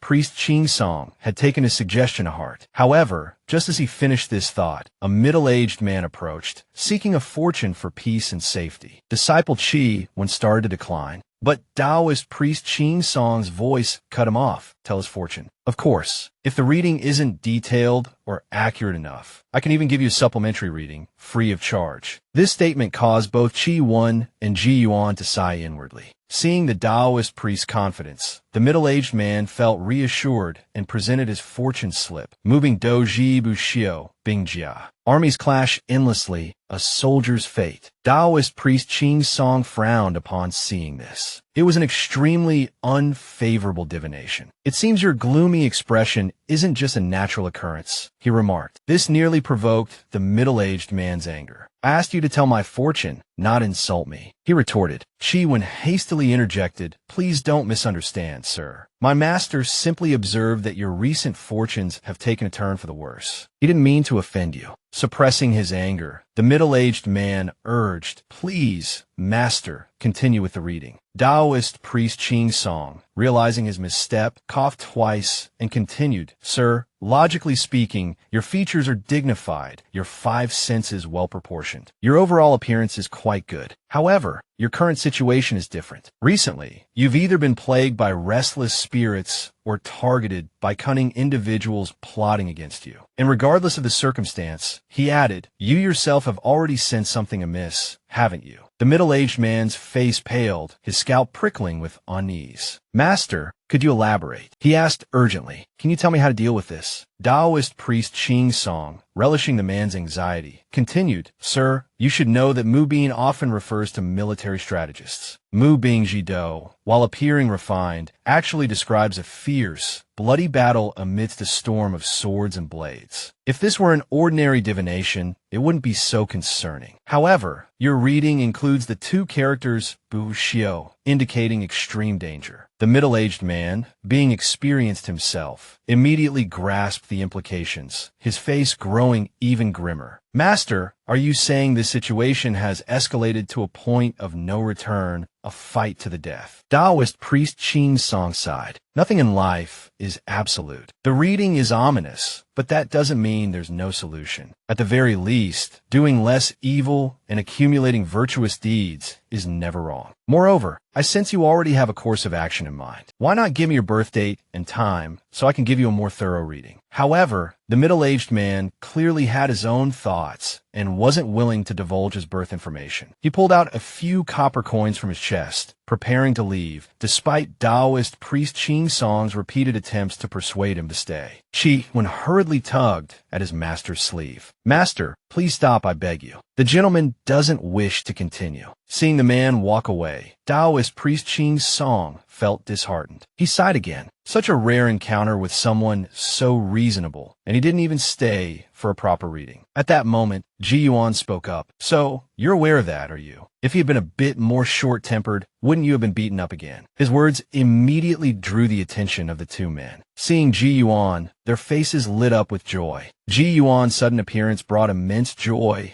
to both Qi Wen and Taoist priest Qing Song. Qi Wen rushed forward, bowing hastily. It truly is Mr. Ji. You haven't changed a bit. Ji Yuan chuckled in response. Young Taoist Qi Wen, you've grown taller. Almost as tall as your master now. Taoist priest Qing Song felt a twinge of nervousness. This man was clearly no ordinary person. Mr. Ji, he inquired, when did you arrive? Ji Yuan replied that he had been there for a while, even taking a stroll around Cloud Mountain Temple before finding them. He playfully asked when the Taoist priest planned to pack up his stall. Taoist priest Qing Song, realizing that Ji Yuan had undoubtedly come to visit him, saw no further need to maintain his stall. He immediately declared his intention to leave and invited Ji Yuan back to his home for a meal. Ji Yuan jested, just as long as you don't mind me disturbing your tranquility. They all laughed heartily, assuring him that his presence was an honor to their humble abode. By the time they reached the foot of the mountain, dusk had almost settled. Ji Yuan, his curiosity piqued, asked, what time do you usually return? Do you always come back this late? This question struck a nerve. Qi Wen immediately admitted that sometimes they wouldn't even reach the foot of the mountain until nightfall, which was why he always carried 2 machetes for protection. Taoist priest Qing Song, slightly embarrassed, hastened to explain that this only happened occasionally, and they spent most of their time cultivating on the mountain. Ji Yuan, intrigued by their cultivation practices, inquired, how do you cultivate? Taoist priest Qing Song began to explain that the purpose of Taoist cultivation was, of course, to attain immortality, but he trailed off mid-sentence. Talking about immortality in front of a seemingly immortal being like Ji Yuan felt somewhat presumptuous. Ji Yuan smiled reassuringly. It's all right. The pursuit of immortality is a noble aspiration. Please continue.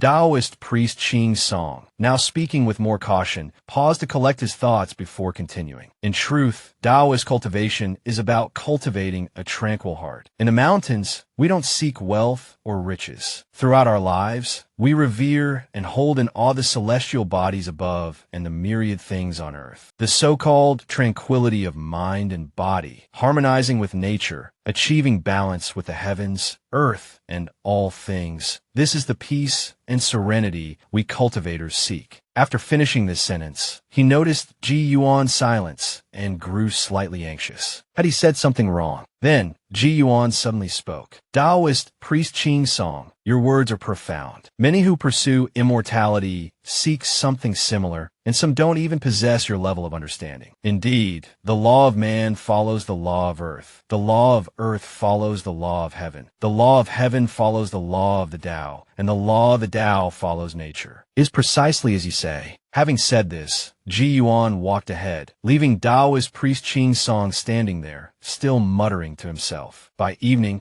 Taoist priest Qing Song, having pulled out all the stops, prepared a delicious meal, enough to fill their bellies. Ji Yuan, finding the meal satisfactory, mysteriously produced a jar of wine. Noticing Qi Wen's puzzled expression, he said with a smile, this wine is no ordinary brew. Only one person in all of heaven and earth knows how to make it, and only those with the right fate can drink it. He then invited Taoist priest Qing Song to join him for a few cups. Taoist priest Qing Song, being a perceptive man, seemed to grasp the implication and asked, will Mr. Ji be joining me? Ji Yuan shook his head, saying he wouldn't be drinking, as this was specially prepared for the Taoist priest. He then poured the wine into an empty bowl. Taoist priest Qing Song, holding the bowl of fine wine, felt for a moment as if he were gazing upon a vast, churning sea. Then, while the Taoist priest was momentarily distracted, Ji Yuan, with a subtle flick of his wrist, poured the entire bowl of wine directly into his mouth. The Taoist priest instantly went limp, collapsing face down on the table, fast asleep. Ji Yuan explained, this wine is quite potent. If I hadn't done that, I'm afraid your master would have collapsed after just a single sip. Don't mind him. Let's continue our meal. After the meal, Qi Wen saw his master still slumped over like a puddle of mud, completely motionless. Qi Wen, slightly worried, was reassured by Ji Yuan that the wine contained many precious medicinal herbs, beneficial to one's health, though perhaps his master had imbibed a bit too much and would likely sleep for 3 to 5 days. Chi Wen's lips twitched. Although the lighting hadn't been ideal, he had clearly seen Mr. G pour the entire bowl down his master's throat. Then it dawned on him, 3 to 5 days. That seemed like an awfully long time. Ji Yuan smiled. Indeed, the medicinal properties will permeate your master's entire body. Given his temperament, he's surely been beaten up quite a few times over the years. Any old injuries requiring attention will heal, and his body will become stronger than before. Chi Wen's thoughts then took a different turn, a hint of excitement appearing on his face. Mr. G, is this the legendary elixir of the martial world? The kind that can drastically increase one's power and turn them into a formidable martial artist? Ji Yuan chuckled. Something like that. However, your master doesn't practice martial arts, so he won't become a martial arts master. After tidying up, Chi Wen led Ji Yuan to a nearby room to rest, apologizing for the simple accommodations. Ji Yuan assured him it was fine. He had experienced worse in the past. As Chi Wen left, he reminded Ji Yuan to be sure to close the windows tightly, as wolves and other wild beasts occasionally roamed around Yansha Peak. Seeing the young Daoist's seriousness, Ji Yuan clasped his hands and replied solemnly, "Thank you for the warning, young Daoist. I will certainly be careful." Later, as the moon shone brightly and a thick mist rolled in, Ji Yuan heard a rustling sound. 2 small creatures emerged from the kitchen, scavenging for leftover food. These are a rare sight. Were they weasels, or perhaps golden chipmunks from the mountain? Or maybe some kind of wild dog? The 2 small animals were now dragging away bones, frolicking playfully, when suddenly an owl swooped down to attack. In ancient times, without telephones, how could one communicate quickly across vast distances? This time, Ji Yuan will show you directly. Just now, the 2 small weasels had gone to the kitchen to find food. As they emerged, an owl had been watching them. It swooped down, seizing one in its talons. The remaining weasel, driven by loyalty to its companion, bravely charged into the fray. Finally, through their combined desperate efforts, the tiny creatures managed to drive the owl away. However, the small weasel was gravely injured. Ji Yuan had witnessed the entire scene. Predation was the natural order, the law of survival, so he hadn't intervened. Yet, seeing the injured creature now, a flicker of compassion stirred within him. With a wave of his hand, a fishtail from the kitchen flew towards him. He infused it with a wisp of spiritual energy, then impaled it upon a wooden stick, thinking that if the fishtail remained there until morning, he would leave it as sustenance for the weasel. His drowsiness now completely gone, he followed the contours of Yansha Peak, heading straight for the summit. Inside the house, the Qingting sword, as if sensing his intent, transformed into a streak of light and followed close behind. Ji Yuan had spent the entire day exploring the area, and finding it remarkably suitable, he decided to remain there for a period of secluded cultivation. He took out a piece of paper, preparing to attempt a combination of command and mental transmission through the paper. Soon, an exquisitely folded paper crane rested in his hand. However, this paper crane couldn't fly across thousands of mountains and rivers. He turned to the Qingting, sword hovering behind him. "I'm afraid I must trouble you to make a trip." With that, he plucked a strand of hair, infusing it with spiritual energy, making it remarkably strong. He tied the paper crane and the Immortal sword together, and at Ji Yuan's command, they soared into the sky. By sunrise, the Qingting sword had traversed thousands of miles, reaching the skies above the Tongtian River in Jizhou, where it released the paper crane. The paper crane, flapping its wings autonomously, flew towards the city god temple at Zhuangyuan Ferry. It slipped through a window crack and into the main hall. After circling the statue of the river goddess a few times, the crane landed on one of the statue's hands. A flash of light shimmered, then faded. A moment later, Ingruoli appeared. Looking at the paper crane in the statue's hand, she was filled with curiosity. What kind of magic is this? How intriguing.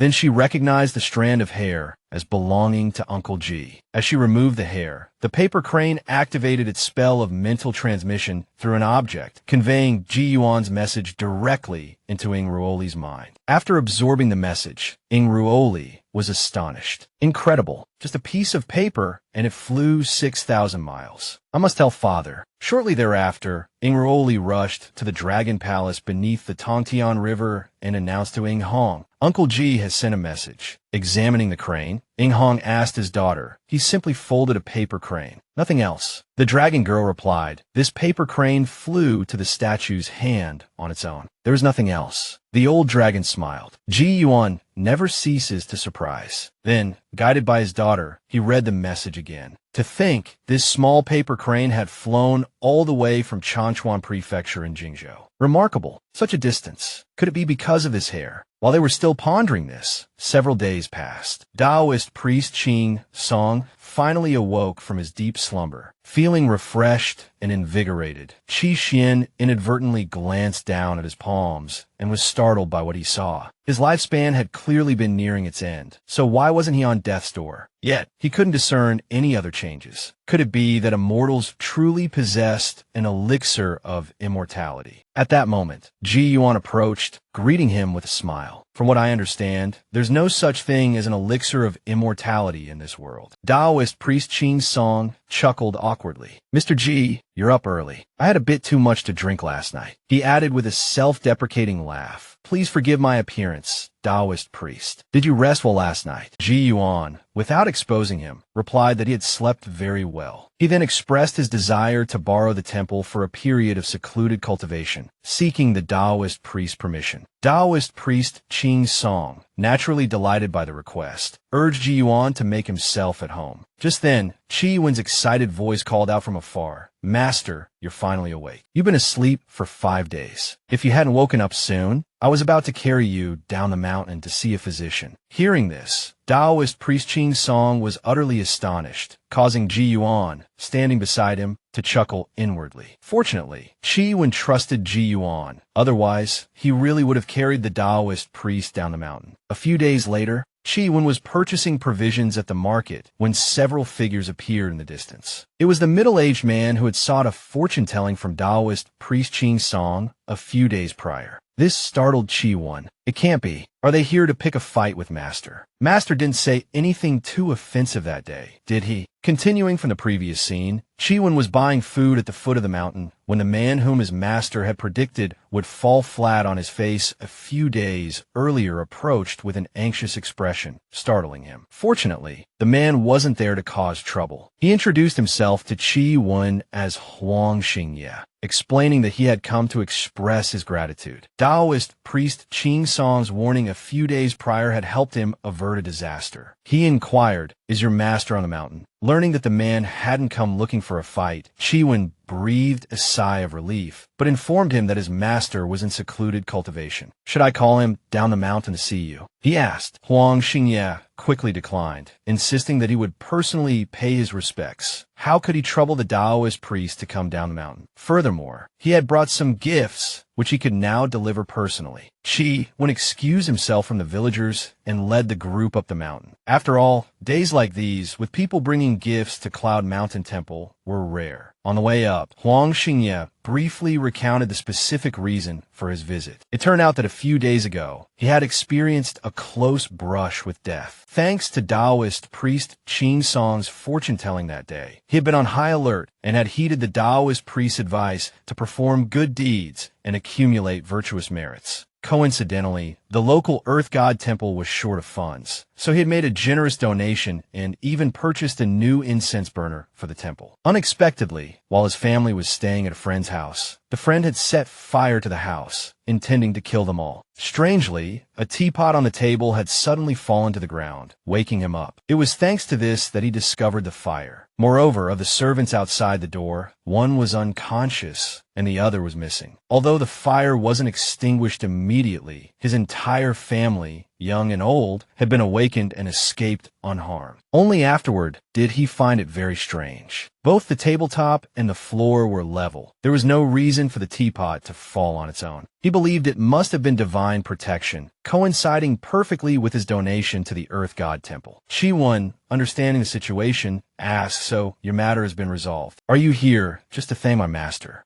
Huang Xingye's expression turned serious. This time, I've encountered something even stranger and more difficult to resolve. Knowing the importance of discretion, Qi Wen didn't pry further. Wait until you see my master, he said. Inwardly, he thought, it's a good thing Mr. Ji is here now. The mountain path was truly arduous. Huang Xingye and the others were panting from exhaustion, while Qi Wen continued to bound ahead, leaving the two men somewhat astonished. Does this young Taoist priest really not know martial arts? This level of physical strength is a bit excessive. Huang Xingye seemed to see a glimmer of hope. The more this is the case, the more it proves that this Cloud Mountain temple has some real ability. It seems I've come to the right place. Reaching a level stretch of the path, Qi Wen announced excitedly, everyone, keep going. We've reached Yinxia Peak. We can start climbing the mountain now. Everyone was dumbfounded. We're only starting now. What were we doing just now? At this moment, inside the Taoist temple, Ji Yuan, curious about the burning incense, asked Taoist priest Qing Song. There are no statues of deities in this Cloud Mountain temple, so there shouldn't be a need to constantly burn incense. Taoist priest, who are you burning this incense for? Taoist priest Qing Song thought for a moment. Naturally, it's for the celestial bodies, for the heavens and the earth. But in Ji Yuan's eyes, the incense simply dissipated into nothingness. The heavens and the earth don't accept your incense, he remarked. Taoist priest Qing Song was taken aback. Even if they don't accept it, we still have to burn it. They may not accept it, but we can't not offer it. Though his words were simple, his reasoning was sound. Ji Yuan chuckled. Makes sense. Just then, Qi Wen's voice called from outside, announcing the arrival of guests. Turning to look, they saw a man gulping down water from a bowl. Taoist priest Qing Song asked, "May I ask your names, and what brings you to Cloud Mountain Temple?" After catching his breath, Huang Xingye hurried forward, pleading with Taoist priest Qing Song to save him. This time, I've encountered a great calamity. Taoist priest Qing Song recognized him, his face registering surprise as he stepped forward to inquire. Huang Xingye then recounted the whole story. It turned out that afterward, to thank the earth god for saving his life, he had brought fish and meat to the temple as offerings and had also cast divination blocks, asking the earth god if he was truly out of danger. But 3 consecutive times, the blocks had fallen to the ground, not a single auspicious sign. Panicked, he cast the blocks again and again, but not only did he receive no auspicious signs, the divination blocks themselves even shattered. Hearing this, Taoist priest Qing Song drew a sharp breath. Being well-versed in divination himself, he immediately understood the gravity of the situation. He calmly asked, "So,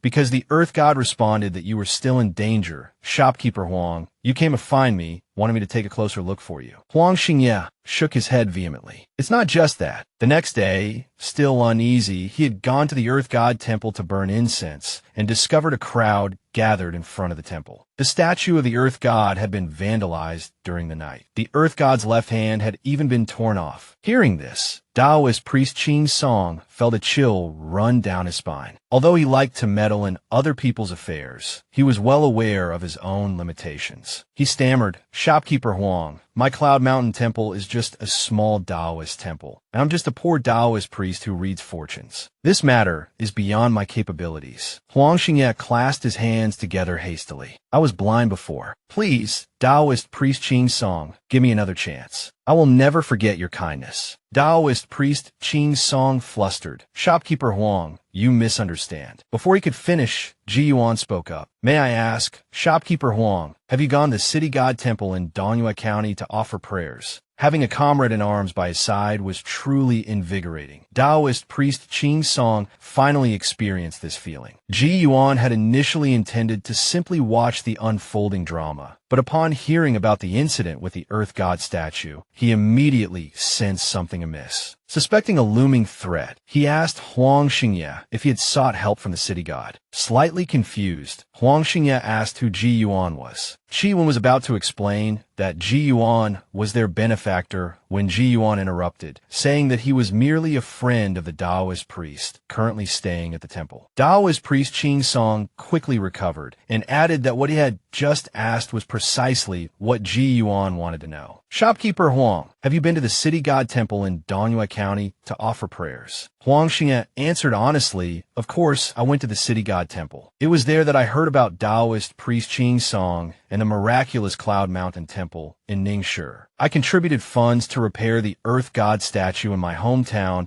and brought generous offerings to the city god before making my way to the foot of Cloud Mountain." Ji Yuan nodded, indicating his understanding. This man is thorough. He then turned to Taoist priest Qing Song. "I heard you mention that the earth god there hasn't yet established a temple. Considering his cultivation, it must not be very high, at least not high enough to receive incense offerings and become a true deity." Taoist priest Qing Song was momentarily stunned. "Did I say that?" He quickly recovered. "Ah yes, Mr. Ji is absolutely right." Ji Yuan continued, "If I remember correctly, Moqian Town also falls under Donghua County. If the earth god statue in Moqian Town was vandalized by evil forces, even if shopkeeper Huang hadn't offered gifts to the city god wouldn't stand idly by, simply knowing about the incident. Taoist priest, am I correct?" Taoist priest Qing Song nodded vigorously. Indeed. Hearing this, Huang Xingye felt somewhat relieved, thinking that this was the best possible scenario. At this moment, Ji Yuan seemed to think of something and asked Huang Xingye, "I heard you say earlier that the initial dangers were almost all caused by humans, and only after receiving the divination from the earth god did you realize something was wrong. Is that correct?" Huang Xingye nodded repeatedly. "Exactly as you say, sir."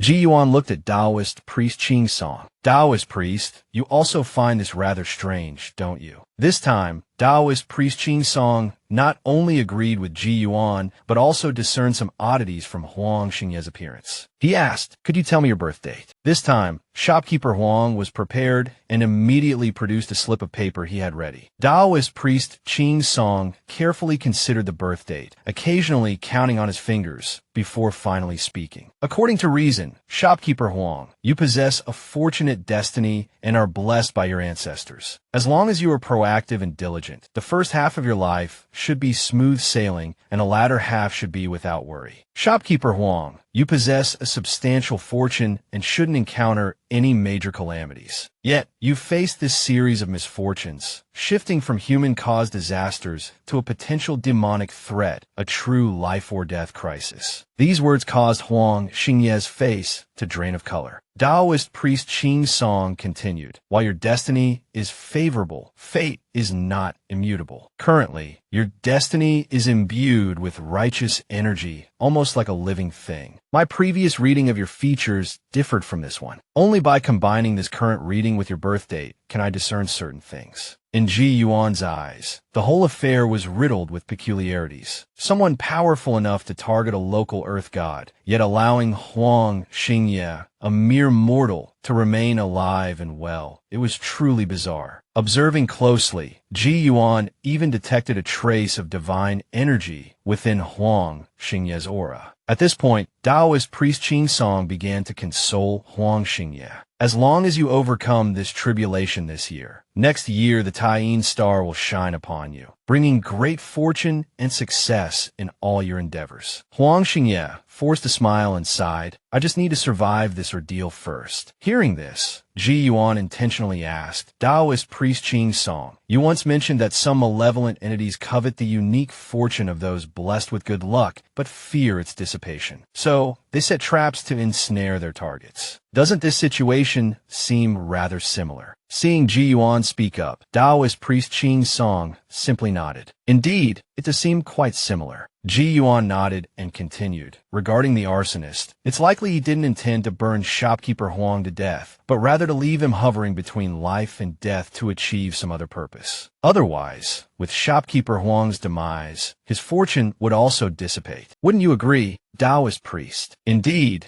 just as Mr. Ji says," Taoist priest Qing Song concurred, then added his own thoughts. "But leaving him half dead seems even more cruel." Ji Yuan further supplemented, "There are some insidious demonic cultivators in this world with truly bizarre methods. It seems they still won't let shopkeeper Huang off the hook." Seeing Huang Xingye's anxiety, Ji Yuan offered reassurance. "Don't worry, shopkeeper Huang. Even if the city god won't intervene, Taoist priest Qing Song certainly won't stand idly by." Taoist priest Qing Song was about to echo this sentiment, but suddenly reacted, looking at Ji Yuan in surprise. Only after seeing Ji Yuan subtly gesture with his hand did he relax and continue. Indeed, although my cultivation is humble, since shopkeeper Huang has come seeking help, I won't abandon him. Huang Xingye's face lit up with joy. Hadn't he been waiting for these very words all this time? He hastily clasped his hands in gratitude. Thank you, Taoist priest Qing Song, for your assistance. If Huang Mao can overcome this tribulation, I will surely repay your kindness. Later that night, Taoist priest Qing Song finally couldn't contain his curiosity any longer. Mr. Ji Yuan, he began, surely you must have devised some brilliant plan to help shopkeeper Huang. Ji Yuan calmly replied, naturally. The brilliant plan is for Taoist priest Qing Song to accompany him down the mountain. If any incidents arise, you can directly slay the demons and eliminate the evils. These words sent a shiver down Taoist priest Qing Song's spine. Are you unaware of my true abilities? Fortune-telling I can manage, but slaying demons and eliminating evils, I'm afraid I wouldn't even withstand a single blow from a demon. Ji Yuan smiled. Taoist priest Qing Song will indeed accompany shopkeeper Huang down the mountain, but it might not be the real Taoist priest Qing Song. As he finished speaking, Ji Yuan's spiritual power subtly shifted, and in the blink of an eye, he transformed into the likeness of Taoist priest Qing Song. What began as a simple conflict between humans had spiraled into a series of bizarre events. This time, Ji Yuan decided to transform into Taoist priest Qing Song and descend a mountain to investigate the truth. On the way, shopkeeper Huang, still anxious, asked Ji Yuan, disguised as Qing Song, whether they should go to the city god temple first or if hiding within the county town would be safer. Ji Yuan replied that avoidance wouldn't solve the problem. Even gods and spirits could be negligent, let alone mortals. They had to face the issue head-on. With that said, the two arrived at the Earth God Temple. There, Ji Yuan noticed traces of the Day Watchers and told Huang Xingye to keep quiet, surmising they were dispatched by the city god. The arrival of Ji Yuan and Huang Xingye naturally attracted the attention of the Day Watchers. After all, the situation had been reported by Huang Xingye himself during his offering. They even recognized Ji Yuan's current form as Taoist priest Qing Song. He often set up his stall in front of the city god temple, so it was hard for them not to be acquainted. Ji Yuan then entered the temple and found that although the deity's incense was faint, there was no lingering demonic aura. Could it simply be a human-caused disaster? Shortly after, they returned to Huang Xingye's residence. Ji Yuan instructed them to bring some items to his room, along with 2 wooden tablets, and told them not to disturb him unless absolutely necessary. The items were quickly delivered.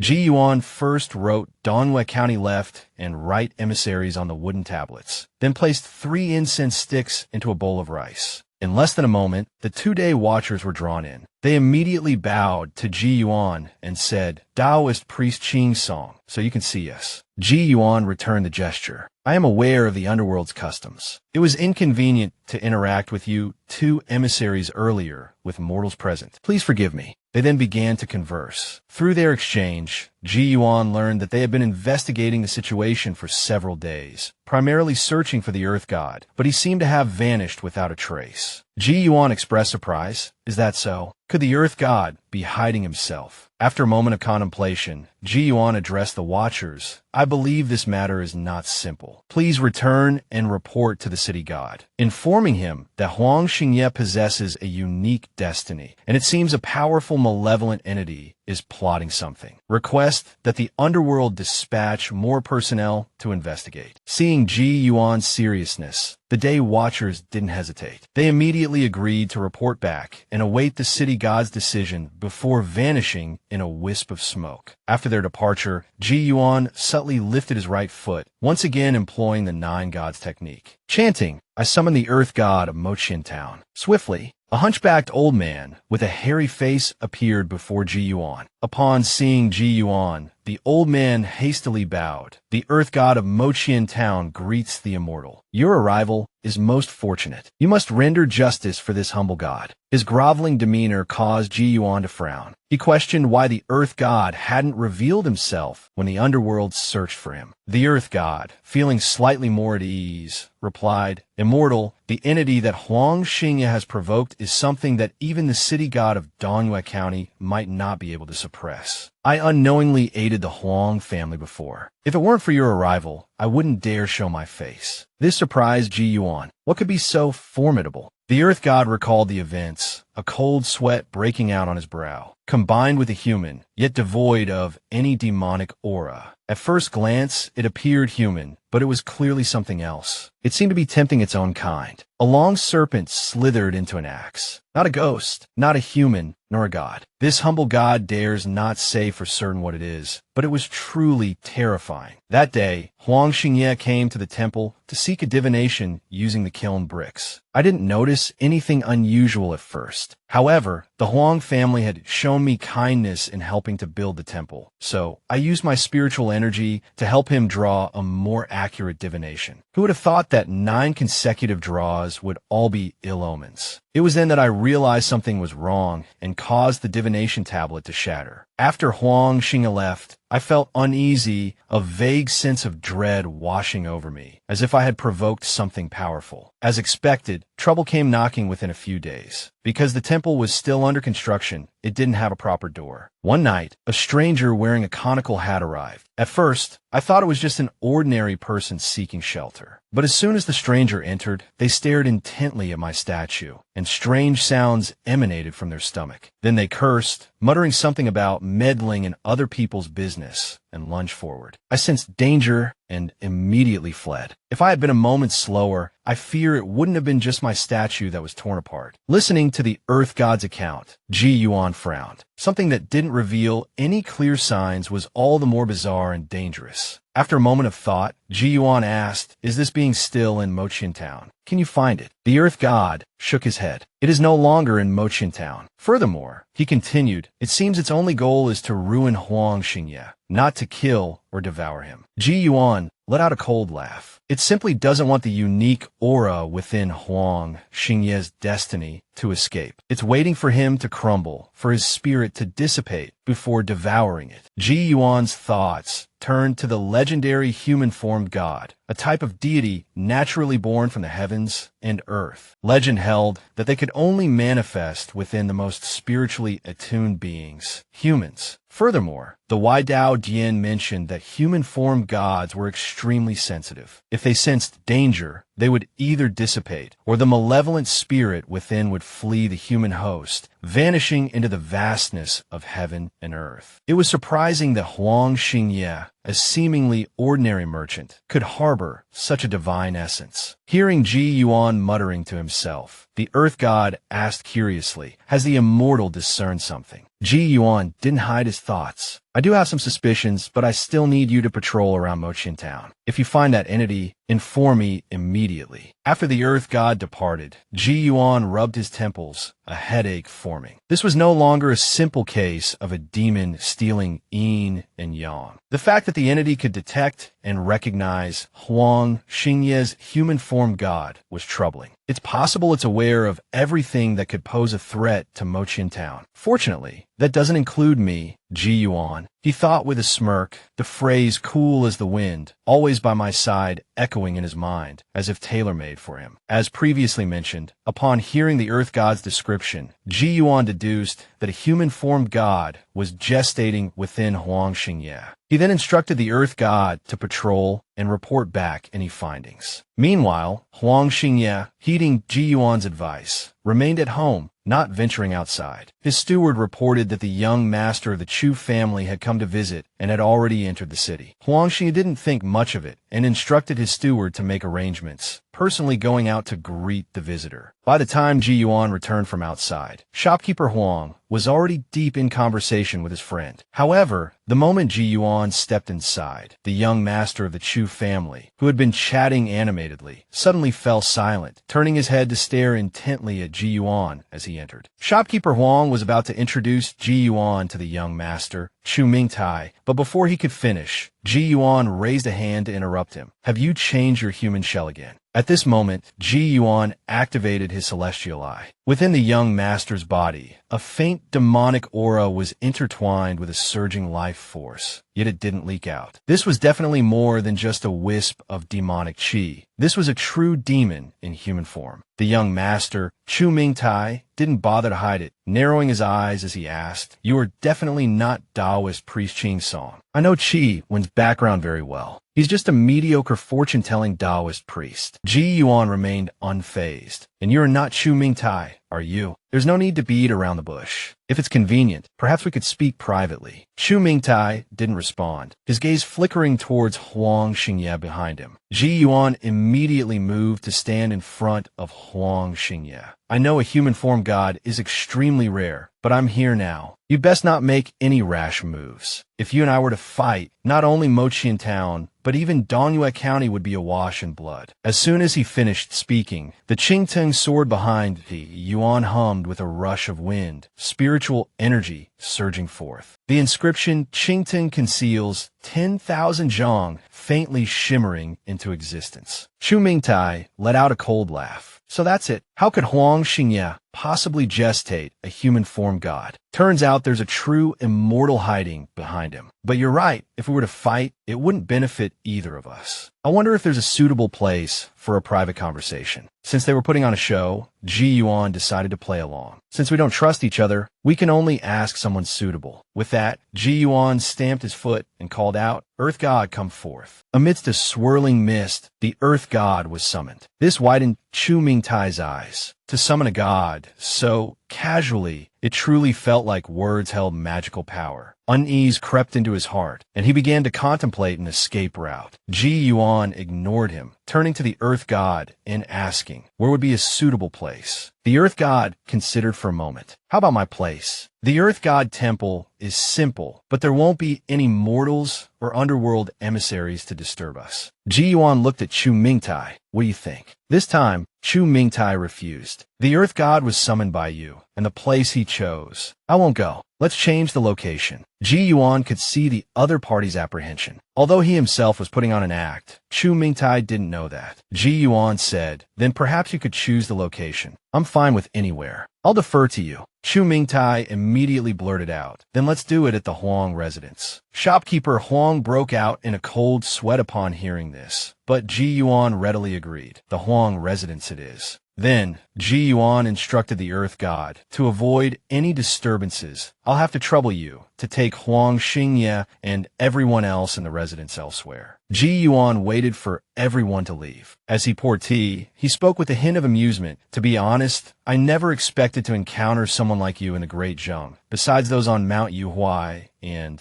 in the Tongtian River. It's quite surprising." Chu Mingtai gave a dry chuckle, his tone laced with sarcasm. "Seeing you is equally surprising. It seems the Great Zheng is quite the bustling place, even attracting immortals." Ji Yuan found this remark puzzling. Bustling? What was so bustling about the Great Zheng that it warranted such a comment? Nevertheless, he replied calmly, "You misunderstand. I am originally from the Great Zheng. Of course, back then, this place wasn't called the Great Zheng." This statement further bewildered Chu Mingtai. Unexpectedly, besides an old dragon, the Great Zheng also harbors a true immortal like you. Does that old dragon know about this? Ji Yuan chuckled. How could he not know? The Tongtian River and I are old friends. His sons and daughters all call me uncle. This was the truth, and Ji Yuan spoke without any hesitation. However, upon hearing this, Chu Mingtai unconsciously gulped. Immortals and demons rarely got along. Could their acquaintance be a ruse? Ji Yuan added, "Just a few days ago, I received a letter from the Tongtian River saying he wanted to spend some time in Dongyue County. Knowing his personality, he might come looking for me very soon." As soon as he finished speaking, thunder rumbled in the sky, and a faint dragon's roar seemed to echo through the air. Chu Mingtai's expression drastically changed. He could no longer maintain his pretense. Inwardly, Ji Yuan praised, "Excellent work, old friend. What a timely assist." Aloud, he said casually, "What a coincidence." Just as I mentioned him, the old dragon arrives. A leaf drifted towards Ji Yuan on the wind, but it was repelled. Although the movement was subtle, Chu Mingtai noticed. Earlier, dust couldn't approach, yet water droplets could linger. This was definitely more than a simple dust-avoiding technique. Could it be a formless true body? It seemed this person was far more formidable than he had imagined. He hadn't expected the great Zheng to conceal such a terrifying figure, unbeknownst to the myriad worlds. A strand of hair floated towards Ji Yuan. Before he could understand what was happening, the hair returned to its source. Another dragon's roar echoed from the sky, and soon, being father and son from the Tongtian River arrived at the door. It turned out they had followed the strand of hair to find Ji Yuan. Seeing Chu Mingtai, the old dragon immediately recognized his true form, pleasantly surprised by this unexpected bonus. Ji Yuan smiled, stood up to greet the old dragon, and invited him to sit and have some tea. For the first time, Chu Mingtai felt truly trapped, a deep unease settling in his heart. Ji Yuan briefly explained the situation to the old dragon, then turned to Chu Mingtai. "Now, let's get down to business. You mentioned something bustling happening in the Great Zheng. What exactly is it? I prefer a quiet life and am truly unaware." Just as Chu Mingtai was about to speak, the old dragon interjected, "Does Mr. Ji not know?" Indeed, even I only learned of this recently. It said that a few years ago, the 3 long-bearded elders in the Heavenly Secrets Pavilion of the Tianxian Cave Heaven suddenly had a premonition. It took them a whole year to deduce that in the southern corner of Yinzhou, in the eastern lands, also the border region of the Great Zheng, an auspicious aura of prosperity has faintly emerged, concealing countless opportunities for Taoist cultivation. Ji Yuan quickly asked, "And then what?" The old dragon shook his head. "I hear that Tianxian Cave Heaven is currently sealed off, the Grand Formation completely closed,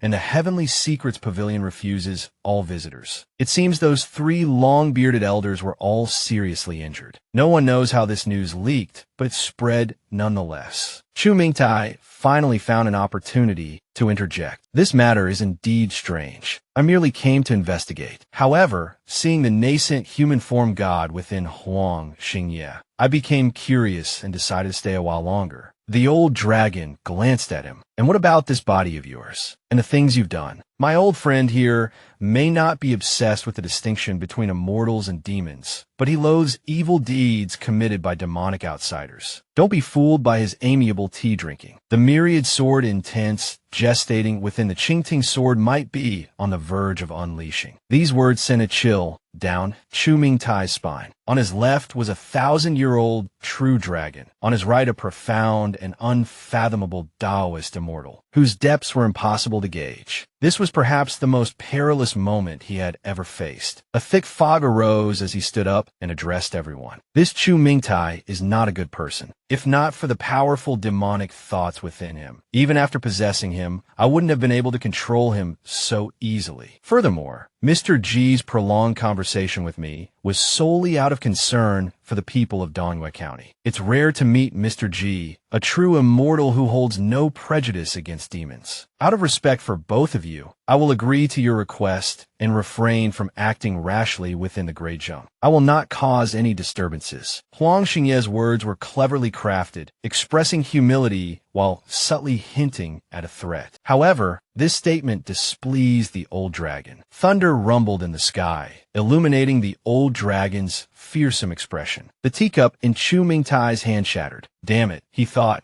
"That veiled threat seems to have backfired." Ji Yuan stepped forward to appease the old dragon, urging him to calm down. "Your words have merit. If we were to act directly, the commotion would indeed be considerable. However, we must still investigate Chu Mingtai's conduct through the Yin Division. If your words prove true, we will allow you to leave safely today. If there are discrepancies, you will need to provide an explanation." Seeing no objections, Ji Yuan instructed the Earth God to make a trip to the Yin Division to investigate the situation. The Earth God quickly returned with the results. Although Chu Mingtai was a debauched individual, lacking in virtue, he was not a heinous criminal. Ji Yuan fell silent for a moment, then spoke in a neutral tone, directly putting the question to the person involved. How do you think this matter should be handled? Soon after, thunder roared in the sky. A mass of purple demonic chi billowed upwards, accompanied by the faint flash of a dragon's claw and a sword's gleam, which then vanished, ripping the roof off the Huang residence. Ing Feng, slightly excited, asked Ji Yuan and the old dragon, "Uncle Ji, are you just going to let him go that easily? Shouldn't we detain him?" The old dragon snorted. "Do you think he's some newly transformed little demon? Do you think you can bear the consequences if we truly take action? However, your Uncle Ji's method is quite cunning." It turned out that Ji Yuan had first made the heavenly demon swear an oath never to enter the Great Zheng again, then allowed him to flee. While seemingly not pursuing, they each struck a blow, being struck simultaneously by the old dragon's claw and the sharp edge of the immortal sword. Even a true demon would be gravely wounded. If it were me, I would have been utterly annihilated. Ing Feng, the dragon's son, couldn't help but mutter, but didn't he still escape? Could he go back on his word and return to the Great Zheng to cause trouble? At this moment, Chu Mingtai was fleeing, clutching his chest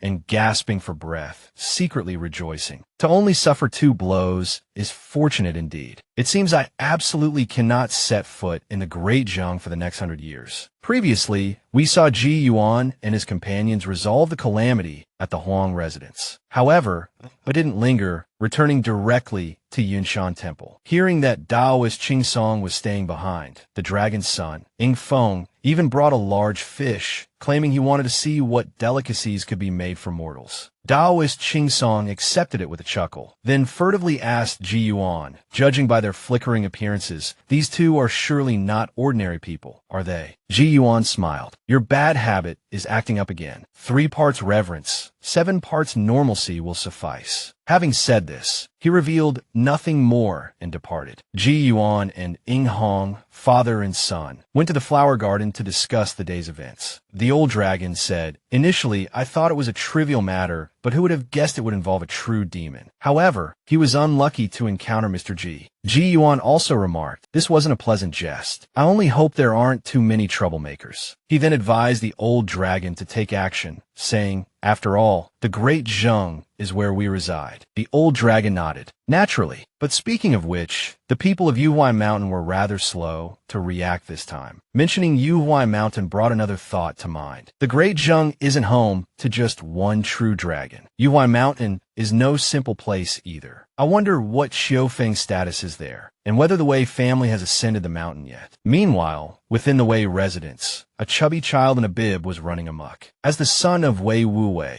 Wei Yuansheng carried great expectations from a young age. At only 3 years old, a tutor had already been arranged for his education. The mischievous child naturally didn't want to be confined within the residence and kept running off. Even when caught, he refused to sit still. Initially, the tutor had come only for the money, but after a short interaction, he was astonished, as if he had encountered a genius. He recognized the child as a rare, intelligent child, brimming with spiritual energy. With diligent study, he might well become a second governor of Dushing Prefecture. At the end of a day's teaching, Wei Wuwei returned and inquired about his son's progress. The steward reported, though the tutor praised the young master's intelligence profusely, he is still young and somewhat lacking in patience. Wei Wuwei, being a shrewd man, immediately understood the implication. He then personally sought out his son and asked, "Do you know why I've arranged for you to begin your studies so early?" Wei Yuansheng promptly replied, "Because I'm intelligent, of course." Wei Wuwei laughed heartily. "You are indeed intelligent, but the reason I've arranged for your studies is because when you turn 5, I will take you somewhere." Wei Yuansheng counted on his fingers. "Isn't that the end of next year?" Madame Wei, at this point, expressed some reluctance. "My lord, Yuansheng is still so young." Before she could finish, Wei Wuwei interrupted her. "A woman's sentimentality. This concerns Yuansheng's future and the future of our Wei family. To say it's a once-in-a-thousand-year opportunity is no exaggeration." He then set his son down. "Tonight, I will tell you the secret of our Wei family for the first time. Though you are young, I know you understand. Remember, this must not be divulged to outsiders. Otherwise, our Wei family will face disaster." Do you understand? Wei Wuwei then began to recount the legends of their family heirloom, leading up to the incident in Ning and County. Reaching this point, he specifically instructed his son, "You must remember the two benefactors of our Wei family. One is the mysterious expert from the Imperial Palace who saved my life, with a deep voice and mastery of the iron body skill. It's a pity we haven't been able to ascertain their identity. If there's ever a chance, this kindness must be repaid." Seeing that his son had taken note, he continued, "The second benefactor is the one who showed our Wei family the way. You've seen this jade pendant. That was the only time I met Mr. G. He is the one who deciphered the celestial secrets of Yuhuai Mountain.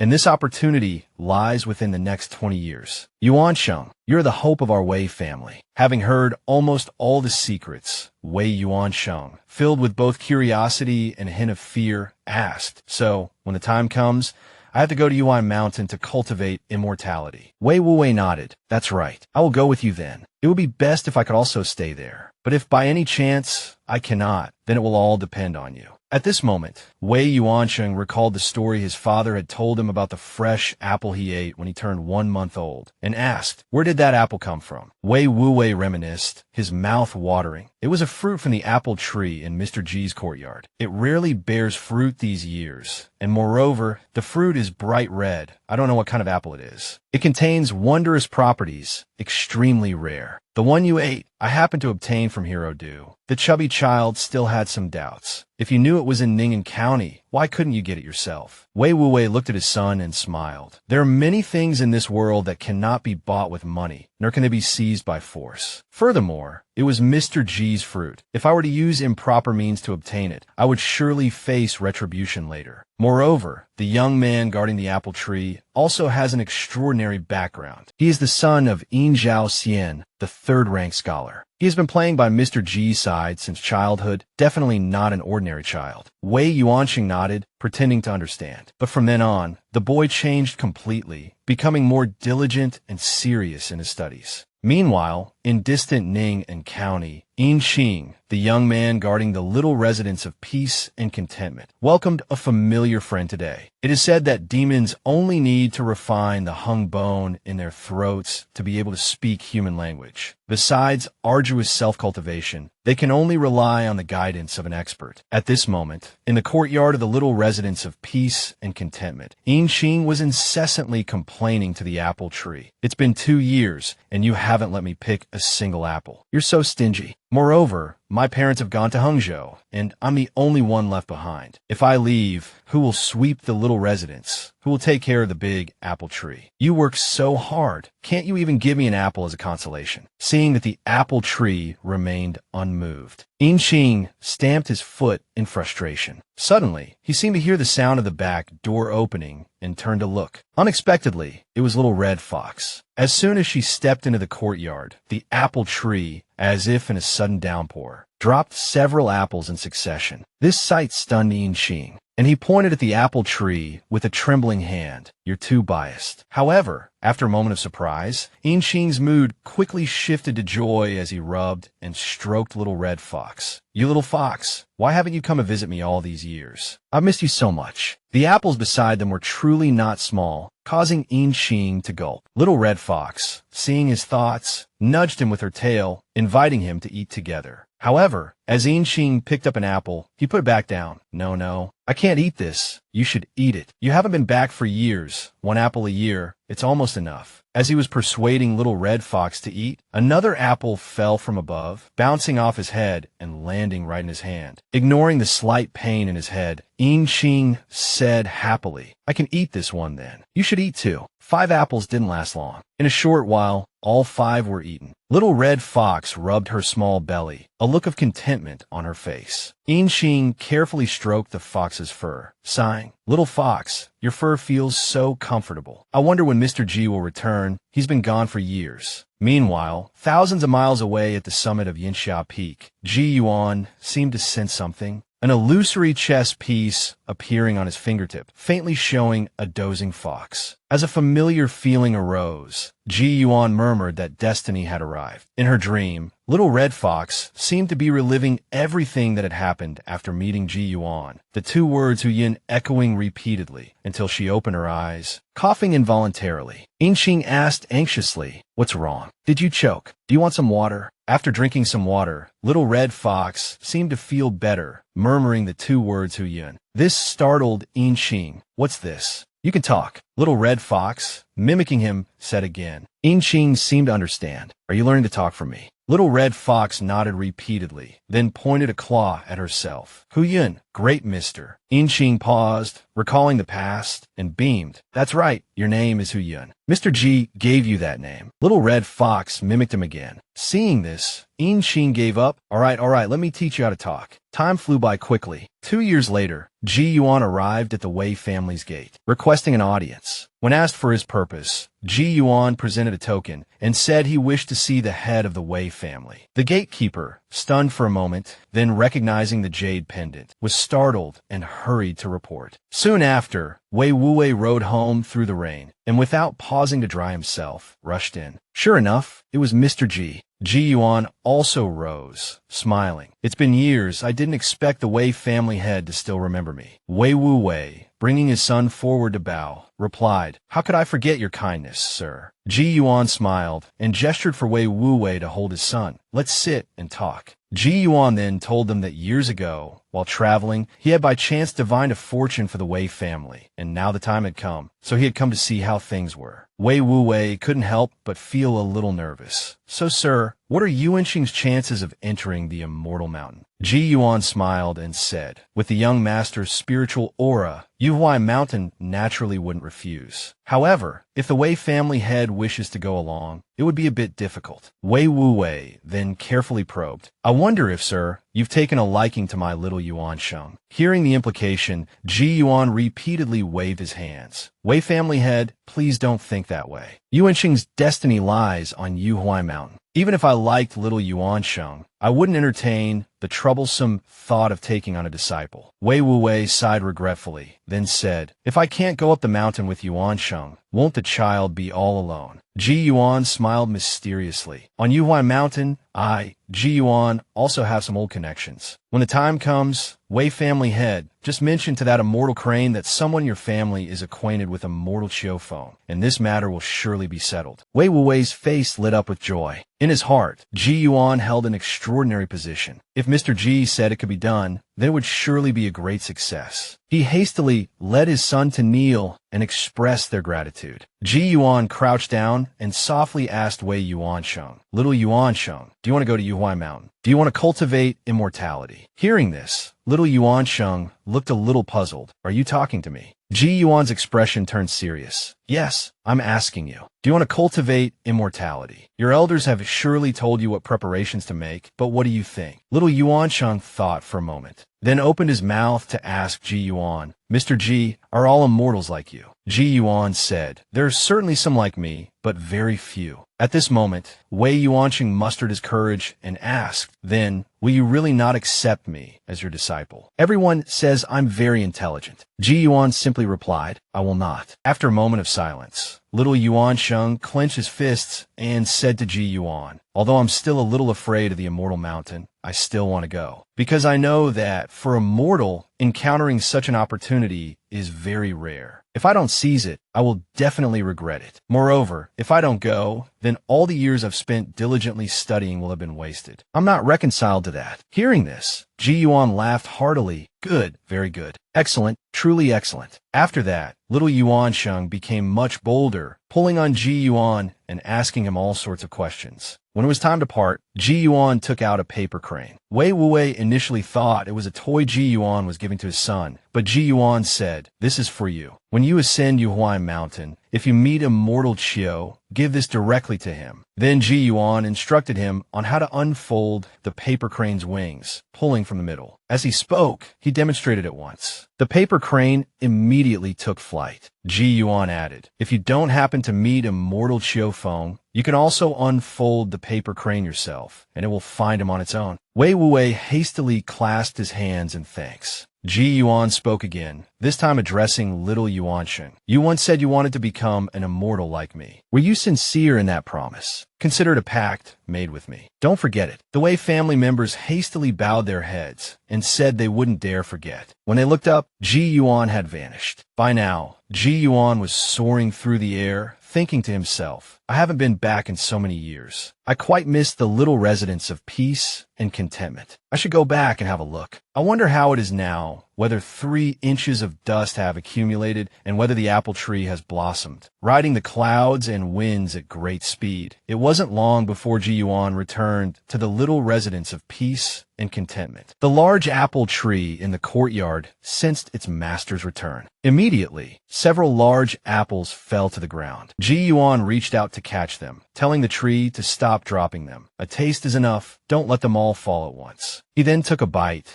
the flesh melting in his mouth, juice filling his cheeks, the sweet fragrance spreading. He couldn't help but sigh. "Just as I expected, even better than before." He then sat down by the stone table. Now he could clearly see the veins of the apple tree and praised it. "Very good, sweet, mellow, without a trace of demonic chi. It seems your cultivation has borne fruit. It's a bit of a pity that it hasn't bloomed this year, though." By the next day, the apple tree had blossomed overnight. The people of Tianyovong were also quite surprised. No wonder they smelled the fragrance early in the morning. It turned out the apple tree had bloomed. Inxing also discovered the unusual state of the apple tree and hurriedly led Hu Yun to the little residence of peace and contentment. As soon as they arrived at the door, they saw that the main gate was open. A thought flashed through his mind, and upon closer inspection, it was indeed Mr. G who had returned. Although he hadn't seen Mr. G for many years, Inxing didn't feel any strangeness and quickly began to chatter. "Mr. G, when did you return? You must stay a while longer this time." Then he said to Ji Yuan, "Hu Yun can talk now. I was quite startled at first. That night, a small red fox was running at full speed on Yokue Mountain. It was Hu Yun returning to report to Lord Lushan. Upon hearing the news, Lord Lushan was agitated, a mixture of joy and apprehension, uncertain whether he should go down the mountain to see Ji Yuan. He was afraid